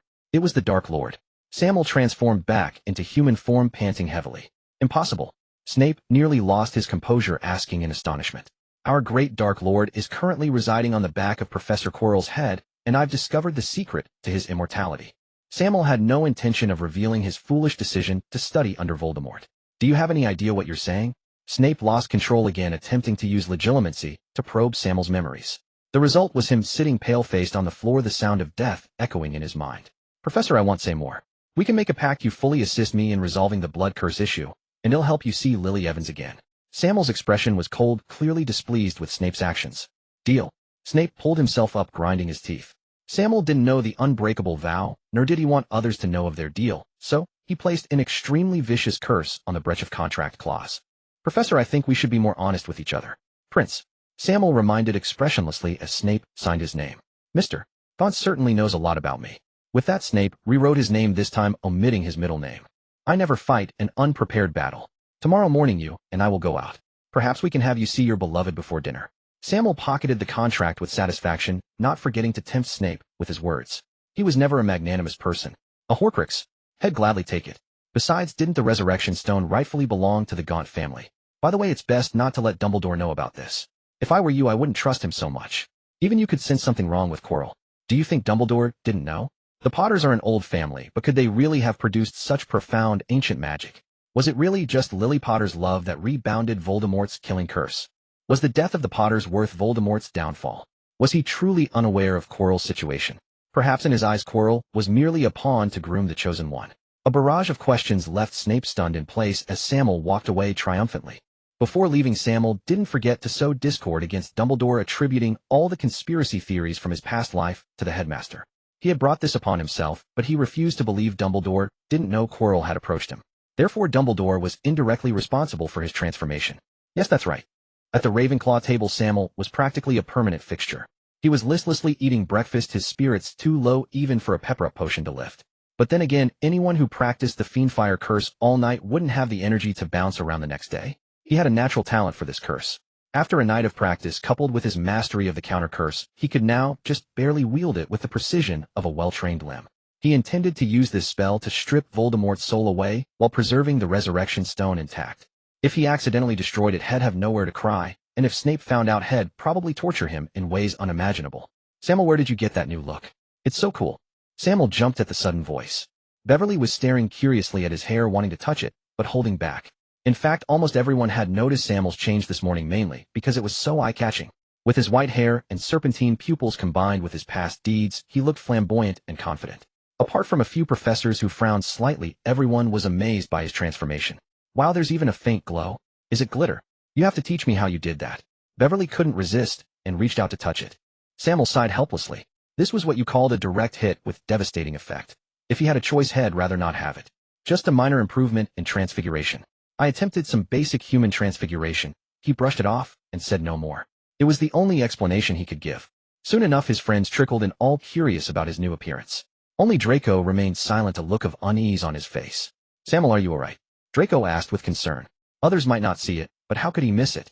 The curse's radiance on that white hair was so thick, it was practically blinding. Don't worry, I'm fine. Sammael patted him on the shoulder to reassure him. Draco was about to say more when a huge bat-like figure approached them. Good morning, Professor. Sammael greeted Snape with a perfectly natural expression. Snape said nothing, simply grabbing him and heading out of the castle, clearly not willing to waste time. Sammael shot a reassuring look back at his friends and shook off Snape's grip. Professor, let's split up. I need to find some magical creatures. You catch a dark wizard, and we'll meet back here in half an hour. Sammael delivered his instructions with a flat tone, making Snape's face even darker. Mr. Gaunt, it seems you truly care nothing for the lives of others. Snape snorted coldly, not bothering to ask why he needed a wizard. I'm no saint. Why should I care about the lives of strangers? Do you think, Professor, that stealing a soul from under death's nose comes without a price? Sammael shot back. After the mess with the werewolves and the Travers family, he had grown as arrogantly swollen as a foolish Gryffindor, and he had paid the price for it. Now he had to be fully prepared for everything to come. Snape snorted again and vanished. Sammael meanwhile strolled over to Hagrid's and borrowed 3 goats. The Gaunt family, no matter how poor or fallen, had been a millennia-old dynasty. They might have some tricks up their sleeve, and using goats to test the waters was as good a plan as any. So these are the magical creatures you prepared? In no time at all, Snape saw the goats in front of Sammael, and his face turned ashen. He stared at that smug face, but said nothing. After stuffing the goats into his suitcase, he operated them directly to the Gaunt family's old manor. The process was excruciating. Sammael couldn't hold it in anymore. He pushed away from Snape and started vomiting violently. The feeling of being squeezed through a pipe and then yanked out was unbearable. Unlike some legendary time travelers, Sammael lacked their stellar adaptability, and he kept heaving for a long while before finally recovering. Snape said nothing, and even his faint smile was barely perceptible. Sammael almost thought had imagined it, but when he looked closer, the subtle expression had shifted into undisguised contempt. So this is the Gaunt Manor. Quite the ruin, isn't it? Sammael looked around. Apart from being next to a forest, this so-called manor was even worse than the werewolves' dwellings. Legally speaking, Sammael was probably the sole heir to this decrepit house. You've never been here before. Then how did you know what you wanted was here? Snape's expression suggested he wanted to curse someone out. I have my sources. Don't worry about it. Sammael didn't look back as he walked toward the old house. The closer he got, the more confident he felt. At the same time, he marveled inwardly. No wonder the Gaunts were all called mad. The door still had a skeleton nailed to it, which Sammael immediately recognized as a snake's. Who in their right mind would nail a snake to a door? With waist-high weeds and dust-covered tiles, he'd believe it if someone told him this was a haunted temple. The two of them wandered around, but found nothing. Not a hidden chamber, not even a stick of furniture. Snape tried a tracking charm, but since the place had been uninhabited for so long, it yielded nothing. SSSS. SSSS. SSSS. Sammael had an idea, and began calling snakes in Parseltongue. Ordinary snakes would be hibernating, but magical snake species were still active. If any magical snake had lingered here, it might serve as a guide. When he found no trace of snakes, Sammael switched to a series of phrases like, open up, and open sesame, in Parseltongue, just in case there were hidden mechanisms unknown to him as a descendant. This time his efforts paid off. To Snape's astonishment and Sammael's delight, a hidden door appeared behind the fireplace, revealing a pitch-black corridor. My dear little sheep, it's your turn now. Sammael released the goats from the suitcase and drove them forward with magic. Mr. Gaunt, you really do take hypocrisy to the next level. Snape sneered at him. How about you go first then, Professor? Sammael retorted, too annoyed to look at him, and continued watching the goats.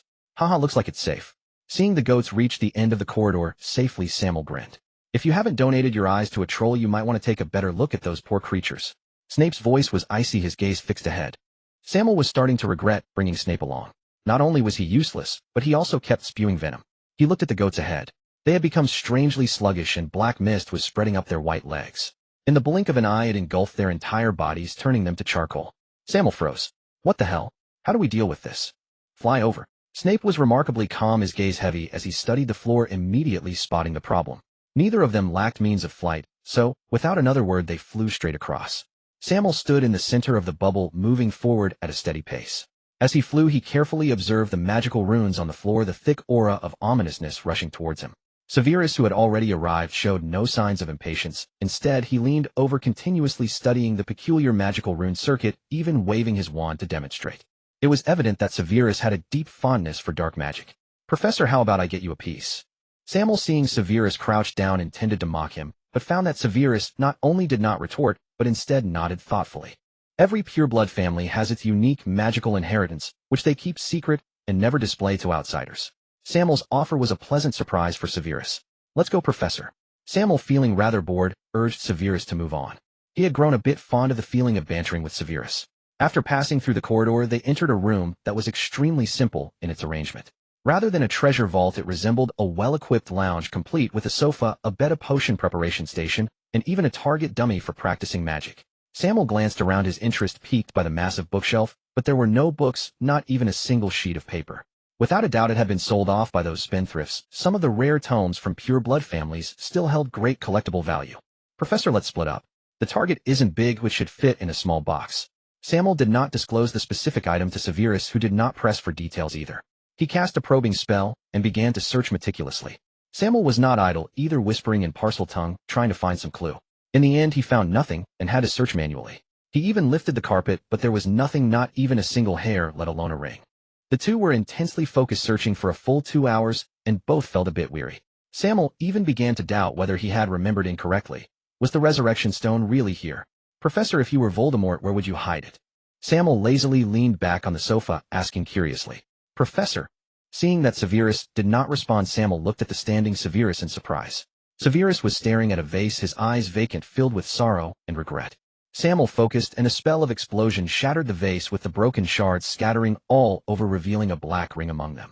With the appearance of the ring, the regret on Severus' face deepened, and he rushed toward it recklessly. The frenzy in Severus made Sammael speechless. "Professor, get a hold of yourself." Seeing this, Sammael cast a mild curse directly on Severus. The intense pain freed him from the deep-rooted confusion, and Severus' gaze regained clarity. "Mr. Gunter, you have successfully secured an opportunity for further studies in Azkaban. Slytherin loses 10 points. Severus said through gritted teeth. Sammael was taken aback. This was the first time he had seen Severus deduct points from Slytherin, and he shook his head with a wry smile. "Professor, this isn't Hogwarts. You can't deduct points from me, and you'll thank me for this." As Sammael spoke, he helped Severus up and took the liberty of opening Severus' box, pulling out an unconscious dark wizard. Where's this?"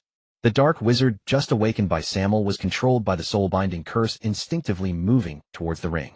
Sammael did not want to waste time explaining it to him. Severus narrowed his eyes, but said nothing. The one he had captured was not clean, often luring muggles into dark magic experiments notorious in Nocturne Alley. With a vial of truth serum, this scoundrel confessed everything, even his childhood, peeping on a widow bathing. Such a scumbag was not worth lamenting. The dark wizard moved quickly. The closer he got to the ring, the weaker the soul-binding curse became. His expression was filled with madness, and even without Sammael's control, he willingly put on the ring. Sammael observed the wizard's transformation as a massive black aura enveloped him, spreading throughout his body. A thick sense of death emanated from him. After a scream, the wizard completely transformed into a pile of charred remains, dying with an expression of endless agony. Sammael sighed in relief, thinking that this was how it should be. Dumbledore had a phoenix. Even legendary wizards suffered greatly from the resurrection stone, and with Severus, the master of potions, assisting, he still had only a year left to live. It made no sense that a mere minion could endure. Severus' gaze shrank. If it weren't for Sammael, that pile of charcoal could have been him. Sammael had no time to care about his change. With a casual wave, the ring fell into his hand, losing its terrifying curse. The ring before him was merely Voldemort's Horcrux, significantly diminished in power. Severus was shocked. Only when he saw that Sammael was fine did he relax. Sammael examined it for a moment, and a stream of crimson flame erupted from his mouth, enveloping the ring. A scream emanated from the flames, transforming into a giant red python that lunged at Sammael. "Using my magic to attack me. Have you become this foolish, Tom?" Sammael's expression remained unchanged as he waved his wand, unleashing a larger flame from the tip that morphed into a giant python. The two pythons intertwined and bit at each other. Severus stayed far back. He saw the confidence shining in Sammael's eyes and had no intention of helping. In an instant, the two giant pythons consumed each other in their collision, and without magical support, the fierce flames dissipated like rootless duckweed. The ring mount melted into molten iron, leaving only a dark ancient gemstone suspended in the air. Fiendfire and the soul-binding curse. I wouldn't be surprised if one day Mr. Gunter cast the killing curse in front of me. Severus' words carried a deep meaning as he approached the resurrection stone. Professor, stop the nonsense and come look at the freshly made resurrection stone. Sammael did not want to engage with him. In fact, he could cast the killing curse as well. What? The resurrection stone? Are you kidding me? Severus' expression twisted. Anyone who had received a magical education would have read the tales of Beetle the Bard. Among them, the second brother Cadmus Peveril was the first owner of the resurrection stone, but wasn't that just a fairy tale? Are you joking? Professor, do not measure this world with your ignorance. This is the resurrection stone. Sammael's tone was more resolute than ever. Sammael berated Snape, thoroughly feeling immensely pleased. He watched the dazed Snape and handed him the resurrection stone. His goal was to kill Voldemort. The resurrection stone was precious, but for him at this moment, it was as useless as a chicken rib. It would be better to let Snape study its usage. Rumors said that the apparition summoned by the resurrection stone was a substance more real than a soul, yet more ethereal than a physical form. Not a true soul. But what of it? His deal with Snape was only to let him see Lily once more, not to resurrect her.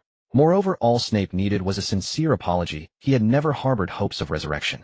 If Sammael were fortunate enough to obtain the impure world reincarnation, he might consider trading with him again, but the terms would not be so simple then. Snape and Sammael decided to return, not forgetting to burn down the entire old mansion with fiendfire before leaving. It was a bit wasteful, but better than letting the Dark Lord detect them with a tracking spell. Rather than confronting the legendary wizard Hedon, he preferred to stab him in the back. After vomiting on the lawn for a while, Sammael watched the departing Snape and silently cursed that he would never be forgiven by Lily. Since Snape had tampered with the resurrection stone naturally, he wouldn't let the Ravenclaw diadem slip away. Wasting no time while everyone was in class, he went to the 8th floor, found the room of requirement, and with great effort located the Ravenclaw diadem. In terms of material, it was far inferior to the resurrection stone. Sammael dared not casually forge it, fearing he might damage it. He could only temporarily place it in his suitcase, layering it with protections and curses to be dealt with later. Life at Hogwarts returned to normal thereafter. Sammael's studies far exceeded the curriculum, so he didn't need to do most of the homework, much to the envy of his friends. The professors also allowed him to read materials beyond the textbooks, but at the cost of no longer awarding him points for answering questions. This deprived Slytherin of a major source of points. Both the male and female prefects expressed dissatisfaction, but Sammael brushed them off with a smile. Snape remained the same, deducting points from every house except Slytherin, and even Slytherin students weren't spared from his venomous remarks. His malicious words and bizarre behavior opened Sammael's eyes, earning him the title of the most unpopular person at Hogwarts once again. Everyone thought he had lost his mind, but only Sammael, gazing at the resurrection stone necklace around his neck, fell into deep thought. The Dark Lord hadn't been seen since that incident. Quirrell in every defense against the dark arts class looked at him with schadenfreude. Sammael held back the urge to hit him with the Cruciatus curse and focused on reading. Hogwarts lunches were sumptuous, but after eating them often they became ordinary. Sagan and Bambi took turns cooking for him. Sammael ate his lunch listening to Beffy spreading rumors about Draco, and Harry finding the meal quite enjoyable. An owl flew to his side, dropped a note, and flew away. He didn't recognize the owl, but he recognized the handwriting. It read, "The dragon egg is about to hatch. Come quickly, Hagrid." Sammael immediately realized and quickly notified Derek and Draco via his ring. As the future owners of the electric tail dragons, he felt they should witness it firsthand. "Sammael, what's going on? So mysterious," Draco kept asking along the way. "Ask again, and you're not coming." Sammael saw that he wasn't anxious, but rather showing off. Sammael rarely left Theodore behind, and Draco had long wanted to replace Theodore as his deputy. Wasn't this the opportunity? After Sammael's warning, he quieted down, but the smugness on his face was unmistakable. Derek chuckled silently. "Sammael, you're here," Hagrid said, while bustling about greeting Sammael, while casting a wary glance at Draco. The Malfoy family's background would inevitably make Hagrid suspicious. "They are the future owners of the little dragons. I brought them to see you. I hope you don't mind." Sammael spoke sincerely. "No, not at all," Hagrid said warmly. Since they were on the same side, there was no need for suspicion. "Dragon? What dragon? Where?" Hearing their conversation, Draco pushed them aside and looked around, even more eager than Derek. Derek loved all magical creatures, hence his excitement. But Draco was different. He only loved dragons. "Why is this egg so small? Could it be an electric-tailed dragon?" Draco, well-versed in the subject, identified the egg type at a glance and began stroking it excitedly. Who? Sammael's expression shifted as his arm transformed into a giant python striking toward the corner. Sammael, no. It's Harry and the others, Hagrid shouted anxiously, fearing they might be killed by Sammael. The python froze and quickly retracted. Sammael withdrew his arm and said irritably, Hagrid, if you've invited friends you can tell me. Besides, Harry is also my friend. Since becoming a blood-cursed werebeast, Sammael had gained the heat-sensing ability of snakes, allowing him to easily detect hidden enemies. In the corner, Harry and the others, still shaken, took off the invisibility cloak and wiped non-existent sweat. Harry exchanged a brief greeting with Sammael, while Ron and Hermione remained silent. Ron's eyes were filled only with fear. He had nearly been attacked by the giant python, its sharp fangs almost touching him. Sorry, Sammael, I was worried you might mind, Hagrid said apologetically. In truth, Sammael didn't care at all. Among everyone present, probably only Draco would mind. Sammael didn't engage further, sending tiny bolts of lightning from his palm to strike the eggshells, providing the final energy charge for the little ones. Crack! A faint sound reached everyone's ears, and a tiny fissure appeared on the smooth eggshell. The other two dragon eggs also cracked simultaneously, the cracks spreading wider, revealing the form of the baby dragons.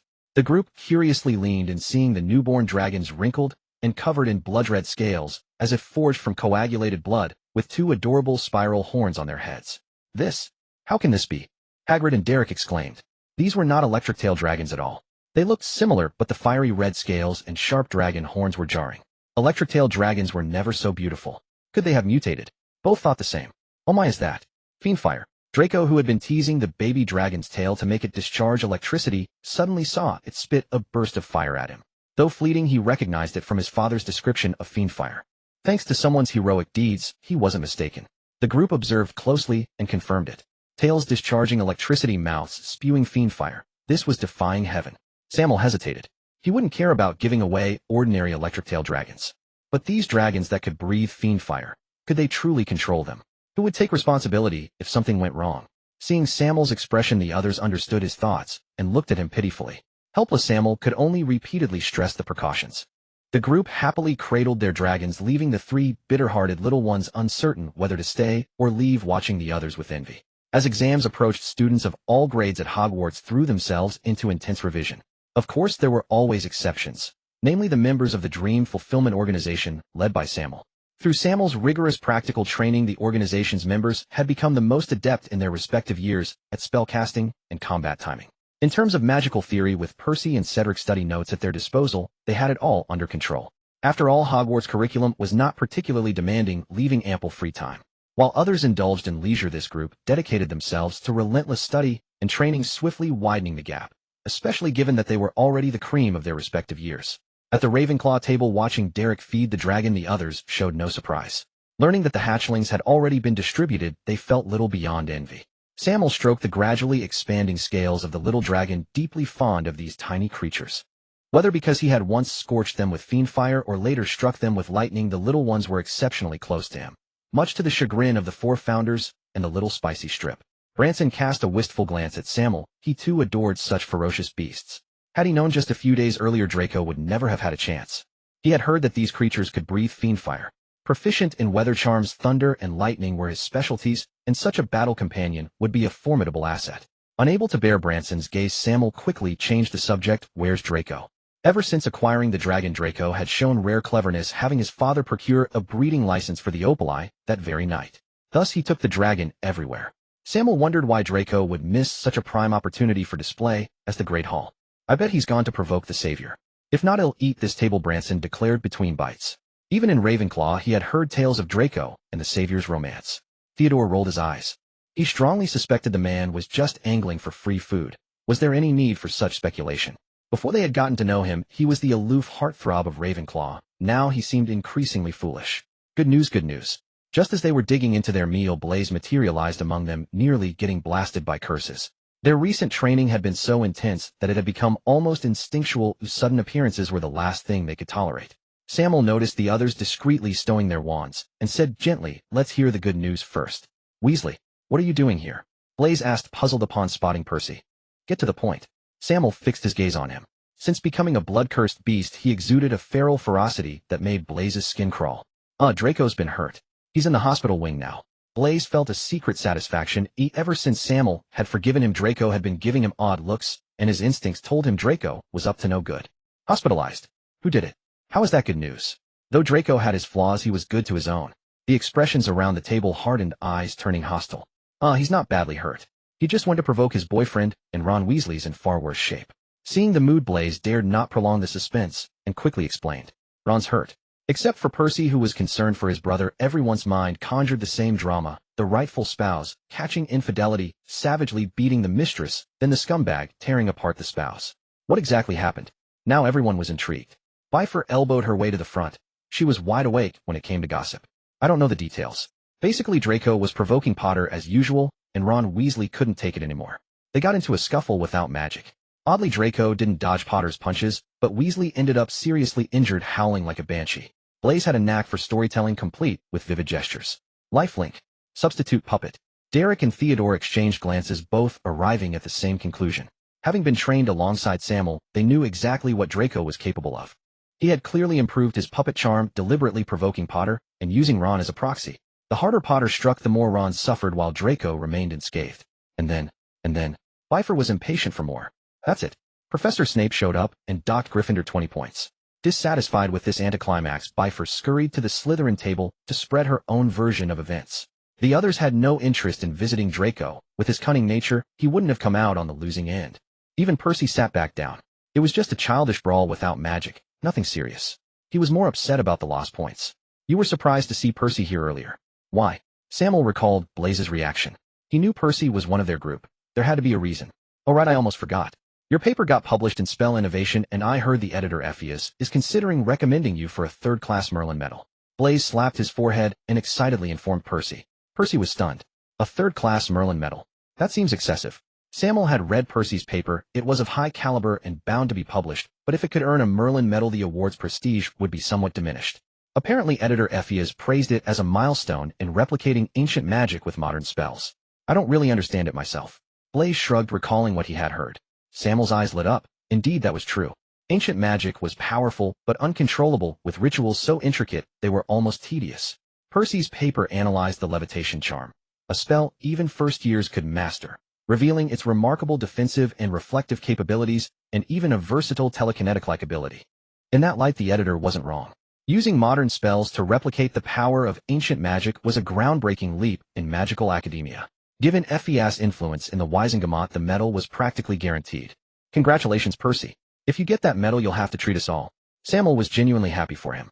This honor would serve as a golden key to his future political career, a solid gold brick no less. Percy's face flushed as he stammered his thanks. The others stepped forward to offer their congratulations, deepening their sense of belonging to the organization. They all knew who had suggested Percy's paper topic and guided his research direction. How long can a small group united by shared aspirations endure? The answer is dishearteningly brief. Sammael's dream-weaving organization revealed their future to all. The founder of the organization possessed the ability to realize everyone's dreams. The documents from the Ministry of Magic arrived even sooner than anticipated. A letter informed that Percy Weasley had been awarded the Order of Merlin Third Class, with the investiture ceremony to be held at the Ministry after the holidays. This news spread throughout Hogwarts in a single afternoon. After all, it was the Order of Merlin. Whether it was the mischievous Weasley twins or Ron Weasley, who lay in the hospital wing, all were stunned into numbness by the news. Though they harbored no fondness for their power-obsessed brother, they still rejoiced in his achievement. Arthur Weasley at the Ministry was the first to learn of it, boasting about his son to everyone he met, and doing so with seamless subtlety. Arthur heading home for dinner. Oh, how did you know my son received the Order of Merlin Third Class? His old friends at the Ministry were speechless, but secretly envious. If their sons could achieve such distinction, they would be laughing in their dreams. Let's celebrate Percy this afternoon. Sammael left a message on the communication ring. There's an excellent new pub in Hogsmeade. I'll take you all to see it. Percy was overjoyed. Having just earned some money, and now this wonderful new school rules could take a backseat for now. Among the seven, Sammael, Percy, and Cedric all knew the disillusionment charm. A trip to Hogsmeade was no trouble. Sammael didn't refuse, merely smiling. He wouldn't tell them that this pub was his own establishment. After partnering with Roman had renovated that set of shops in Hogsmeade according to Sammael's design requirements, incorporating many Muggle styles. Named Aurora, with its tranquil music, clean environment, and exquisite drinks, it offered a dreamlike ambience.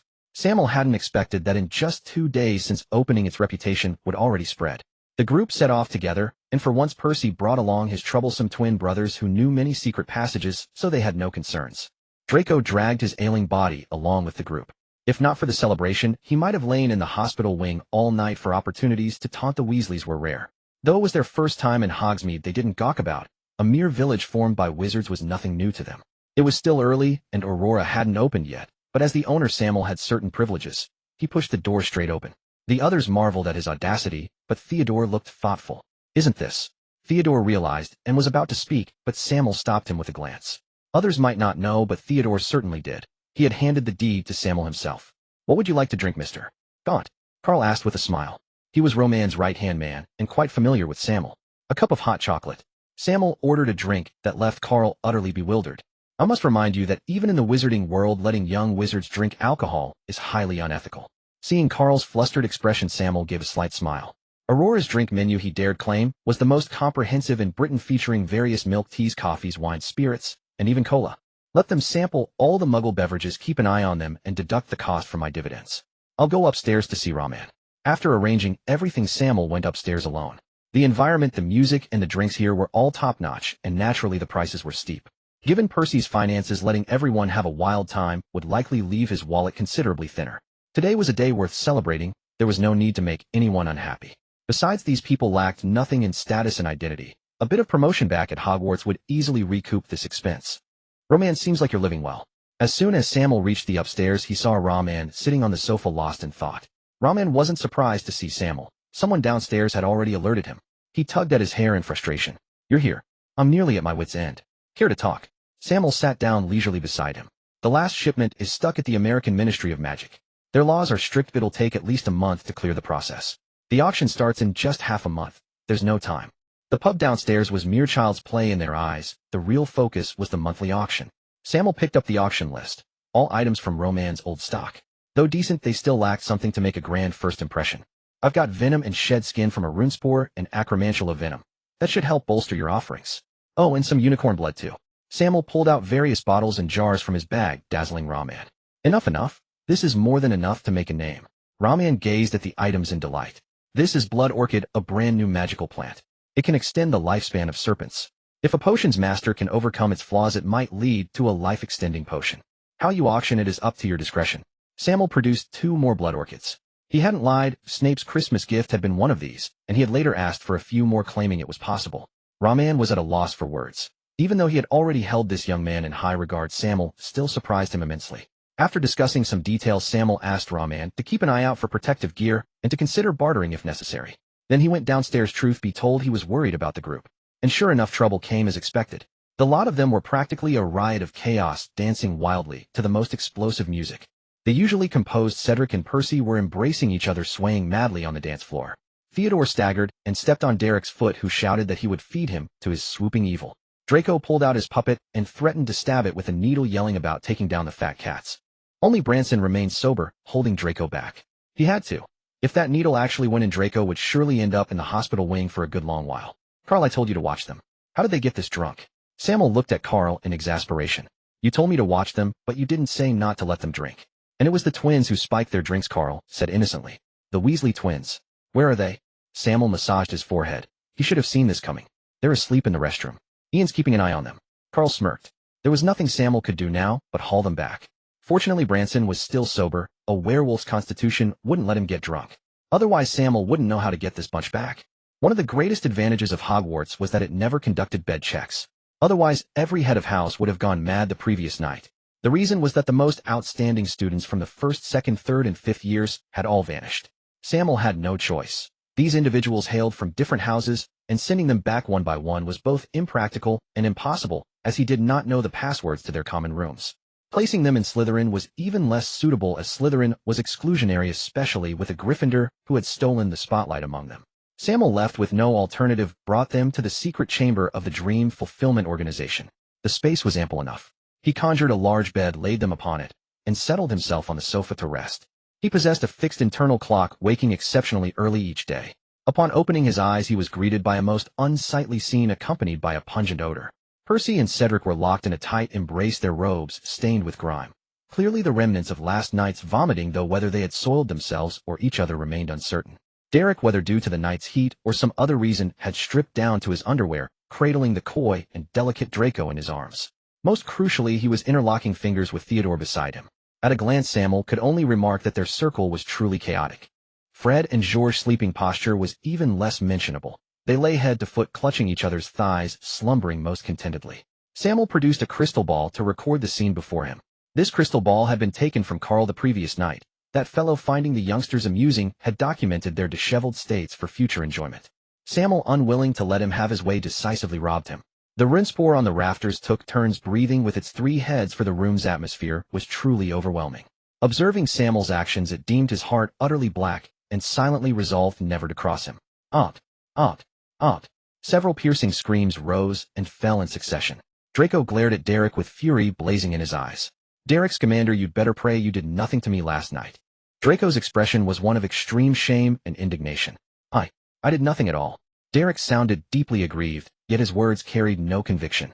Draco thought you stripped naked and held me. How dare you claim you did nothing?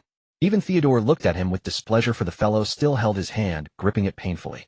Percy, Cedric, and the others awoke one after another, each regarding the others with disgust. Though the fire robes possessed a cleansing effect, a lingering odor remained, leading them to surmise that they had vomited on one another.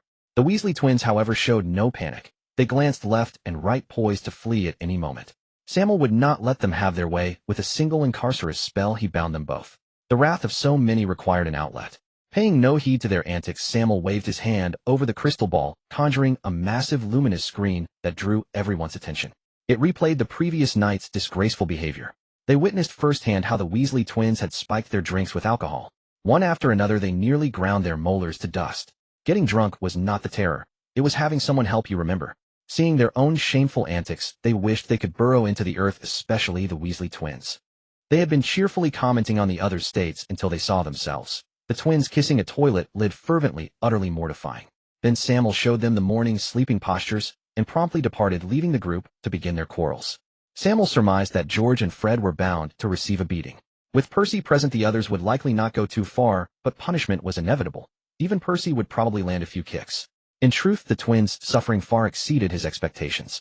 When he saw them again that afternoon, not only were they bruised black and blue, but the pus-filled boils on their faces, threatening to burst at any moment, painted a truly pitiful picture. This was even under the condition that the others had shown restraint. Simultaneously, the friendships among them had deepened considerably. They had not only studied together and drunk together, but also shared a bed. Though their first drinking experience had been far from pleasant, they did not deny the wonderful emotions of that moment. Sammael, wait for me. Seeing Sammael heading toward Hagrid's hut, Derek called out to him. Sammael asked curiously, why are you here? No choice. I'm hiding from Draco and Theodore. They're both challenging me to a duel. Derek sighed helplessly, insisting he had truly done nothing. By the way, why is your physical strength so formidable? Sammael inquired curiously. The fellow, drunk and exhilarated last night, had lifted Draco and Theodore one in each hand and spun them around. Branson had tried to stop him, but was thrown flying. I drank green blood, so am very strong, Derek said nonchalantly. You mean that golden giant ox? Sammael was astonished. He knew of this magical creature, but the supply of green blood was minimal and rarely available on the open market, making it no easy feat to obtain. Derek asked in confusion, why are you so surprised? That was your Christmas gift. Didn't you drink it? What? Why didn't you tell me sooner? Without even a note, how was I supposed to know what it was? Sammael said angrily. Did this fellow have any idea how precious that item was? I didn't. Maybe I forgot. Looking at that innocent face, Sammael felt the urge to punch him for the first time. Before long, the two arrived at Hagrid's hut.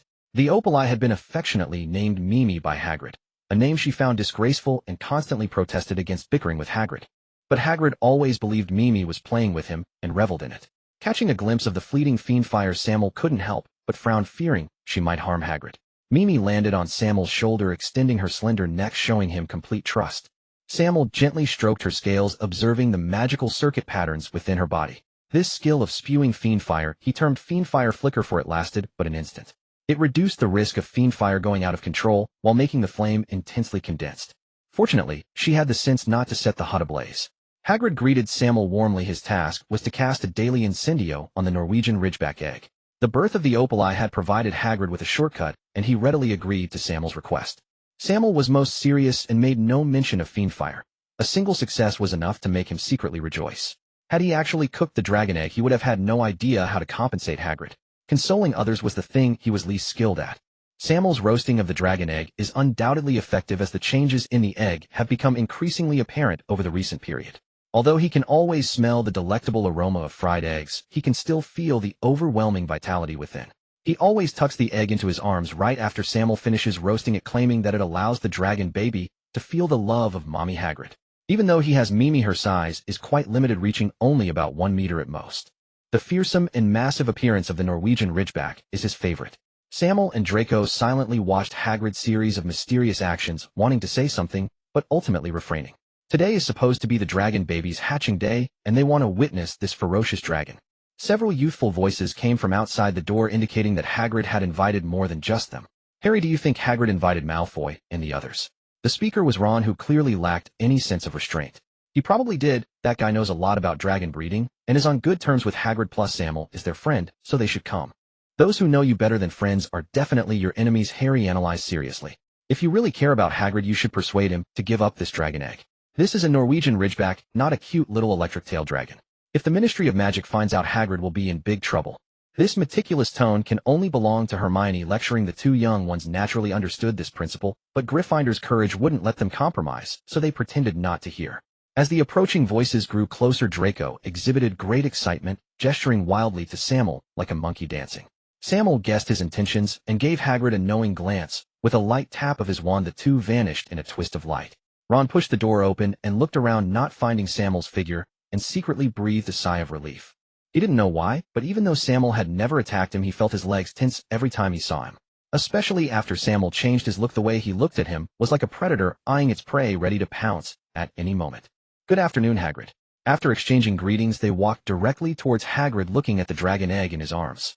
Hagrid appeared a bit awkward, his eyes darting behind the three young ones. Hagrid, what's wrong? Are your eyes not feeling well? I'm fine, maybe just my eyes playing tricks on me. Hagrid sighed helplessly. For the first time, he wished Harry could be a bit more like Lily. Did Malfoy not come? It's probably for the best. They are all bad seeds, and might have ulterior motives. Ron didn't see Malfoy, and began to vent his frustrations. Last time Malfoy had made him suffer immensely. Hagrid did not respond, instead coughing repeatedly, as if he had choked on his saliva. Sammael watched Draco, who seemed ready to act, and squeezed his hand, signaling him to calm down. Did you know? Percy received an invitation to the Merlin Medal Banquet, and Malfoy was there. They even went to Hogsmeade. Ooh, I can't believe he didn't take me along. Jealousy transformed Ron's expression. He had never been to Hogsmeade, having heard upperclassmen say the bars there were amazing. If it weren't for the Weasley twins sending him a spider threatening him, he would have considered reporting them to Professor McGonagall. Ron, I think Percy is actually quite good to you. When you were in the hospital wing, he even brought you some sweets. Those sweets were... Ron was about to retort when a loud shout interrupted him. Look, it's hatching. Harry timely diverted their attention back to the dragon egg. Hagrid placed the dragon egg on the table, looking at the broken shell with immense joy. The two who had been invisible leaned forward. Wow, he's really beautiful. Hagrid gazed at the tiny figure and couldn't help but reach out to touch it. This is way more beautiful than the electric-tailed dragon Sammael sent, but just look at how cute he is. Ron praised while reaching out to pet it. Everyone except Hagrid couldn't help but roll their eyes. Or were you blind? Hagrid's compliment was made from a mother's perspective. This little guy was covered in gray-brown scales, wrinkled and scruffy. How was that beautiful? This statement clearly expressed dissatisfaction with Sammael. Harry, if you ask me, you should stay away from that Slytherin snake.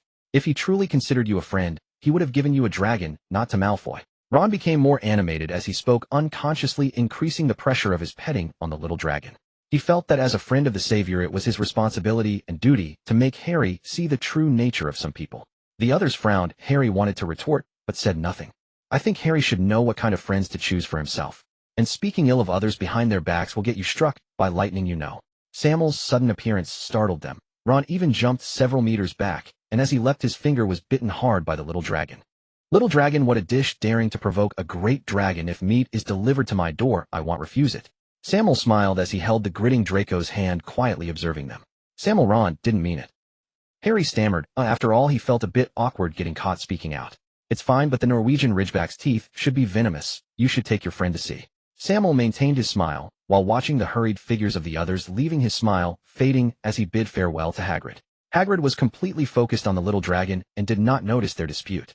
Why can't I teach that Weasley a lesson? Draco was puzzled. This wasn't Sammael's style. Just a pathetic creature craving attention, not worth it. Though that's what he said, the terrifying serpent's gaze was still shrouded in white mist. The entire Hogwarts became turbulent, with immense natural power actively gathering around Sammael. Dark clouds rolled, fierce winds swept, and terrifying thunder coursed through the clouds. The lightning serpent struck down, exploding beneath the feet of the three young ones. No, to be precise, beneath Harry and Ron's feet. He would not involve innocent people. Watching the two flee in a panic, Sammael smiled. I heard that the probability of being struck by lightning and dying is only 1 in 10. How about giving it a try? What if I kill someone? Forget it, let fate decide. With this thought, the thunderstorm poured down. From the moment Harry didn't defend Sammael, Sammael silently concluded the friendship between the two. Moments later, the dark clouds dispersed and the fierce wind ceased, leaving only Miss Beaver shouting, Ron got struck by lightning, someone come. Sammael turned and left, leaving a dazed Draco behind, thinking to himself, is this what you call unnecessary? Then coming back to his senses, this was the Sammael he knew. The news that Ron Weasley had been struck by lightning spread throughout the school like wildfire. Now the Weasley family was quite famous at Hogwarts, though one brought glory and the other disgrace. The glory, of course, belonged to Percy Weasley. The disgrace needed no further explanation. Naturally, the incident drew the school's serious attention. Based on Harry Potter's account, the heads of houses quickly focused their suspicion on Sammael. With a clear conscience, Sammael generously allowed the professors to examine his wand. No trace of any weather-related spell was found upon it, nor was anything discovered on Draco Malfoy's wand. The incident could only be attributed to natural causes, making Ron a complete and utter unlucky sod. Snape was aware of Sammael's proficiency in nonverbal spellcasting, but everyone had witnessed the sheer scale of the thunderstorm. Even Snape couldn't believe Sammael was capable of such a feat. Madame Pomfrey was the most perplexed. The veteran Hogwarts matron was thoroughly baffled. In all her years, she had seen many strange injuries, but none quite as peculiar as this. Being struck by lightning was one thing, but how could there also be a dragon bite on his finger? Had a dragon swooped down from the storm to take a bite out of him? Fortunately, she knew that Gryffindors were notorious troublemakers, so she didn't press the matter further and devoted herself to healing him. Incidentally, the famous Harry Potter was also among the injured, suffering minor burns, even though he hadn't been directly hit by the lightning. For Sammael, this incident was but a minor episode. His life quickly returned to its peaceful routine. To hell with the so-called boy who lived. If you show respect, you're the savior. If not, you'll see if I don't knock you down. Of course, he maintained a superficial relationship. Friendship could be foregone, but the benefits were still worth reaping. Sammael was lounging leisurely on the sofa in the common room, enjoying the warm glow of the fireplace with Ilya. Sammael, you'll never guess what I've done. Draco burst in, making a ruckus. Ilya shot him a look of disgust, annoyed that this oblivious creature dared to intrude upon his precious time with his master. With a slight flick of his tail, Ilya aimed at the electric tail dragon perched on Draco's shoulder, and with a precise flick of force sent it tumbling into the fire. The dragon, thick-skinned and sturdy, was unscathed by the ordinary flames. It flew out slowly, casting a pitiful look at Ilya. The electric tail dragon was after all a dragon, and its wild nature was hard to tame. To prevent them from setting things ablaze with fiend fire, Sammael had specially invited 4 professors to train them uniformly. Ilya was instrumental in making them so obedient. Their thick scales meant that a fleeting burst of fiend fire could hardly inflict any real damage. If you have something to say, say it. If not, get lost. Sammael knew his antics all too well and spoke without mercy. I just got caught sneaking around after curfew and lost 50 points plus a detention. Draco declared proudly, clearly holding back, more waiting for Sammael's reaction. If you don't spill, it'll go tell Professor Snape. Snape valued house points immensely if he found out. Alright, I'll tell you. I lost 50 points, but I managed to get Gryffindor docked 200 points. Now Gryffindor is practically Gryffindor-Thavian-y, Draco said triumphantly, pulling Ilya aside and sitting down in front of Sammael. Tell me what happened. Sammael's interest was piqued. Hagrid's stupid dragon has grown too big to hide and had to be sent away. That idiot Weasley contacted his brother Charlie, who raises dragons in Romania. But the fool arranged the secret handover of the baby dragon on the top of the astronomy tower, practically shouting from the rooftops that Hogwarts was illegally hiding a Norwegian ridgeback. I reported them to Professor McGonagall. The dragon was sent off, but Potter and his bunch of idiots were caught red-handed. Draco embellished his achievement with great enthusiasm. 50 points each for the 3 of them only makes 150, right? Who was the 4th? Sammael voiced his confusion. I know that one. It was Neville Longbottom. Apparently, he went out looking for Potter and company, and when he couldn't find them, he realized he'd forgotten the password to the common room. He was locked out and got caught by Professor McGonagall, who promptly docked another 50 points. Incredibly stupid, really. Draco, you're going to be a hero for all of Slytherin. Sammael knew that old Dumbledore would eventually restore the lost points, but he still couldn't help saying, well done. He understood Draco was taking revenge, for himself and for Sammael. Seeing Draco's smug expression, Sammael turned his attention back to the notes in his hands. The next day, when Sammael entered the Great Hall, he indeed saw the pitifully few gemstones representing Gryffindor's points. The trio sat with their heads bowed, constantly feeling the angry glares from their fellow housemates. Wow, Potter, you truly are a great hero for Slytherin. I think all of Slytherin should pay their respects to you. Draco was indeed a master of being tactless, knowing exactly how to hit a nerve. A roar of laughter erupted from the Slytherin table as they watched Draco's performance with great relish. Meanwhile, the Gryffindors, barely restraining themselves from punching Draco, glared even more fiercely at Potter and his friends. After months of living together, they had long realized that the so-called boy who lived was just an ordinary student like them. Apart from being a bit better at flying, he wasn't particularly special. So Harry experienced the stark contrast of enjoying glory while being despised. Ron was basking in the satisfaction of having helped Hagrid, and among the Gryffindors, he didn't particularly desire anyone else's friendship except Harry's. Poor Hermione and Neville, who had few friends to begin with, were ostracized and forced to sit at the far end of the table. So this is Gryffindor. How disappointing, Sammael remarked, watching the Gryffindors as he began his own performance. Draco, if I caused our house to lose a massive number of points, what would you all do? Naturally, we'd try our best to earn those points back. Draco's performance was utterly infuriating. And would you ostracize me? Of course not. You're a member of Slytherin and my best friend. Scorn you. Only animals would do something like that. The two played off each other perfectly, fully demonstrating what it meant to talk sarcastically. They couldn't sympathize with Gryffindor losing points. After all, it didn't bother them one bit. Sammael had both belittled Gryffindor's character and subtly gained some goodwill from Harry Potter. He turned and walked away, leaving a dashing silhouette behind. As for what Gryffindor thought, who cared? His mind was now full of the Black family's collection, the invisibility cloak, and so on. Wait for me, my treasures. By nightfall, Sammael finally realized what was happening when Draco mentioned his detention in the Forbidden Forest. The Dark Lord was also lurking there. What if they crossed paths? Don't worry, Sammael, we've been to the Forbidden Forest countless times. Nothing will happen. Draco, misinterpreting Sammael's worried expression, began to comfort him. Take this. Sammael carefully retrieved the dagger he had claimed as a trophy last time from his small bag. Unlike his previous carelessness, he handled it with extreme caution this time. When he had consulted Branston about this item, it had nearly scared him to death. Its true name was the Blade of Summerhold, its origins tracing back to the era of the Four Founders. The original owner was a dark wizard named Summerhold, forged from the resentment of hundreds of wizards using a dragon's sternum combined with the magical essence of a nundu. A millennium ago, it had slaughtered countless ancient elves, brimming with vitality. Not only was it spurned by nature, but it also carried a vast amount of curses. Even a scratch from it would spell certain death for a grand wizard of Dumbledore or Voldemort's caliber. Sammael felt grateful he hadn't tested the blade on himself. If not for his fear for Draco's safety, he would never have parted with it. Use it with caution. If anyone approaches you with ill intent, strike them immediately. I must warn you, even a scratch from this will be beyond Dumbledore's ability to save you. Seeing the fool waving it around recklessly, Sammael quickly warned him, fearing he might cut himself. At Sammael's grave tone, Draco carefully stowed the item away, a sense of unease creeping into his heart. If Hagrid insists on splitting you up, you must stay with him. Whine, beg, whatever it takes. Just don't go with Harry. Harry was a disaster magnet. If they encountered Voldemort, Sammael feared Draco, emboldened by his newfound weapon, might foolishly try to stab the Dark Lord. He knew Draco was capable of such stupidity. After sending the anxious Draco off, Sammael began his own mission. He had no interest in dueling Voldemort in the Forbidden Forest. With the big boss away, what better time to raid his lair? As the saying goes, a thief's own father is fair game when it comes to inheritance. After all, Voldemort would soon flee, Quirrell would die, and as his disciple, claiming his legacy was only fitting. He had long coveted Quirrell's collection. His investigations revealed that the books on hexes, jinxes, and curses didn't come from the restricted section. They could only be Voldemort's or Quirrell's personal possessions. Plus, Quirrell had used a dragon egg to bribe Hagrid, who knew what other treasures he had stashed away. Sammael cast a disillusionment charm and a silencing charm on himself, creeping cautiously through Hogwarts corridors. Since Quirrell was a professor, the portraits wouldn't hesitate to reveal which students were out after hours. These precautions were necessary. Sammael tested his spells. Filch, approaching from the opposite direction, didn't notice him at all.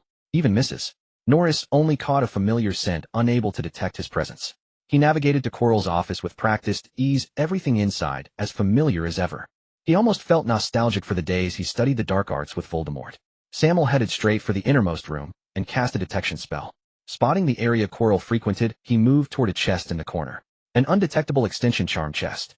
Alhamra. Open sesame. Reducto. He would have used an exploding charm if not for the risk of drawing attention. Sammael tried every method to open the chest, but it remained immovable. He even fashioned a wire and attempted Muggle lockpicking, all to no avail. SSS. SSS. SSS. In frustration, Sammael hissed the command to open in Parseltongue. The tightly sealed chest sprang open with a start, the noise startling him. Such caution. Was this a plus-sized version of Slytherin's locket? Sammael dared not enter immediately. He crouched at the chest's opening, peering inside.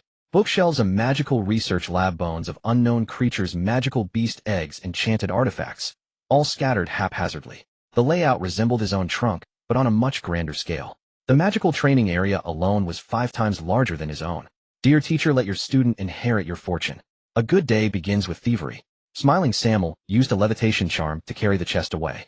Even if Sammael could be satisfied with just a few items, the fact that the chest could only be opened with Parseltongue would practically brand Sammael as the thief on his forehead. In Voldemort's mind, only he and Sammael in all of Hogwarts could open it. Unless Voldemort believed he had sleepwalked and robbed himself, the culprit was obvious. Voldemort wasn't that stupid. Strolling leisurely down the corridor, occasionally glancing out the window, Sammael mused that if Draco was safe tonight, would be perfect. The return journey was far livelier than his departure. Sammael spotted Blaise kissing a Hufflepuff prefect.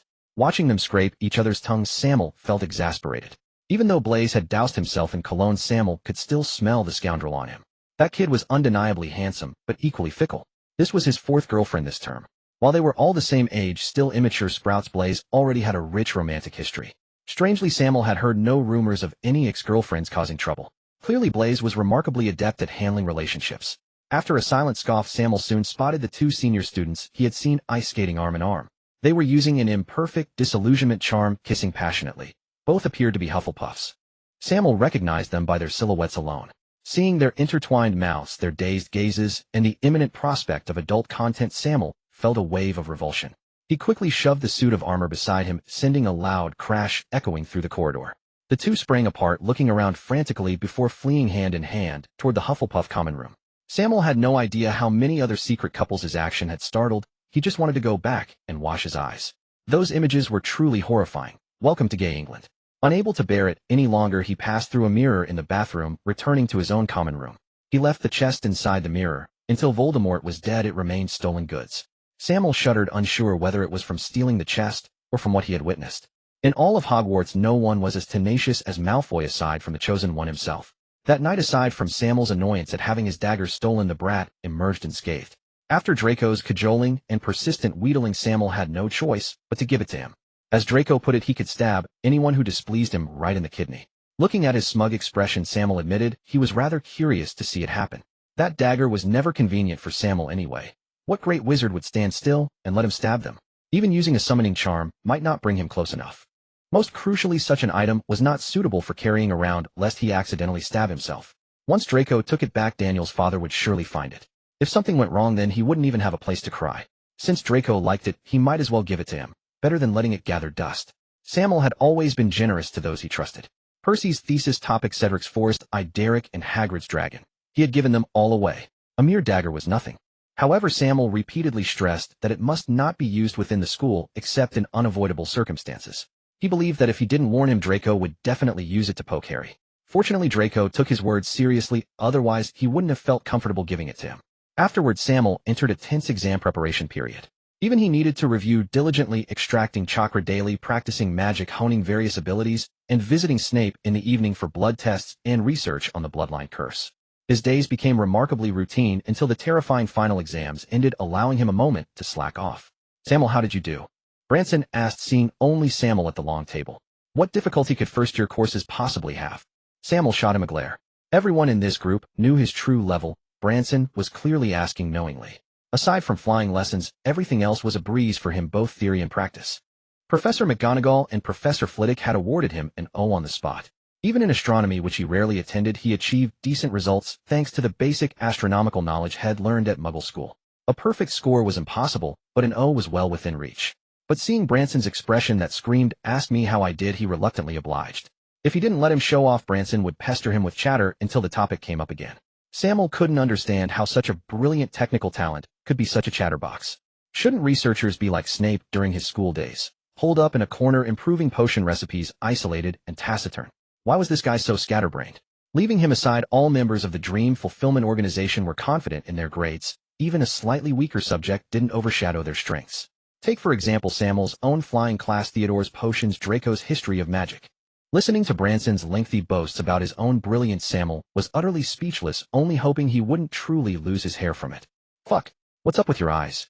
Branson, while flaunting his grades, accidentally met Sammael's gaze and became dazed, as if his soul was about to leave his body. He had seen Sammael's snake-like pupils before, but now 3 deep green dots were clearly visible on them, hard to notice without close inspection. Though the change was subtle, the dense magical aura was unmistakable. Branson waved his wand, conjuring a magical array to examine Sammael's eyes through it. Human alchemy. Quick, gouge them out, and let me see.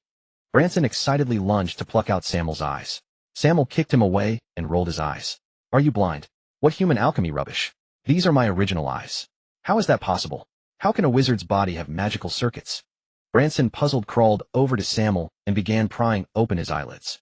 Sammael irritably slapped his hand away. The fool had just eaten a donut and hadn't washed his hands. Who knew what bacteria they carried? If he could, Sammael would have preferred to avoid this change. After stealing Voldemort's box, he had unlocked the Master Defier achievement. Sammael speculated that this so-called Master Defier achievement was calculated based on all his actions involving Voldemort. After all, even destroying Horcruxes hadn't yielded rewards, let alone stealing a box. The system rewarded him with a pair of Jade Serpent Triflower eyes, an item likely from the Xianxia novel Battle Through the Heavens. Its ability was to serve as a nemesis for almost all serpentine magical beasts, forming a unilateral forced connection to control them. It could also store magical beasts or humans within the space opened by the eyes. The space was limited in size, but would expand as one's power grew. Beasts or humans stored within the space would have their powers slowly absorbed by the user. He had no magical beasts, but he had many serpentine magical creatures. Sammael tried to absorb the 4 founders and Little Chili into his pupil space, finding the absorption limited and slow, but the interior was spacious. Sammael didn't mind. The space was the greatest bug in this ability. Now, whether it was the 4 founders or the thousands of venomous snakes at home, he could carry them all. Ants could kill an elephant with enough snakes. Killing a dragon might not be impossible. Moreover, they weren't ordinary snakes. Additionally, the peculiar energy emitted by the Jade Serpent Triflower eyes could seize control of another's body, like a simplified Imperious curse.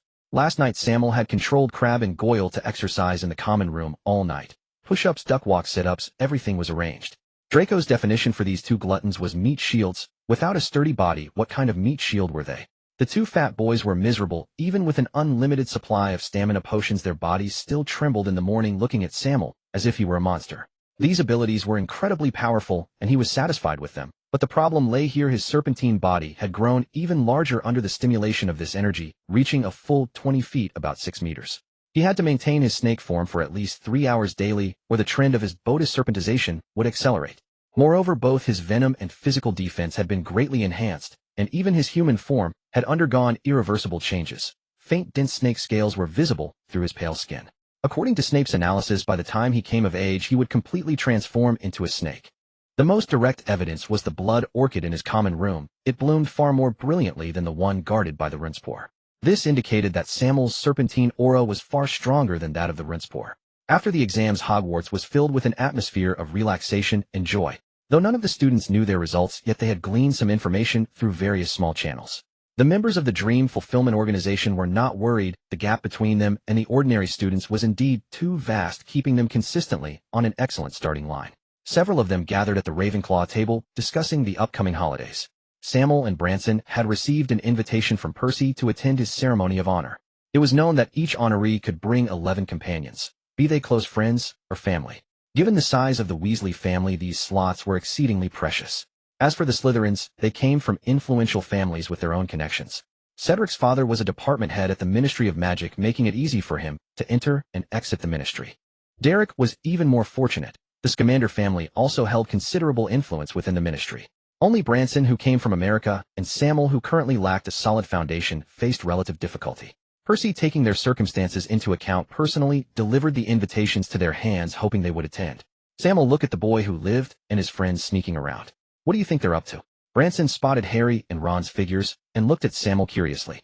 He knew Sammael kept a close watch on Potter's movements. How would I know? Maybe they're going to guard the Philosopher's Stone. Sammael said nonchalantly. The Philosopher's Stone. Is it the one I know of? Hogwarts actually has the Philosopher's Stone. Branson fired off 3 questions in rapid succession, staring at Sammael in shock. If you'd watched the news, you'd know that Nicholas Flamel's residence was attacked by dark wizards, likely for the Philosopher's Stone. He and Dumbledore are close friends, so it makes perfect sense for Dumbledore to keep it safe. The restricted corridor on the 4th floor is probably the series of trials. Then why didn't you say so earlier? As the pinnacle creation of alchemy, I absolutely have to see it. Branson said urgently. See what? If you're interested, come to my place tonight, and you can study it all you want. At your place? Branson was even more astonished. Potter thinks Professor Snape is going to steal the Philosopher's Stone. He fancies himself a hero, so he's gone to protect it. I was worried he'd find the task too burdensome to bear that sacred responsibility, so I decided to take the stone out first. With just them, protect it. Branson was puzzled. The Philosopher's Stone wasn't large, it could easily be carried on one's person. Why set up a series of obstacles? Dumbledore, choosing to hide the stone in the Mirror of Erased, was no different from handing it directly to Sammael.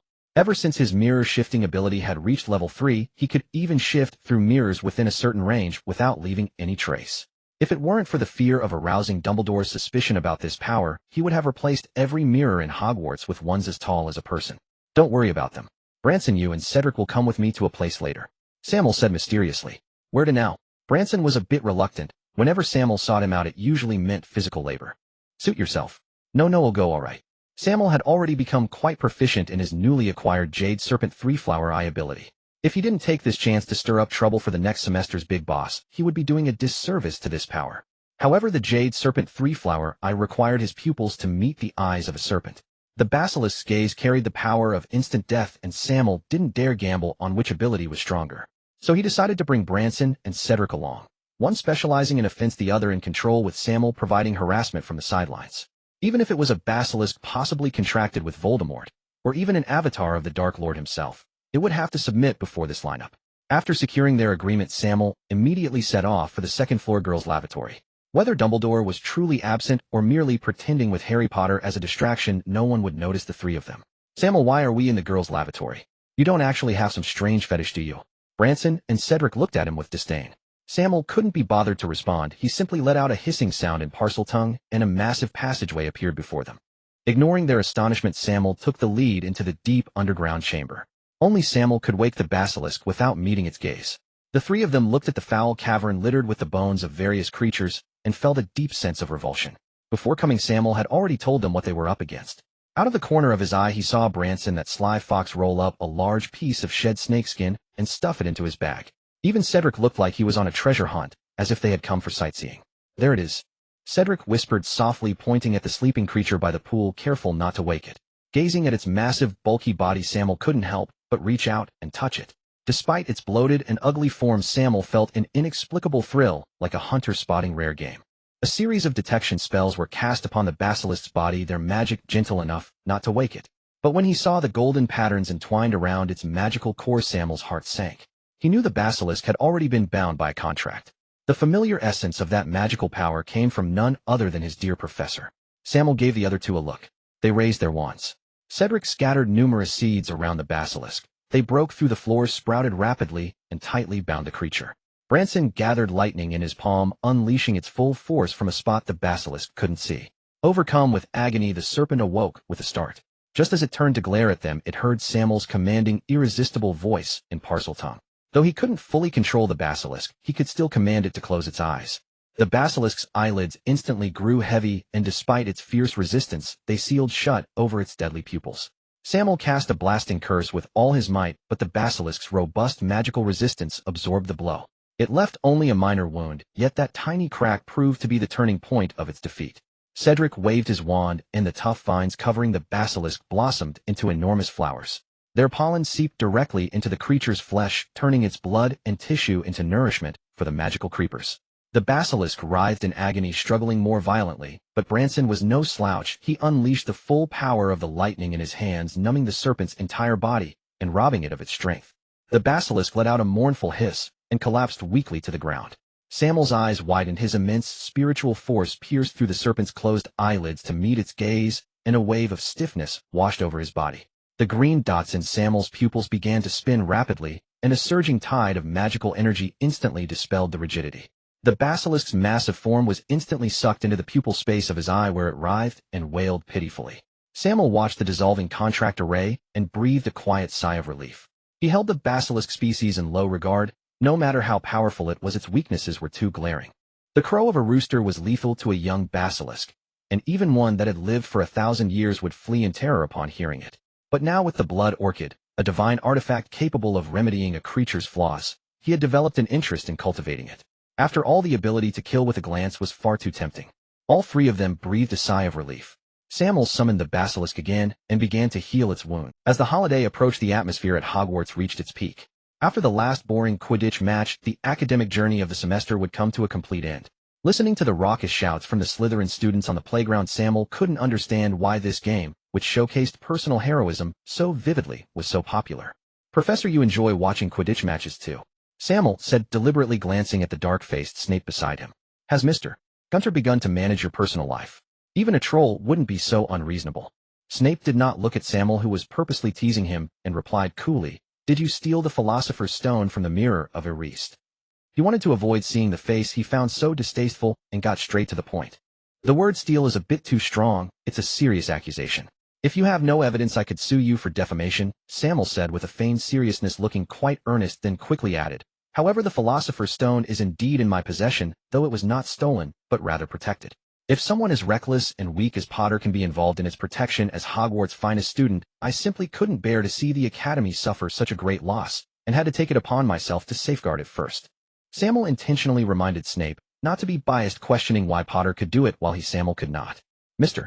Gunter's skin is as thick as ever. I believe even a giant's battering ram would struggle to break it.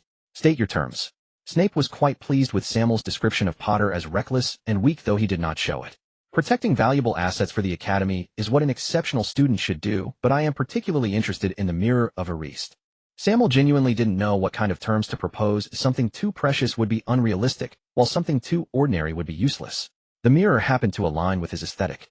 In recent days, Sammael had used the residual magic within the Philosopher's Stone to transform a fake mountain into a mountain of gold. In terms of wealth, he could spend several lifetimes without exhausting it. The elixir of immortality held no appeal for him. After all, he was only 11 years old. Branson had come over to study it a few times. He could only feel the immense magic contained within the Philosopher's Stone without deriving anything else. However, being able to observe the works of his idol was enough to excite him. Snape contemplated for a moment before turning to leave, just as Sammael's voice reached his ears. "Principal Dumbledore truly is great. He can turn genuine feelings into shackles." Snape paused for a moment before hastily departing. Sammael shook his head, listening to the enthusiastic cheers from the crowd, and sighed helplessly. The match had come to an end. Observing the gap between the two teams, Sammael thought to himself that it was only right for Slytherin to win. They had both looks and strength as well as equipment, completely outclassing Ravenclaw. Among Ravenclaw, only Kyuzhang's strength was worth mentioning, the others were hardly of note. "Sammael, do you know how cool that trident formation was? You just don't understand." Throughout the journey, Draco incessantly boasted about himself, even taking credit for the captain's achievements. The nearby Quidditch captain felt quite awkward wanting to refute him, but fearing to offend the heir of the Malfoy family, so he could only silently grit his teeth. Harry Potter missed the match against Hufflepuff due to his injuries. Even though Gryffindor's overall strength far surpassed Hufflepuff's, lacking a seeker meant that Hufflepuff still secured third place with a lead of 20 points. Fortunately, Harry finally made it to the final banquet. Sammael was curious, with such a large gap between Gryffindor and Slytherin, just how biased would Dumbledore be to establish the Savior's prestige. The moment Harry appeared, everyone looked at him with the eyes of a hero. Even those upperclassmen who had previously ostracized him for deducting points were not stingy with their praise, complimenting his courageous act of vanquishing the Dark Wizard Quirrell. Dumbledore announced the final scores: Gryffindor 210 points, Hufflepuff 352 points, Ravenclaw 426 points, Slytherin 500 points. Due to missing the Quidditch championship title, Gryffindor's score was over 200 points lower than in the original story. Watching Draco's smug expression upon hearing the scores, Sammael silently prayed for him, hoping he wouldn't be too pessimistic later. "I still have the final scores to award." Just as everyone was preparing to celebrate, a booming voice from afar caught their attention. It was Dumbledore. Sammael had underestimated the audacity of the White Wizard, and he noticed Snape's face visibly darkening. Ms. Hermione Granger, when others were in danger, remained composed, and cleverly utilized her wit, earning 50 points for the Academy. Ron Weasley played a game of wizard chess that no one has been able to surpass in Hogwarts for years, earning 50 points. Harry Potter, bravely vanquishing the Dark Wizard Quirrell, is awarded 50 points for his courage and extraordinary bravery. Dumbledore continued to speak volubly, even awarding Neville 50 points in the end for his courage in standing up for his friends and sticking to his principles. As Sammael pondered how Dumbledore would make up the remaining 90 points, he decisively awarded 100 points to Percy Weasley, the recipient of the Order of Merlin. Gryffindor ultimately won over Slytherin by a margin of 10 points. The Gryffindors excitedly embraced each other, oblivious to the sour expressions on the faces of the other houses. Sammael had anticipated this day, having spread rumors about Dumbledore supporting the Savior in advance. Aside from the 50 points for Harry Potter and the 100 points for Percy Weasley, the other houses did not recognize any of the other scores. "What a ridiculous international wizard chess game," Had Dumbledore become senile? What a ludicrous reason. This could earn 50 points. After the Gryffindors calmed down, they felt rather embarrassed when they saw their classmates from other houses glaring at them. They had heard those ridiculous rumors, but when everything happened, they felt no desire to argue. After all, with honor on their side, who would truly refuse? Sammael saw Professor Snape storming away, followed by the somber exit of the Slytherin house. Of course, except for a fool who shouted about wanting his father to report to the board and accused Dumbledore of unfairness. The other houses, seeing this, lost their appetite and left the hall one after another. Dumbledore was also quite taken aback. He wanted to promote Harry, but hadn't expected to cause a collective rejection of Gryffindor by the other houses. Professor McGonagall felt so awkward that she could almost dig out a 3-bedroom apartment with her fingers. It was the first time she felt that this honor was somewhat embarrassing. She wanted to explain something to the other heads, but didn't know how to express it. Finally going home, Sammael yawned incessantly as he looked at the train parked by the school. Don't ask. If you must know, he hadn't slept a wink all night. As the time to return home drew near, he realized there were still many matters he hadn't yet handled. He first went to the edge of the Forbidden Forest and dug up the buried corpse of the unicorn. Through Draco's description, he knew the exact burial location. Waste was not a good habit. The unicorn's horn was incredibly precious. The ground horn had immense medicinal value and was a top-tier potion ingredient. After cleaning it, Sammael placed it in his trunk. Even if he didn't use it to make money, it would make an excellent collector's item. Next, he prepared a large amount of food for the Runespore in the secret chamber within the organization. Letting it go was out of the question. After all, the large amount of blood orchids growing inside still needed its care. Free labor like this was rare, and Sammael would never let it slip through his fingers. After a semester of study, the house elves had also successfully passed their infancy. Not only had their cooking skills improved greatly, but they could barely manage apparition as well. Sammael didn't intend to leave them in the Hogwarts kitchens any longer, so he packed them up to take along. Seeing Bimby's reluctant gaze, Sammael gave him ample time to bid farewell to his former companions. Staying was absolutely impossible. With such free labor available, why would he let Claire torture his taste buds? After saying a heartfelt goodbye to Hagrid, Sammael looked speechlessly at the show-off before him. That's right. Branson had decided not to go home and instead spend the entire holiday with Sammael. The conversation went as follows. Sammael, can I come to your house? Why don't you go back to your own home? There's a house, but I don't have a home anymore. What about your father? Never met him. And your mother? She passed away a long time ago. Do you have any other relatives? In our branch, I only have my uncle left, but he's not exactly proper. Spends his days indulging in pleasure, even making me a 12-year-old act as his wingman. With the back-and-forth questions, Sammael learned about Branson's family situation and reluctantly agreed to his request. Compared to the excuse of being afraid of loneliness, he was more convinced that this guy was definitely scheming to get close to his basilisk. Lately, this fellow kept coming over to study it, even trying to pull off a scale, but Sammael had sternly refused each time. Sammael shook his head, quite helpless, yet he believed that this guy's goofy personality would surely get along famously with Daniel's dad. After getting off the train and saying goodbye to friends, Sammael struggled to pull his suitcase along with Branson. Since signing the agreement before the holiday, they had been monitored by the Trace and couldn't use magic in front of Muggles. Fortunately, the two of them had extraordinary physiques, otherwise they wouldn't have been able to carry so many things. Afraid that Sammael's parents wouldn't like him, Branson forcefully grabbed Sammael's suitcase and hoisted it onto his own shoulders. Sammael rolled his eyes, silently lamenting. Who could understand? His school buddy was such a show-off. As it turned out, the show-off he knew wasn't the only one. He looked up and saw Daniel's dad running over excitedly. Unable to bear the thought of him tripping, Sammael could only let himself be tackled to the ground, staring up at him with curious eyes. Son, is this new hairstyle and those eyes the latest trend in the magical world? Daniel ruffled Sammael's hair with his large hand, touching and examining him thoroughly, a hint of seriousness flashing in his gaze. Noticing the occasional curious stares from the crowd, Sammael had to push him away first and explain in a casual tone. Daniel observed him briefly, then his expression returned to normal. As a lawyer, he could clearly tell whether people were lying. He knew his son Sammael's little tells when lying were all too familiar to him. But since his son didn't want to talk about it, he didn't press further, burying his worry deep in his heart. You must be Branson, Sammael's good friend. It's a pleasure to have you visit our home. Sammael had already informed his parents about Branson's visit via owl. Daniel could clearly sense the difference in his son's attitude toward Branson compared to Harry Potter, and he greeted him warmly. Hello, Mr. Morgan. He'll be troubling you for a while. At their first meeting, both of them restrained their goofy tendencies. Seeing his mother, Sammael quickly stepped forward and gave her a big hug. If he didn't, she would surely get angry and he'd spend the entire holiday being called an ingrate. When he turned to look at Branson, his face darkened. The two were already arm-in-arm, chatting merrily with none of the earlier formality. To an outsider, they might even look like a real father and son, laughing and talking without end. Claire was also curious about Sammael's changes. Sammael tried to use the same excuse to convince her, but he underestimated his mother's persistence. She insisted on getting a clear explanation, even interrogating Branson to verify the truth of Sammael's words. Lying in his familiar room, Sammael stretched comfortably. He couldn't understand why magical transportation was so backward. That old slow train had kept them seated for an entire day, and now he felt sore all over. With a thought, he summoned the four founders, once more forming a long mist snake bed. Their writhing movements gently soothed Sammael's stiff muscles, relaxing his body. Branson had initially wanted to share a room with Sammael, but the moment he entered and saw four giant pythons intertwined with a carefree youth lying atop them looking utterly at ease, the idea vanished from his mind. He cursed inwardly.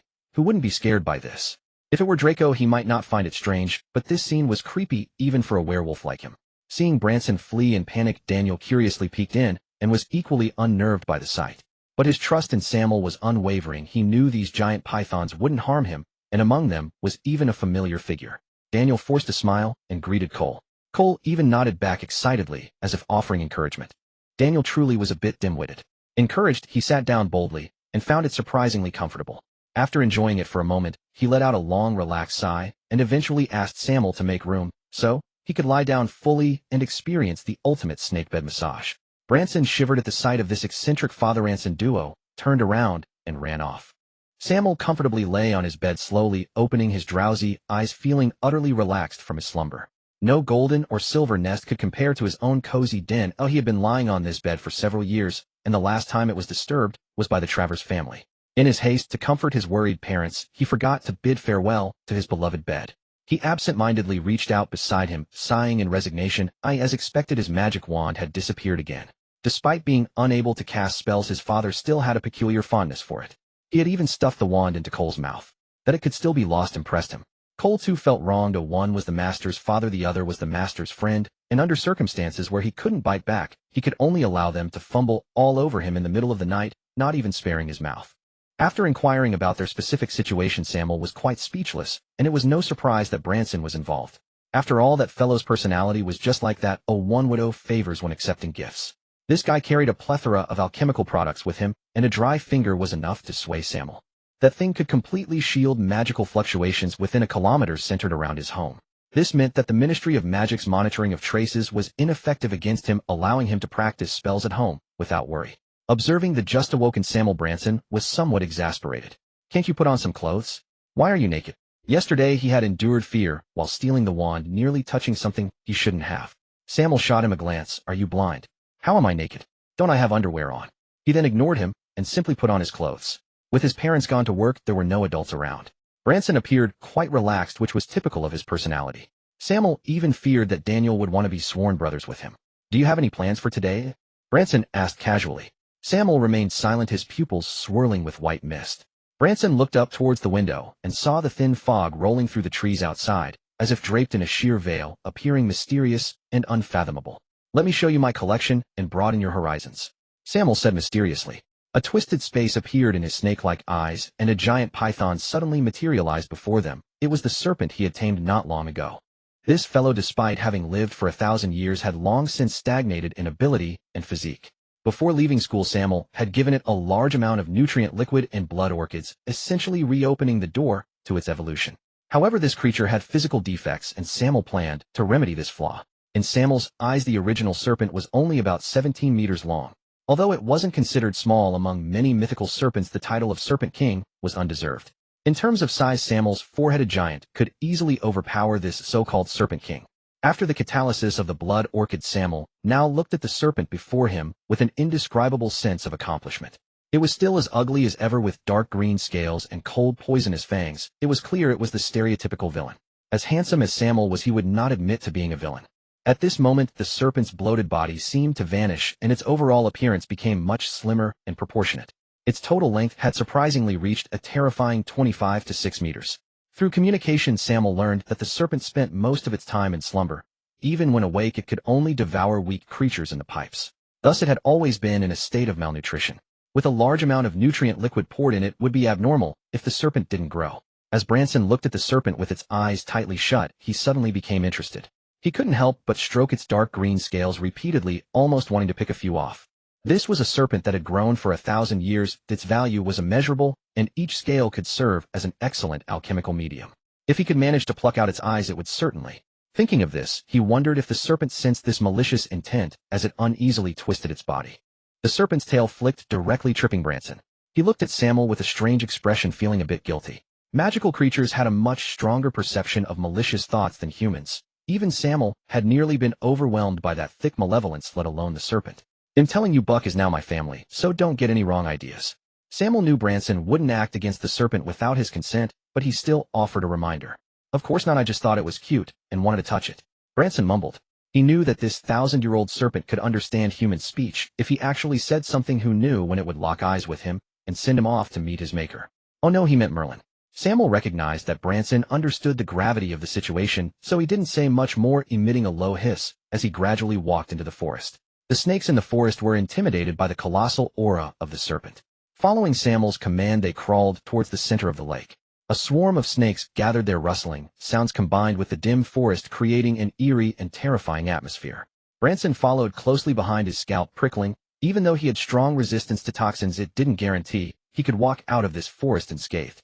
The shadows of snakes behind Sammael grew ever larger as other creatures in the forest were frightened by this overwhelming aura.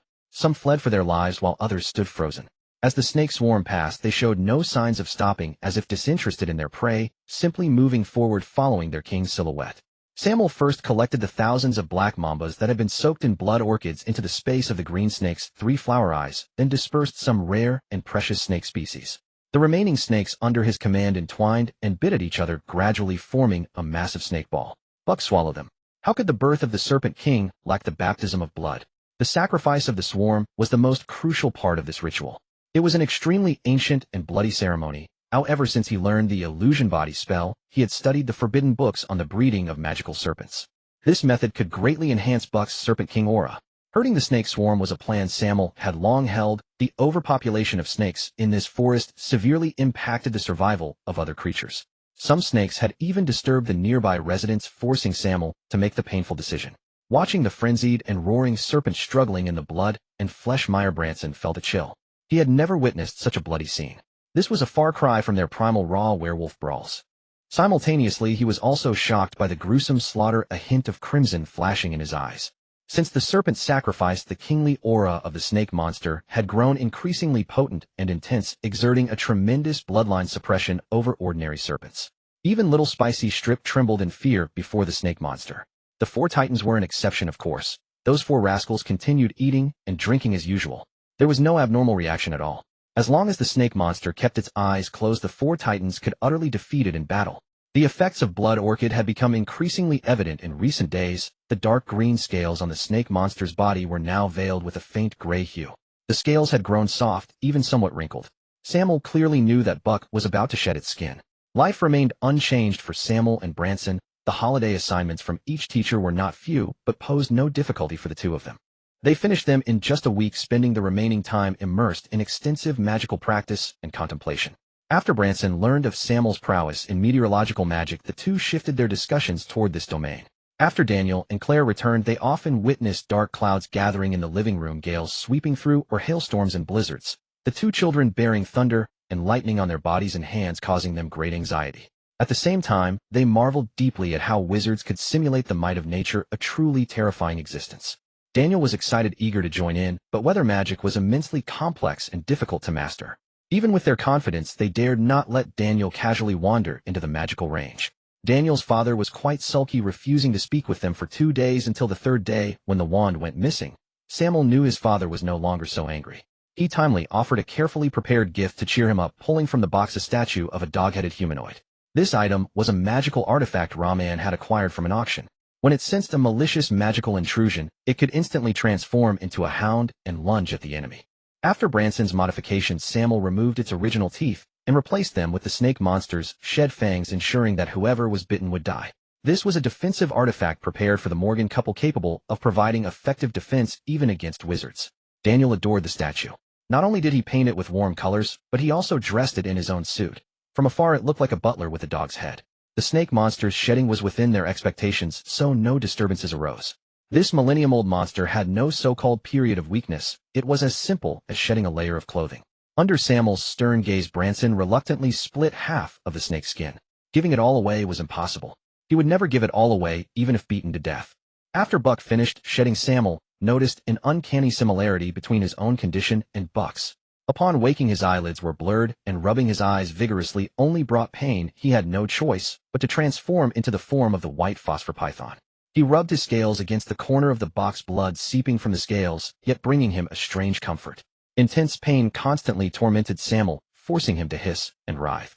His upper body uncontrollably reverted to human form, and the half-shed snake skin fell to the ground in pieces. Hearing Sammael's screams, Branson rushed over and was astonished at Sammael's condition. A failed animagus transformation. A blood-cursed beast. Neither seemed right.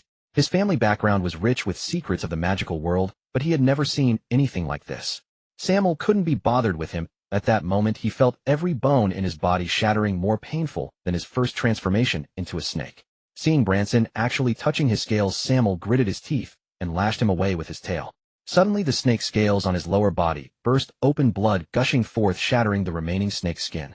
His emerald serpent eyes emitted a dazzling glow. Though he looked terrible, Sammael felt much more at ease. He took a breath, rested a moment, dried his sweat, and carefully examined his changes. He only knew that the emerald serpent triflower eyes could be born from the bloodline of humans and snake-human hybrids, but he had never heard of a case like his. Looking at his form in the room's mirror, a handsome face, eerie pupils, a robust physique, a thick and elongated serpent tail, it was a fusion of grace and power, contradictory, yet natural. Upon closer inspection, meeting his own gaze in the mirror produced a sense of enchantment. "Are you all right, Sammael?" Branson, who had nearly been knocked breathless by him earlier, finally recovered and entered to ask with concern. Seeing Sammael's current appearance, his eyes grew mesmerized. "You're so beautiful, Sammael." Sammael shot him a glare and sent him flying again. After Sammael revealed the secret of his blood-cursed beast nature, seeing only deep worry in Branson's eyes, he breathed a sigh of relief. Blood-cursed beasts were regarded as lowly beings in the magical world, not even granted the name of wizard. He had feared Branson might look down on him. Branson seemed to guess Sammael's thoughts and shook his head with a wry smile. "Do you think a werewolf is in any position to despise a blood-cursed beast?" Sammael was taken aback, then relaxed. He wasn't sure about America, but in Britain werewolves lived miserably, with extremists even advocating for their eradication. Their identities, one a werewolf, the other a beast, created an atmosphere of mutual non-judgment. After recovering his strength, Sammael moved forward and backward with his human upper body and serpent tail, incredibly agile. Both speed and defense had vastly improved, and even his neural reflexes had sharpened immensely. With a thought, his serpent tail slowly receded and reformed into legs. Only then did he feel completely relieved, fearing he might not be able to change back. After returning to human form, all serpentine symptoms vanished. Except for his pupils, the faint traces of scales on his body disappeared entirely. His skin was paler than before, and he had grown considerably taller. "Don't you think you should put on some clothes before showing off?" Seeing Sammael's naked body, Branson had to remind him of his current state. Sammael turned away, nonchalantly treating it as Branson's envy of his own form. The Morgans naturally noticed the change in Sammael. Such an abnormal transformation would be considered unusual even in the magical world. Though they were concerned, seeing both Branson and Sammael's composed expressions reassured them that he was unharmed, so they allowed their deception to pass. The self-proclaimed master of lies appeared utterly transparent in his parents' eyes. "Dear father, dear mother, Branson and I won't be returning for dinner tonight." Sammael, recalling Percy's awarding ceremony, spoke frankly. "Is something the matter?" They remained remarkably calm, knowing Sammael's mature judgment meant any request was significant. "Nothing serious. A senior of mine received the highest honor in the magical world, and today is his ceremony. Both Branson and I have been invited." "Your classmate received the highest honor in the magical world. You should learn from him." Daniel was astonished that a student could achieve such prestige. Though unaware of the medal's exact worth, he knew of Merlin, considering it comparable to a Nobel Prize in the Muggle world. Sammael pulled Branson away. Bubble travel was too exhausting and time-consuming, but fortunately, he had placed mirrors in a hidden spot near Diagon Alley, allowing teleportation through them. Branson experienced entering a mirror for the first time, feeling a chill as they arrived at their destination in an instant. He envied Sammael's unique ability, but knew it wasn't something one could simply learn. As a flash of green flame passed, a figure lunged at Percy. "Dear Percy, I've missed you so much." Branson hugged him tightly, leaving Percy stiff and uncertain how to respond. The Weasley family watched the embrace with peculiar expressions. "Dear, is this really our Percy?" "Mrs. Weasley asked her husband awkwardly. "It should be Mr. Weasley replied, stiffly, uncertainty in his voice. In his memory, Percy was upright and stern, even mastering the dusty pureblood etiquette with precision. "Good evening, Mr. Weasley, Mrs. Weasley." Sammael, following behind, ignored Branson's antics and greeted the couple first. At school, he had long grown accustomed to such scenes. Branson disliked Percy's overly serious demeanor and often teased him this way, leaving Percy flustered. so much so that even his girlfriend Penelope questioned their relationship. "Hello, Sammael. It's a pleasure to meet you. Percy speaks of you often." Mrs. Weasley warmly embraced him. Sammael paused, resistant to such close contact, yet he did not reject this hug. He could sense the gratitude within that embrace. In contrast, Mr. Weasley was far more composed, shaking Sammael's hand discreetly and subtly preventing Ginny from approaching. Sammael pretended not to notice, well aware of his reputation. Though there was no evidence, most pureblood family heads knew the Travers family's near annihilation was his doing. After brief pleasantries, they walked inside. Pulling apart the still embracing pair, Sammael found himself flanked by the Weasley twins. While Percy's official boyfriend and rumored boyfriend appeared together, they crowded around him with exaggerated comical gestures. Their bright red formal suits paired with the Weasleys' distinctive red hair made them look as if they were on fire. Sammael rolled his eyes, refusing to engage. Ever since he had funded the twins with 500 galleons in Percy's name, they had suspected some secret between him and Percy. Percy and Branson's untimely embrace only reminded them of their brother Ron's supposed interference in Harry and Malfoy's love story. "If you two are thinking anything disrespectful, I'll have Percy cut off your funding." Watching the pair lost in thought, Sammael couldn't help but threaten. Fred chuckled, sheepishly shaking his head in denial. With that funding, their research had made significant breakthroughs. To prevent losses, Percy constantly encouraged their creativity and spoke well of them to their mother, making their lives quite comfortable. "What? The ceremony is already over." As they advanced, Branson's surprised voice rang out from nearby. Even Sammael was taken aback, looking at the others in astonishment. "Indeed, it's over." The entire ceremony lasted less than 10 minutes, aside from Minister Fudge's endless self-praise. Percy spoke awkwardly. "Could it be?" Sammael, recalling the Weasleys' position among purebloods, speculated. "No, that's not the reason. Since 1868, the Order of Merlin ceremony has become a mere formality. The real highlight is the subsequent banquet, networking, socializing, and forging alliances." Percy said helplessly. "Has the British Ministry of Magic been so corrupted by power that even such an award has lost its meaning?" Branson expressed shock and dissatisfaction. Behind them, Mr. Weasley was deeply embarrassed. As a ministry official, he should defend its dignity, yet he found no words to refute the criticism. He himself despised such formalities, seeing them as a desecration of scholarship. The banquet began. Mr. Weasley chatted with his friends, his proud expression unmistakable. Mrs. Weasley led her children in savoring the ministry's delicacies while keeping a watchful eye on the twins who were trying to sneak drinks. Sammael and Branson seemed under a spell, with no one daring to approach. They relished the solitude, enjoying the ministry's fine wine while enduring the Weasley twins' jealous, fiery glares. "Sammael, so this is where you are." A voice rang out as Draco, Theodore, Beryl, Derek, and others arrived together. This small group instantly drew everyone's attention. The heir to the Malfoy family, the Crouch family's eldest daughter, the Knott family's son, and the grandson of Newt. Around this bad seed of the Gaunt family, the second generation of the magical world had gathered. Many fell into thought. Such a scene was all too familiar. The man from years past had also been surrounded by noble followers. Sammael ignored others' musings, raising his glass in a distant toast to Lucius and the others. As long as these old foxes didn't interfere with his dealings with Draco and company, they deserved respect. They chatted amiably, drinking sparingly, a rare occurrence. By the banquet's end, none had finished even a single glass. The previous incident had left them all traumatized. "Cole, you idiot, don't confront him, Hedon. Learn from Ilya." Burrow into his ear. "Finn, focus on defense and use your strengths. His strongest attack is nothing but a tickle to you. Why are you dodging? Charge forward. Rebecca, do you even understand what a flank attack means? Ambush. Can't you shrink your body? Is your mind filled with pig dung?" Sammael watched the four little ones confront Branson, the fury on his face growing more pronounced. He absolutely would not allow the four little ones to be bested by a mere wizard. These creatures were like the characters and empresses in the palace who fight the third prince, growing in stature but not in wit. At 60 meters, they could confront most magical beings, hidden except for dragons, phoenixes, and a few other rare creatures. Even giants were not beyond their ability to vanquish. Yet they relied too heavily on their physical forms, persistently meeting force with force, lacking the finesse to utilize their abilities ingeniously. Thus, Sammael relentlessly trained them in combat against various wizards, awakening the genes of apex predators within their bloodlines, stalking, ambushing, employing every tactic. Branson was exceptional, his spellcasting prowess formidable, and with weather charms he could match the level of an ordinary adult wizard. If he could further unleash his werewolf advantages, his evasiveness and recovery would ascend several tiers, making him an ideal sparring partner. The four titans coordinated, weaving through the forest, expanding and shrinking in size to evade Branson's attacks. They longed to withstand the blows directly, but their master forbade it. Branson's eyes blazed crimson, revealing sharp fangs and claws, his speed leaving afterimages in his wake. He dared not pause for an instant, fearing that a moment's carelessness would allow Ilya to burrow into his body. Rebecca, after all my care for you, you actually have the heart to bite me. Branson dodged while rebuking one of the black pythons with a tone of grievance. Rebecca turned her head away in embarrassment. Seizing the moment, Branson leaped onto a branch, summoning thick bolts of lightning from the sky. Silver serpents danced, dust billowed, and the four titans found themselves paralyzed, unable to move. Branson panted heavily, slumping against a tree in exhaustion. This was his strongest attack, but its long charge time meant he could only unleash it when the opportunity arose, and Rebecca had given him the perfect chance. Humph. Sammael glanced at Rebecca with displeasure, too weary to say anything more. He refused to acknowledge that this creature could be so foolish. Ilya is too ruthless, trying to enter my body through that place. Branson glared at Ilya, furiously uprooting a wrist-thick sapling to strike him. Ilya remained unfazed, shyly shrinking his body and slithering up the coil around Sammael's neck.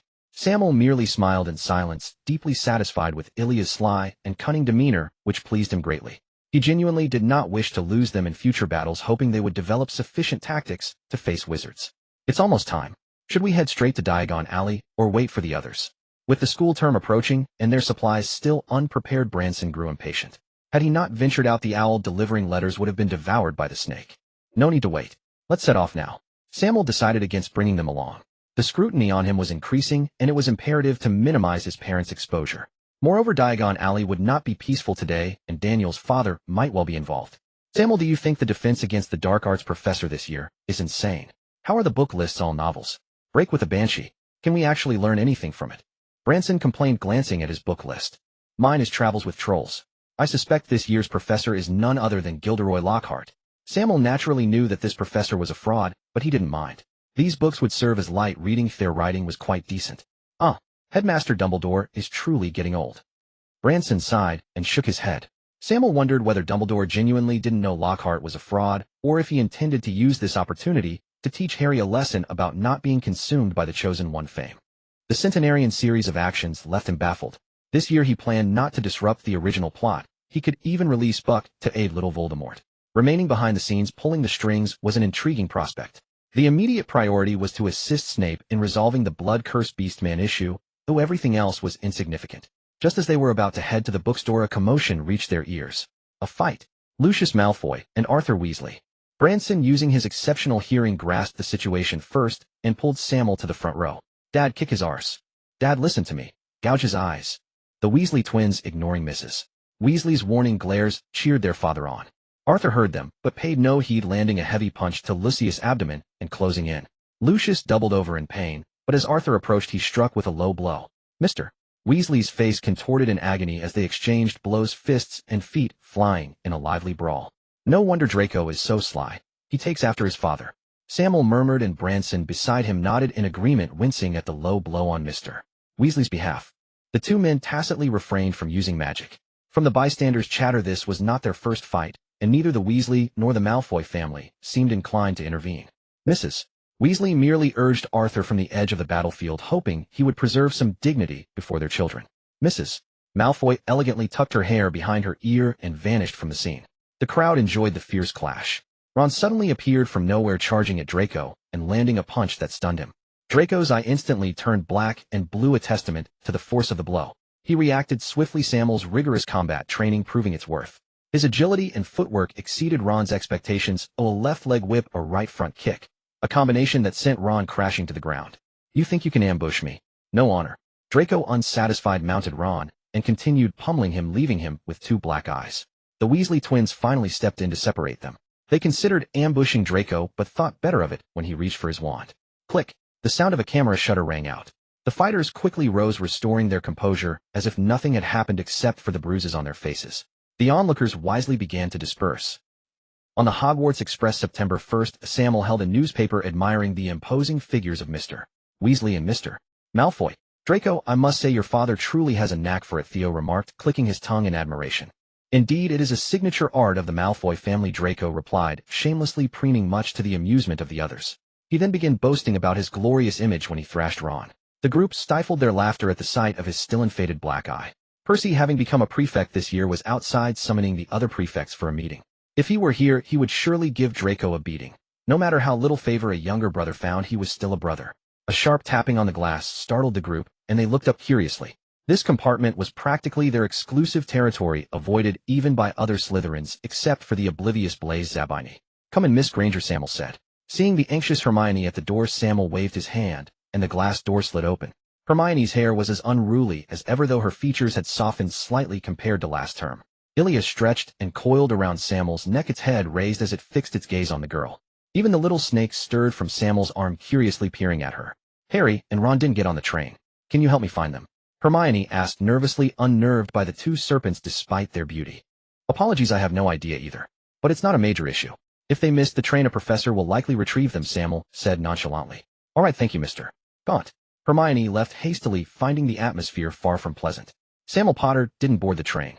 Draco asked eagerly, always enthusiastic when it came to Potter. "Probably. You can go look for him," Sammael replied distractedly. After Draco left, the others turned to Sammael with curious expressions. They weren't foolish and could sense something was off. "Cedric, if you violated the international statute of wizarding secrecy, do you think Hogwarts would protect you?" Sammael asked, ignoring their unspoken questions. "It depends. If a Muggle accidentally witnessed magic, my father could handle it. But if I deliberately exposed the wizarding world, not even Hogwarts, let alone the Ministry, could cover it up," Cedric replied thoughtfully. "What if it were Harry? Would Hogwarts protect him?" The group fell into contemplation. "Hogwarts couldn't, but Headmaster Dumbledore could," Derek interjected. "His family was all too familiar with this law, given his grandfather's." "Well, never mind." Regretting his words, Derek fell silent. The others didn't notice his shift in mood, pondering instead the extent of Dumbledore's power, not just as Hogwarts headmaster, but as the supreme mugwump of the International Confederation of Wizards and the greatest white wizard of the age. "Sammael, do you dislike Harry?" Derek asked, puzzled by his use of Potter as an example. "It's not dislike, but caution. I advise you not to naively approach the boy who lived," Sammael warned, urging them to recognize the gap between themselves and the savior, lest they become pawns of Dumbledore. "I can tell you plainly, Harry Potter is in the sky right now. They missed the Hogwarts Express and chose to take the Weasleys' flying car. Their actions constitute a crime of exposing the wizarding world, and I bet Dumbledore will protect him," Sammael declared. As his words faded, the others leaned out the window, scanning the sky for the savior. Spotting the blurry outline of the flying car and hearing their thrilling shouts, Cedric frowned. "Good heavens, has Ron lost his mind? If what you say is true, Mr. Weasley will face severe punishment," Cedric remarked, watching the swaying car in astonishment. Mr. Weasley had already antagonized many pureblood families with his raids on dark artifacts, and now his son was using his modified flying car for school. What is this? Knowingly breaking the law. He even wondered if Ron was truly Mr. Weasley's son. How could anyone be so disastrously inept at filial piety? "Should we cover for them?" For Percy, Sake Branson suggested, exchanging a glance with Sammael. Yes. The others agreed, aware of Branson's skill in weather charms. Branson waved his wand and thick fog began to pour from its tip. A gale swept through, swirling the mist to completely obscure the flying car. But when they saw lightning crackling within the clouds, they realized something was wrong. Wasn't this supposed to be concealment? Why was there thunder? This wasn't help. It was punishment. "What are you looking at me for? Weather charms are like this. Ask Sammael if you don't believe me," Branson protested. "Besides, the train is moving fast, and the flying car is even faster. It's impressive I managed this at all," Branson added, innocently unable to bear their accusatory stares. "Is that so?" Only Derek looked confused. The others didn't believe a single word. If not for the screams from the flying car, they might have believed him. It was common knowledge that a metal car conducts electricity, so being struck by lightning was hardly surprising. But the sustained howling was clearly unnatural. He had precisely controlled the lightning's intensity, letting it torment them endlessly. "Ron, what's going on?" In the car, Harry had lost all his earlier bravado. His clothes were tattered, his hair standing on end, giving him a disheveled look reminiscent of a vagrant. The bone-deep numbness reminded him of his last encounter with lightning. "It must be that wretch Malfoy. I can't think of anyone else," Ron insisted. Having been struck by lightning right after offending Malfoy, he refused to believe in coincidences. After his last beating, Percy had warned him that Draco was skilled in underhanded tactics. "So it has to be him." Ron's tone was resolute as he vowed revenge. Poor Draco was once again taking the blame for another's deeds. Ron desperately wished this glorious adventure would end quickly. The experience was so dreadful that he even suspected he had won himself. That darn guy actually arrived at Hogwarts in a flying car. It's absolutely outrageous. Draco realized the truth at the moment he got out of the car, his tone filled with indignation, though it was evident that he harbored a sense of envy. "If you want to fly, you can let Sammael use bubbles to take you up, just as stylish." Theodore chimed in with a tease. "Am I envious of him? Am I envious of him? What a joke." Draco repeatedly retorted, as if he had heard the greatest joke. "What the heck, are we going to fall into the water?"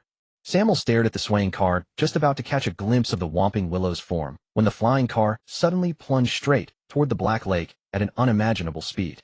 "Quick, use the shock absorbers to stop it." In the crowd, someone began to shout casting spells at the flying car. The car clearly possessed decent magical resistance, as the spells merely sparked without effect. Ron, whether out of panic or some other reason, stepped on the brake, causing the car to dash toward the lake even more frantically. Sammael noticed Percy beside him with a pale face, gritting his teeth as he glared at the two inside the car. Unconsciously, he began to float, a surge of magical energy swirling around him. A massive repulsive force suddenly erupted, charging forward with unstoppable momentum. The surface of the Black Lake seemed as if it had been plowed, a tremendous impact, sending the car flying, nearly ripping the door off.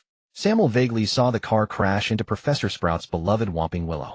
The young wizards who had yet to enroll stared in shock at the scene, eagerly inquiring about Percy's name. Draco watched Percy land, and involuntarily swallowed hard. It was terrifying. This was a rhythm that could scare someone to death. Levitation, spell, shield, charm, shock absorbers, and numerous obstacles. Has Percy really reached such a level in his spell research? Blanson exclaimed in astonishment.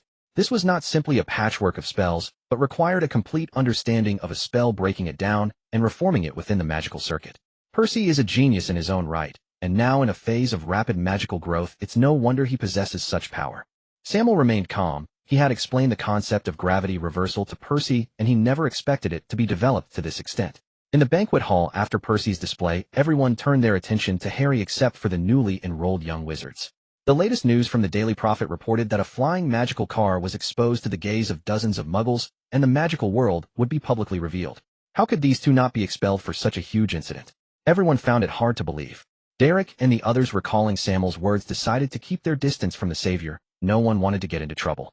However, the Gryffindor crowd was unexpectedly excited, considering it an honor and a thrilling event, with the two nearly becoming heroes of Gryffindor. Seeing the two in low spirits, they kept cheering them up, providing great comfort. The exploding Prince Simon even boldly declared he would imitate them next semester. Of course, there were exceptions, whether it was Percy or the Weasley twins or the newly enrolled Ginny. They all fixed their eyes on Ron, knowing very well what this meant for their father. Ron, that idiot, doesn't he realize this might put Dad out of a job? Watching Ron regain his composure in the crowd and begin to boast about his brave display, Fred gritted his teeth. With his brain, which is hardly bigger than a troll's, it's clear he hasn't realized it. George looked at his only brother with an expression as if he were a fool and couldn't help but start to complain. Ginny, sit with your classmates. It will help you make new friends. Percy gave the two a glance, sending off his dear sister with a comforting look. These troublesome matters should not disturb his sister's excitement for school. The Weasley family undoubtedly doted on Ginny, from her wand to her robe and various school supplies. Everything was brand new. Especially since Percy and the twins had money this year, they certainly wouldn't skimp on their only sister. As for Ron, let's forget it. How did the Weasley family end up with such an idiot? At the Slytherin table, Draco watched Ron flailing about like a clown and felt quite puzzled. Despite his disdainful words, he secretly agreed with that sentiment. What was that saying? The ones who know you best are often your enemies. Bill and Charlie had already graduated, but their grades and abilities were undeniable. One was keen on exploring mysteries, while the other focused on dragon research. As for Percy, there was no need to mention. As a member of the same organization, Draco understood Percy's excellence better than anyone else. Although he had little interaction with George and Fred and occasionally played pranks on him, he knew those two had their own pursuits and were willing to work hard for them. The new clothes and materials they bought this year were not taken from the money Sammael had given them, but rather earned through their own creation and promotion, showcasing a remarkably flexible business acumen. Although they were reluctant to admit it, these two were quite popular among Gryffindors. Even though Ginny was just starting school, his instincts told him that this little girl was no simple matter. Only Ron left him utterly perplexed. Arrogant, reckless, and foolish, embodying all the negative traits of Gryffindor. Perhaps it's insecurity, Sammael casually said, swallowing a piece of steak, drawing everyone's attention. He possesses neither Bill and Charlie's intelligence nor Percy's talent, and also lacks George and Fred's charm. If he were the last child of the Weasley family, perhaps he would receive a bit more of his brother's love. Unfortunately for him, he wasn't. Just a year after his birth, the Weasley family welcomed another little princess, making him increasingly overlooked. He longed for attention, craved glory, but lacked the corresponding abilities. Haven't you noticed? So far, when mentioning Ron, people's first impression is that he is Harry's friend, the savior. Perhaps this is why he follows so closely in Harry's footsteps. Sammael rarely spoke so much, but every word was heartfelt. He found Ron to be a very contradictory character. He may have many virtues, yet the jealousy displayed during the Triwizard Tournament in Harry's fourth year made it hard for him to like this character. Everyone was momentarily stunned after hearing this. Only this reason could explain it all. I heard Percy say that the twins pranked Ron by hanging him on the roof, and the family only discovered a child was missing the next day. He indeed was quite neglected. Theodore shared the news he knew. A family can't possibly consist solely of elites. Having one or two who drag behind is not surprising. Sammael ordered another steak, speaking frankly. In the deep of night, Hogwarts remained eerily silent save for the sound of snoring within the portraits.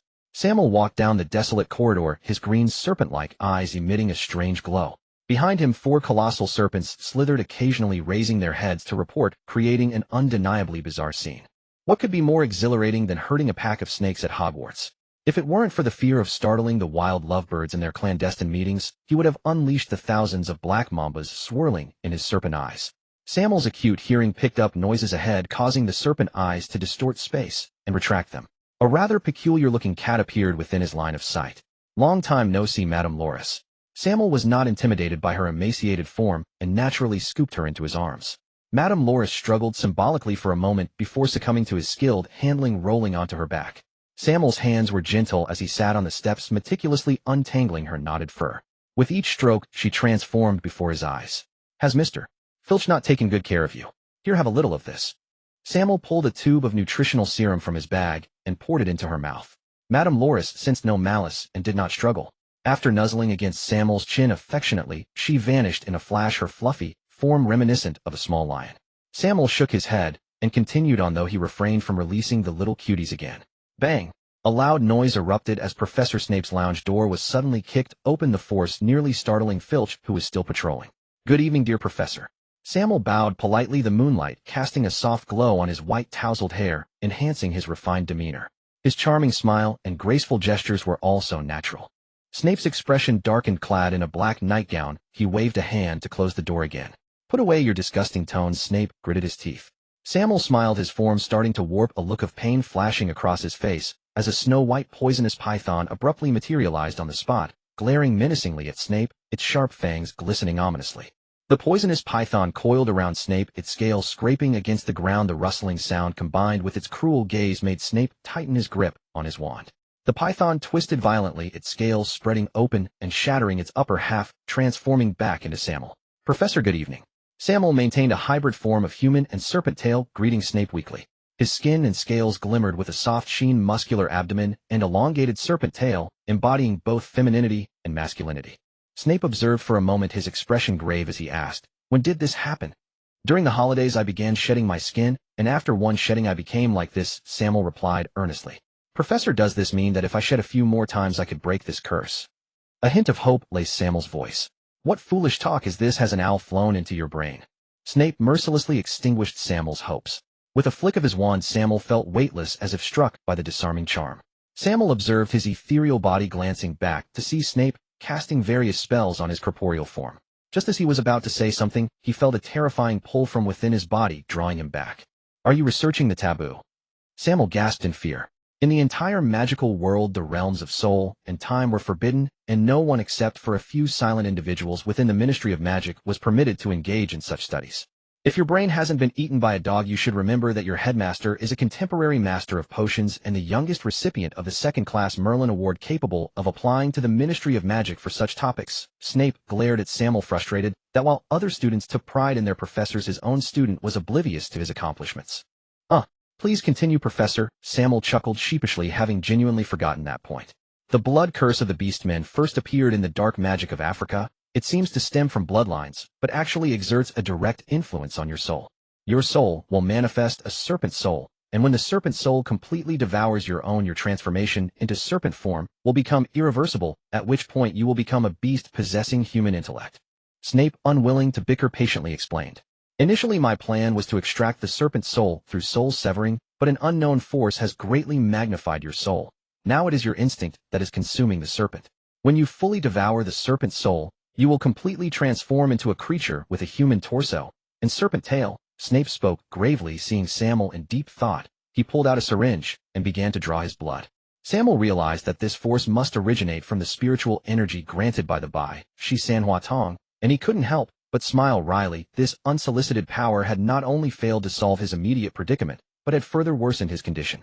As he pondered, he discreetly dodged the second syringe, giving Snape a big roll of his eyes, as if to say, "You really think I'm a guinea pig for your experiments? Professor, do you have any other methods?"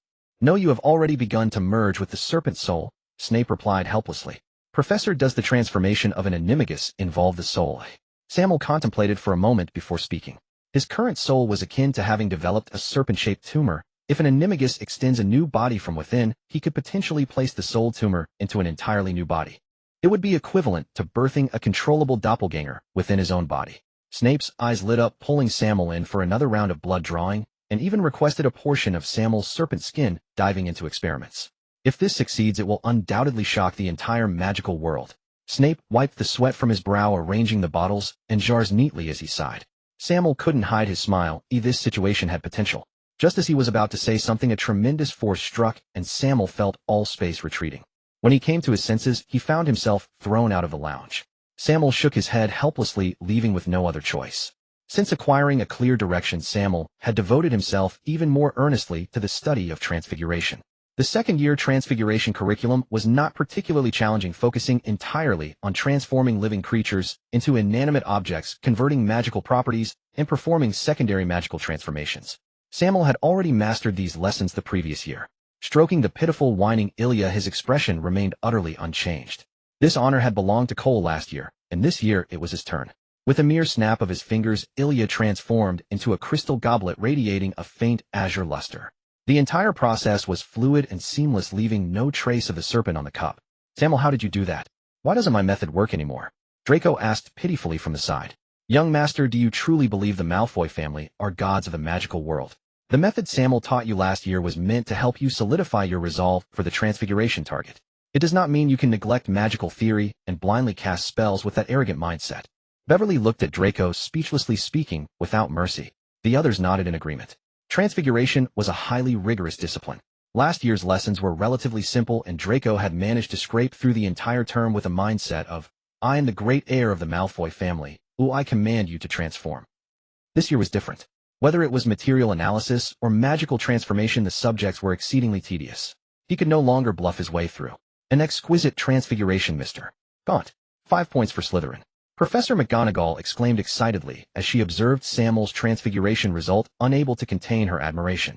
She was knowledgeable enough to recognize that unlike others' pets, the serpent in Sammael's hand was a true magical creature.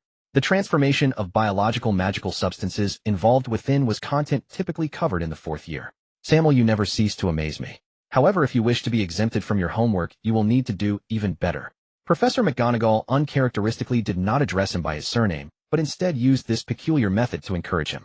"Certainly, Professor." Regardless, the prospect of skipping homework held great allure for him. Sammael waved his wand, and the crystal goblet suddenly transformed into a large raven.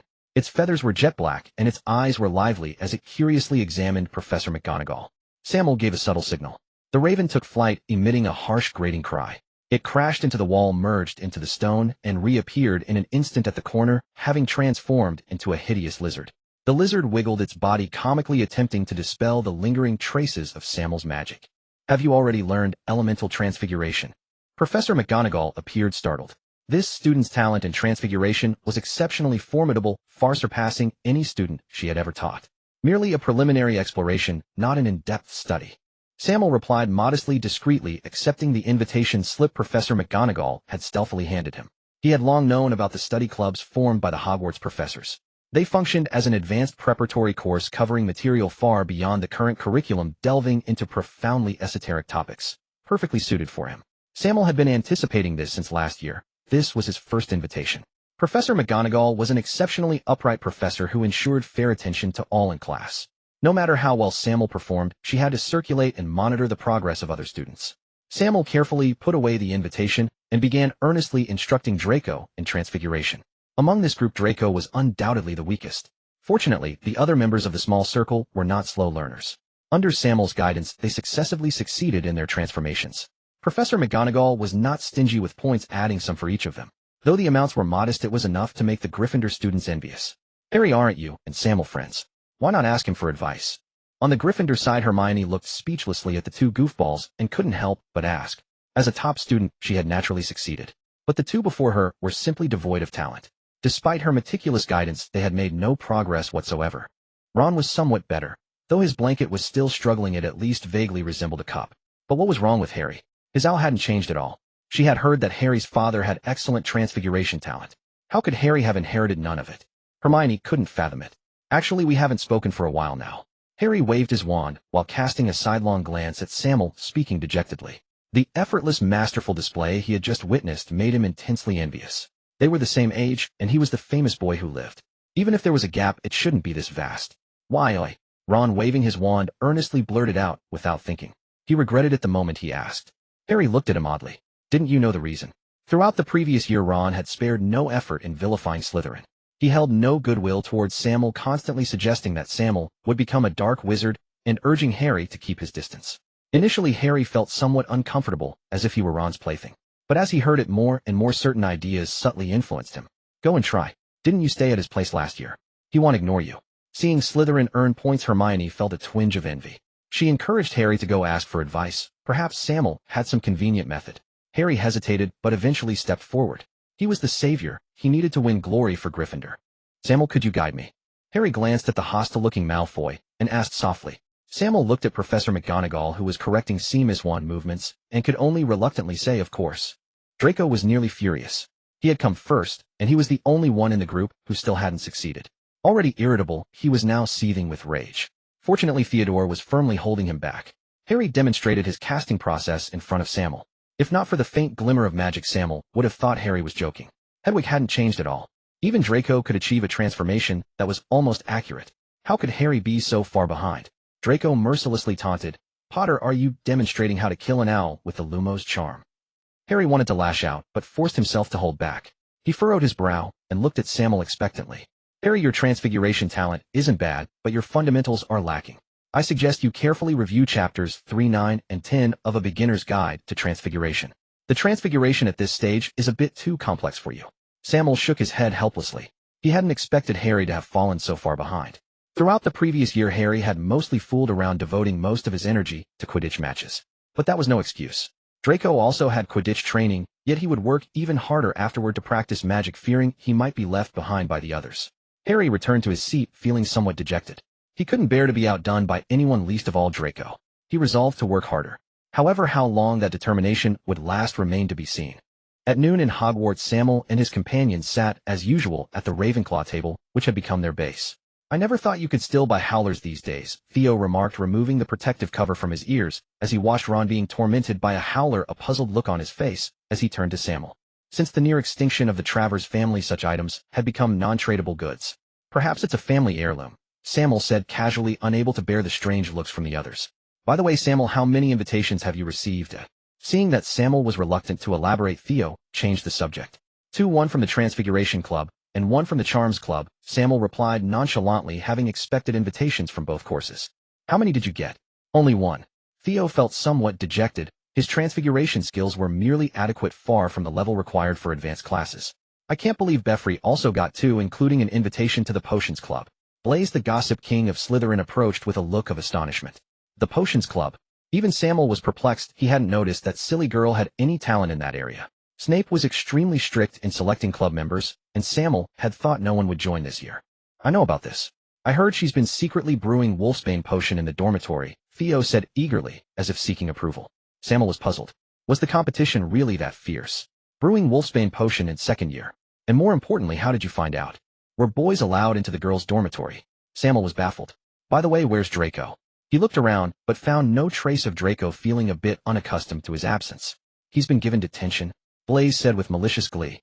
Sammael asked, puzzled. Detention? Why? He had some crazy idea to duel Potter. When Potter refused, he used some underhanded tricks, and now Potter's lying in the hospital wing. You should have seen it.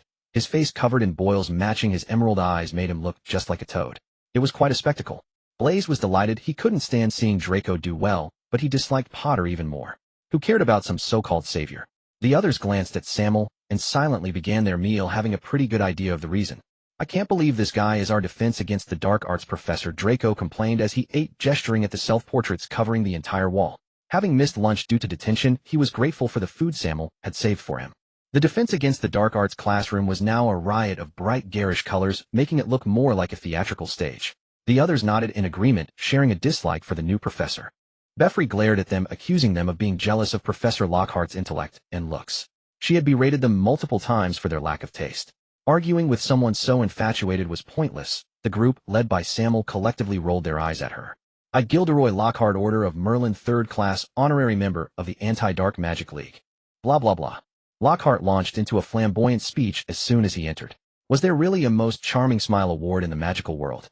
How utterly ridiculous. Sammael watched the peacock who claimed to be modest, a torrent of complaints flooding his mind. After a moment's observation, he immersed himself in the story content. To be fair, the man's writing was excellent, with vivid details that drew the reader in. Sammael could even discern substantial knowledge within the tales, and read with increased focus.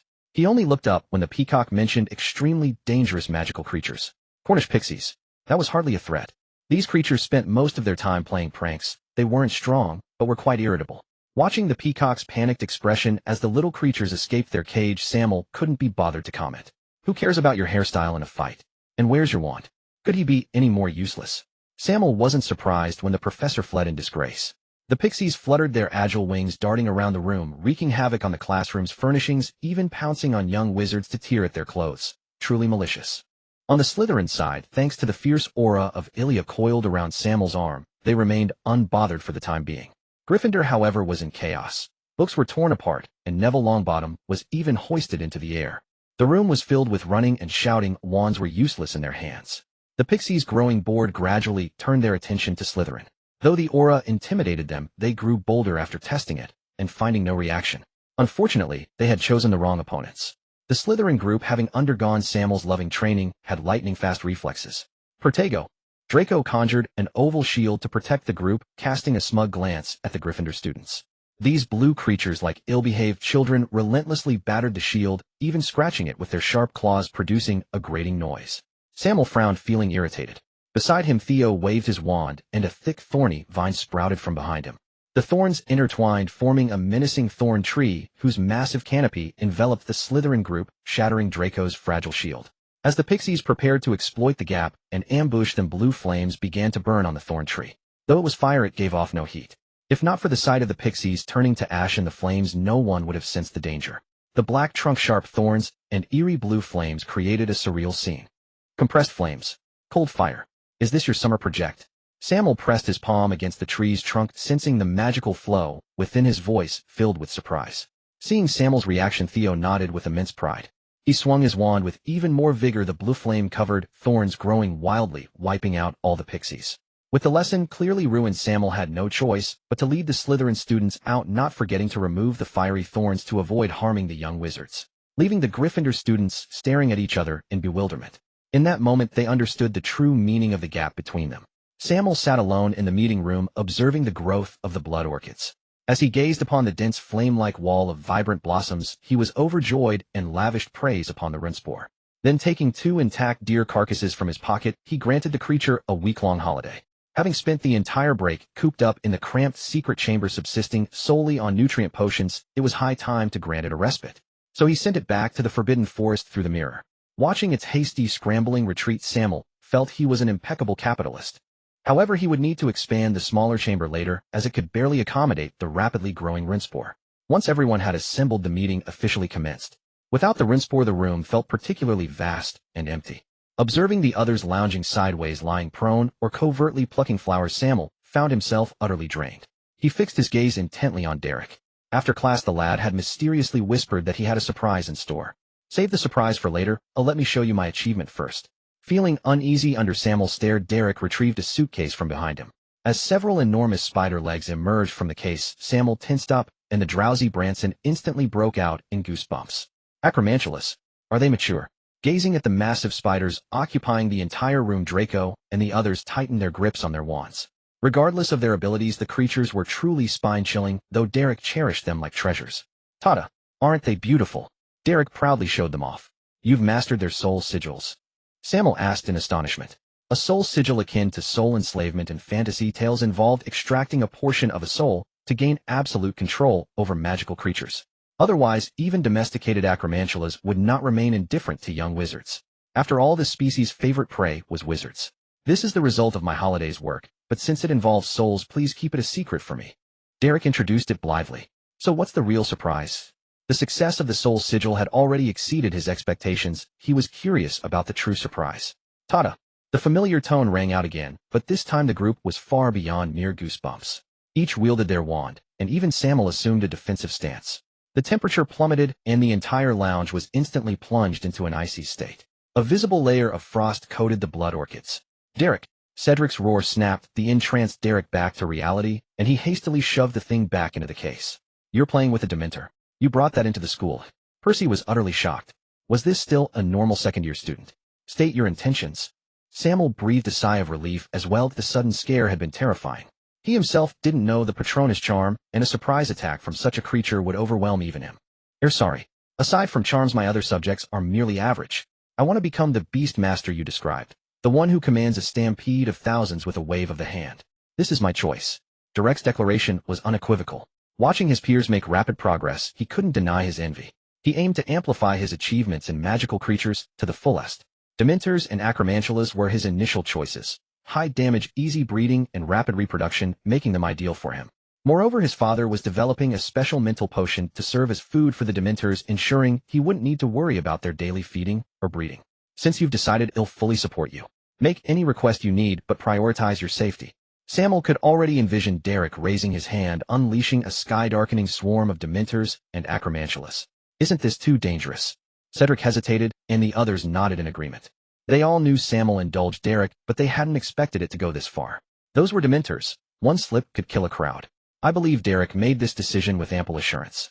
As friends, we should support him. Sammael's voice was firm, signaling his stance. The others wavered, but refrained from further objection. The subsequent meeting was straightforward. Draco and Theodore had their own improvement paths, requiring no guidance from him. Branson was progressing steadily as well. When it came to Cedric, his tone brimmed with confidence. My thesis is complete and has been submitted to Professor Sprout for review.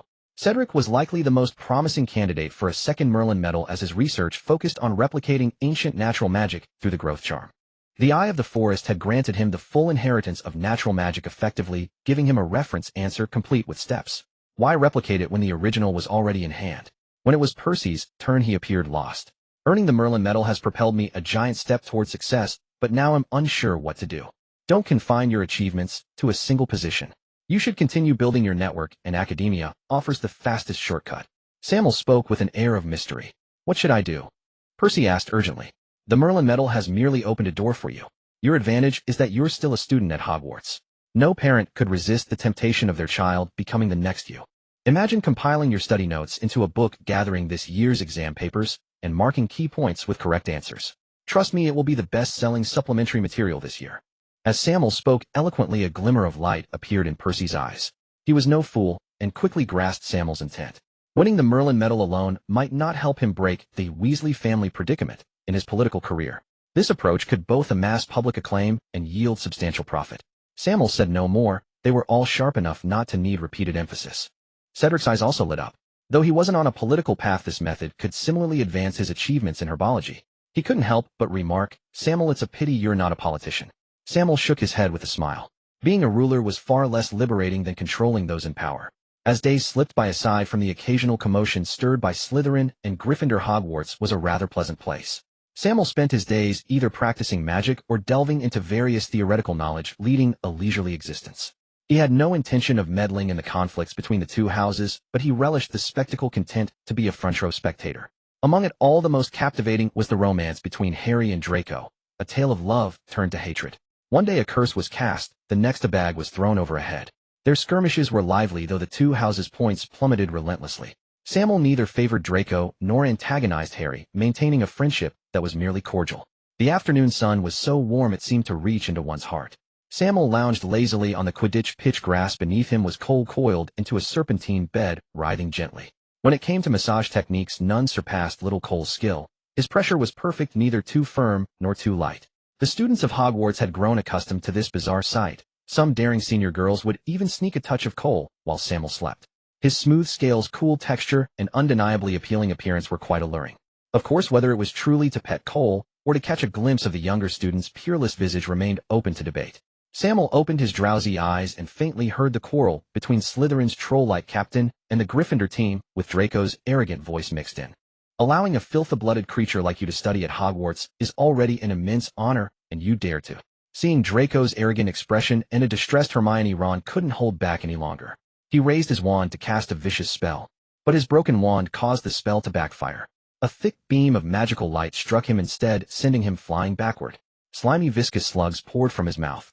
Apart from Harry and Hermione, everyone else kept their distance, and even his own brothers the Weasley twins wore expressions of disgust. The three fled in disgrace, heading toward Hagrid's hut. Do you think Muggle blood is inferior? Of course. Watching Draco still boasting, Sammael asked calmly. Sorry, Sammael, I didn't mean that, I swear.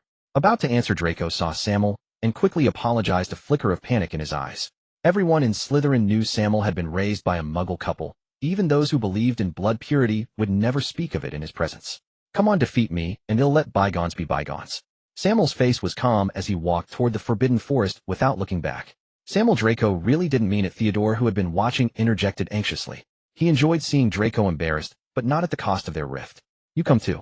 Defeat me. Sammael's tone was resolute, a chill emanating from his body, his words carrying an irresistible force.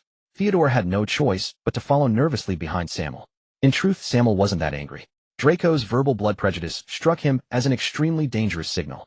Even though the club had members from all four houses, it couldn't deny that they were all pure-blood wizards. Gossip is a fearsome thing. Even if he didn't care, would Dumbledore really ignore it? He brought Theodore along only to avoid injuring Draco too badly. Sammael waved his wand, and a massive water dragon surged from its tip. The water release technique had greatly inspired his elemental transfiguration. If he didn't strike first, the two would never dare to act, a conclusion drawn from countless practice sessions. Their reactions were swift, easily dodging the first attack. But Sammael intended to press them. The water dragon twisted, sending Draco flying. Though it was water, its force was no less than being hit by a car. Draco, hurry. Avis. Knowing he was no match for Sammael, Theodore hoped to distract him with this spell. A dense flock of peregrine falcons was summoned. The falcons were incredibly fast, reaching speeds of 100 meters per second. Even if Sammael summoned ravens in the same way, they would be no match. Sammael cast with his right hand a transparent circular shield, firmly protecting him, impervious to the falcons' assaults. With his left hand, he summoned a torrent of water, condensing it into water serpents.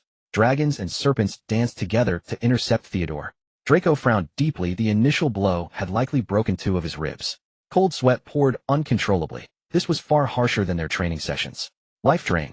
Draco pressed his hand against a tree trunk, and a strange suction emanated from his palm. The several meter tall tree visibly began to wither and decay. Vast life force surged through his body, and his broken ribs mended instantly.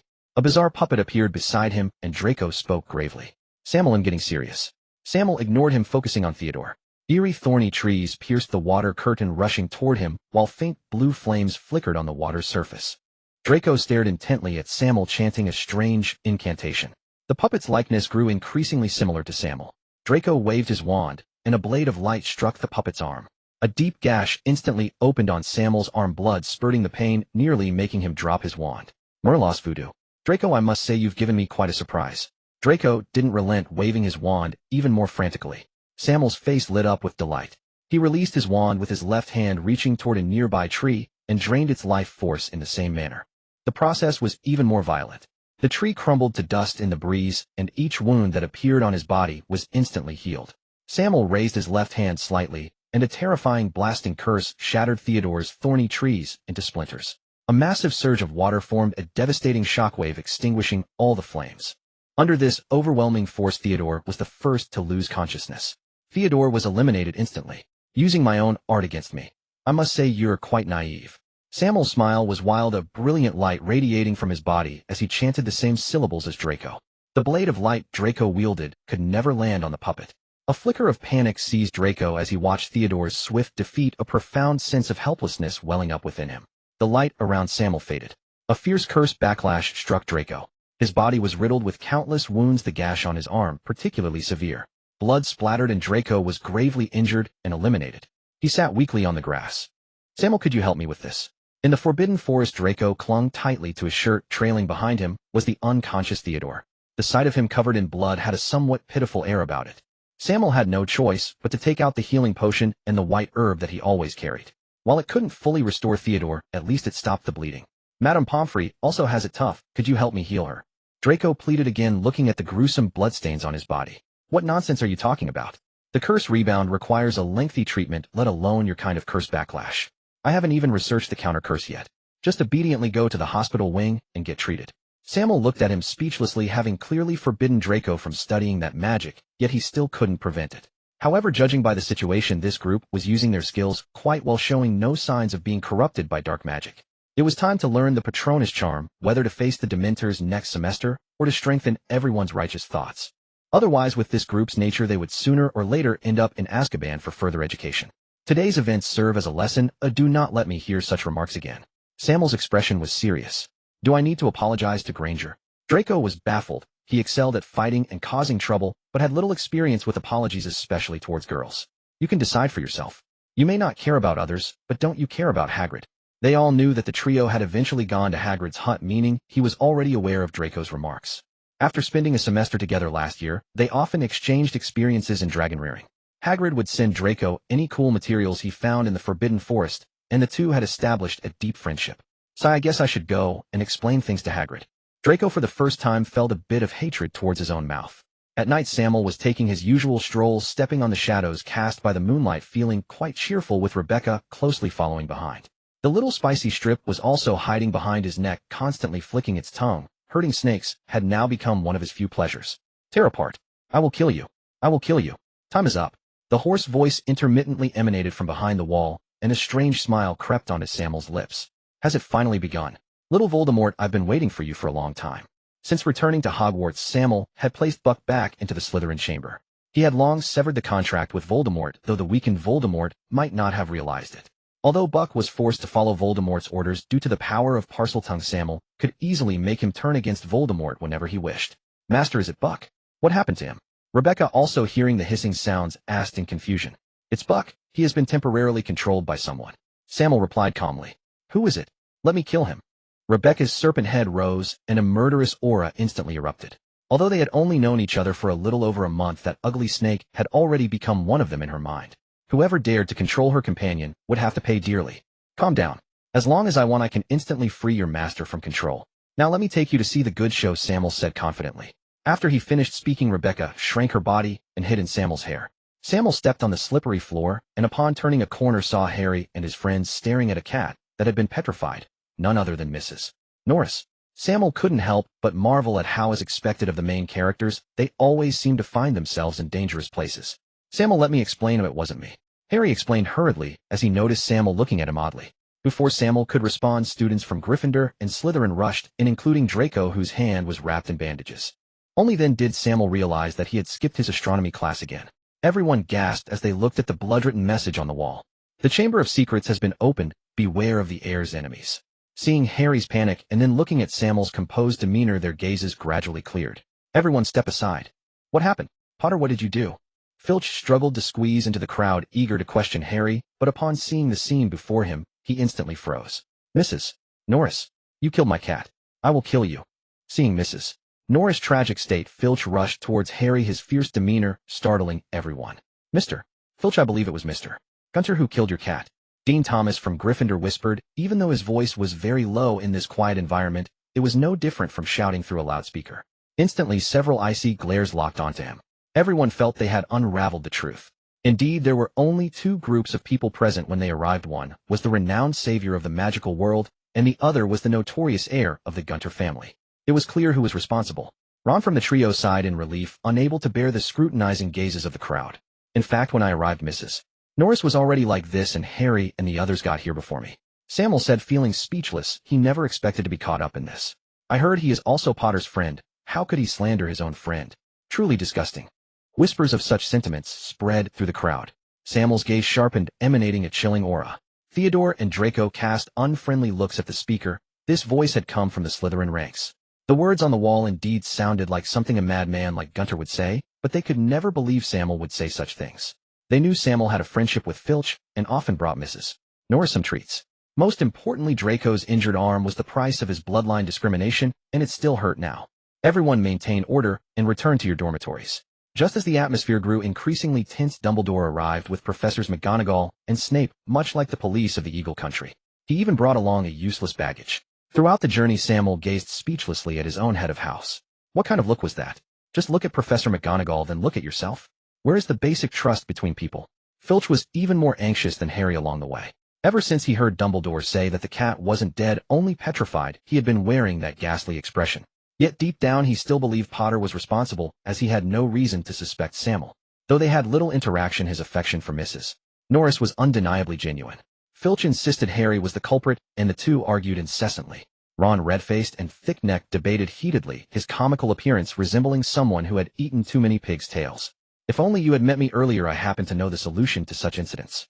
The peacock puffed out his chest, interjecting into their argument with immense confidence. However, when his eyes met Dumbledore's profound gaze, he guiltily retreated 2 steps. Potter and his friends might have been in the wrong place at the wrong time. The condition of this cat requires an extremely profound mastery of curses to achieve. Snape rarely offered an explanation for Harry, though the mockery in the latter half of his sentence was utterly undisguised. Harry was first stunned, then his face turned extremely unpleasant as he fearlessly locked eyes with Snape, as if saying, "Who do you think you're looking down on?"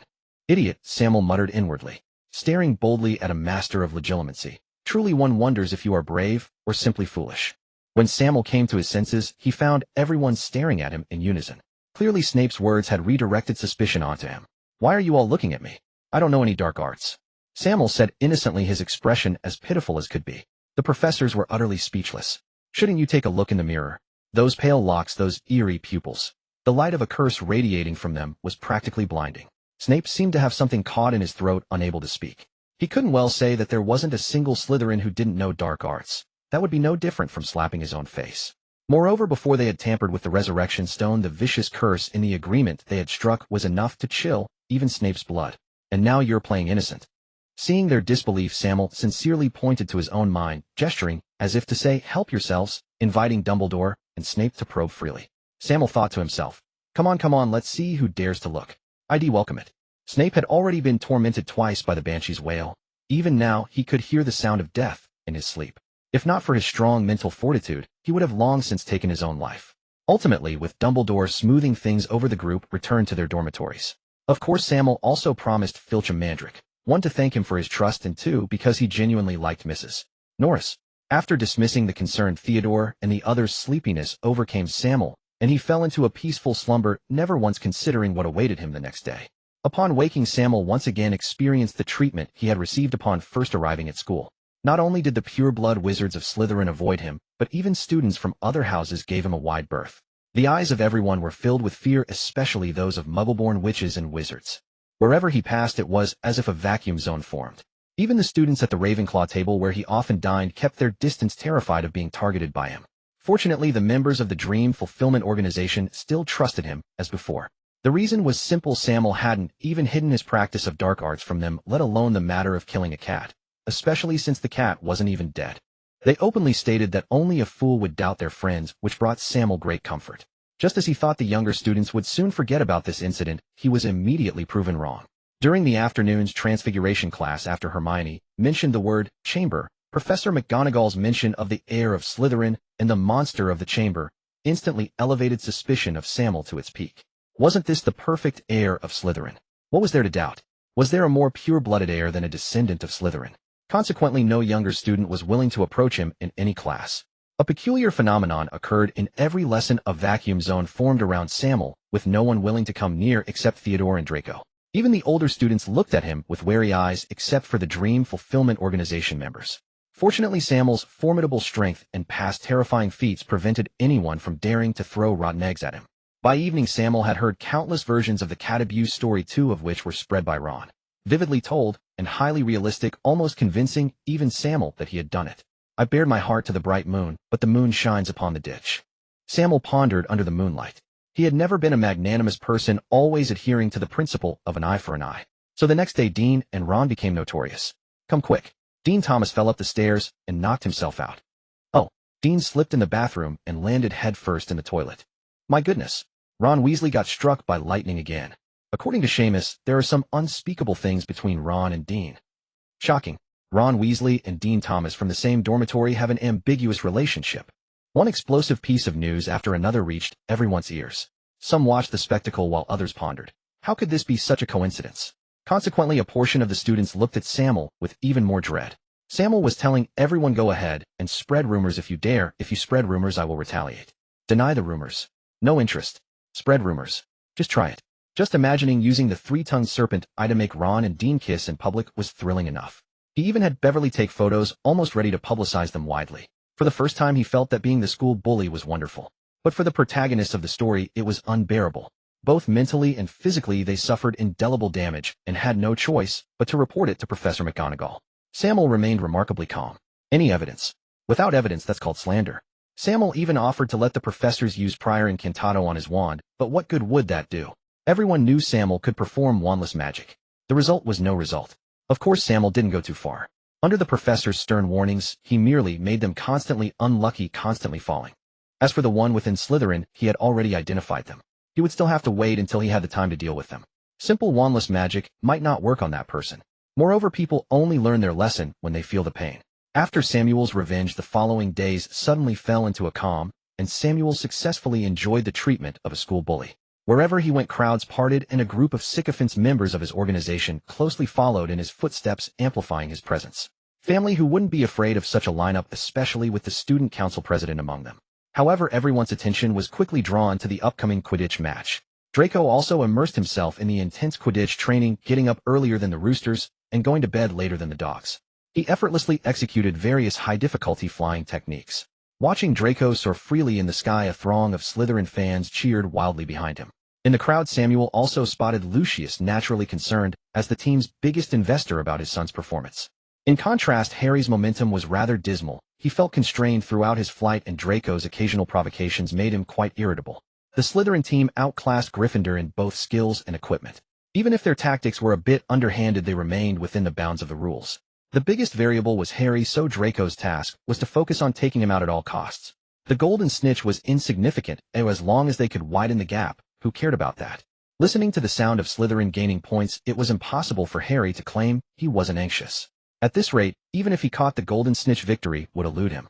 His talent in Quidditch was indeed remarkable. While he and Draco were entangled in aerial skirmishes, he still found a moment to spot the golden snitch. What followed was a series of intense chases, and Draco never lacked competitive spirit. A year of training and willpower had infused him with vitality. However, Slytherin's cautiousness and situational awareness deprived him of a desperate mindset in the Quidditch match. So during the final swift dive, Draco hesitated, losing the chance to catch the golden snitch. Harry, without a doubt, was ecstatic he had caught it. Even though he had his arm broken by a rogue bludger in the process, it couldn't mask his inner excitement. Until Lee Jordan announced Slytherin as the champions, he was momentarily stunned. Wood and the others hung their heads in shame. Slytherin's base score exceeded theirs by over 200 points. Catching the golden snitch merely spared them from further humiliation. Harry stared blankly at the golden snitch in his hand, while bludgers wildly approached him with a terrifying force that could easily cause serious injury if they hit his head. Fortunately, Hermione and the others arrived just in time to rescue him. Samuel also noticed the attention-seeking Gilderoy Lockhart squeezing into the crowd, insisting on treating Harry's arm despite his objections. With a flick of his wand, Harry's bones were instantly pulled out, leaving him like a limp piece of meat. "Samuel, did you see that? I want to learn this, I want to learn this." Draco, instead of sharing in the joy of victory with his father, clung to Samuel with reddened eyes at the sight. This was more brutal than some dark magic. Samuel was intrigued as well, but replicating that would take considerable time. Relying on Lockhart to pull off another similar feat seemed implausible. In the afternoon potions class, Harry predictably did not show up, which made Snape profoundly disappointed, as if his only joy had been snatched away. Samuel sat at the back, hoping to avoid becoming the target of Snape's venomous remarks. "Mister, not put away that disgusting gaze and focus on grinding your potion ingredients." Theodore was caught off guard after just a moment of distraction. Beverly nudged him with her arm, bringing him back to reality. Samuel and Draco secretly observed Hermione and Ron, who were acting sneakily, clearly plotting something. It was obvious from the original work that they were planning to sneak into Snape's storeroom to steal ingredients for the Polyjuice Potion. The Polyjuice Potion was prohibited by the Ministry of Magic, and its original ingredients were equally hard to come by in the market. While Draco carefully brewed, he glanced around furtively, appearing quite flustered. There was no way around it. His partner was the school bully. Professor Snape was in an exceptionally good mood today, yet he still insisted on the rude requirement of tasting his own brewed potion, which made Draco quite cautious. "Mr. Dunphy, I wouldn't mind leaving your eyes in this classroom permanently. Ms. Weasley, if your brain hasn't been stung by a boggart, you should add the powdered venom at the last moment. Mr. Longbottom, turn up the heat a little. That weak flame wouldn't even singe your hair." Snape's expression grew increasingly dark as all the students were performing exceptionally well today, gradually souring his mood. Samuel couldn't help but admire Snape's vocabulary. Not a single phrase was repeated, and his sharp words and vicious language left him in awe. At that moment, Ron was fidgeting restlessly, unconsciously revealing a hint of anxiety. This was completely different from what he had imagined. He had initially planned for Seamus to stabilize his performance and create some chaos, yet this guy was surprisingly steady today, and nothing went wrong. "Ron, you should do it, as Seamus is unreliable," Hermione said urgently. "Why not you? Ron retorted stubbornly. Hermione frowned and replied, "Do you recognize those potion ingredients?" Then I guess I'll do it," Ron said reluctantly. "Weasley, are you planning to put that porcupine quill into the cauldron?" Draco's voice and shout were similar, instantly drawing everyone's attention to him. Ron immediately halted his action of dropping the porcupine quill. Snape shot Draco a glare and coldly stated, "Weasley, if you put the porcupine quill in, you will face a month of detention." As soon as he finished speaking, Snape's face turned ashen as Ron, whether out of fear or intentionally, swiftly tossed the porcupine quill into the cauldron. Potions splattered. No, it should be described as gushing out. Except for a few, almost all Gryffindor students were completely covered, their bodies swelling with large boils. Fool. Gryffindor loses 5 points, Slytherin gains 5 points. Glancing at Draco, who was casting a shield charm for Slytherin, Snape roared in anger.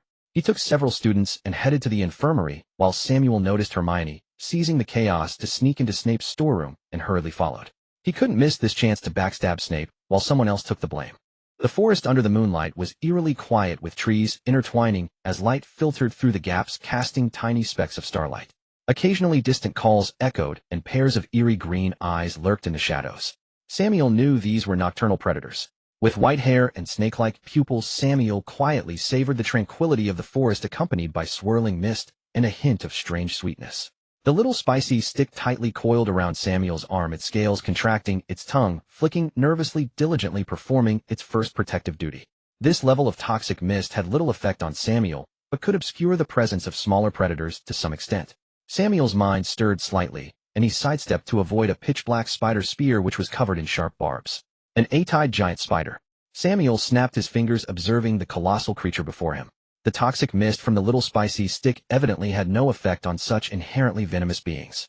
With his left hand outstretched, the eight-eyed giant spider was abruptly suspended in midair, as if pulled by an unseen force. It struggled desperately, only to find the pulling force growing increasingly terrifying, watching helplessly as its spider legs were torn off one by one. It shrieked in agony, its thick green blood splattering the ground and endless fear enveloping it. Sammael had no intention of entangling with it. With another snap of his fingers, the spider's head was instantly blown apart. "You reap what you sow by provoking me when I'm in a bad mood." Today Sammael had followed Hermione into Snape's collection room, but time was too tight, and he didn't obtain any precious materials. The ordinary items were beneath his notice, and the valuable ones were certainly hidden away, leaving him empty-handed.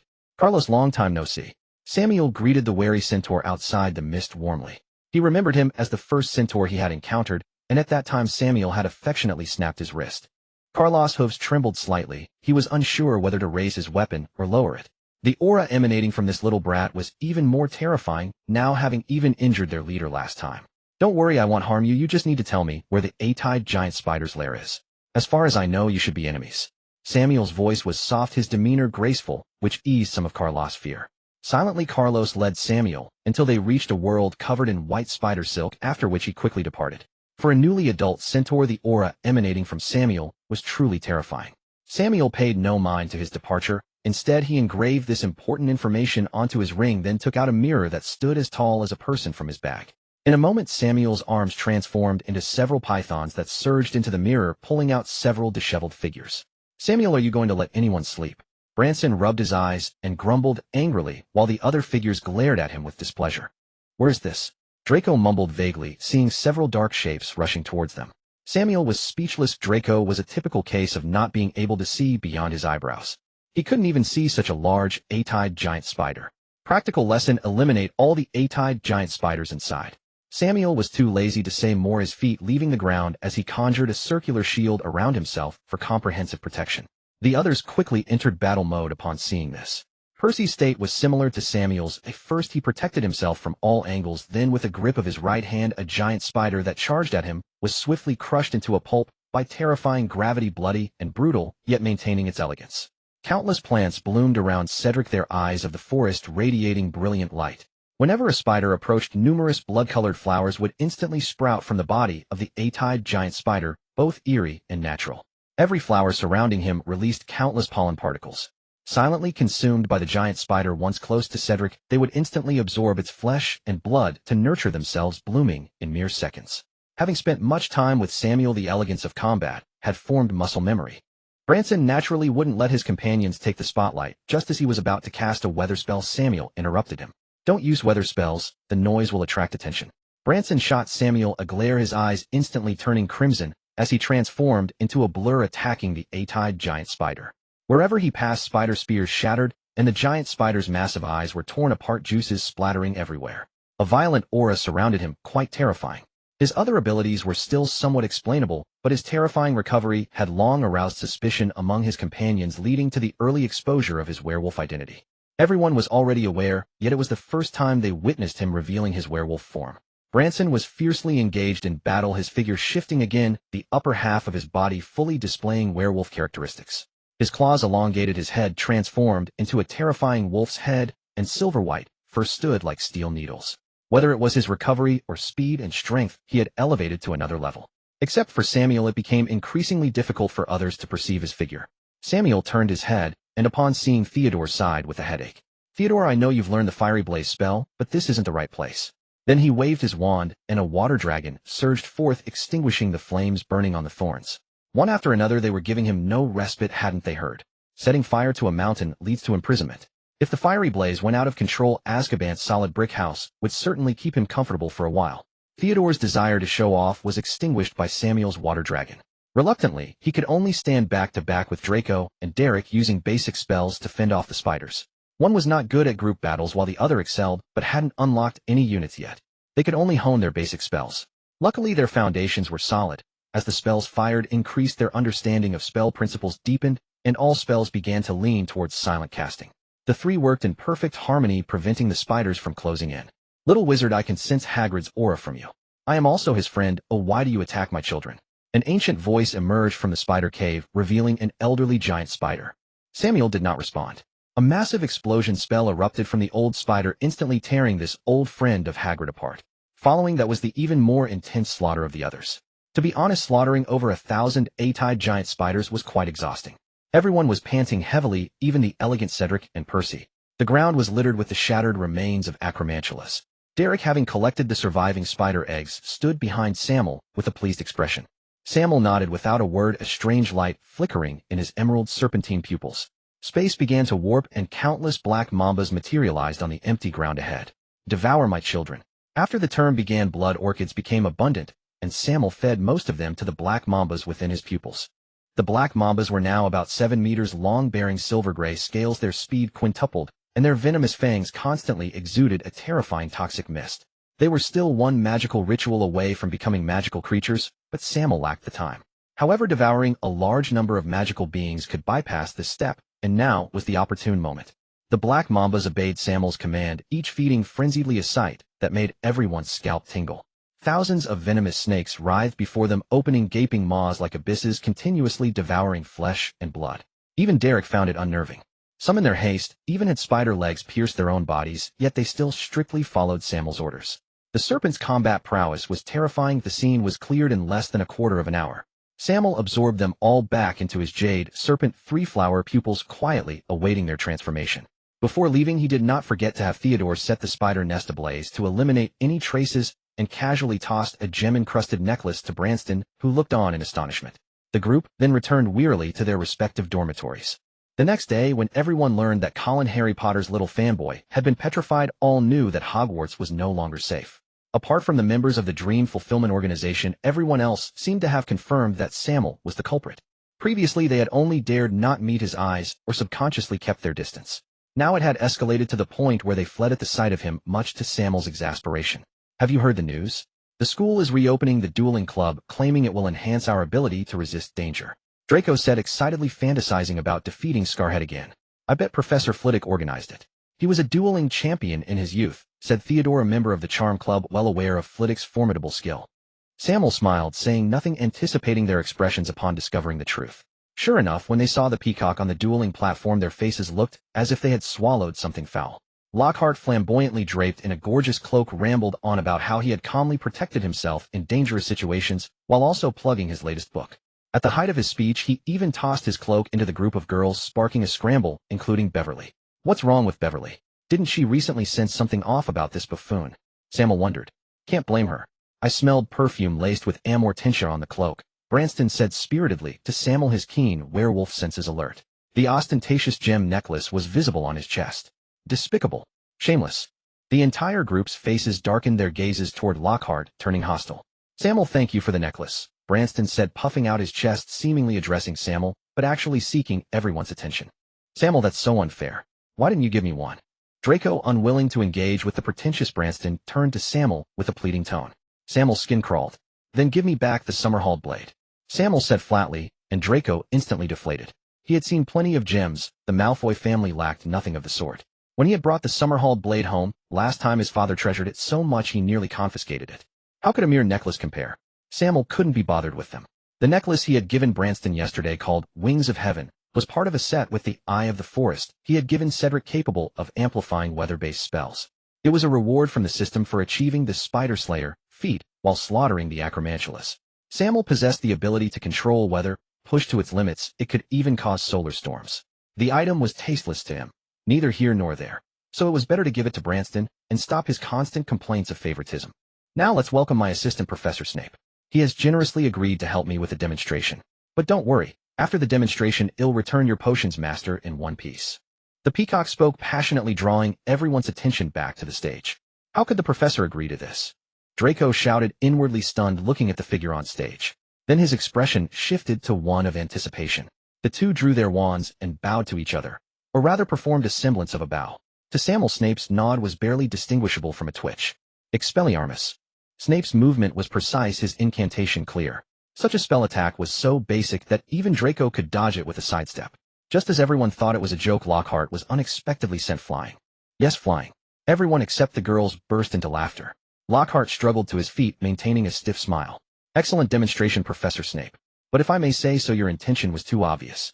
I could have thwarted it effortlessly. Lockhart was truly thick-skinned, trying to save face, while subtly belittling Snape. Snape's face darkened. He was about to retaliate, but then thought better of it, saying directly, I think we should first teach the students how to block malicious spells. An excellent idea, Professor Snape. Let's have 2 students come up. Potter and Weasley, you two will do, Lockhart said, seizing the opportunity, scanning the room before fixing his gaze on the equally famous Harry. Weasley's wand malfunctions, even with the simplest spells. He might end up sending Potter to the hospital in a matchbox. They'll find him a better opponent. Snape glanced disdainfully at Ron, sneering. Ron's face turned crimson, and he longed to duel the old bat. Snape looked around and settled his gaze on the group, surrounded by a 2-meter buffer zone. He first ruled out the older students. Gaunt was too dangerous. Nott was too cold, he might kill someone. Hewitt is Malfoy. Snape had put considerable thought into this, afraid Potter might get hurt, yet also wanting his opponent to have a good fight. As a longtime rival, Malfoy was the most suitable choice.